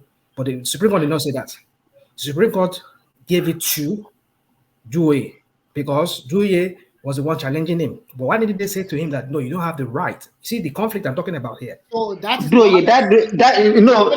rational mind. Let me ask you, Remy, can you wait, please? This case has started pre-election. This one that ended now is a pre-election matter. Do you understand, rational mind? They have started from. You started the pre-election. Yes. Are they not in the same party? No, in the party. It's PDP. So that is why I'm trying to tell you that the contents are totally different. It's not different. It's totally. Go on. Okay, let me hear you out. Let me talk. So it's totally different. In law, I'm not a lawyer, but lawyer will explain that nomination and qualification are totally different. What the present governor of Bayelsa State was challenging with APC was the qualification of the deputy governor of Leon, and he kept on taking the place from the lower court to Atiku and to the Supreme Court, and when it was the qualification that is defective, and they have to yank him off. This is totally different. They are not challenging qualification. Even at the petition tribunal, I think you can challenge qualification there too. So it's totally different when you look at it. No. You are twisting this whole thing. You're making it sound. I'm not twisting. You can ask Benny if Benny is there. We're having a conversation. Now. We're not no. My voice can look like that. I'm not fighting with you. You sound like maybe you are getting angry. Rational, my qualification is different from nomination. You see, all these things, all these jargons can only be found in Nigeria. Oh my God, are you a judge or a lawyer? Hold on. Oh my God! That's why I said Nigeria is a banana republic. If not, not jargons. Yeah, it's all jargons. It's all jargons because these are you often use the word pre-election matters. Yeah, the party did not do their due diligence in both instances. They allowed Shetima to have double nomination. And they also, in the case of this qualification of no. You can't. Hold on. You can't say that double nomination. No. Rational man, you are already giving his own judgment now. He's giving his own judgment. He didn't have double nomination. What did they have? What did they have? Rational man, let me tell you what happened. Let me give you an answer to what happened. Sorry, Simba. Let me quickly. Hello. Let's hold on, Simba. Hold on, please. Let's hear from them. Rational mind. In 1999, Atiku was elected the governor of Adamawa State. Elected. And then Obasanjo chose him to be his vice president. And they won. That means that guy have two, being a governor and also be a vice president of Nigeria. At the end of the day, it dropped one. You have to look at the antecedent of all what happened. Why the Supreme Court started to talk about pre-election and post-election matter. We have a series of infractions in the past. That means in 1999, Atiku was elected as governor of Adamawa State, and then later Obasanjo chose him to become the vice president, which he won. And when he left that position, his deputy took over. Do you think if now do you think that kind of thing can happen now? It can never happen. Can I answer your question? So I'm just trying to tell you what. Hold on. What You does the get your essence answer. of You will get the post-election answer and now. pre-election? Hold on. You get the answer. You're talking about two different times. We have an electoral law. The current electoral law that is being used is what is being used in court. My only problem with the PDP, I don't know why the kind of people that who is using for as his lawyer legal team. Those precedents they are citing, I can agree that they do not have any connection with their case. Simply refer to the electoral. Hold on. I can see you're already unmuting. What they should have done is that refer to the electoral law, which seek to disqualify Akpabio, this guy from Ebonyi, and this guy with the current Senate president in court, where it says they had double nomination, right? That was what they should have based it on. So when Atiku you're talking about, these are different times. There was this new electoral law that says that. I think you do not. If you listen to me carefully, I said what has happened in the past. Because there's no connection. That's what I'm saying to you. No, I'm telling you what bring out the idea of pre-election and post-election, because there was so many litigation. But nobody challenged. Nobody. Hold on. This guy that challenged, what's his name then? This Ondo man, what's his name? Falai, did not challenge him based on that. He challenged the results. No, they challenge you. They challenge. Hello, rational mind. You challenge what? That the deputy governor was challenged that time. The thing got to Supreme Court, but they said there was no clear him. That what? I didn't get it. What did you say? It was challenged. That nomination was challenged that time. That because some people took them to court that deputy does not have the right to become the something, and the case got to Supreme Court before it was clear. Atiku gonna. Are you talking about Atiku? The deputy governor. Yeah, I'm talking about the Atiku case. I'm talking about the Atiku case that time. Boni Haruna was taken to court. Won. The difficult said that nothing. What I'm trying to say is that there were a lot of litigation that warrant later the 2020 that warrant pre-election and post-election. Actually, what the Supreme Court just said, it had been more easier that if the person is a member of the same political party. You guys are confusing this whole thing. Hold on. Let's get this in perspective. You said rational mind. Please let me put this one there. Hold on, you land. Hold on. Let me just say this, please. The point to put is that Olu Falaye did not include it in his election petition. Falaye was not the one. Falaye was not the one that took Boni Haruna to court. Because he only contested the one against Obasanjo. Is a different case. That's what I'm saying. I don't know why you are bringing that into connection here. We're talking about. No, nobody is connecting it now. I'm not connecting it. This Simba, I'm not connecting it. What I'm saying is that that one also was challenged in court that time before it was cleared. That's what you are saying. It was challenged. Whoever challenged it back then, they challenged it back then. But I'm talking about Atiku is a candidate in this last election, and he took this very one of Shetima to court, and the Supreme Court is ruling against itself in the previous matter. But the difference now, as we said, this case started pre-election. Okay. It was a pre-election. This case started because it was started in a High Court to Appeal Court to Supreme Court. So it's not something that started yesterday. It started before the presidential election. So what was the basis for the judgment now? The basis is that because the case has started before then, they don't have the local standing to actually bring the case to court. But now they are still challenging it as part of their petition after the election. Do you understand what I'm saying? They only rule for the one they started pre-election. Do you understand rational mind? Please. I get you. Rational mind. It makes sense to me. Rational mind. Simba, it makes sense to me. For someone. Hello. Let us finish. Who's talking? Let me and rational mind finish this one first. You make sense to me. Rational mind. What? Midwest. Hold on, please. You make sense to me in that. But my only problem there is that this petition started before the election. And because of Yes. the judicial system, the crappy The delay, exactly. That is the delay. delaying, they could have asked the Uh, judiciary to come make a judgment back then, even before the election, but they did not do that. So mm, it's not the fault. exactly. I don't know if you listen to, hold on, if you listen to one of the lawyers who was supposed to show up, and the judge did not, I think the other case, that the judge did not show up, and there was this lawyer who came all the way from Lagos who was fighting that case in behalf of the other people, and the two times, this judge did not show up for his case to come and deliver judgment.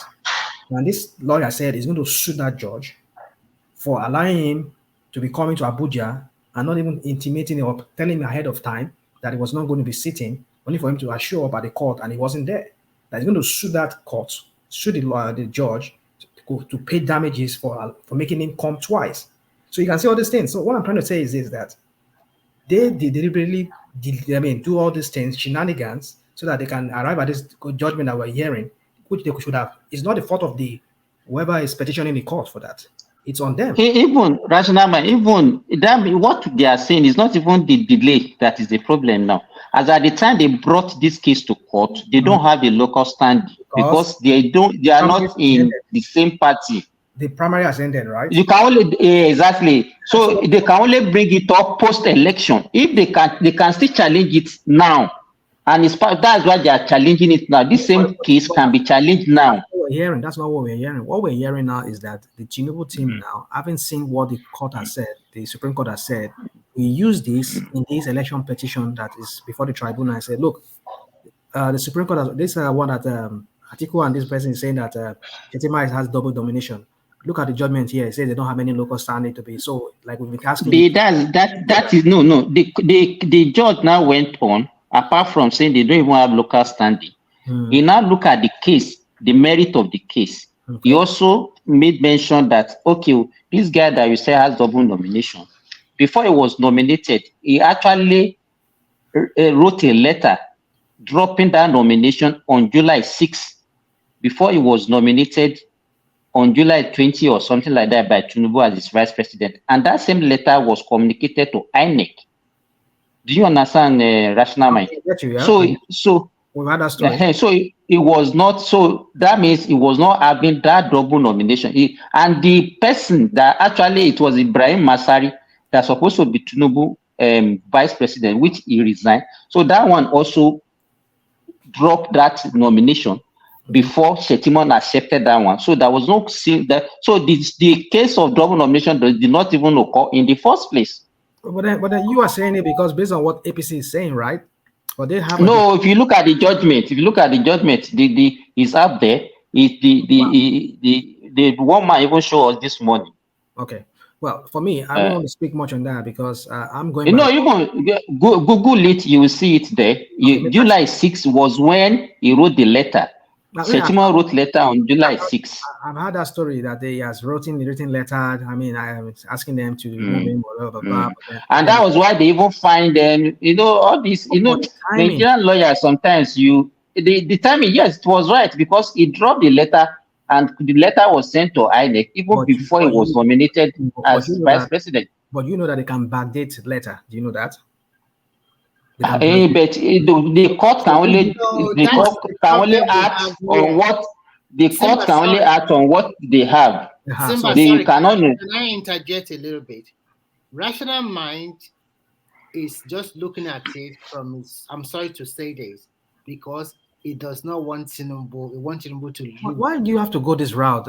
It's true because you are just looking for. Can you stop this? Can you stop this? Rational mind. Listen, whatever. Rational mind. We're having a civilized conversation. You are not Supreme Court judge. Don't do this, please. I know what you are trying to do. I've come to know you a little bit and accept you, and I want to be your friend. I don't want us going through this. You hate Tinubu. Rational mind. Let's not do this. I don't want to do this anymore. Rational mind. For 100%, 100%. No matter what happened, I will still respect you as an individual, and I will still take you as a friend, even I do not even know how you look like. What I'm just trying to say here is this. I and you, we are not Supreme Court judges. And this case has been from the lower court to the Supreme Court. The same result. And they are trying, I know you know everything clearly by yourself. maybe you are playing devil's advocate. Maybe that's if what No, that's I what don't you know are everything by doing. myself. If I do, I'm not that kind of person that will So be do you arguing blindly.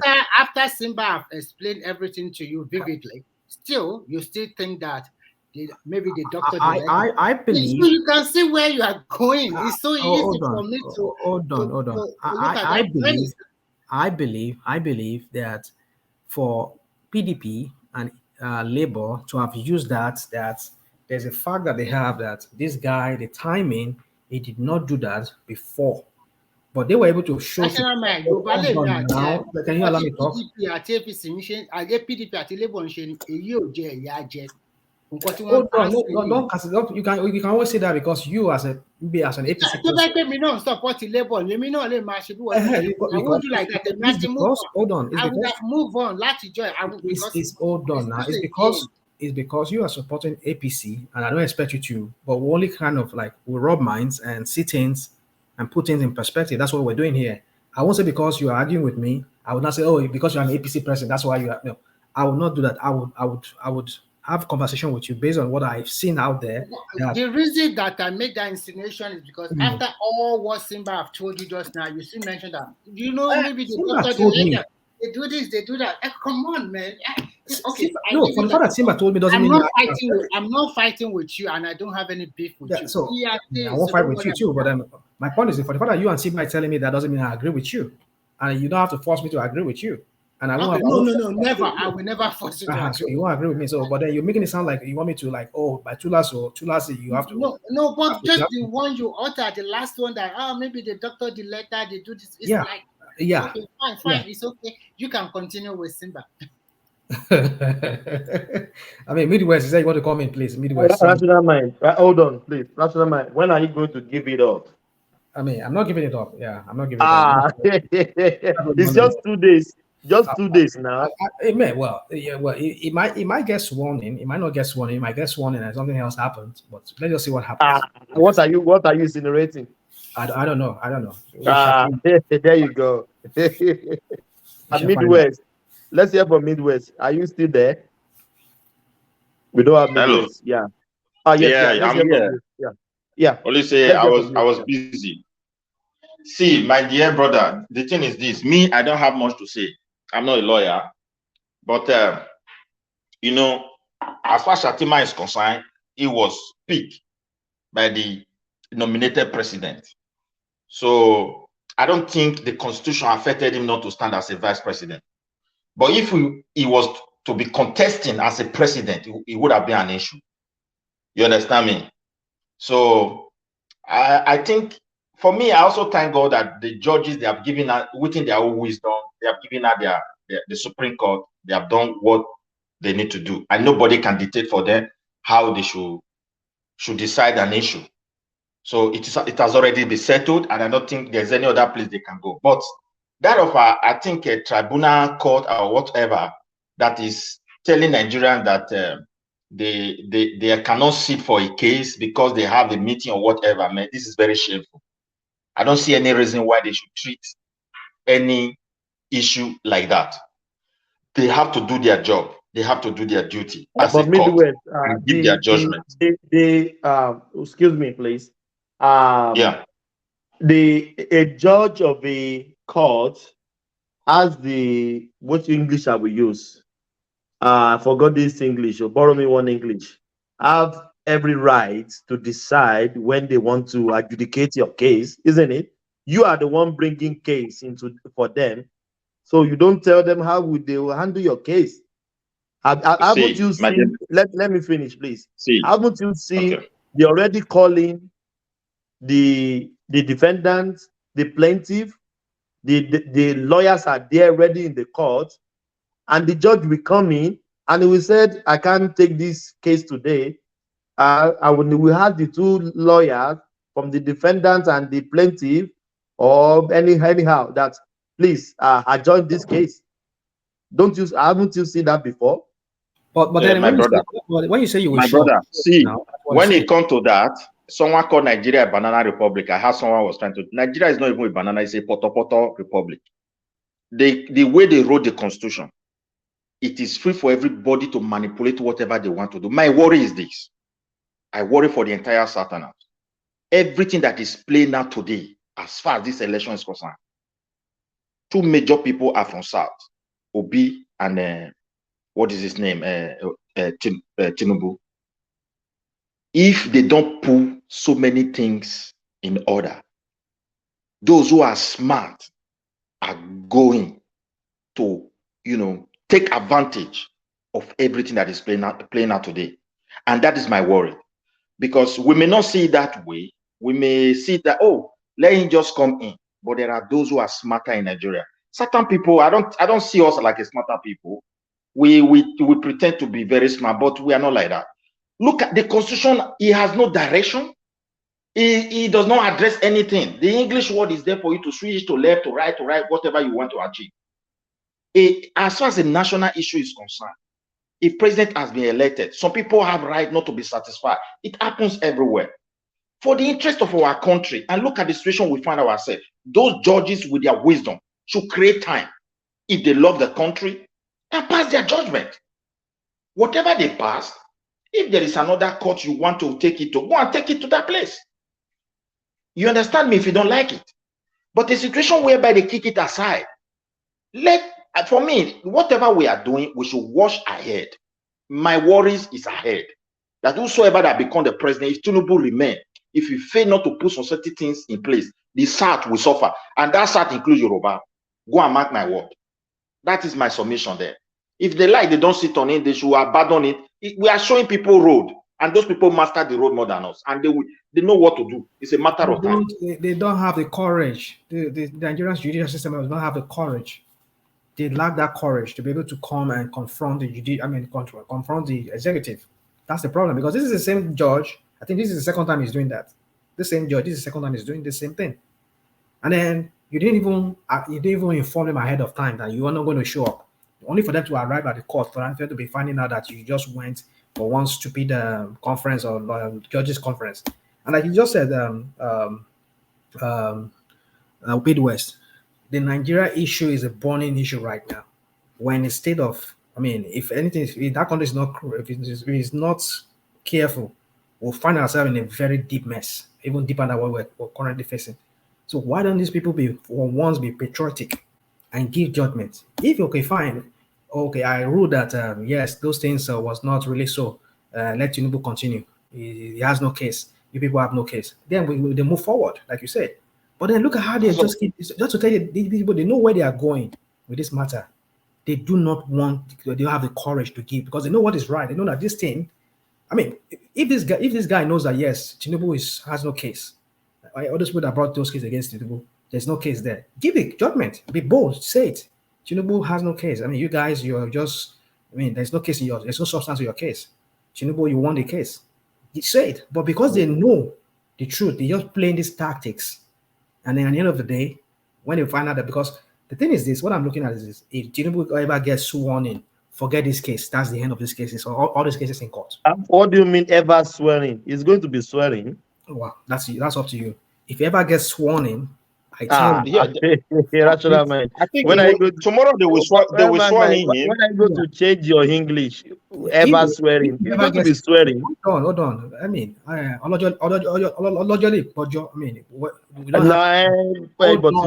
on. Till then now. This life, we don't own it. He's an old man. He might live longer than me. I might live longer than him. I'm younger than him. So the point I'm trying to make is that we don't claim to have this life to ourselves. So anything can happen. It could be that tomorrow we hear. But it shouldn't be rational mind. Rational mind. You shouldn't be thinking in that direction. No, that is not fair. You see, Thomas. The other day here, he said to somebody that somebody should not tell you how to think. Or you're telling me now how to think. Nah, I should not think. No. That's why. That's you have the right to. But when anything goes to do with life, I think you should have some. What?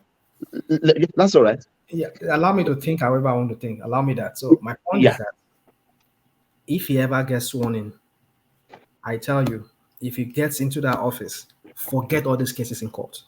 This guy, right now that he has not even got sworn in, look at how he has bought everything in that country. He has bought the judicials, judicial system. He has bought every How institution. do you know he has bought the judicial? What fact do you have? He has bought the INEC. He has bought the police. He has bought. I mean, goodness, what else has this guy not bought? What fact do you have to what you are now, claiming now? He now gets in there, becomes the head of that government, the executive head. And you're telling me that and the judge will now say you are not a president. How will it happen? How will it happen? Tell me that. So you see, I just look at it that it's a done deal. It's only maybe by some kind of divine intervention that maybe, I don't know. Rational mind. Can I tell you something? Can I tell you something? You may agree with me or not. I'm a Christian. I don't know where you lay. Yeah, but I'm a Christian. And Bible tells me anybody that became a president of the state of a country, Bible said, I choose your leaders for you. It's either to chastise the people or to make life better. I would tell you as a Christian and what I believe, there is no accident president in Nigeria. God has ordained that Tinubu is going to be your president. So maybe to do good. God come out. That your Bible. My brother, can I finish, please? Go on. Can I finish, please? This is my belief. That's you don't believe. Sorry, finish. Sorry for interjecting, for interrupting you. I'm sorry. Please. No, please. I say I'm Thank sorry. you. I'm sorry. That's all right. That's all right. Thank you. So that is I said it earlier on, my belief. So I believe any person that became a president or a leader of any place is being ordained from God to make life easy for people, to punish people maybe for their sins, or to make life better for people. So that's my take. So I don't think maybe you are thinking in that direction. So it's up to you. But that is my belief. That is the rational mind. Yeah. You see, I mean, as much as I like to restrain my tongue from saying certain things to you, Thomas, but then I would just say my mind on this. Sometimes it's so ridiculous when we have to bring in religion into this kind of matters. I said my belief. Well, you can't take my belief away. Hold on, I'm not taking your belief. I'm just making my own comments. Just the way you make your comment when I say certain things that doesn't sit well with you, and you say what you say that I should not say that or whatever. I'm not going to tell you how to think, but I will say this to our audience. It's so ridiculous when we bring in religion, whoever it is that brings that religion into matters, saying that God has ordained what? What has God has ordained? Say God wants to punish people. How does God punish people? God has his own way of punishing people. I don't know why we have to spin the Bible and make it look like, of course, the Bible says that we should show respect to the authorities, but not authorities that brings themselves in through illegal means. God does not support illegality. If you're saying that God is bringing some people, which means if somebody becomes through the barrier of God today, maybe becomes next morning we hear fellow Nigerians, this is me, Cornell, whatever. Now you're head of state. Are we saying that God is the one that ordained him to become the head of that place? That would be sounding ridiculous. Men will be sounding ridiculous to you because you are not a Christian. Men can believe whatever they want to believe. Let's not twist the Bible. In the context of when the Bible was saying that we should be submissive, or we should respect the government, it's talking about it in the sense that we should not go against them. It doesn't tell you that it puts in there. No. If you, I can counter you with what you just said now. If you read it's in the Bible, rational mind. I don't want to argue with you. It's in the Bible. It is in the Bible, my brother. Not in the Bible. Okay, give us where is it in the Bible? Where is it in the Bible? Tell us where is it in the Bible? Go on. I'm not here to argue with you. When you find it, let me know. I want to find the rational mind. Rational mind. Let me learn. So now, if you want to say it's in the Bible, then look at what it says if you remember when Jesus Christ had the three temptations. One of the temptations was that he was telling Jesus that just fall down from the he says, because I control he said, bow down to me. He said, bow down because why? He has given me the whole world. I have the whole world in my control. So that's to tell you that Satan controls the world, not God. God does not control the world. He has given it to him to control. If you read the Bible very well, there's some other part of the Bible I can quote to you right now that supports this idea. So forget it that God does not support illegality. I don't want to sound preachy here, but what you're quoting, if that's what you're quoting, about we being respectful to the government, that does not in any way says that God puts them there. So the point is this: my general point I'm trying to make is this: that let's not bring in religion into this matter of people finding their way into governance through illegal means or whatever means they get in there. God does not ask anything. The only thing that God does is that He allows them to get themselves there, or that He nominates who gets in there. Forget it. It's just one of those things that people try to use the Bible and spin the Bible on. Bring it up. I will challenge you on that. I will I continue don't using. say God nominate. I said God knows about it. I didn't say God nominates. For the fact that He knows about it does not mean He puts them there. I might know about Yeah, something. I didn't say that God nominates. Don't get me wrong. So the point I'm Yeah. trying to make is that Tinubu gets there, it gets there of his own volition, whether through whatever political gimmick or whatever sagacity they say he has, he gets himself there. But we shall see how everything plays out. For me, I've said it: the Nigerian judicial system is a paradox of itself. It's a clown of itself. It's a clown because we've seen it that they don't even have they don't have the guts to face the executive and tell them to their face that what they are doing is wrong, but rather they want to pander to them, and it's going to get worse more. If this guy right now that he has not even become even the head of state, he has bought everything to himself. Oh my goodness, we're in for a long ride. I put my submission there. So, Rational, my question for you: if this court case has gone otherwise, that they disqualified Tinubu because of this, how would you feel? If it had gone still, I won't say that God puts whoever gets there, maybe Atiku or if it's Obi, I will never say that. You never hear that me say that. So We I'm only just get asking you a question because you said the judicial system, you do not believe in it, they are private, blah, blah, blah. So I'm just asking you, if the court case has gone otherwise, would you be happy? all right. So yeah. Wait. Okay, someone want to say something? All right. So yeah, Go on, please. just to answer your question, you see, if I tell you yes, I'll be happy, and then maybe that will say, okay, yeah, so you'll be happy because they gave you a good judgment. Yeah, I'll be happy because, well, you see, the thing is this. Let me not say I'll be happy. Let me say this to you guys, so that we understand this very well. If Chinubu is duly elected, that really won that election, forget it. I will not argue here anymore with you guys. If the court, if it's proven in court to my satisfaction that yeah, he won that election, I will never argue it anymore. I'll just leave it at that. But if in the sense that this kind of gimmick that they've been playing, this run around, and they've been playing, that a case that should have started a long time ago, they've been playing game on it. They will come show up today, and they will not show up. Tinubu people will show up. They'll say they forget want to go to one place in the constitution or whatever electoral act. They have to ask them for adjournment. All these games. If you know you are sure of it, why don't you just go ahead? Just prove it. Stop these games you are playing.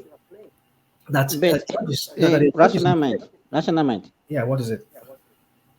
But for what I can infer from what you are saying now, you just want everything to change overnight, to change the rule, to change the legal system, to change everything, just to suit what you are praying for. Because if they say these things, this is the way we go about it, this is a pre-election matter and it's in the electoral law, and you want them now to not obey the electoral law just to suit your own narrative. How do you want it? Won't you? How is this? I don't understand. No, let me get you clear. How is this to my own narrative that well, this say you are talking about the law, a judge that was delaying that come and say he was busy and all those things, but it does not actually change anything in this case, as at the time this case was brought up, they don't have the local standing to brought it. Oh God! I mean, when you know they don't have a local standing, why did you just give that decision then? Why don't you just say it? Or what case? We're talking about a different case here. There are two different. You know, the problem. Let me tell you, rational mind. The problem now, you know, all of us, we are not even aware of this case until when this Supreme Court case came on. We don't know when it was at the High Court. We are not aware when it was at the Appeal Court. So we are not privy to the judgment they gave at those appellant courts. So we are just speculating. You understand? Rational mind. Rational mind. Yeah, good morning, Let's hear guys. from FCT. Yeah, good morning. Guys. Good morning. How are you? I'm fine. See, you see, the problem of we Nigerians, we like to lie to ourselves. let's not be afraid to say this. Tinubu won that election, and the reason is this: the oppositions were divided into four places. In Nigeria, it is impossible for a divided opposition to defeat the incumbents. It is impossible. Okay, let's flash back to 2015. All the opposition in Nigeria were united together. Their number one goal was to remove PDP from power. And Jonathan. Yes, Jonathan. That was their goal. And they were in one accord. Thank you very much. This last election, it was clear. Just like people are too emotional. It was clear like this. Listen, a week before that election, I was expecting it. Obi PDP.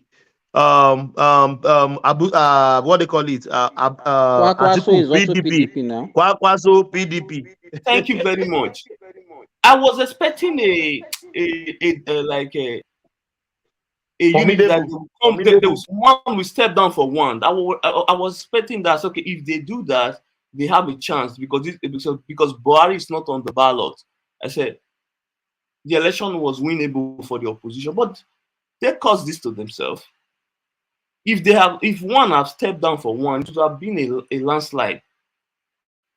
Okay, put the vote of the opposition together. Then that is the result you see. They would have won this election if they were united. You cannot blame Tinubu. Tinubu got the vote from the APC supporters because APC have supporters and voters. Let's not deceive ourselves here. They do. Even in America, people hate Trump, and Trump still have a lot of supporters and voters. So this idea that APC does not have any voters, like they just manufactured their vote, it's stupid. Let's be honest here. Can I interject? Go ahead. Thank you. Good morning, everybody. You see, I just come into because of this particular topic. One of the mistakes we are making is how we address the public. If we are speaking here, we should understand that people are listening. And the reason why there is tension in the country today are because of what we make the people to believe. You see, this rigging stuff, they have also extended it to the judiciary now. Yep. No matter what they say, there will be people out there to tell the people that it's not true, and the people will believe them and start to, make unnecessary comments. Yep. This very case, I think the judges are ready now to discipline the lawyers. They are very ready now. I think twice now they discipline them. The one that paid the 40 million and now 2 million. Yes, the 2019 one. Correct. So I think the judges are ready now to deal with these lawyers who are not telling their client that, look, there is no case here. I don't need to go to court. The lawyers themselves, they knew from the very beginning that this very case, is not worth going to court for. For them to tell their clients, they make money off their clients. That's what they do. We cannot begin to blame judiciary for everything. Dude, hold on. Eramo, what's your name? Is it Eramo? Sorry. I don't know what you people are talking about. You see, this is one of the things I wanted to speak on when one man was talking about it earlier. You see, this is one of the shenanigans. I keep telling you guys, mark this word today. I'm not a soothsayer. What I'm saying, we're entering a very dark phase. Because if a court is sanctioning lawyers, because if I have a case, if I have a grievance with you, I want to grieve something, I'm entitled to go before any competent court of law and seek redress. Not that you are sanctioning my lawyers because you felt that I don't have any case or because I dare challenge the status quo or whatever, and then you are fining me for that. That's the height of ridiculous That's what I'm saying. Nigeria is a banana republic. Because now that you keep sanctioning people now, My brother, is worse than banana. Is Poto Republic. No, don't use banana. Nigeria is not up to banana. Please. Hold on. Invariably, you're telling us to shut up and we'll continue shoving this thing down your throat, and you have nothing to say. And if you dare come to court, we'll sanction you. You are intimidating people. That's intimidation. Can I finish? That is, oh my goodness. And you people are coming here and you're talking about it like as if it's a good thing that a court of law is slamming a fine or whatever on lawyers for dare even bringing a case to court.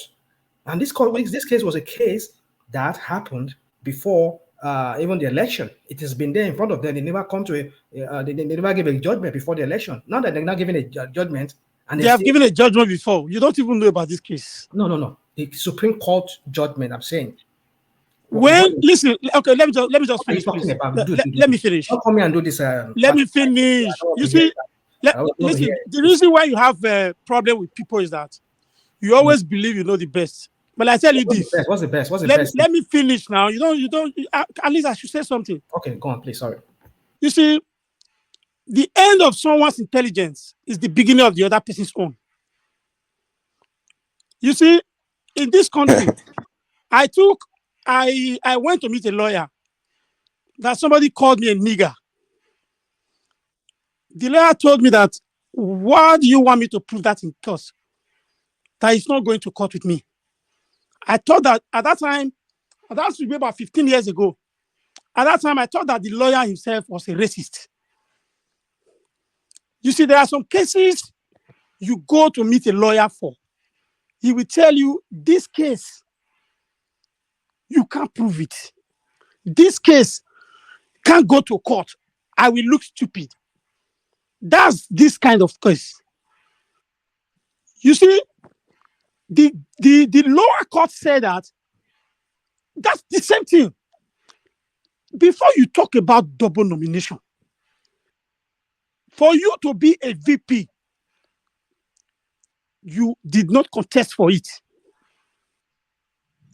It was the president that handpicked this person. The person now wrote a letter to INEC and said, listen, I have been picked here. I need to drop the senatorial ticket. The lower court told these same people that this case, you don't have the local standard because you are not an APC member. They still came here. What do they expect the Supreme Court to tell them? Supreme Court said it's an abuse of court processes. You know you are not an APC member. You can't come with this kind of case. They were fined, I think it was 2 million. You are telling me now that it means if you have a case, you can no longer go to court. Just look at how you are reasoning, my brother. Doesn't mean that if you have a case, you cannot. Look, the lawyer is supposed to check. Let me finish. Let me finish. You will continue. You just said something now that it triggers me because you said everything that anybody says triggers you, my brother. He's going to tell you the truth. Dude. Listen, let me finish. Are we here to have a conversation or you're here to attack personality? I'm not. Listen, anything anybody says here. It's not that you feel attacked. Hold on, my friend. Let me finish now. I have the floor. You cannot be. This is not a monologue. No, when you were talking, everybody listening to you. No, it's not a monologue. Everybody listening to you. You listen to me. Important. Give him a chance. Allow him to finish. I mean, it's not a monologue. We can interject you. Look, I said let me finish. When you were talking, I allowed you to finish. Okay, all right, go on. Because you are deceiving the people out there by telling them that the judiciary is Tinubu bought judiciary, he bought the police, he bought that. These are the reasons why people are not. Let me tell you something. The problem we're having now is from the south. Doesn't mean that Tinubu rigged the election in the south and not in the north. I mean, I don't even know how you want people to look. This platform, I've told you, I respect this platform a lot because the panelists are upright. Very, very. If you listen to each and every one of the panelists in this platform, they are upright. But for us to be deceiving the people out there is wrong. That's why I'm challenging you. Those same people that listen to you should also hear my side of the argument. You cannot come here to say Tinubu bought this, bought that, Dude, without any facts. hold on. You Nothing. are going off tangent because we're talking about this issue in front of court. Don't bring all this thing. No, but that's what you said. And people listen to you. Is it true? Listen. My friend, we're having a conversation here. I'll only face the matter we're talking of. I won't attack you or whatever. I never attacked you, but you said Tinubu bought the police, bought INEC, bought this. You have done it twice, and I'll let it go. I'll let it slide. I will always challenge you when you are going wrong. And Rational mind, how did they attack you now? See, rational mind, you guys are giving. Rational mind is a clinical obedience. You guys always feel attacked. Tinubu is God, that he can buy everything. Hello, guys. Please. Let Rational Mind talk. Let's hear his own view. Let him respond Rational to Mind, right to reply. But I think Dima hasn't attacked you in any way. Yeah, he hasn't. I never attacked you. You said Tinubu bought all those things. You don't have a fact. No. You see, God. Now, let me say what you want to say. Let me speak to what I want to speak to here because it's very late here. It's almost past midnight here, and I need to. My people are asking me to lower my voice, and then I need to do that. So I'm gonna have to shut down very soon. My point is this: that we're talking about the abuse of court processes that led to the slamming of those people, the 2 million naira, whatever amount of money. Now, that I believe that I have a case. For example, Tinubu get an unfavorable judgment in this tribunal. He has the right to go to Supreme Court, right? And if he gets to Supreme Court, if he ever gets slammed for abuse of court process because a tribunal has already pronounced, that makes no sense to me. Why would they slam him? Because he believes that whatever thing that the appeal court, which is the tribunal, gave, he feels that he wasn't okay with that. He wasn't happy with it. That was the same thing that these people who went to appeal court, whatever court, that gave the first ruling saying that you people have no whatever legal jargons or what they use, local standard, whatever they call it. And I feel like I'm not satisfied with that your ruling. I'll take it to Supreme Court. Supreme Court, what say you about this matter? Are you going to concur with these people? And at the end of the day, Supreme Court is telling me the same thing. And I'm not just telling me the same, and now slamming me 2 million naira for. They're even bringing it before them. My goodness. What is crap is good. Hold on. Let me land. Let me land, guys. Let me land. Let him land. What the hell is going on? What kind of judicial system is that? Because the reason why we have the appeal court, we have the other court, all these courts, before you go to Supreme Court is because when you get case heard in other lower courts, you're not satisfied, you take it to the different level of court, up to the Supreme Court. And so if the Supreme Court is now saying to me that, why dare you even bring this case before me? Oh my goodness. What are you there for in the first place? Why do we have all these different courts? Because the lawyers are not judged. Thank you, my brother. Yes, good. Now let me tell you, my brother. You're saying here, I'm here, and you're attacking me, saying that nobody's attacking you. Just say what you want.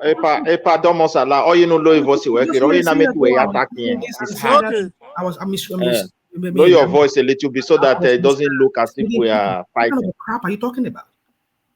Please, sir. Let me respond to him. You see what he's making us to believe is that this thing has just happened today because of the case, this electoral matter. Look, we have had cases before where judges have admonished lawyers to say, look, you are a lawyer like me. A judge was formerly a lawyer. To say, look, in our profession, you know that this case, you don't have a local standard. It's not today. We have had it many times. So my brother should not make it look as if. Okay, are they be finding people of this million of before? Of course. Okay. But hold on, please. Everybody, hold on, please. If they find them, do you think the judge just want to suffer them? It's in the prerogative of the law to find you. Exactly. That means you are wasting their time. Their Because time. you are a lawyer, you should know better that you don't even have the local standing to You have said bring it. this case But to You have court. said it I've all. not okay, but I've never seen that kind of case outside that country. Because Ah, a hearing, listen, a lawyer is to stand for a hearing. The judge are to make judgment. It's a two different thing. So you cannot wait. You cannot just sanction a lawyer, and when the lawyer have a right to come to the highest court.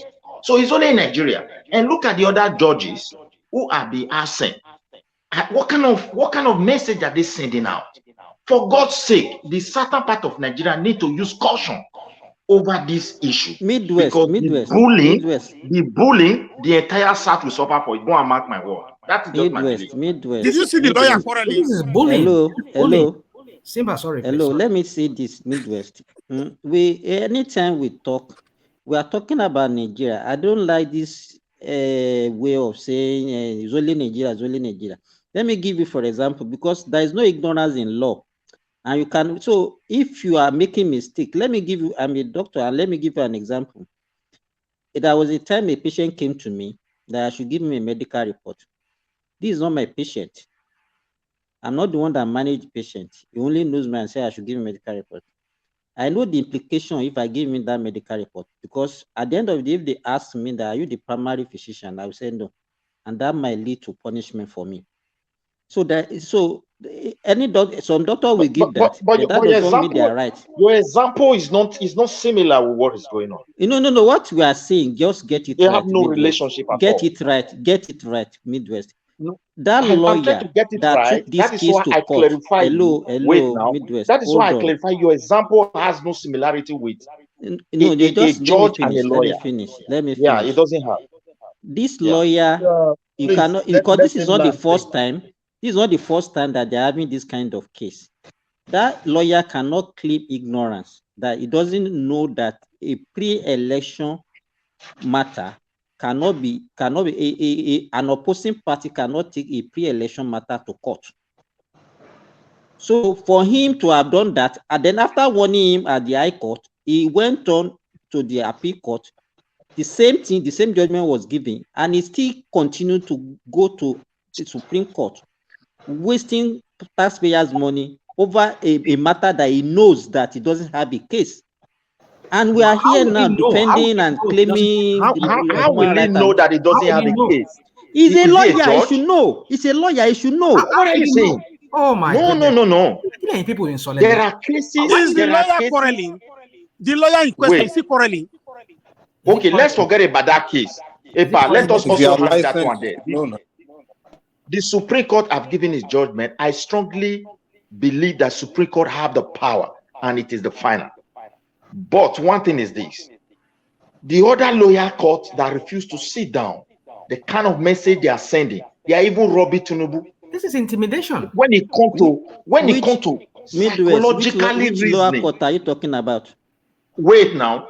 I mean the current two ones twice that they're supposed to sit down and talk about the. Is it not the story? You are acting on the story given to you by rational mind.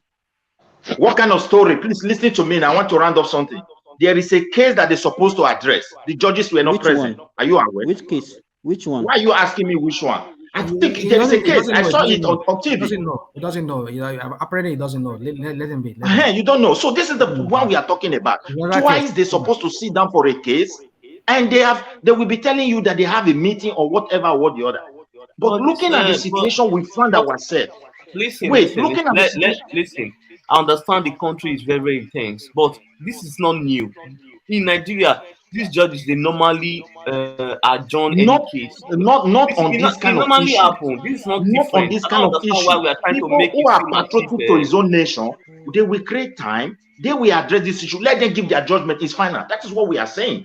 They just give their. They should clarify Nigerians. We are not doing this way, please, for this reason. A lot of people now are just paying attention to the way our system is being run. The fact is that all these things are going on so that we don't pay attention. But Right now, yes, everybody's paying attention. That's why we are saying it. It's not like Tinubu is telling everybody, don't go. Because we are giving Tinubu too much power. It doesn't have all this power we are giving him here. It doesn't. But They I will see say no reason Tinubu why the read the whole judges country. should be. I don't know. I don't see any reason why the judges should be, trying to psychologically to make Nigerians to feel, oh, they have been bought If over. everybody will hear, I pay see no attention. reason. If they love the The country, the the, they the should address the issue elites have and give already their judgment. align This is themselves my with the submission. with the incoming president. The election is over. Let everyone Dude, move dude, on. dude, dude, don't give me that crap that the election is over. Yes, The election Don't it is is say over. over. election is over. Please, No, Which the election is election over? is over. when Am I lying? you mean, you see what we are saying here now. The If election is election is over. over, Allow the court to then do their job. The problem is that everyone is so agitated. They don't want to allow the court to do their job. Let them do their job. Whenever they give the judgment, then we can start talking. This every day, everyone is charging no, the see, people. It's the crazy. judgment they're supposed to give. Listen now, it's a judgment whether to sue in Tinubu tomorrow or not. Do you see it now? So if you sue in Tinubu already in, the case is over. You see the kind of judgment they gave now. So this But kind of message, they gave the case. They gave the judgment yesterday. no, they did not. They They gave did the sit judgment down. yesterday. They dismissed the judgment. I mean, they That one is a dismissed the different case. case. That one is from Supreme Court level. The one from They gave two judgments yesterday. Rational Mind. Yeah, there were two judgments that were given yesterday, but there's another one like Okay. that. No, there's one like that. I don't know. Okay. What of the one they Yeah, I think refused, they were not present, that yeah. those lawyers were complaining about? Which one is that one? Concerning the nomination. I think it's I think there's another one like that. One lawyer brings up brought All up. the lawyers were, all the judges were absent, and twice they absent, refused to sit down. Yeah, And it's still concerning I this was asking you, inauguration. Midwest now. You two, you don't know. You are pretending as go if you to know. I Symphony. said you heard it know. from National Mind. You said See, you didn't hear. please, We're asking you I now. know why I asked National Mind. Perhaps he might have known more than me. Even I National cannot know Mind everything. doesn't even know the case. Which case is it I talking do. about? Hold on now. You see, this is what you people do a lot. You just like to make people look crazy. Like like I'm some kind of crazy person. What is wrong with you guys? Good dude. Take it easy. Calm down. I mean, you guys are. I'll put it here for you. I'll put it there on the comment section for you. Just hold on.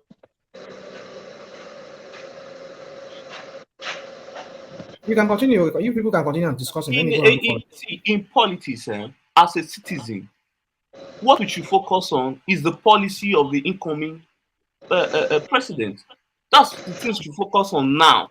Not fighting ourselves and want to plunge the country into this. Okay, for instance, now we plunge the country into war or crisis like the Sudan. Did you think every other neighboring country will accept Nigerians in their millions? No, Nigerians are not the one that is punting Nigerians No, into it that is no. something. It's some of It this. is the government itself that is trying to push people. Listen, let's Those be judges honest. should do their job. No. Those judges, they should respect everybody, Hold on, irrespective of whom they are, Midwest, and give Midwest. judgment. I don't really know what you guys are talking about. Midwest people, hold on. The elites have already accepted the election because if you pay attention, they are aligning themselves with the new government that is coming in. It is the people. Most of them are influencers online who are collecting donations or are amplifying rubbish. They know the truth. They know, but they try to manipulate the people with emotion. You understand? That's the reason I'm very, very hungry. I hate to see people who have brain try to manipulate the other people. It's very, very bad. My brother, do you know what baffles me every time I listen to people on internet? The people calling for this anarchy, they are not even living in Nigeria at all. They have no stake there. They live in their comfort zone in America, on their TV 24 hours. No, they on the keyboard warrior. They don't even know what is. They don't even. Somebody is calling for war in Nigeria, my brother, and he's living in the US. And some people will follow his narrative. Why they are doing this? But let us be sincere. I have not seen anybody in this online army who said Nigeria should go to giddy giddy away over this election. I think we are just echoing our own view, and we have not. Midwest. We have never seen this platform. No, hold on. We have never used this platform to encourage anybody to go and do Midwest. This platform has passed its purpose. Yeah. Yeah. No, I'm Midwest, not saying you. Midwest. I'm not saying you. I Yeah. didn't say you. If you don't I listen to me, know. very, I said if you listen to some platform, that's what I said. Yeah. I know. Thomas, even on this Those platform, people I see. will. There was a day, Des was telling us on this platform that it's only Yorubas that are not ready for war. That the Igbos and everybody they are ready for war. If you want to go to war, they will go to war. He said it on this platform. I remember that day. I was just laughing. Man. Yeah. That person should go and start it in his village with his people. So that one is a different thing. We love our country, and I feel that is why we are here, and we want the best for our country. But however, if things are not being done properly, upright, we have right to also say, why can't they act like this? Like for me, I strongly believe in the judiciary system, but they should do their job for the interest of our country in a way also to make things, to work for everybody. Supreme Court has spoken. He has dropped what he has dropped, and there's no other door again. And everybody will raise up their hand and say, Tinubu, Midwest, you are welcome. You carry on. Midwest, Simple. Midwest. Yeah. One thing we need to know also is that we don't have all the information. Whatever It's true. information we are getting, they are just minor information. We don't have all the details, so we should be careful sometimes. Even in the It's true. rulings, do you have all the details regarding the ruling? No, none of us have the details. No. We should be careful. We think all this, we just think all the lawyers or the judge are corrupt. Come on. And then we need to be careful about the way we say something that are without fact.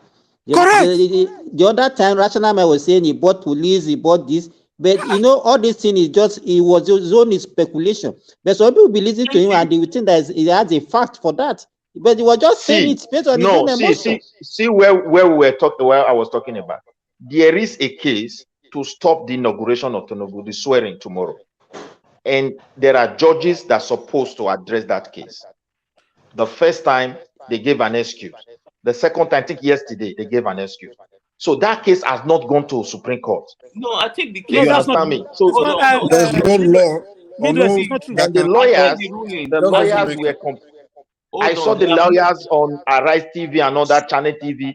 They were complaining. So this is the only details I have. Even Midwest, so even I if you don't look know at more. that case, there is no citizen that has any right to go to court to stop inauguration of a president. Let the judge. Some people just gather themselves. They say Abuja citizen that they have to they should stop my brother, let's inauguration. look What at it kind from of this rubbish are you angle, from talking my own about? angle. Okay, look at it from my own angle. Hold on, When please. a case, Hold on, please. wait. Hold on, Okay. please. Yeah, thank you, please. It's just unfortunate. Why will somebody say they should stop the inauguration? Wait. The people I want that to ask a question. let me finish, Wait. please. You can't tell me Okay. wait. I said let me finish, please. Thank you. You round up. Sorry. Continue. The people that ran with the president-elect, they're already in court, isn't it? So I don't get it. So there can't be vacuum in Nigeria.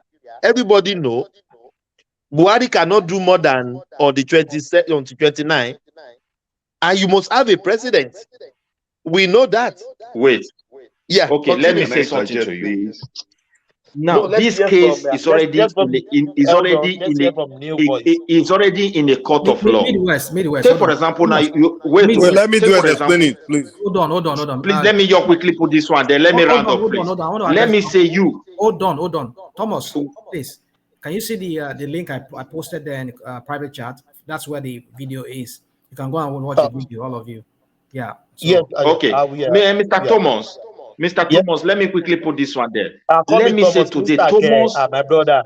Call me Thomas, Mr. K. No, let us respect ourselves. We are mature people, and I strongly believe some of us are even qualified to be those judges.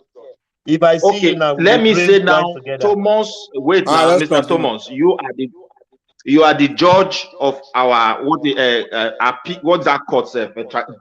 I forgot not Appeal, the court, the one they took Supreme this case. So it's not Appeal. So let me say you are the judge there. Yeah. I don't know whether I let tribunal something court of election, something like that, what they call it. So if you are the judge there today, you gave this explanation and say, cool, There is no case here. There's no law that said we should have this kind of case. So it dismissed. Nigerian will keep quiet. That's what we are saying. We are not Okay, the type Midwest. that is saying, Midwest, go let and me burn our country. Go and fight this one. We don't say that. We love our place. We love our people. We not get who they die. Please, can Midwest. somebody else talk? Midwest. The reason why these Hold judges on, hold on, hold on, were not please. Who is sitting. that new? Hold on, please. Who Okay, is go that ahead. new voice? I can't pick the voice. Matt. Yeah. Who said, can somebody talk now? Yeah, Matt, go ahead. please. All right. Matt, is Good it morning, Matt? all. Yeah, Yes, yes, Matt. yeah. Yeah, my Let's name hear is from Matt. yes, let's hear from Matt without interjection. At least let's hear new voices. We have been speaking all day. Yeah, thank you. Yeah, Matt, up to you. Good morning to all. When I enter online, I heard a rational mind talking about the issue of Thomas, how mute this yourself. We land are hearing from feedback. Not me. There's nothing with not me. me, not from me. Mike, I've Yeah. been hearing that as well. Let me mute myself. We'll still be hearing it. All right. Is it okay now? Yeah, You are go no on. longer hearing it. Yeah, Continue. go on. All right. I said Yeah. when I came online, I saw a rational mind talking about the money that was slammed on some lawyers. I live in Germany here also. If you have a case and the case has already been decided, and if you want to go to appeal, what they normally tell you here is, if you don't win the case, you are going to pay the money responsible or sponsoring the case, the judges and all, and they're going to slam you with a big money. Not the lawyer, but the person that brought the case to a higher court. I'll rest that for there. Then on the other aspect, before anybody is sworn in as a chief justice or judges of the land, there is one thing they ought to understand: the national interest first. National interest first. On this case, there was a double filing. The people that contested with Tinubu, they took Tinubu to court based on the 25% in Abuja. Then yesterday, there was a case that need to be heard that they postponed from day before yesterday to yesterday, and also postponed again. And the lawyers that was in court, they didn't get any response from the judges. My reason from there was based on national interest. It was the same case because the people that came out from in Abuja stating that we are the indigenes of Abuja, we live in Abuja. So the elected president don't need to be sworn in based on the 25% that is yet to be given answer to. So the judges on that case might look it as if we should give any judgment now, it's going to affect the other outcome because the case is already in Supreme Court. So the judges have to use their mind one way or the other to keep it down for national interest. It is better for those people that fight that last case to wait for the Supreme Court to put final judgment on the issue of 25%. That is what I want to explain. Thank you so much for listening. Do you think that wisdom helped Nigeria? I don't even understand. It kept us safe. It kept us united. I don't even understand. I mean, you're talking about something of national interest, and you're telling us that interest. But rational mind, how can a case that is already in court? Yes. Why should an ordinary citizen who did not even contested the election be talking about 25%? Is it against the law? The same case. Is it against the law? But why didn't the judge dismiss it? If there's any law that requires But rational mind, if it is not against the law, the court will not strike out the. Do you think they just use their own? What are we talking about here? Let me address you, Thomas. Yeah. You so much put this. You look at these judges like they are infallible. You understand what I mean by infallible? Like, are they acting out of the Constitution? No, hold on. I mean, oh God. We've seen cases whereby I'm just asking questions. Tell me what they did. Hold on, please. Hold on, please. Yeah. Okay, hold on, please. You want to tell me what the judge did? Are they acting out of the Constitution? Hold on. Yeah. Sometimes they err in judgment. Have you ever heard that word that people err in judgment? Yeah. Supreme Court has erred in judgment. We've seen that in many court cases that they have to reverse themselves in some cases. He's asking about this very judgment. Listen. Yeah, No, there is no judgment I've apart. There's spoken. no judgment. It's I've just spoken action we on are The discussing here. pronouncement they made, it wasn't out of the law. The pronouncement they made. what That's the question. pronouncement. No, the judges did not make pronouncement. They did not even present themselves. That's what we are But talking about. can't you look at Not it this true. way? That's not true. The tribunal is an appeal court. The same case is in an appeal court, and somebody is now taking the same case to an high court. What are we talking about? So Is that which not one is funny? superior? See what is there. Just my own point is this. My own is different. Take for example the Supreme Court did not even address that case. They will tell you, like the one they addressed yesterday, striking it off. They will tell you, oh, the judges he have an important meeting, so therefore he has no chance to address it. How will you feel? So they are even robbing Tinubu with everything. Why can't they just sit down and say we struck it off and everything we settle there? That's my own feeling. Okay, listen. Just sit down and Okay, struck listen. it. If the law is there for them to struck it off, and Okay. they do it according to the law. They are the judge. The lawyers are they just want to give a hearing. Let everybody hear one another. It's so simple. That's what it means. Then the judge will now say, okay, we have heard you. Sorry, there's no case here. It's cancelled. For this reason, for this reason. But why should somebody be taking an election matter to a high court? Exactly. Is an because they election have matter. right. Because they have And the it's right. already in an election tribunal. Why should somebody take it? Simba, please. I just asked the question now. Please answer me. Did what the judge did, striking the case out and giving them fine, do they act out of the Constitution? For me, I love them giving a judgment. Everything settled there. Let's move forward. I don't want those ones that will tell you we don't have time to address issues. Look at the situation we find ourselves in our country. We are so divided. The place is so My brother tense. Thomas, They nobody should will be answer needful. that Sit question. down and say, Nobody will answer that I've question. answered it. Can I answered comment? the question. Can I I comment? love that verdict. It's simple. Yes, It's a final judgment, and I accepted it. Yeah, Okay. that's all right. Yeah. Can I comment, please? Yeah, come in, please. Yeah. Thank you. This is my first time of joining you. It's just because of this matter called and Oh, stuff. my Good brother, how are afternoon, you? How long have you been watching us? Just about 10 minutes ago. I just wanted to say something. For the first time? You are just watching us for the first time 10 minutes ago? Yes, I'm just watching you for the first time, and I just joined you guys. Wow. That's very amazing. Okay. Let's hear from you, please, brother. All right. My question is, a lot of I've listened to everybody's submission, and I love that guy. I think he spoke with an American accent, and I love the way he said there are a lot of things that a court to do. But my question is, what is the functions of the judiciary system? Is it not to interpret the law?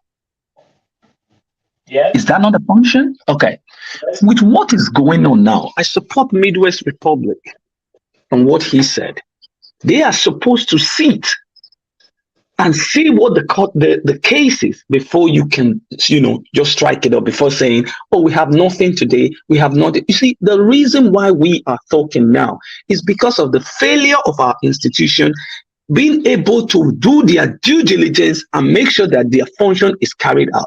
The people, the citizens, are not the ones trying to interpret what the law is trying to say. Is it not a slap on our face? This is the question. And when you talk to people about all these things, they start telling you, oh, the court is there. You don't have to, the election is finished. Don't do that. Because these institutions are merging into each other. And we understand that there is a balance of power. But is there balance of power in Nigeria today? It is not. It is completely no. So why is it that the citizens are trying to struggle on their own laws and people are there who are supposed to make sure that they interpret this law? So why striking the case when you don't even want to make the citizens understand? Are you not causing chaos more? That's my question. MK, let me see. The judges, they have their own timetable when to give their own ruling. We cannot decide that for them. As a citizen, we need to be calm and wait for their judgment. We cannot decide that for them. Everyone is trying to force the court to do their job. Leave them, they will do their job. It may take time, but we should give them the chance to do their job. Everyone is posting judge pictures, My brother, pictures my online, brother, and trying to my threaten their brother, family. my It's bad. my brother. Let me tell you something. We are Now, listen. Hold on. We the citizen are creating more problem than what we are trying to do. Posting judge families members online is not good. What are we trying to do? Intimidate their family for them to all right. rule in our favor? That's the obedient people. That's the obedient people. You see, a lot of I'm not going to tag anybody. I'm a concerned citizen. Okay, I'm not going to tag anybody. But my problem All these is things when have been you have listen, the wait now, my system has brother, been running for the past years. They normally give their ruling. my Even brother, okay, my brother. in Oshun Can I State, can I they just say end up something? giving Can their I? hold on, because we are making it seem as if like we want to decide for the court. Let them do their job. We are not we don't work with them. They do their job. They know how they run their system. Allow them to do their job. If the ruling favor me or if it go against us, no problem. But we should give them time to do their job. I get what he said. Nobody condones violence. I don't condone violence. I'm a very diplomatic and a very straightforward person. I believe that these functions, these organs of government, and these institutions have a role to play. When a foundation is already rotting, there is always a problem. You cannot build a house on top of a rotting foundation. Do you have the Why proof? is Do you have the okay? proof and the Hold evidence on that now. the Hold on now. You judges don't are want to. corrupt You or just they are you just involving in bribing? Do you have the you just evidence talking. or you are You just assuming? you are just talking on top of my voice. If you want me to speak, then I'll speak. If you don't want me But to you speak, are then I can just. assuming. Let him also give his own submission because you are cutting him off. Let Let's this guy who is Midwest, talking now. please, Let him. please. Hold on, please. Yeah, let him land. Yeah, let them in land. Yeah, go on, my brother. Yeah, let's go. Let's have. It's a new voice now. Let's encourage him to come back. Yes, let's hear from you. Go on, my brother. I think it's out already. Oh, really? Yeah. Oh, oh. Please It, come back. Yeah, at that least. Yeah. that was one of my brother as well. I'm Yes. tired of people. I'm tired of people. Everyone is accusing the court as if they just start doing their job today. Exactly. I will have this question. Paemo, see, look at my worries. Hold The on, thing is this. hold on, Midwest. Can you answer this question? Okay. I will ask it for the last time. What the court Yeah. did, do they do it outside of the constitution? I don't know whether I don't know. I don't want to answer you a question of You don't know, constitution yeah. or not because I don't know. But I think the heart in the purview of what they're supposed to do, in my opinion. So let's hear. Yeah, Yeah. I know. Okay. Occasionally, see, Mr. Emosa, let me put this one Yes, in. I'm My worry listening. is this. Yes. When you see the country is like there's tension in our country, we can't define this. We cannot deny that fact. Right. There are people who feel they feel cheated. You understand me? Let's just put it that way. They feel cheated and they want to approach the court of law. Whatever public opinion people are giving, some people are saying bond, some people are saying do this. It's a different thing. Now you see what the Supreme Court did. For me, they did the rightful thing.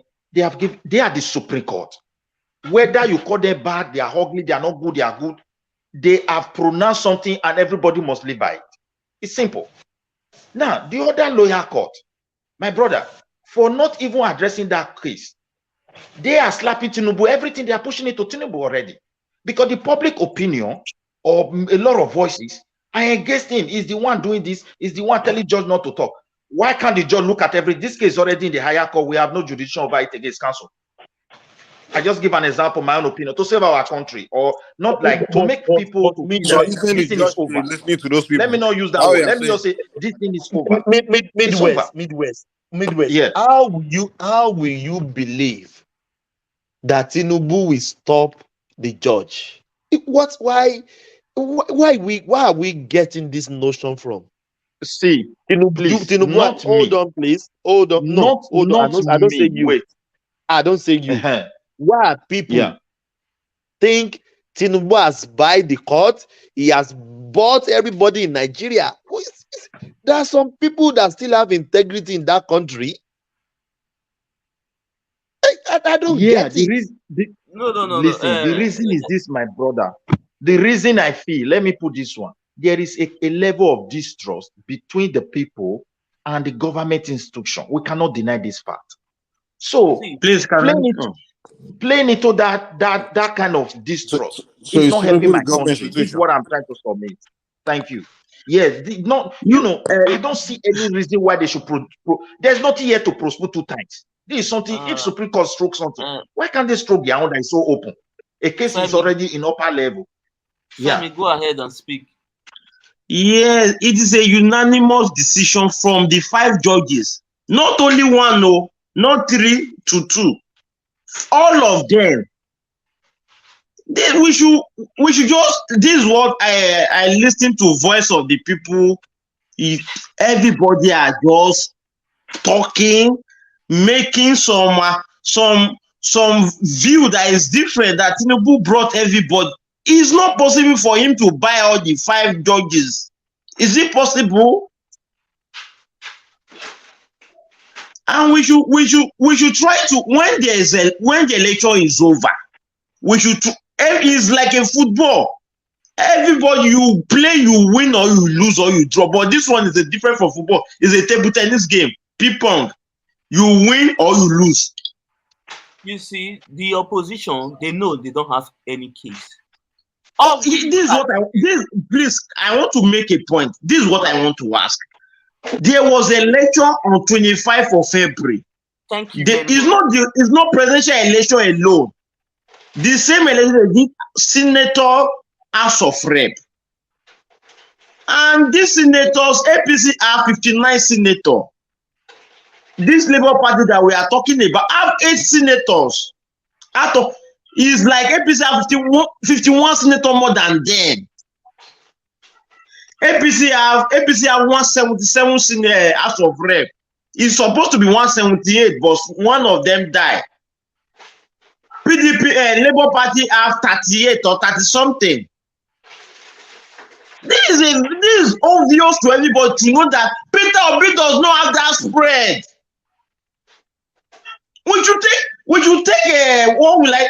just take emotion out of it.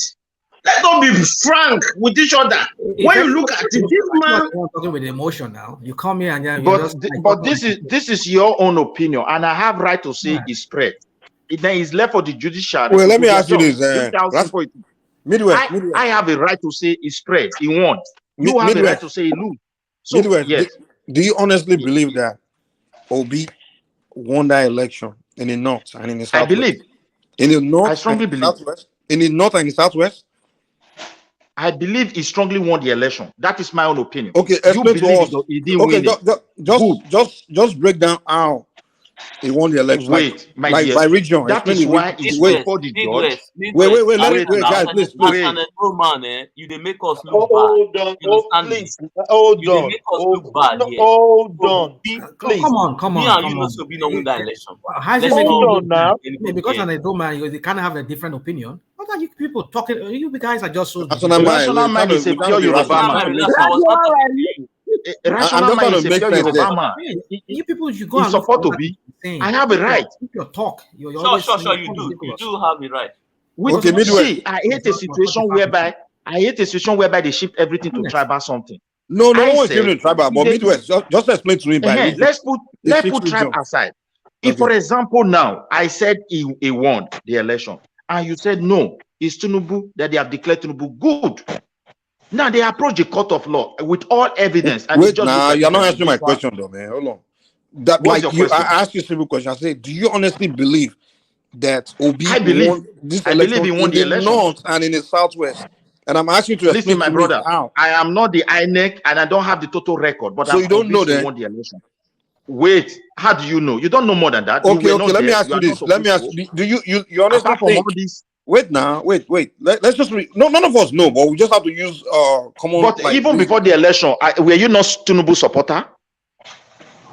No, I was more of sorry, but either way, I'm just coming from a reasonable position. Okay. Yeah. Okay, Tinubu is from the southwest, so you honestly want to tell me that it's more convincing that Obi defeated Tinubu in the whole southwest? Is that what you're saying? Listen, to win the No, whole it's just, election. okay. Now, Wait now, that's good. to win And the you're telling me election, that. to Wait, win. Also, in the core north, you honestly want to tell me that Peter Obi defeated Tinubu and Atiku in the core north? Is that what you're telling us? For What are you me, talking I about? don't want to dwell on that. I don't want to dwell No, on it's a those simple thing. explanations. There's no way. We all know it just makes sense that Let me Obi answer his question. couldn't have Wait, defeated these I don't guys want in those see my places. point. My point The, is this. My point is the places Obi won, it makes sense that he won. Like in the southeast and places in the south side, it makes sense. But these places that he lost, it makes perfect sense that he would lose. It's something we know. expected. See, There's no way you would defeat Tinubu in the southwest and defeat him in you the have a core right, north. you have a right to believe your It's candidate not about won, right or wrong. We just want to and I make sense have a there. right. None of us I know, have a but we right have to to be make sense. convinced. Wait now, I have a right that my candidate won. The reason is this: I You cannot have be freedom in of Edo. speech I now. That's cannot the be only in reason. Edo, for Freedom of example, speech. and be in Sokoto. Someone cannot be in Lagos and know what is going on in Port Harcourt. It's only the information that will be coming to me. We know At the the, general wait now, perception of the people. wait. So that's what we are At going the by. end of it all, if there is any a kind of disagreement, then what you will do is to approach the court of law with all your evidence. And the judge will see your evidence and say, sorry, we cancel this.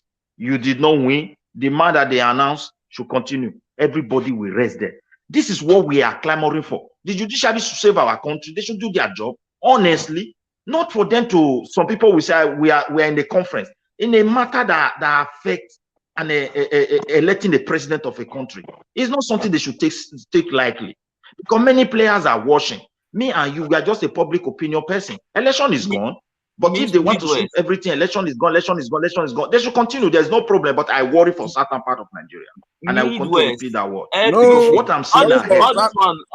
No, worry about southeast and south side. Don't worry about southwest. We are good. Mike, let me tell you this today. Whatever ruling the Supreme Court gave, if it doesn't favor these people, they will say they already bring this thing. Only thing they will support is whatever that will support that will benefit. You see how biased you are now. You see you are biased. Somebody asked me that. Wait, my brother. Somebody asked me whether the Supreme Court judgment, if I accepted it, I say yes. Midwest. We said that Supreme Court judgment is final. Can you hear me? There's no point arguing with this guy. I'm hearing you. There's no point arguing with this battle fight. This battle fights, they will run you out of this place. They'll make you look like you're stupid. Everyone is not. This is the problem. This is the problem. Look, just listen to what he's saying.